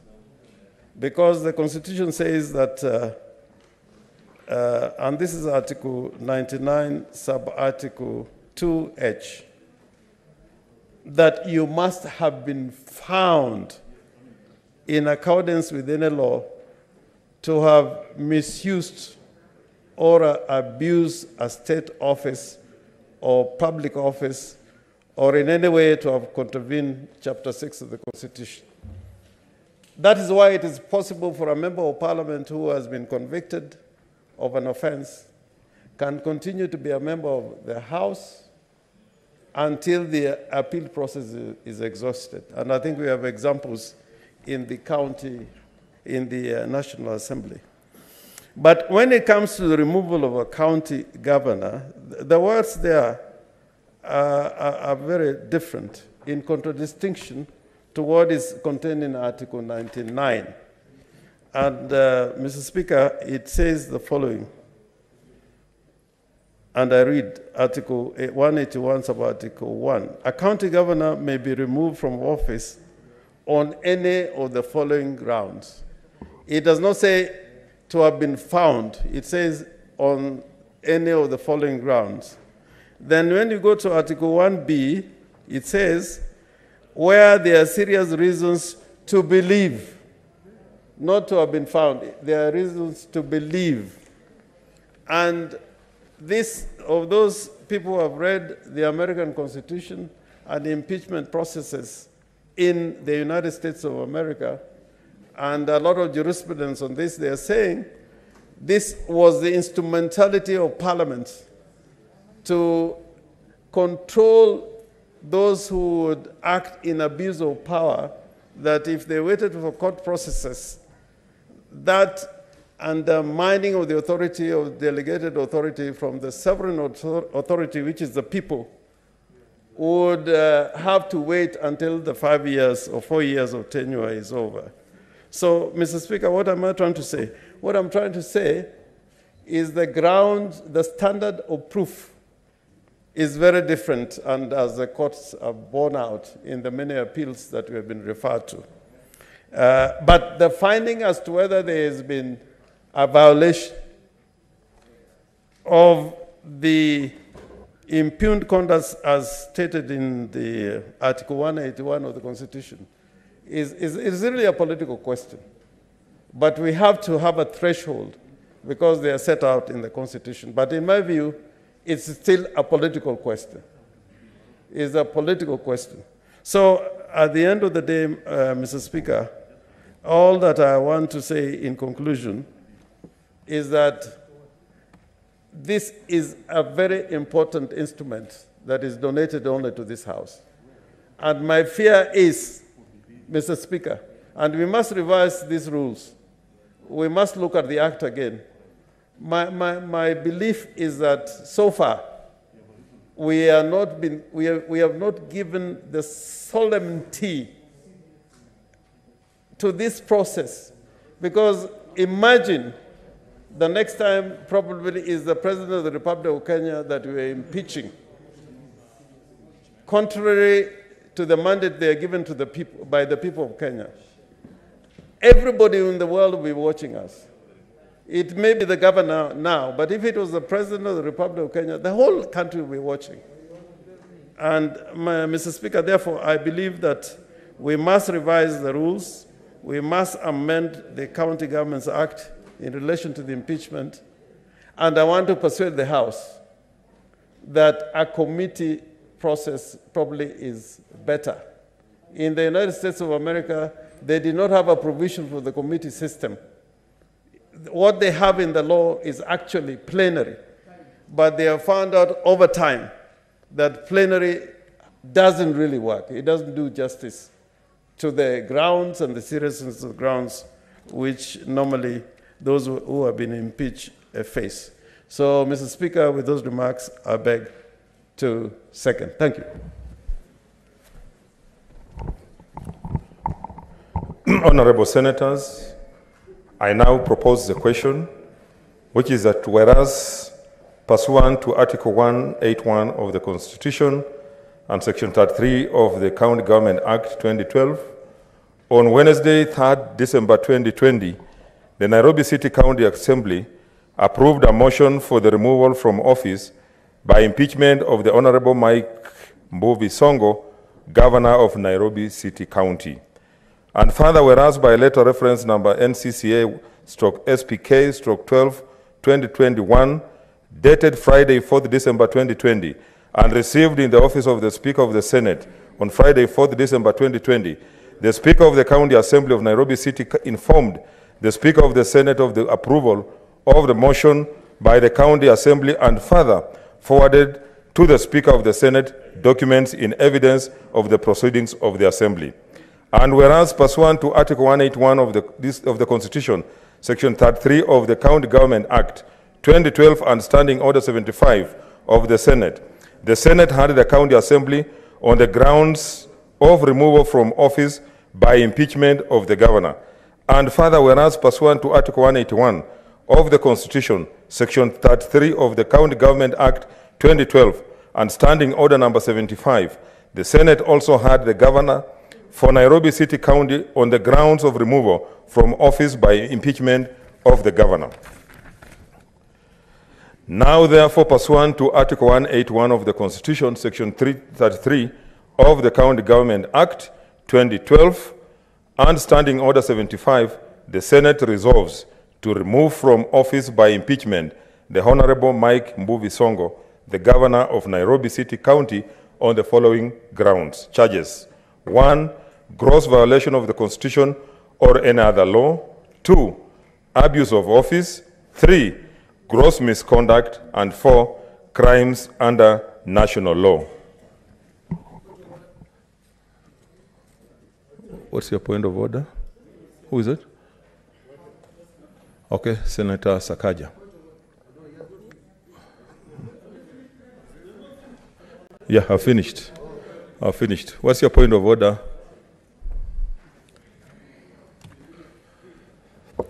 Mr. Speaker, sir, I stand under Standing Order 106 on limitation of debate, which clearly says that the Senate may, on a motion made by any senator in accordance with the Standing Order, impose a limit in respect of debate or any particular motion or bill by allocating a limited period of time for such debate or by limiting the time during which senators may speak in such debate or by imposing such limitations.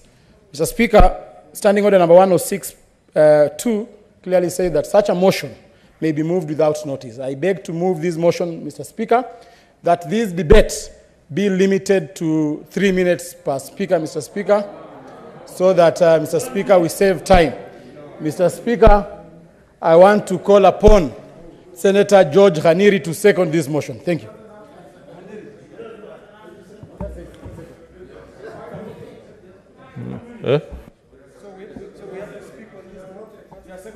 Seconded. Therefore, I'll just give 3 minutes. Senator Sakaja.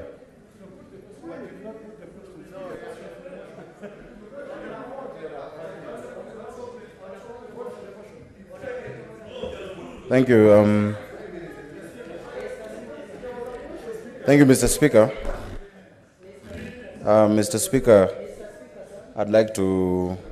Senator Kindiki Kidure. I'm not the Speaker. Yes. You have to call.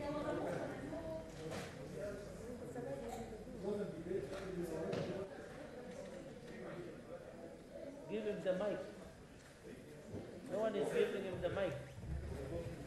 Mr. Speaker, sir. Okay, yeah.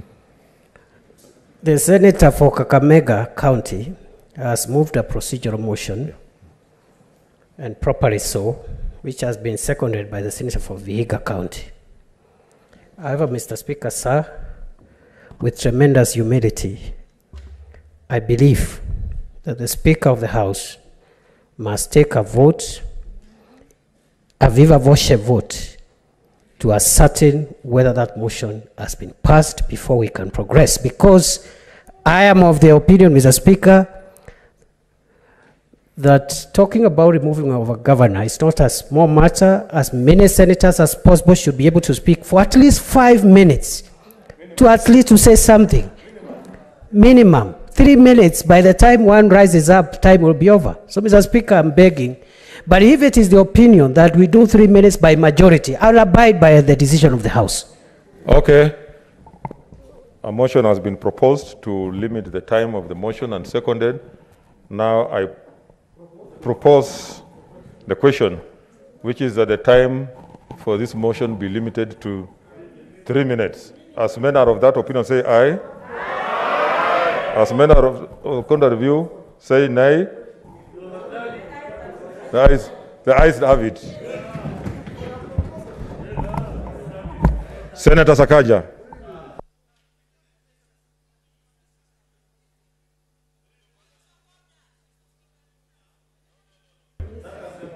Mr. Speaker, I seek your indulgence, Mr. Speaker.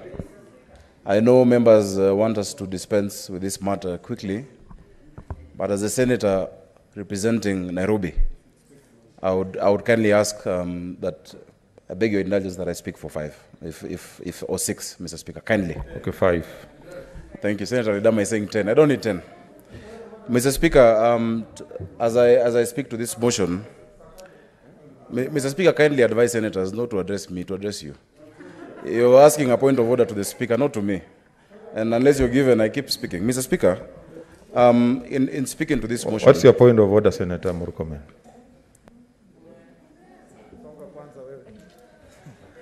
Mr. Speaker, there is a tradition which has been established in this House. First of all, Mr. Speaker, I know I cannot raise a point of order against you, but you only proposed the question, you didn't put the question.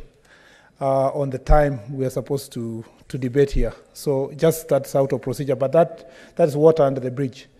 The real tradition that has been established in this House from the time impeachment started is that the senator of the county where the governor is from speaks last, Mr. Speaker. And it's a tradition that has been established because he speaks last, and generally there's always an indulgence to give him more time. And there's a reason why he should speak last, is so that then he can sum up everything, Mr. Speaker. And you know, generally there was a tradition. So I want to beg my friend Senator Johnson Sakaja, if he can wait for the other members to contribute first, so that then we can follow. Okay, Senator Sakaja, is that okay? Mr. Speaker, I acknowledge tradition. These are House of Rules and tradition. I have much to say. I will abide and speak last, but I hope that what I wanted to say will not be clouded by what members say. But I urge that even if I speak last, you still give me an extension of time when I speak, Mr. Speaker. Okay, Senator Isaac Mwaura.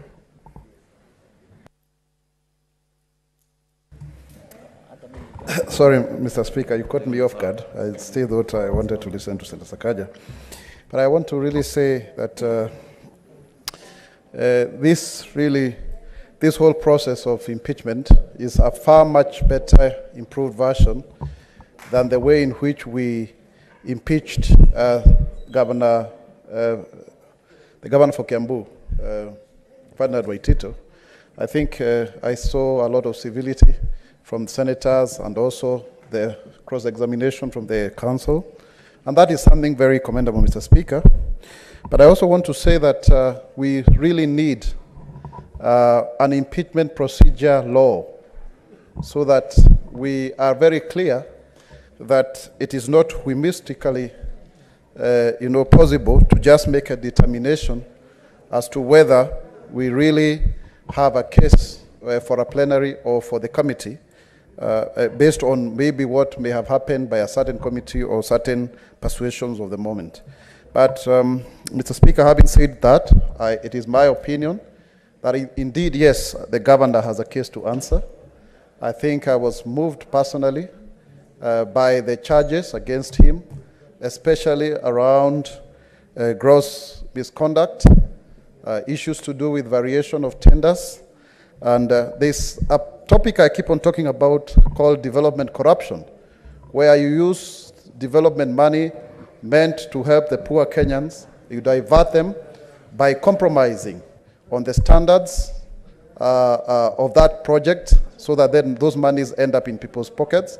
It was clearly demonstrated to us by the county assembly that a lot of monies were actually diverted from a stadium project, and further, quite poignantly and sad, that monies meant for bursaries have actually been diverted to pay lawyers. And you know, this is a very clear conduit for self-enrichment of legal fees that would not otherwise be quantifiable. I don't know, Mr. Speaker, whether it is the amount of English, and today we've had a lot of it, that then would amount to the hundreds of million shillings that have been diverted. And Mr. Speaker, now that I can see the yellow line, I want to say that really we owe it to this country to have governors having the highest threshold of decorum. We want people who, when they look at their TVs, at our TVs, they will see that these are honorable people who have been elected to office to serve. And in my opinion, Governor Mike Mbuvi Sonko has not presented himself in such a manner. I think he's a very good example of someone who, in my opinion, who should not have even been elected to the office of the governor of Nairobi. And I so ask that this honorable house do make its considered opinion so that we... Senator Olekino.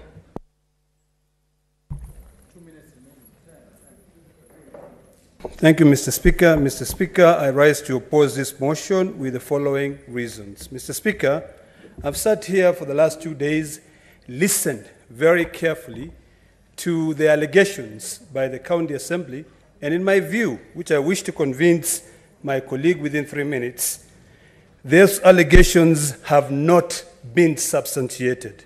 Mr. Speaker, sir, we were told that money was diverted, bursary money was diverted to pay for lawyers, to pay for other services. But the evidence which was presented by the county governor spoke differently. Mr. Speaker, we were given documents from Central Bank that showed that that was stopped. Mr. Speaker, sir, what happens?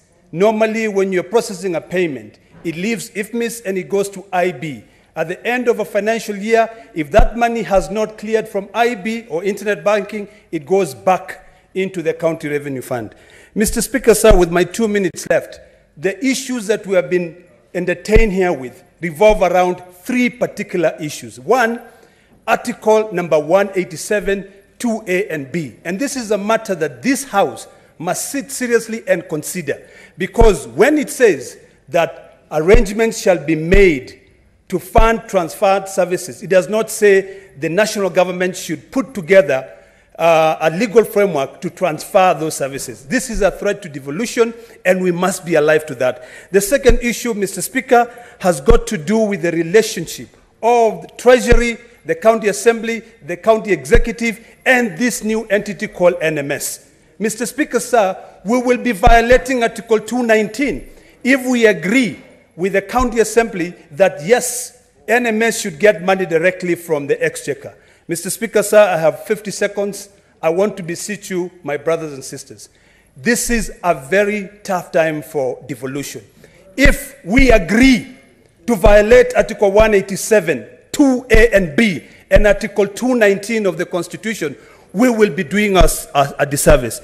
In the last few seconds, Mr. Speaker, sir, I'd like to end with a quote from the Bible, Proverbs 12:22.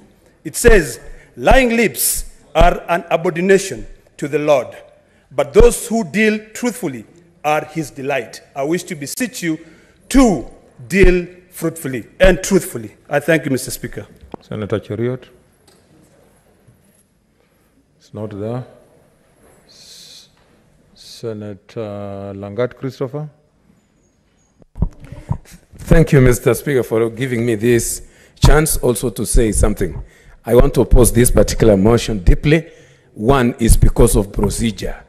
The fact that if we are not careful as the House, I want to say that the irregularities that are happening in the county assemblies are likely to translate to this particular House, Mr. Speaker, sir.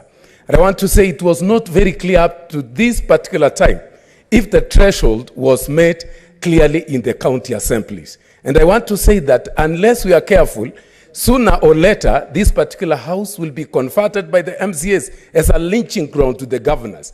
Governors are now under fear. They fear a lot. They fear the MCAs, and they fear that they will be brought here to be lynched. So we need to protect devolution by actually, we may not actually, we may not be having substance on what actually the governor gave, but the procedure is faulty. You could see, and everybody even here, is not, it is not clear to all of us if those particular MCAs who are in Mombasa, if they actually voted, Mr. Speaker. So I want to say that the faulty process produces faulty results. And I want to say we must be careful on the procedures that are taking place in the county assembly, or we risk this House becoming a lynching ground for the MCAs actually who have got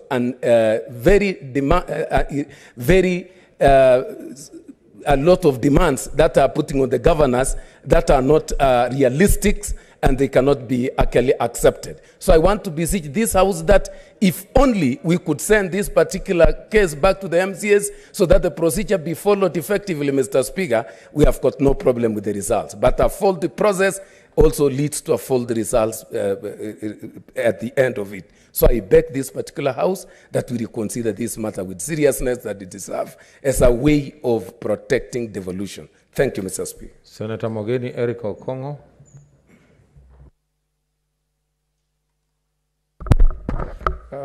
Thank you very much, Mr. Speaker. Mr. Speaker, this is the fourth impeachment we are doing in less than 3 years as senators. And I think for those who have served more than one term, there would even be more. Mr. Speaker, we are sitting as a jury, quasi-judicial proceeding as a court of law. It's important, Mr. Speaker, that in the eyes of anybody who comes before us, to see that not only has he or she been subjected to a process that is fair, but that he has also received justice. Mr. Speaker, the way we conduct these proceedings need to be reviewed going forward. Mr. Speaker, if you go to the United States of America, an impeachment of a president is done under serious investigation. I remember that during the impeachment of Richard Nixon, Hillary Clinton was one of the attorneys that were assisting with gathering evidence against the then sitting president. But as we speak here today, Mr. Speaker, you have seen that there are many instances where we are not able to get proper assistance from advocates who appear for the respective parties. We asked issues touching on whether orders were served. We were trying to get proper records from the assembly. We were told we ought to have summoned the clerk to appear before us to give us further evidence. Mr. Speaker, we really must put in place a body that should review the way we conduct this inquiry so that parties and Kenyans in general can have confidence. Mr. Speaker, this is like when you face an election petition. When you have received the mandate of the people to be their leader and you are taken to an election petition court, you expect fairness and you expect justice, and the verdict that is passed against you should be one that enjoys the confidence of the people that voted for you. But in conclusion, Mr. Speaker, our governors must also know, going forward, that if you violate our constitution or if you violate any law, then you may risk losing your seat. Mr. Speaker, Richard Nixon was impeached just for not Richard Nixon, Johnson, just for violating the Tenure of Office Act, a simple act of sacking the war minister, Edward Stanton, provoked an impeachment motion, which was passed. So any governor must know that if you... Senator Murkomen.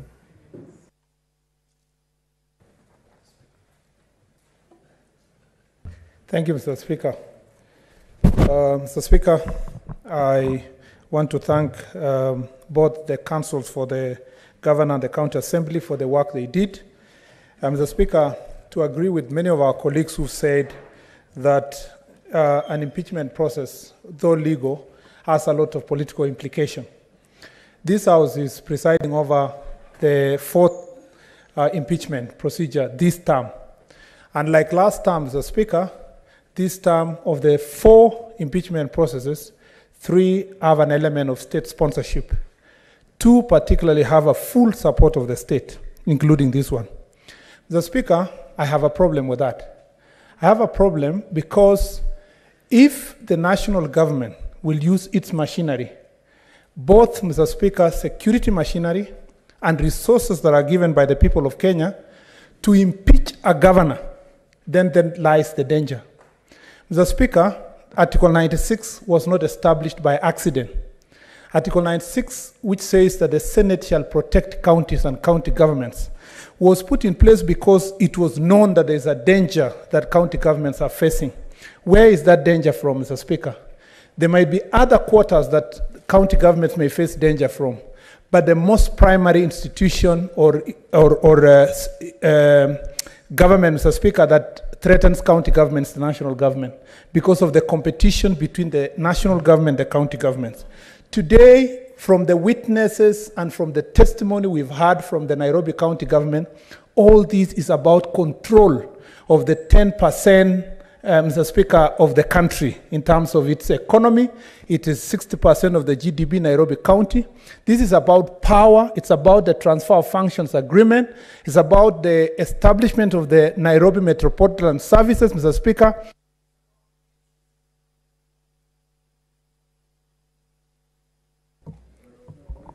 Mr. Speaker, it's about interests. that are competing, and particularly commercial interests, Mr. Speaker. For that reason, Mr. Speaker, this House must rise to the occasion to defend devolution and to ensure that counties and county governments have the confidence of the senators. And Mr. Speaker, with those comments, Mr. Speaker, I want to say that this House must tonight demonstrate itself that they have the level of consistency that can be believed by the people of Kenya. Mr. Speaker, I beg to oppose. Senator Chila yako.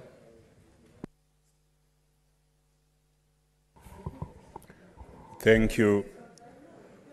Thank you, Mr. Speaker. Mr. Speaker, I'm hearing some people talking about my goodness. I don't know whether they did not expect me to speak. Now, Mr. Speaker, we are converged here as a jury. My understanding of a jury, the practice has evolved in senior jurisdictions, is that they are sequestered. They are kept somewhere where they cannot be influenced by many people, by opinions that are external to the facts. And Mr. Speaker, you will notice that many of us do not want to speak here because we do not want to be influenced.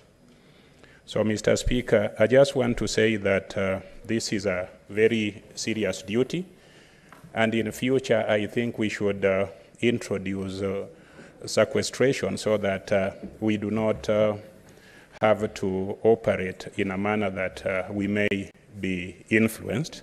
Now, having said that, Mr. Speaker, I also want to say that if you look at our legislation, the foundation of which this motion is brought, it requires that we investigate. If we are to defend counties, if we are to apply Article 96 of the Constitution and achieve the objective of that article where we defend counties, then we must not rely on arguments that are made by county assemblies and arguments that are made in response by county governments alone. We should be able as a body to go out there and find the facts out for ourselves. Because in matters that are adversarial, those who are better equipped and those who are better prepared will become persuasive. That is the dilemma in which we find ourselves in. I will express my opinion by voting. Thank you, Mr. Speaker. Senator Kimani wa Matangi, and I'll come. Yeah, I'll come.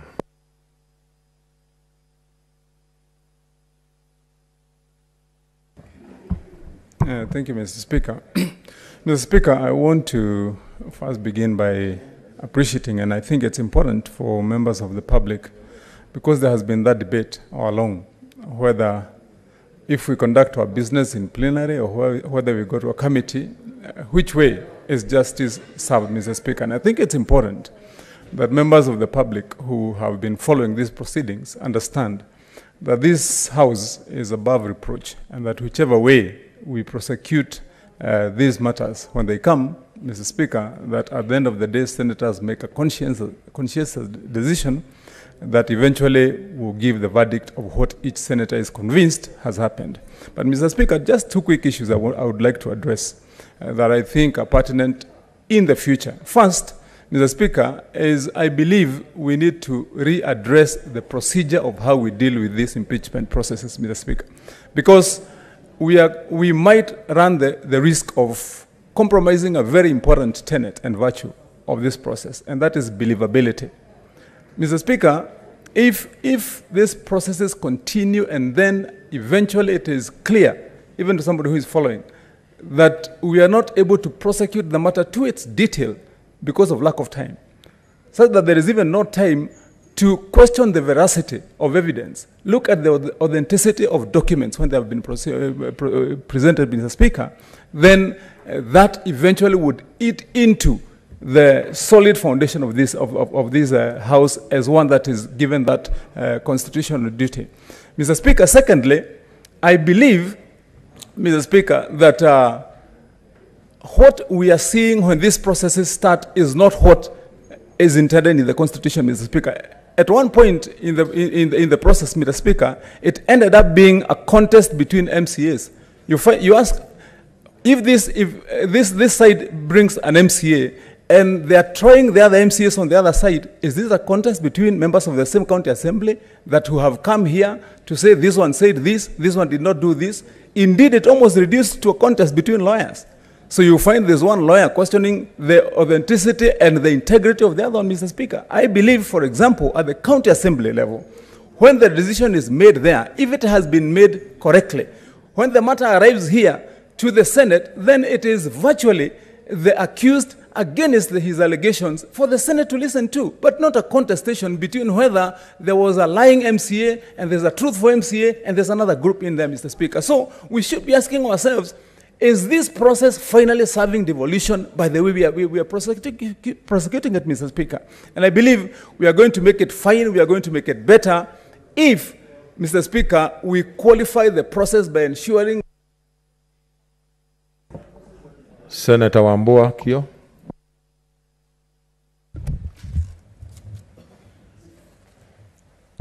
Thank you, Mr. Speaker. Mr. Speaker, the final decision as to whether or not to impeach the governor of Nairobi City County, I hope will be based on facts and evidence. Mr. Speaker, I'll prosecute only 3 arguments in opposing the impeachment motion against Governor Sonko. One, Mr. Speaker, is the issue of threshold that are even raised with the lawyers on the floor. And even the lawyers themselves could not confirm to this House that the threshold for impeachment has been reached. The only thing they could say is that the determination of threshold is the province of the High Court. The Speaker, to the extent that there is doubt on threshold, even on the side of the lawyers, must say to us that threshold was not met. There is no justification whatsoever to impeach the governor of Nairobi City County. The Speaker, what I find very interesting is what really is the motivation of this process, Mr. Speaker. Why do I ask about the motivation? We are told that the Dandora Stadium is still under investigation, active investigation. At the end of the day, the investigating agencies will apportion blame and say, so and so is responsible for doing ABCD. Why is the county assembly of the Nairobi City in such a hurry to impeach the governor on account of a matter that is still under active investigation? Lastly, Mr. Speaker,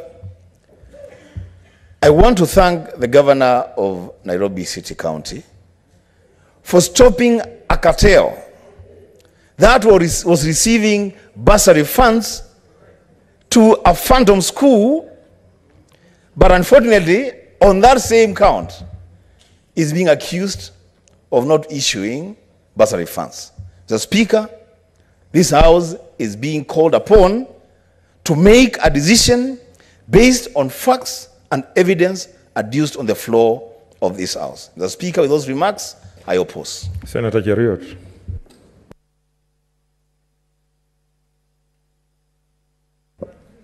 Thank you, Mr. Speaker, for this chance. Mr. Speaker, we are being invited to make a very simple decision.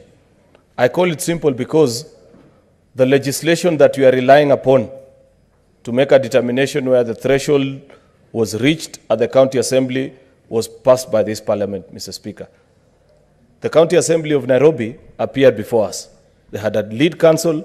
They had an opportunity for 2 days to, before us, present us with evidence confirming whether they reached that particular threshold. When they didn't do it, this afternoon, we were given an opportunity, Mr. Speaker, to seek clarifications. I rose on a point of order, and I asked a specific question to the lead counsel. Can you furnish this House with the names of the members of County Assembly who you purport that 88 of them supported the impeachment process against the governor? That would have allowed me to look into the further details of all this mistreatment of staffers, issues of governance, and the rest. But he scattered around the issues. He could not produce that particular list. Mr. Speaker, a trend is emerging in this country, and this House will be setting a very bad precedent. If tonight we confirm to the entire country that it no longer matters if two MCAs meet, so long as they bring a list and a letter to this House and they are able to flex their political muscles, it will not matter anymore. Then as a House, we'll be failing in our constitutional responsibility of ensuring that we are defenders of devolution. For that reason, Mr. Speaker, for the simple and the obvious fact that is so obvious and bears for everybody who cares to listen, that the County Assembly of Nairobi never achieved the threshold of impeaching Governor Mike Sonko, I oppose this motion. Mr. Speaker, if it is about failure of duties, honestly, between the national government and the county government of Nairobi, which one needs the services of NMS? It is a national government. Mr. Speaker, I oppose. Senator Wako.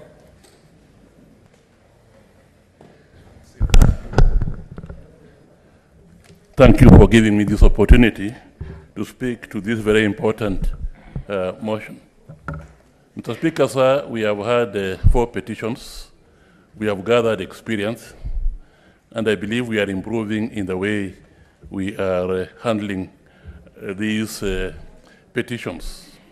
Mr. Speaker, sir, you may recall that I did say that this mandate is a very important mandate. And I think it will be worthwhile taking into account the experience that we have had to look at the procedures so that everybody lives here, the governors, everybody feels that they have had a fair deal, if I may use that particular word. Mr. Speaker, sir, when you look at it, actually it's a very simple thing. And if we just stuck to that simple thing, which is have the particulars given on various matters, have they been, the word is substantiated. We don't look to how they came here, because they come here in many ways. Maybe 2 MCAs, maybe the government, maybe just some people who are interested in ensuring that devolution does not work. Let us focus more, not on how they have come here, because if we focus too much on how they have come here, we may be derailed. This is my opinion. We focus more on what we have before us, the particulars that have been given, particulars that have been given pursuant to the reasons to remove the governor, which are set out in Article 181 of the Constitution. Have those particulars been substantiated? That's all. If they have not been substantiated, the petition does not succeed. If they have been substantiated, they succeed. But a petition should not fail or succeed because of how it found its way here. There will be many ways of these types of petitions coming here. Let us focus more, to me, on the issue of substantiation. Mr. Speaker, sir, let us also, we are developing jurisprudence. Let us also ensure that our jurisprudence on this matter is also consistent. For example, I can see that our jurisprudence on the issues of procurement and interests are now developing. And if you have to be consistent, we have to ensure that the way we decide those issues in one case should guide us on how we decide on those issues in this particular case. Finally, Mr. Speaker, sir, as we look at the procedures. Your time is up. Senator Susan Kihika. Oh, thank you, Mr. Speaker. I also rise to oppose this motion. And part of the reasons as to why I oppose the motion is I was not convinced that the process that was followed at the county assembly level, as far as the threshold and was followed properly. And I think it's important because the way that it got here must also be important and considered. But now once they were here and they were stating the grounds, I also felt that the grounds were very flimsy, when they come here talking to us about impeaching Governor Sonko because he danced to party after party in France, I feel that that's not a good enough reason.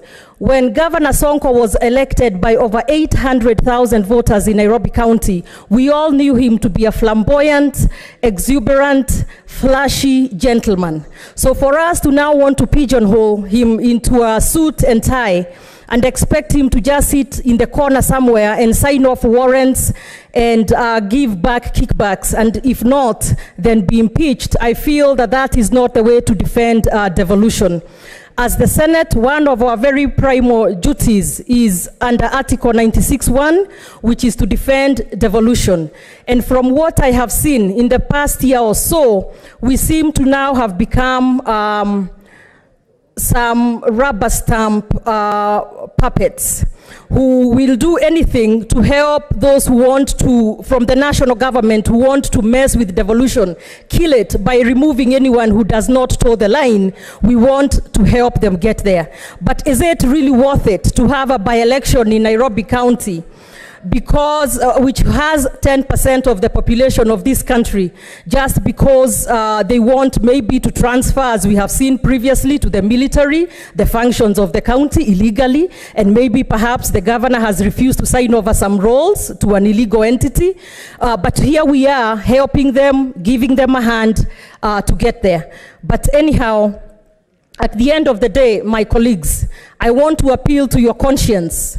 Let us not impeach Governor Sonko on such flimsy grounds. I feel that the allegations were not substantiated, and as such, oppose the motion, and I hope that most of you, if not all of you, will do the same, will do the right thing, will follow your conscience, will uphold the law and follow the constitution that we swore to uphold.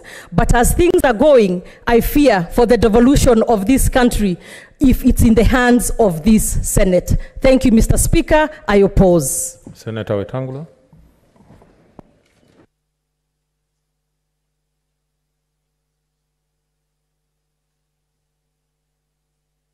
Thank you, Mr. Speaker. I'll also be very brief. I think we have had in the last 2 days a lot of material. But going forward, Mr. Speaker, we should improve the process of hearing impeachment processes in this House. I think those who have been dealing with bettering our standing orders should create a structure for a sort of pre-trial conference between the parties, proper exchange of documents, not just through emails flying around, but sitting together. Probably our committee on justice can be involved if the clerk's office is overwhelmed, so that when the parties come here, we give them proper hearing without contestations as to whether some documents came here rightly or wrongly. Secondly, Mr. Speaker, every time an impeachment matter comes here, it's obviously a devolution on trial. Devolution on trial because we are going to truncate by a vote, if it's positive, the will of the people. But it also sends a message to our governors that abiding by the law and procedures set out in management of public affairs are not options. There are cardinal requirements in managing public affairs. I want to urge members, don't vote because so-and-so has told you to vote, or you are voting because you have been influenced. Vote because you have had the evidence as it was given here. Unfortunately, Mr. Speaker, the documents, these bulk documents were brought as we started the hearing of the case. Some members may not even have gone through these documents. Unfortunately, that is the situation. I urge us to be as just and as fair as we possibly can, knowing that the future must be improved in this process. Thank you. Senator Millicent Omanga. Speaker, what I would say is I stand up to oppose this motion. Mr. Speaker, these are interesting times to live in. Mr. Speaker, when I heard the MCA actually talk about intimidation, It was closer home because, Mr. Speaker, you know, Let's the consult- kind let's of consult in law intimidation terms. Let's even consult in members law. of this house have gone through. Mr. Speaker, you know, in this house, even leadership or chairman of committees, they are not there by merit. It is because maybe they are robots to some orders from above, from the executive. Mr. Speaker, what I just want, because of time, to actually just read one thing, because we lost a colleague, and I'm actually mourning Senator Kabaka. And the last message Senator Kabaka wrote on our WhatsApp group, 3 hours before he started, before he went to hospital. There's a point of order from Senator Farhia. My time, hope, Speaker, it will not. Thank you, Mr. Speaker. I think we've been called puppets, we've been called robots. I think these allegations need to be substantiated. Otherwise, I think these people should withdraw and apologize to the House. I thank you, Mr. Speaker.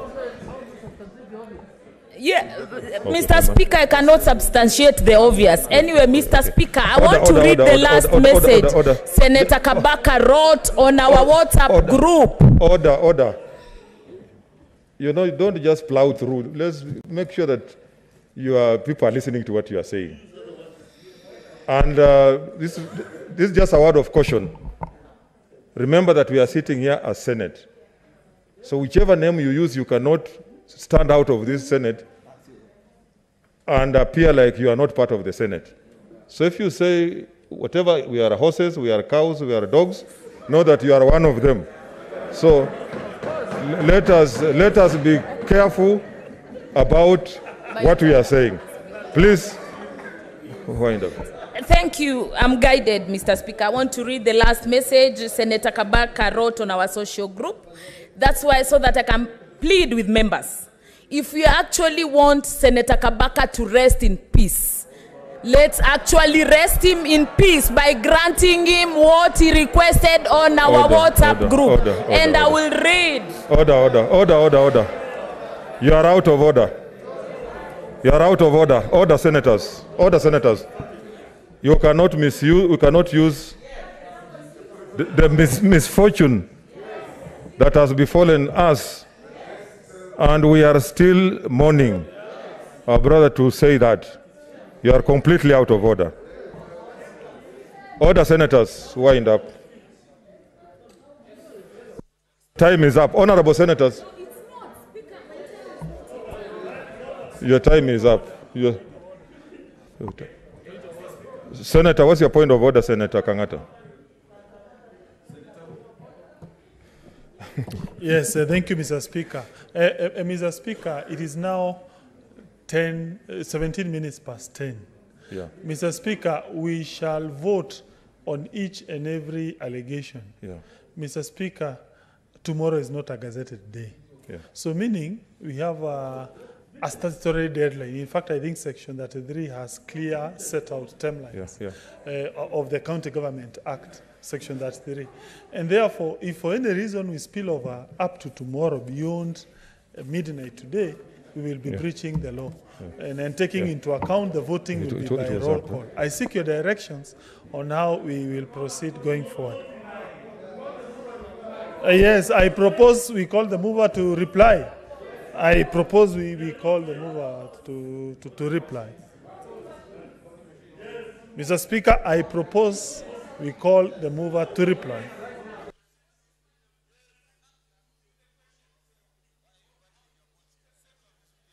Yes, we put Honorable the question. senators. Mr. Speaker, Order, senators. Order, senators. Order, senators.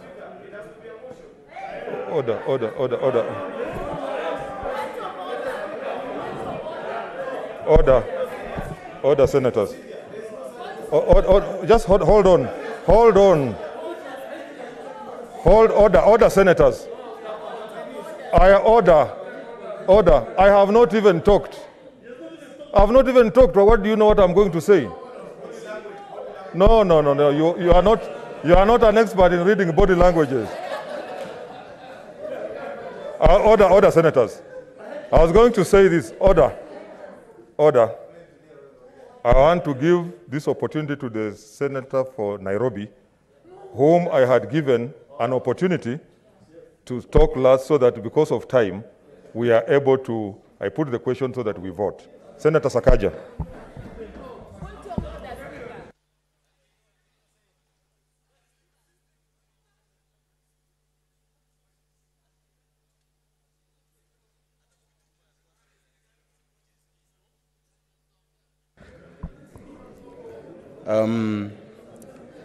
Mr. Speaker, I thank you for this opportunity to speak to this motion.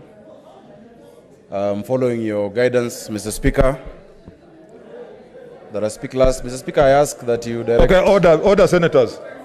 Let us listen to Senator Sakaja. Remember, we have to vote. Please. Okay, Senator Sakaja.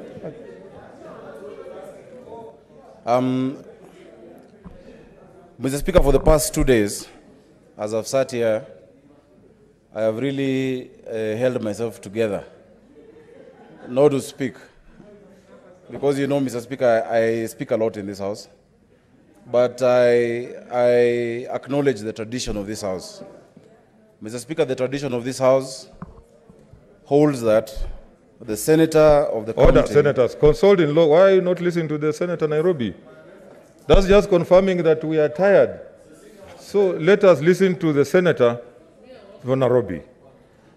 Mr. Speaker, what I'm saying is that the tradition of this House has been that the senator of the county in question, when there is an impeachment, ideally keeps quiet.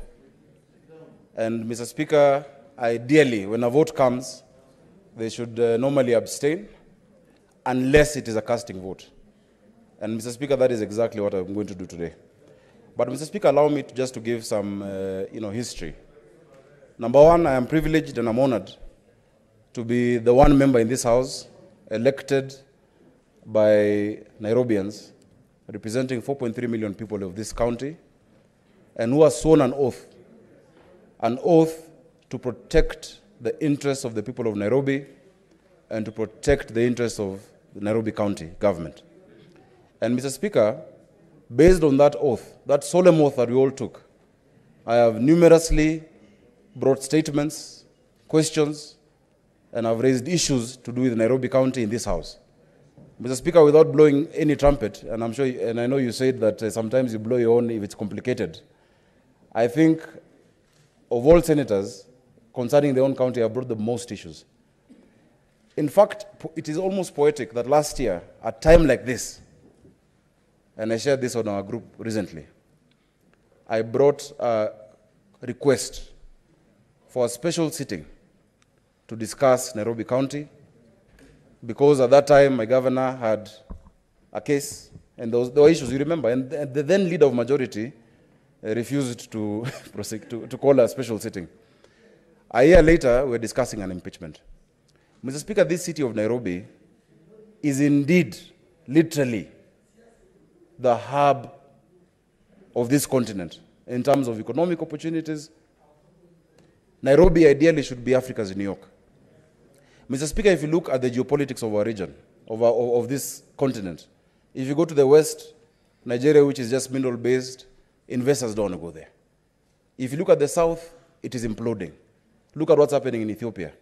The frontier for the economic development of this continent is Nairobi.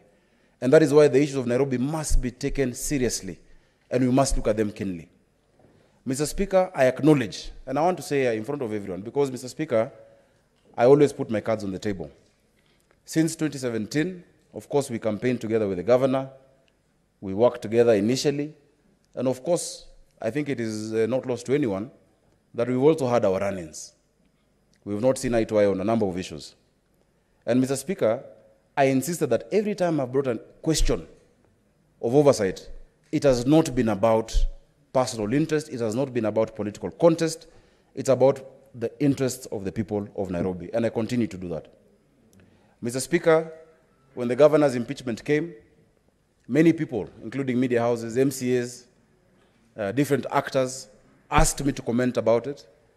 But I believe in grace, such that it is wrong to kick someone when he's down. And that is why I have resisted to gleefully dance on anybody's grave. I have resisted the urge to celebrate, but to empathize with the people of Nairobi.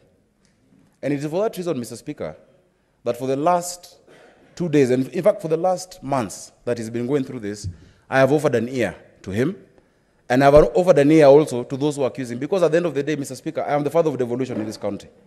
I am the senator of Nairobi. Whichever way it goes, the Senate will speak.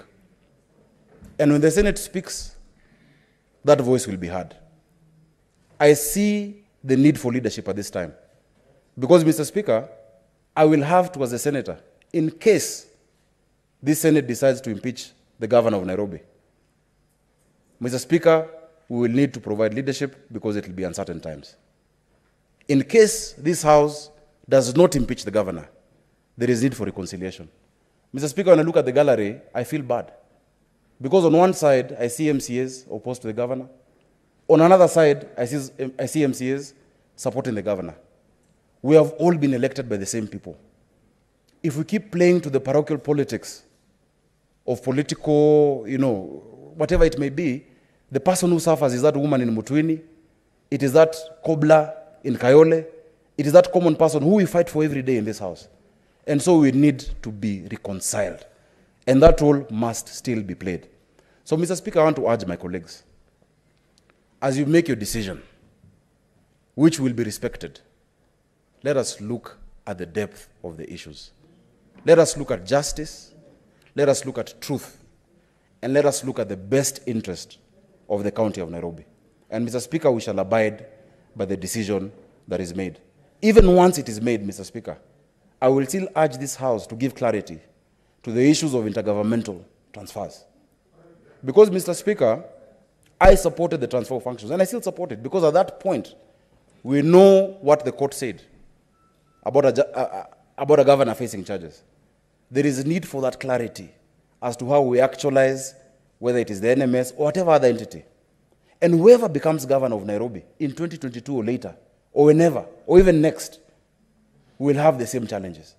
When Governor Kidero was governor, myself and Governor Sonko said things about him that he is going through today. This city cannot be about individuals. Mr. Speaker, I want to thank Senator Orengo and Senator Mutula and Senator Wetangula, because they stood with me. When BBI document was released, the functions of Nairobi had been transferred permanently away from Nairobi. Mr. Speaker, we pleaded with the President and with the former Prime Minister and these three members of mine, Mr. Speaker, and I thank them, and the people of Nairobi, thank you. At that time, I fought alone. My MPs didn't support that. They said no comma should be changed, no full stop. But I said the person in Nairobi, Article 1 says that the sovereign power is with the people and it's exercised at the national level and at the county level. The people of Nairobi are going to be disenfranchised not to exercise that power at the county level. I'm glad that the document that we have now, Nairobi remains a county. As I conclude, I want to give Nairobians hope. I know Francis Bacon once said that hope is a bad breakfast but a good supper. But I want to give the people of Nairobi and the people of Kenya hope that Nairobi can work as a county. Nairobi can thrive as a county. And when Nairobi works, all of your counties will be able to work. Please support Nairobi County. And to the governor of Nairobi, my friend, whom we've had a love-hate relationship, I don't know where the scales lie, whether it is more love or more hate. But Mr. Speaker is a brother. I want to give him the words of William Penn. No throne, no thorns, no throne. No cross, no crown. No girl, no glory. Senators, make a judicious decision. Thank you, Mr. Speaker. Okay, honorable senators. Honorable Senator, order.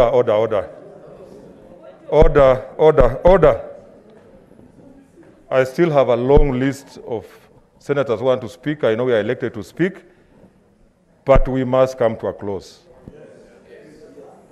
All of you who are listed here have at least said something between yesterday and today.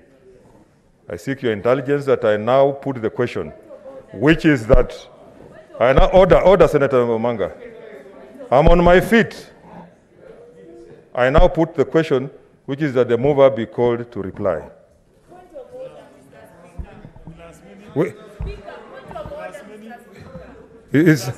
Okay. It's a procedural motion, but will as many of that opinion say aye? Aye. As many of the contrary view say nay? The ayes have it.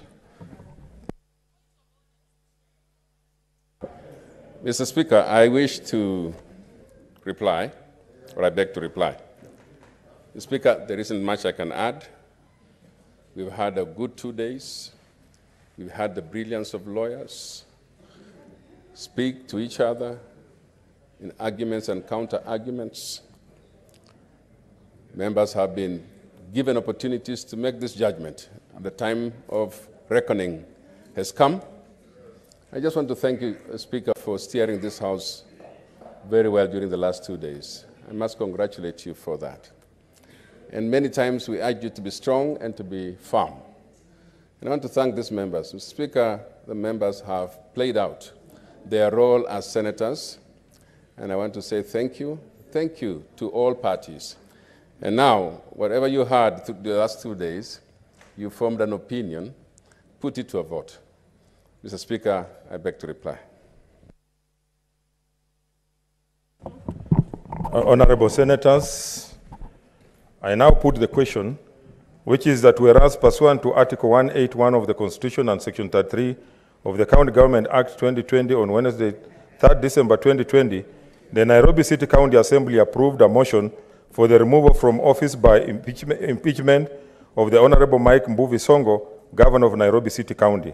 And further, whereas by letter reference number NCCA 1/SPK/12/2021, dated Friday, 4th December 2020, and received in the office of the Speaker of the Senate on Friday, 4th December 2020, the Speaker of the County Assembly of Nairobi City informed the Speaker of the Senate of the approval of the motion by the County Assembly, and further forwarded to the Speaker of the Senate documents in evidence of the proceedings of the Assembly.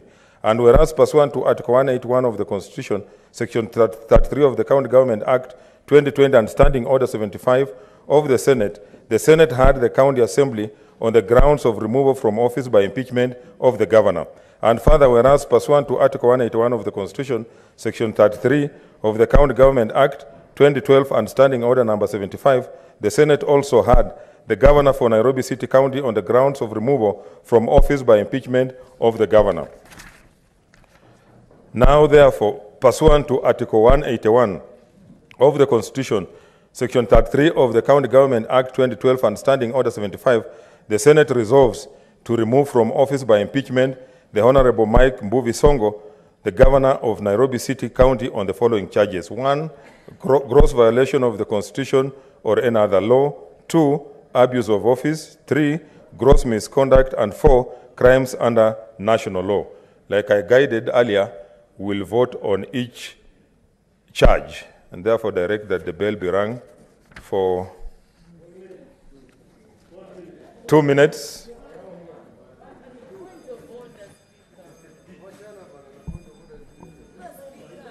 It's a division, Millicent.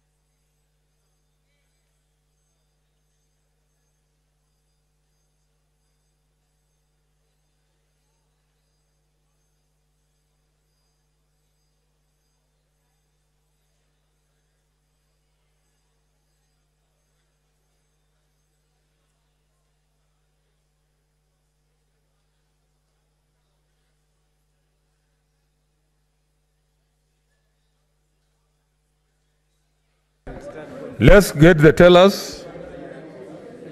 You know what?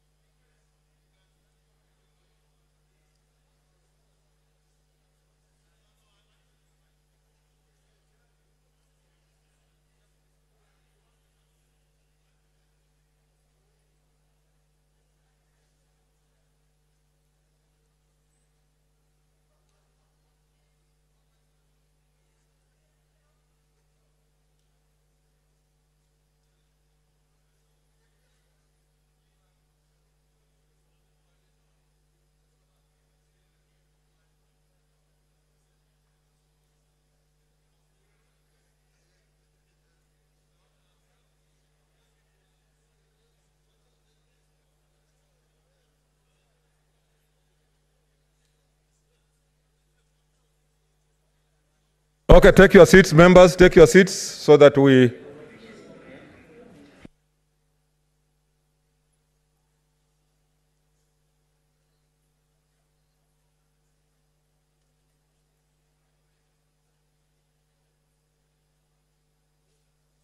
Take your seats so that we start voting.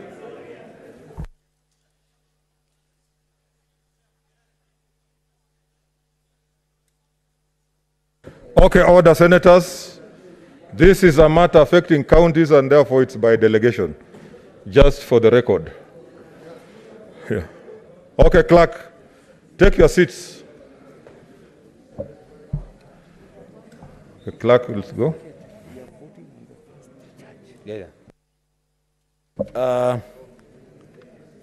This is a vote on charge number 1, gross violation of the Constitution of Kenya 2010, the County Governments Act 2012, the Public Procurement and Disposal Act 2015, and the Public Finance Management Act 2012. Roll call. Adan Dulo Fatuma, Isiolo County.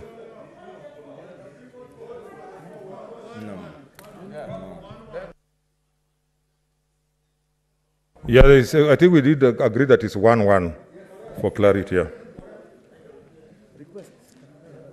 Adan Dulo Fatuma, Isiolo County. I vote yes.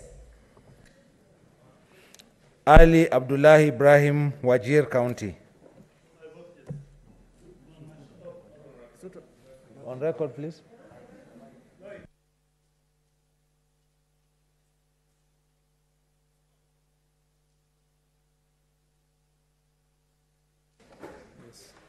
Okay, I vote yes.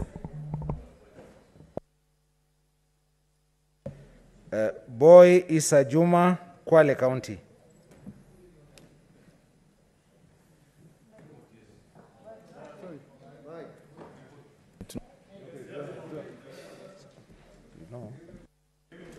I vote yes.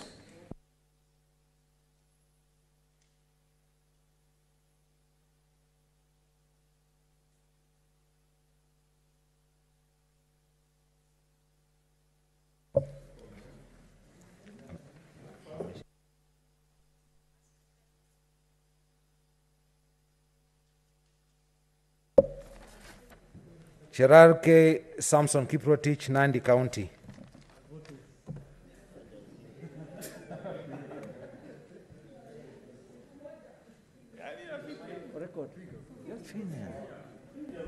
I vote no.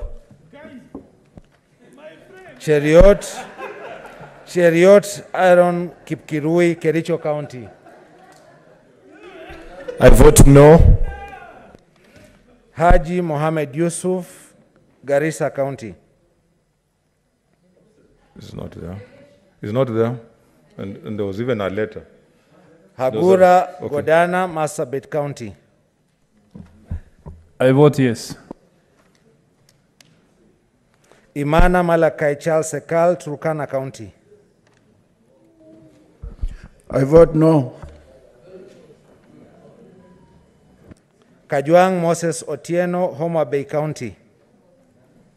Mr. Speaker, I vote yes. Kamar Margaret Jebkoech, Wasingishu County.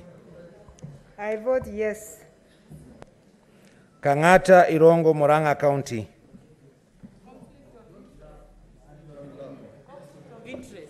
I vote yes. Haniri George, Vihiga County.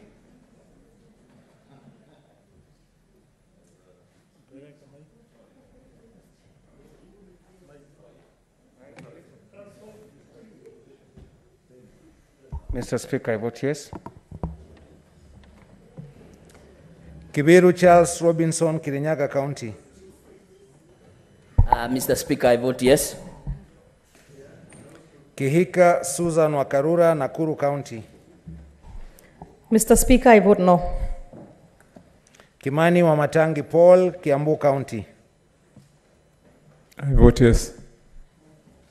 Kindiki Kithure, Tharakanithi County. I vote no. Kirenyaga Ephraim Mwangi Maina, Nyeri County.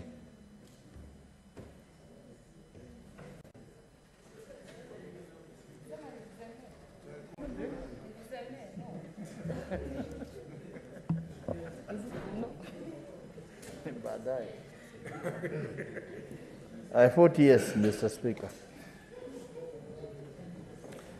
Langat Christopher Andrew, Bomet County. I vote no. Senator Manga, why don't you take your seat? You know, social distancing and we have enough tellers. Lelegwel Tumbesi, Samburu County.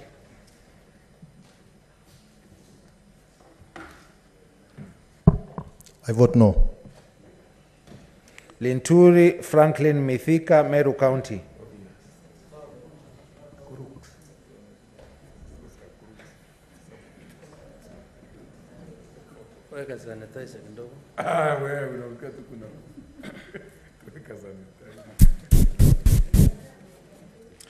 I vote no. Loitiptip Anwar, Lamu County. I vote no. Mazayo Stewart Mwachiru, Kilifi County.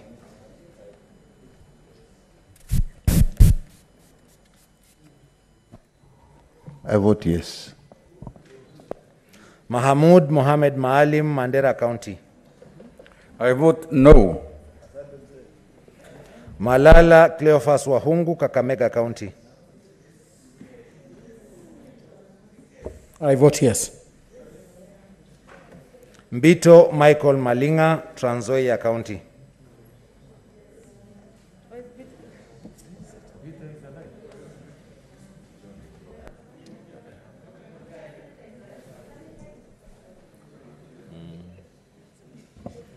Mr. Speaker, I vote yes. Mbogo George Ochilo Ayako, Migori County. Mr. Speaker, I vote yes. Mogeni Eric Okongo, Nyamira County. Mr. Speaker, I vote yes. Moi Gideon Kipsielei Towet, Baringo County.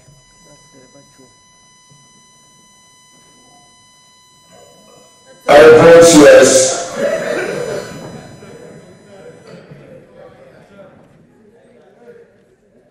Mpayei Philip Salao, Kajiado County.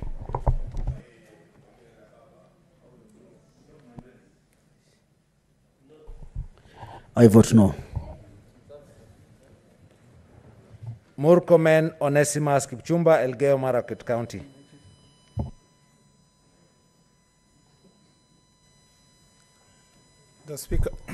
The Speaker, I vote no. Mutula Kilonzo Jr., Makueni County. I abstain.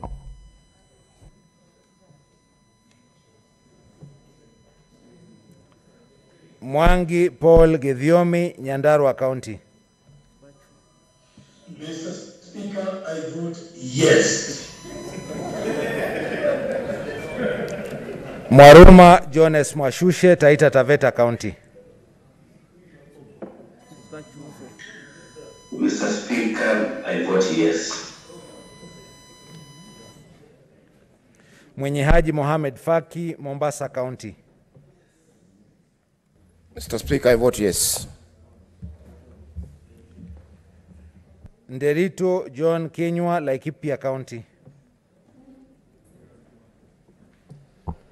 Mr. Speaker, I vote no.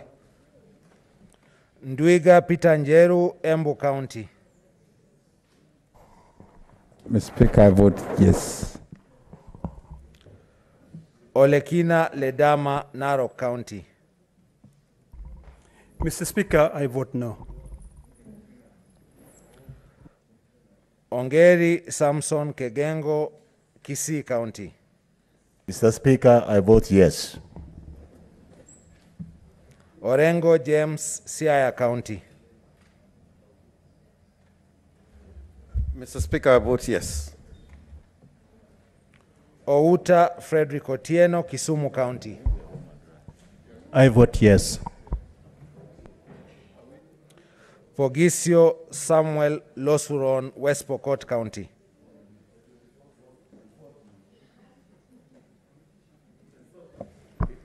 Mr. Speaker, I vote yes. Sakaja Johnson Arthur, Nairobi County. Mr. Speaker, I abstain.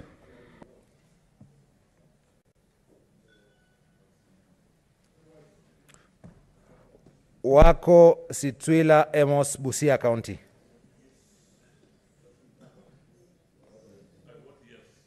On mic. I vote yes. Wambua Enoch Kio, Kitui County. Mr. Speaker, I vote no. Wario Golich Juma, Tana River County. Mr. Speaker, ninapiga kura hapana. Ama la. Wetangula Moses Masika, Bungoma County. Mike, I vote yes.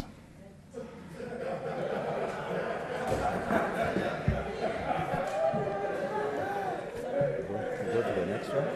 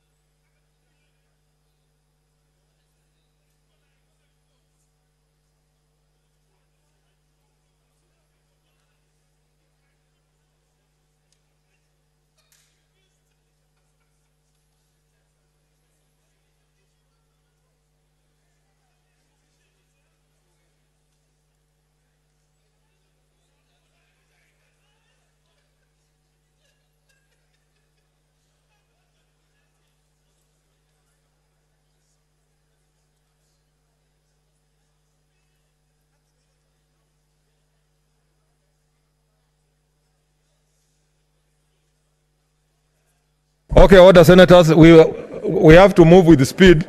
Take your seats. Take your seats.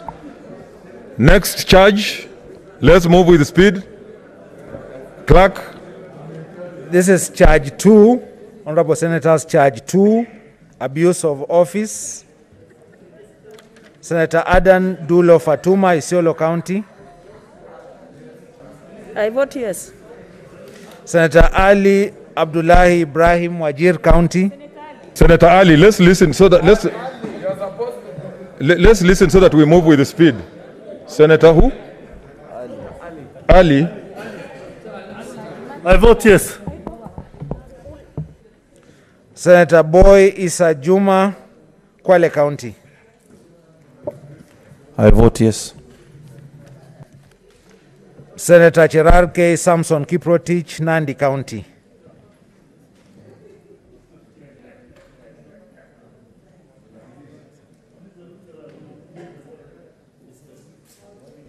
Mr. Speaker, I vote no. Senator Cheriot Aaron Kipkirui, Kericho County. I vote no.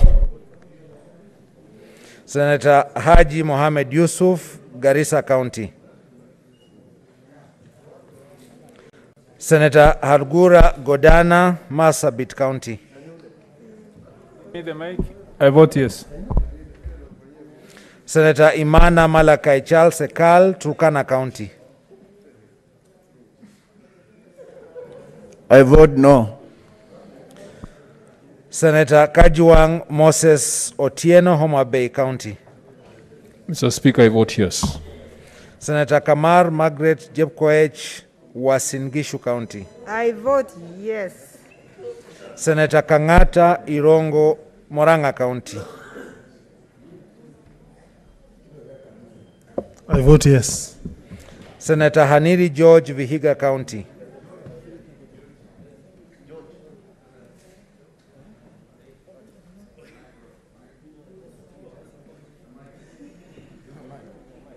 Those giving the mic, please.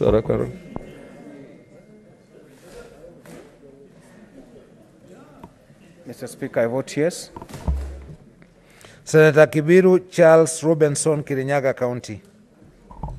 Mr. Speaker, I vote yes. Senator Kehika Susan Wakarura, Nakuru County. Mr. Speaker, I vote no. Senator Kimani Wamatangi Paul, Kiambu County. I vote yes. Senator Kindiki Kithure, Tharaka Nithi County. I vote no. Senator Kirinyaga Ephraim Mwangi Maina, Nyeri County.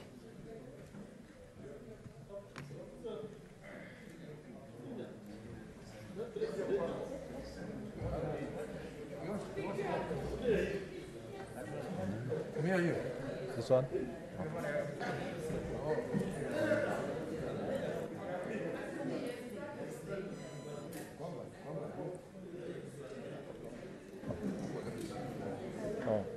I vote yes.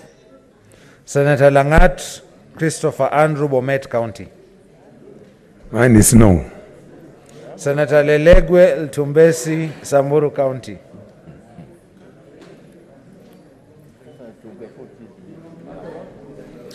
I vote no. Senator Linturi Franklin Mithika, Meru County.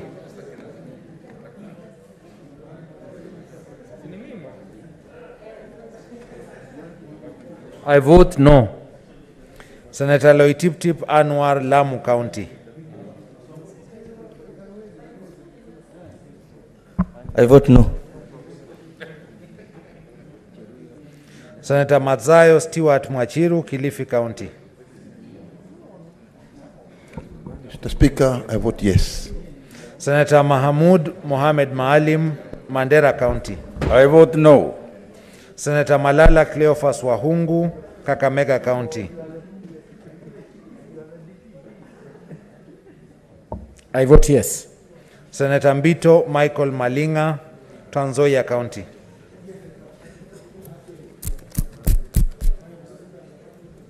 Mr. Speaker, I vote yes. Senator Mbogo George Ochilo Ayako, Migori County. Mr. Speaker, I vote yes. Senator Mogeni Eric Okongo, Nyamira County. Mr. Speaker, I vote yes. Senator Moi Gideon Kipsielei Towet, Baringo County.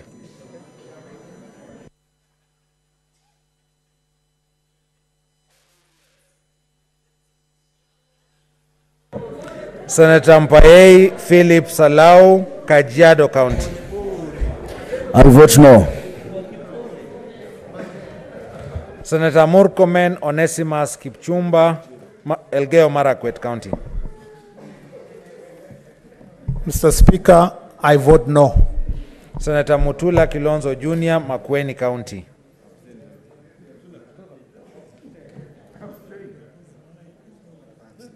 I abstain. Senator Mwangi Paul Gedhiomi, Nyandarua County. Mr. Speaker, I vote yes. Senator Mwaruma Jones Mwashushe, Taita Taveta County. Mr. Speaker, I vote yes. Senator Mwinyi Haji Mohamed Faki, Mombasa County. Mr. Speaker, I vote yes. Senator Nderito John Kenywa, Laikipia County.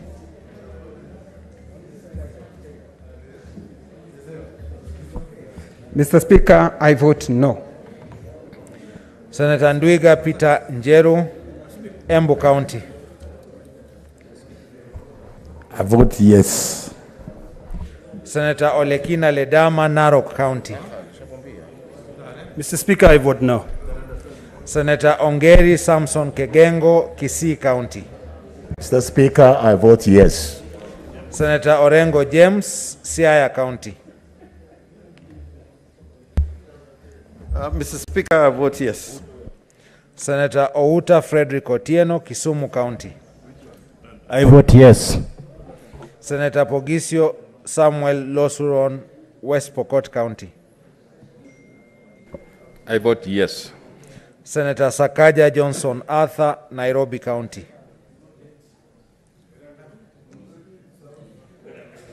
Mr. Speaker, I abstain.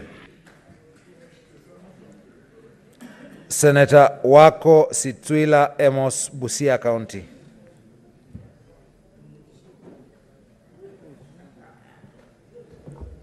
I vote yes. Senator Wambua Enoch Kio, Kitui County. Mr. Speaker, I vote no. Senator Wario Golich Juma, Tana River County. No. Senator Wetangula Moses Masika, Bungoma County.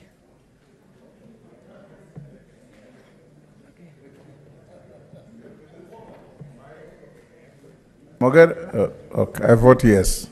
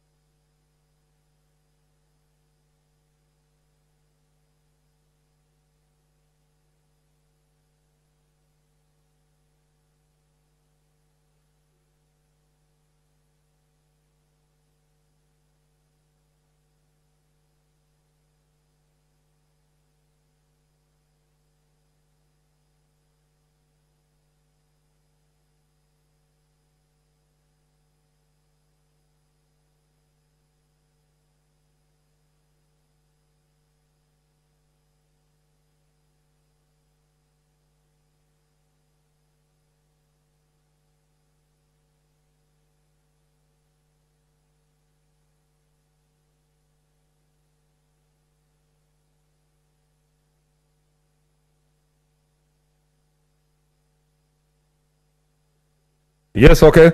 We are voting on the third charge. Honorable Senators, charge number 3. Let's maintain order so that we finish fast. Excuse me. Whip, please. We are on the. Please take your seats. We have 2 charges to go. Okay, let's proceed, clerk. Charge number 3, gross misconduct. Roll call. Senator Adan Dulo Fatuma, Isiolo County. I vote yes.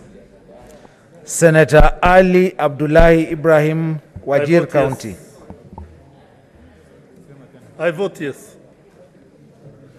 Senator Boy Isa Juma, Kwale County.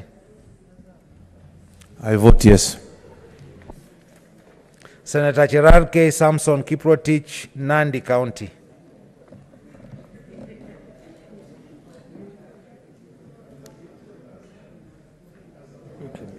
Mr. Speaker, I vote no. Senator Cheriot Aaron Kipkirui, Kericho County.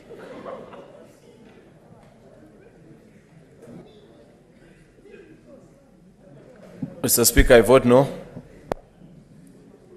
Senator Haji Mohamed Yusuf, Garissa County. Senator Hargura Godana, Marsabit County. I vote yes. Senator Imana Malakai Charles Sekal, Turkana County. I vote no. Senator Kajuang Moses Otieno, Homa Bay County. Mr. Speaker, I vote yes. Senator Kamar Margaret Jebkoech, Uasin Gishu County. I vote yes. Senator Kangata Irongo, Moranga County.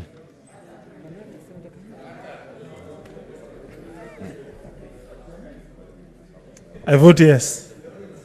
Senator Haniri George, Vihiga County.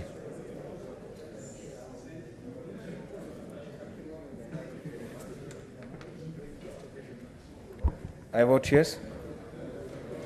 Senator Kibiru Charles Rubenson, Kirinyaga County. Mr. Speaker, I vote yes. Senator Kihika Susan Wakarura, Nakuru County. Mr. Speaker, I vote no.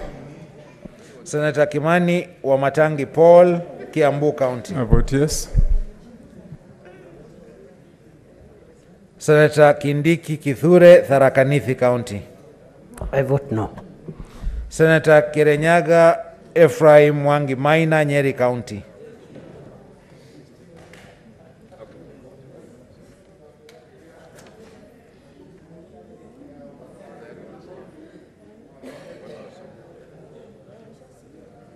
Mr. Speaker, I vote yes. Senator Langat Christopher Andrew, Bomet County. I vote no. Senator Lelegwel Tumbesi, Samburu County.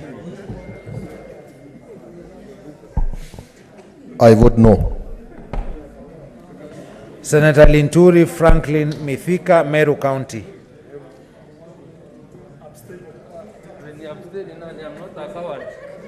I vote no. Senator Loitiptip Anwar, Lamu County.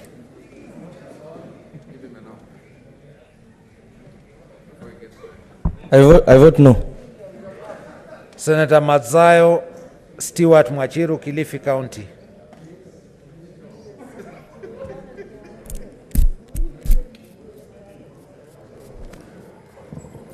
Mr. Speaker, I vote yes.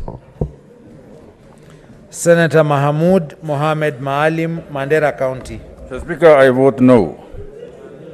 Senator Malala Cleophas Wahungu, Kakamega County.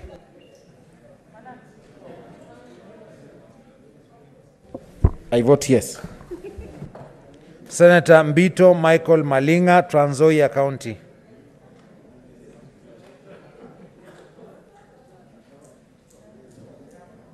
I vote yes. Senator Mbogo George Ochilo Ayako, Migori County. Mr. Speaker, I vote yes. Senator Mogeni Eric Okongo, Nyamira County. Mr. Speaker, I vote yes. Senator Moi Gideon Kipsielei Towet, Baringo County. I vote yes. Senator Mpayei Philip Salau, Kajiado County. I vote no.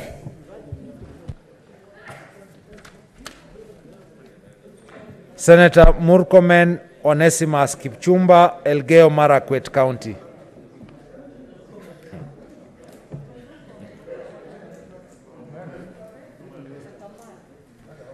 Mr. Speaker, I vote no. Senator Mutula Kilonzo Jr., Makueni County. I abstain.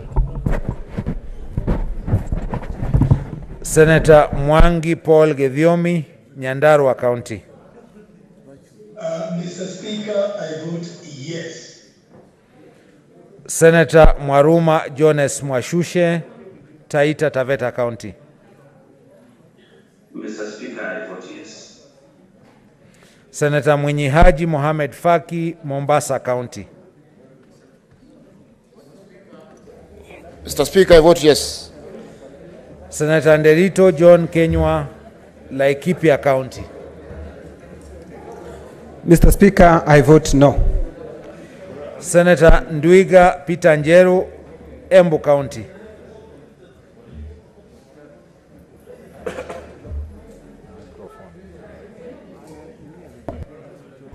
I vote yes. Senator Olekina Ledama, Narok County. I vote no. Senator Ongeri Samson Kegengo, Kisii County. Mr. Speaker, I vote yes. Senator Orengo James, Siaya County. Mr. Speaker, I vote yes. Senator Outa Frederick Otieno, Kisumu County. I vote yes. Senator Pogisio Samuel Losuron, West Pokot County. I vote yes. Senator Sakaja Johnson Arthur, Nairobi County. I abstain. Senator Wako Sitwila Amos, Busia County.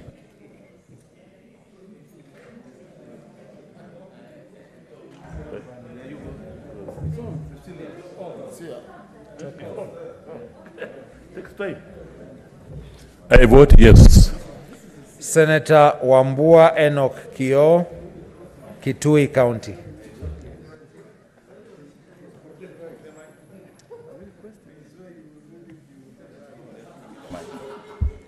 Mr. Speaker, I vote no.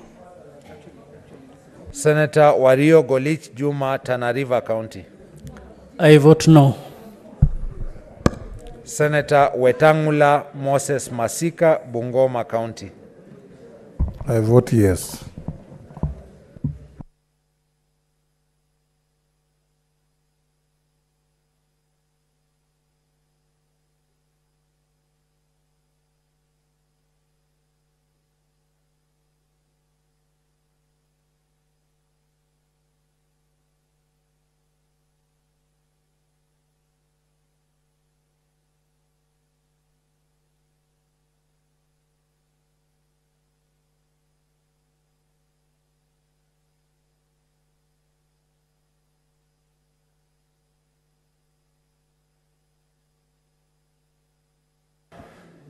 Okay, order senators.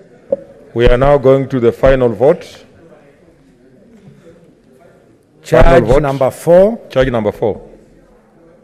Charge number 4, crimes under national law. Roll call vote. Senator Adan Dulo Fatuma, Isiolo County. I vote yes. Senator Ali Abdullahi Ibrahim, Wajir County. I vote yes. Senator Boy Isa Juma, Kwale County. I vote yes. Senator Gerard K. Samson Kiprotich, Nandi County.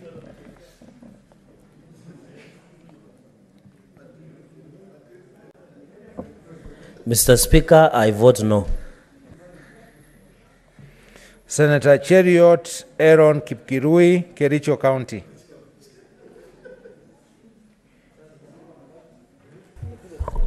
I vote no to impunity.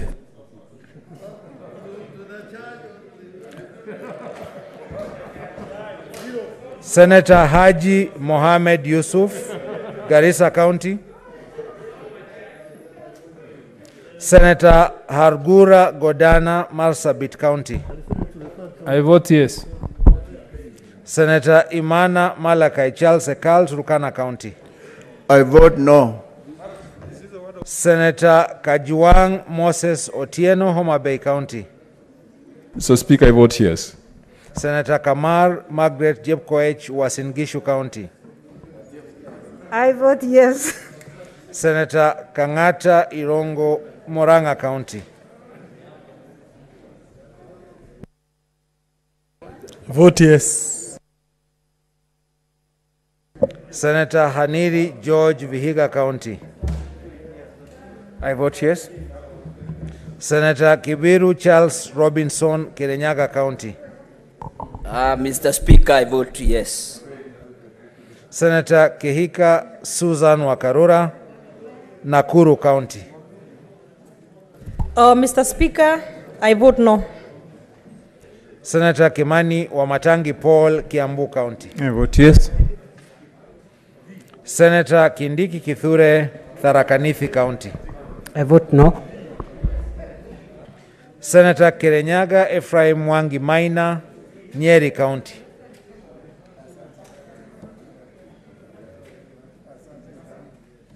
Senator Ibrahim Maina. Senator Langat Christopher Andrew, Bomet County. I vote no. Senator Lelegwel Tumbesi, Samburu County. I vote no. Senator Linturi Franklin Mithika, Meru County. I vote no.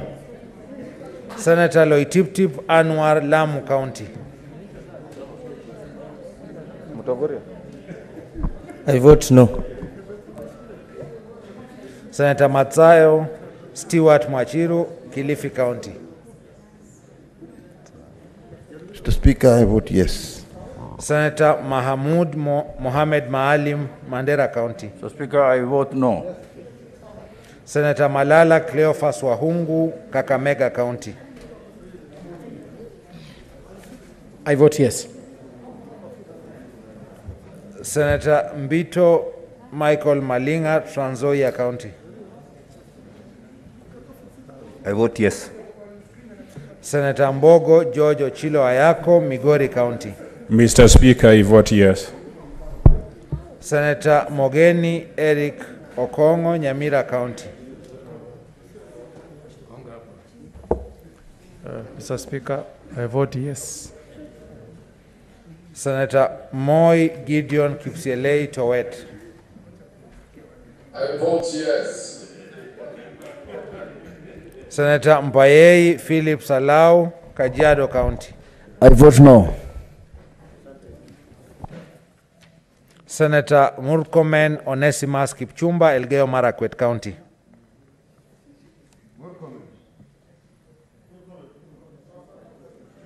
Senator Murkomen. Mr. Speaker, in defense of devolution and in fight against impunity, I vote a big no. Senator Mutula Kilonzo Jr., Makueni County. I abstain. Senator Mwangi Paul Gedhiomi, Nyandarua County. Mr. Speaker, I vote yes. Senator Mwaruma Jones Mwashushe, Taita Taveta County. Mr. Speaker, I vote yes. Senator Mwenyi Haji Mohamed Faki, Mombasa County. Mr. Speaker, I vote yes. Senator Nderito John Kenywa, Laikipia County. Mr. Speaker, I vote no. Senator Ndwiga Peter Njero, Embo County. I vote yes. Senator Olekina Ledama, Narok County. Mr. Speaker, in defense of the Constitution of Kenya, devolution, I vote no. Senator Ongeri Samson Kegengo, Kisii County. Mr. Speaker, I vote yes. Senator Orengo James, Siaya County. Mr. Speaker, I vote yes. Senator Outa Frederick Otieno, Kisumu County. I vote yes. Senator Pogisio Samuel Losuron, West Pokot County. I vote yes. Senator Sakaja Johnson Arthur, Nairobi County. I abstain. Senator Wambua Enoch Keyo, Kitui County. Mr. Speaker, I vote no. Senator Wako Sitwila Amos, Busia County. I vote yes. Senator Wario Golich Juma, Tana River County. Mr. Speaker, I vote no. Senator Wetangula Moses Masika, Bungoma County. Mr. Speaker, I vote yes.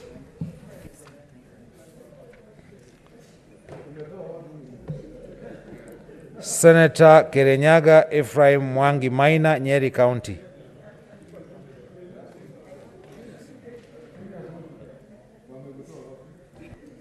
Dunia.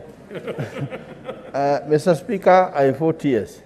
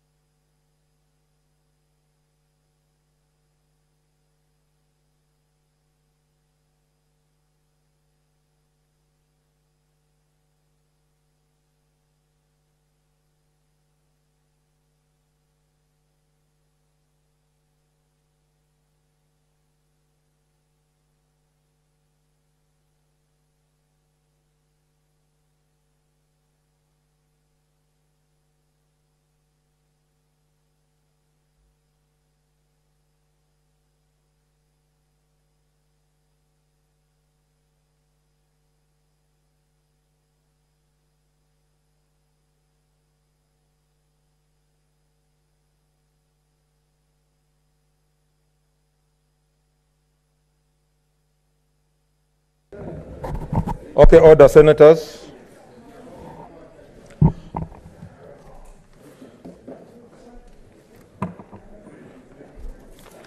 Order, senators. Take your seat, leader.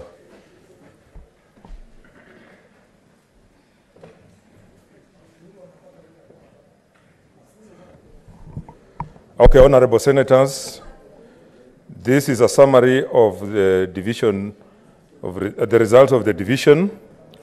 1, gross violation of the Constitution or any other law. The ayes had 27, the nays had 16, abstentions 2, the ayes have it. Charge number 2, abuse of office. The ayes 27, the nays 16, abstentions 2, the ayes have it.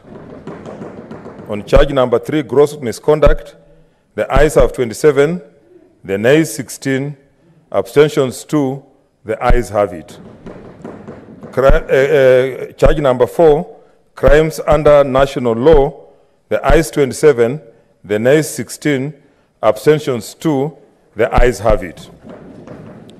Honorable senators, the effect of the vote is that pursuant to Article 181 of the Constitution, Section 33 of the County Government Act, and Standing Order number 75 of the Senate Standing Orders, Governor Mike Mbuvi Sonko of Nairobi City County stands impeached. Honorable senators, having concluded the business of the day, it's now time to adjourn the House. The Senate therefore stands adjourned until Monday, 21st December 2020 at 2:30. There's a special sitting on Monday.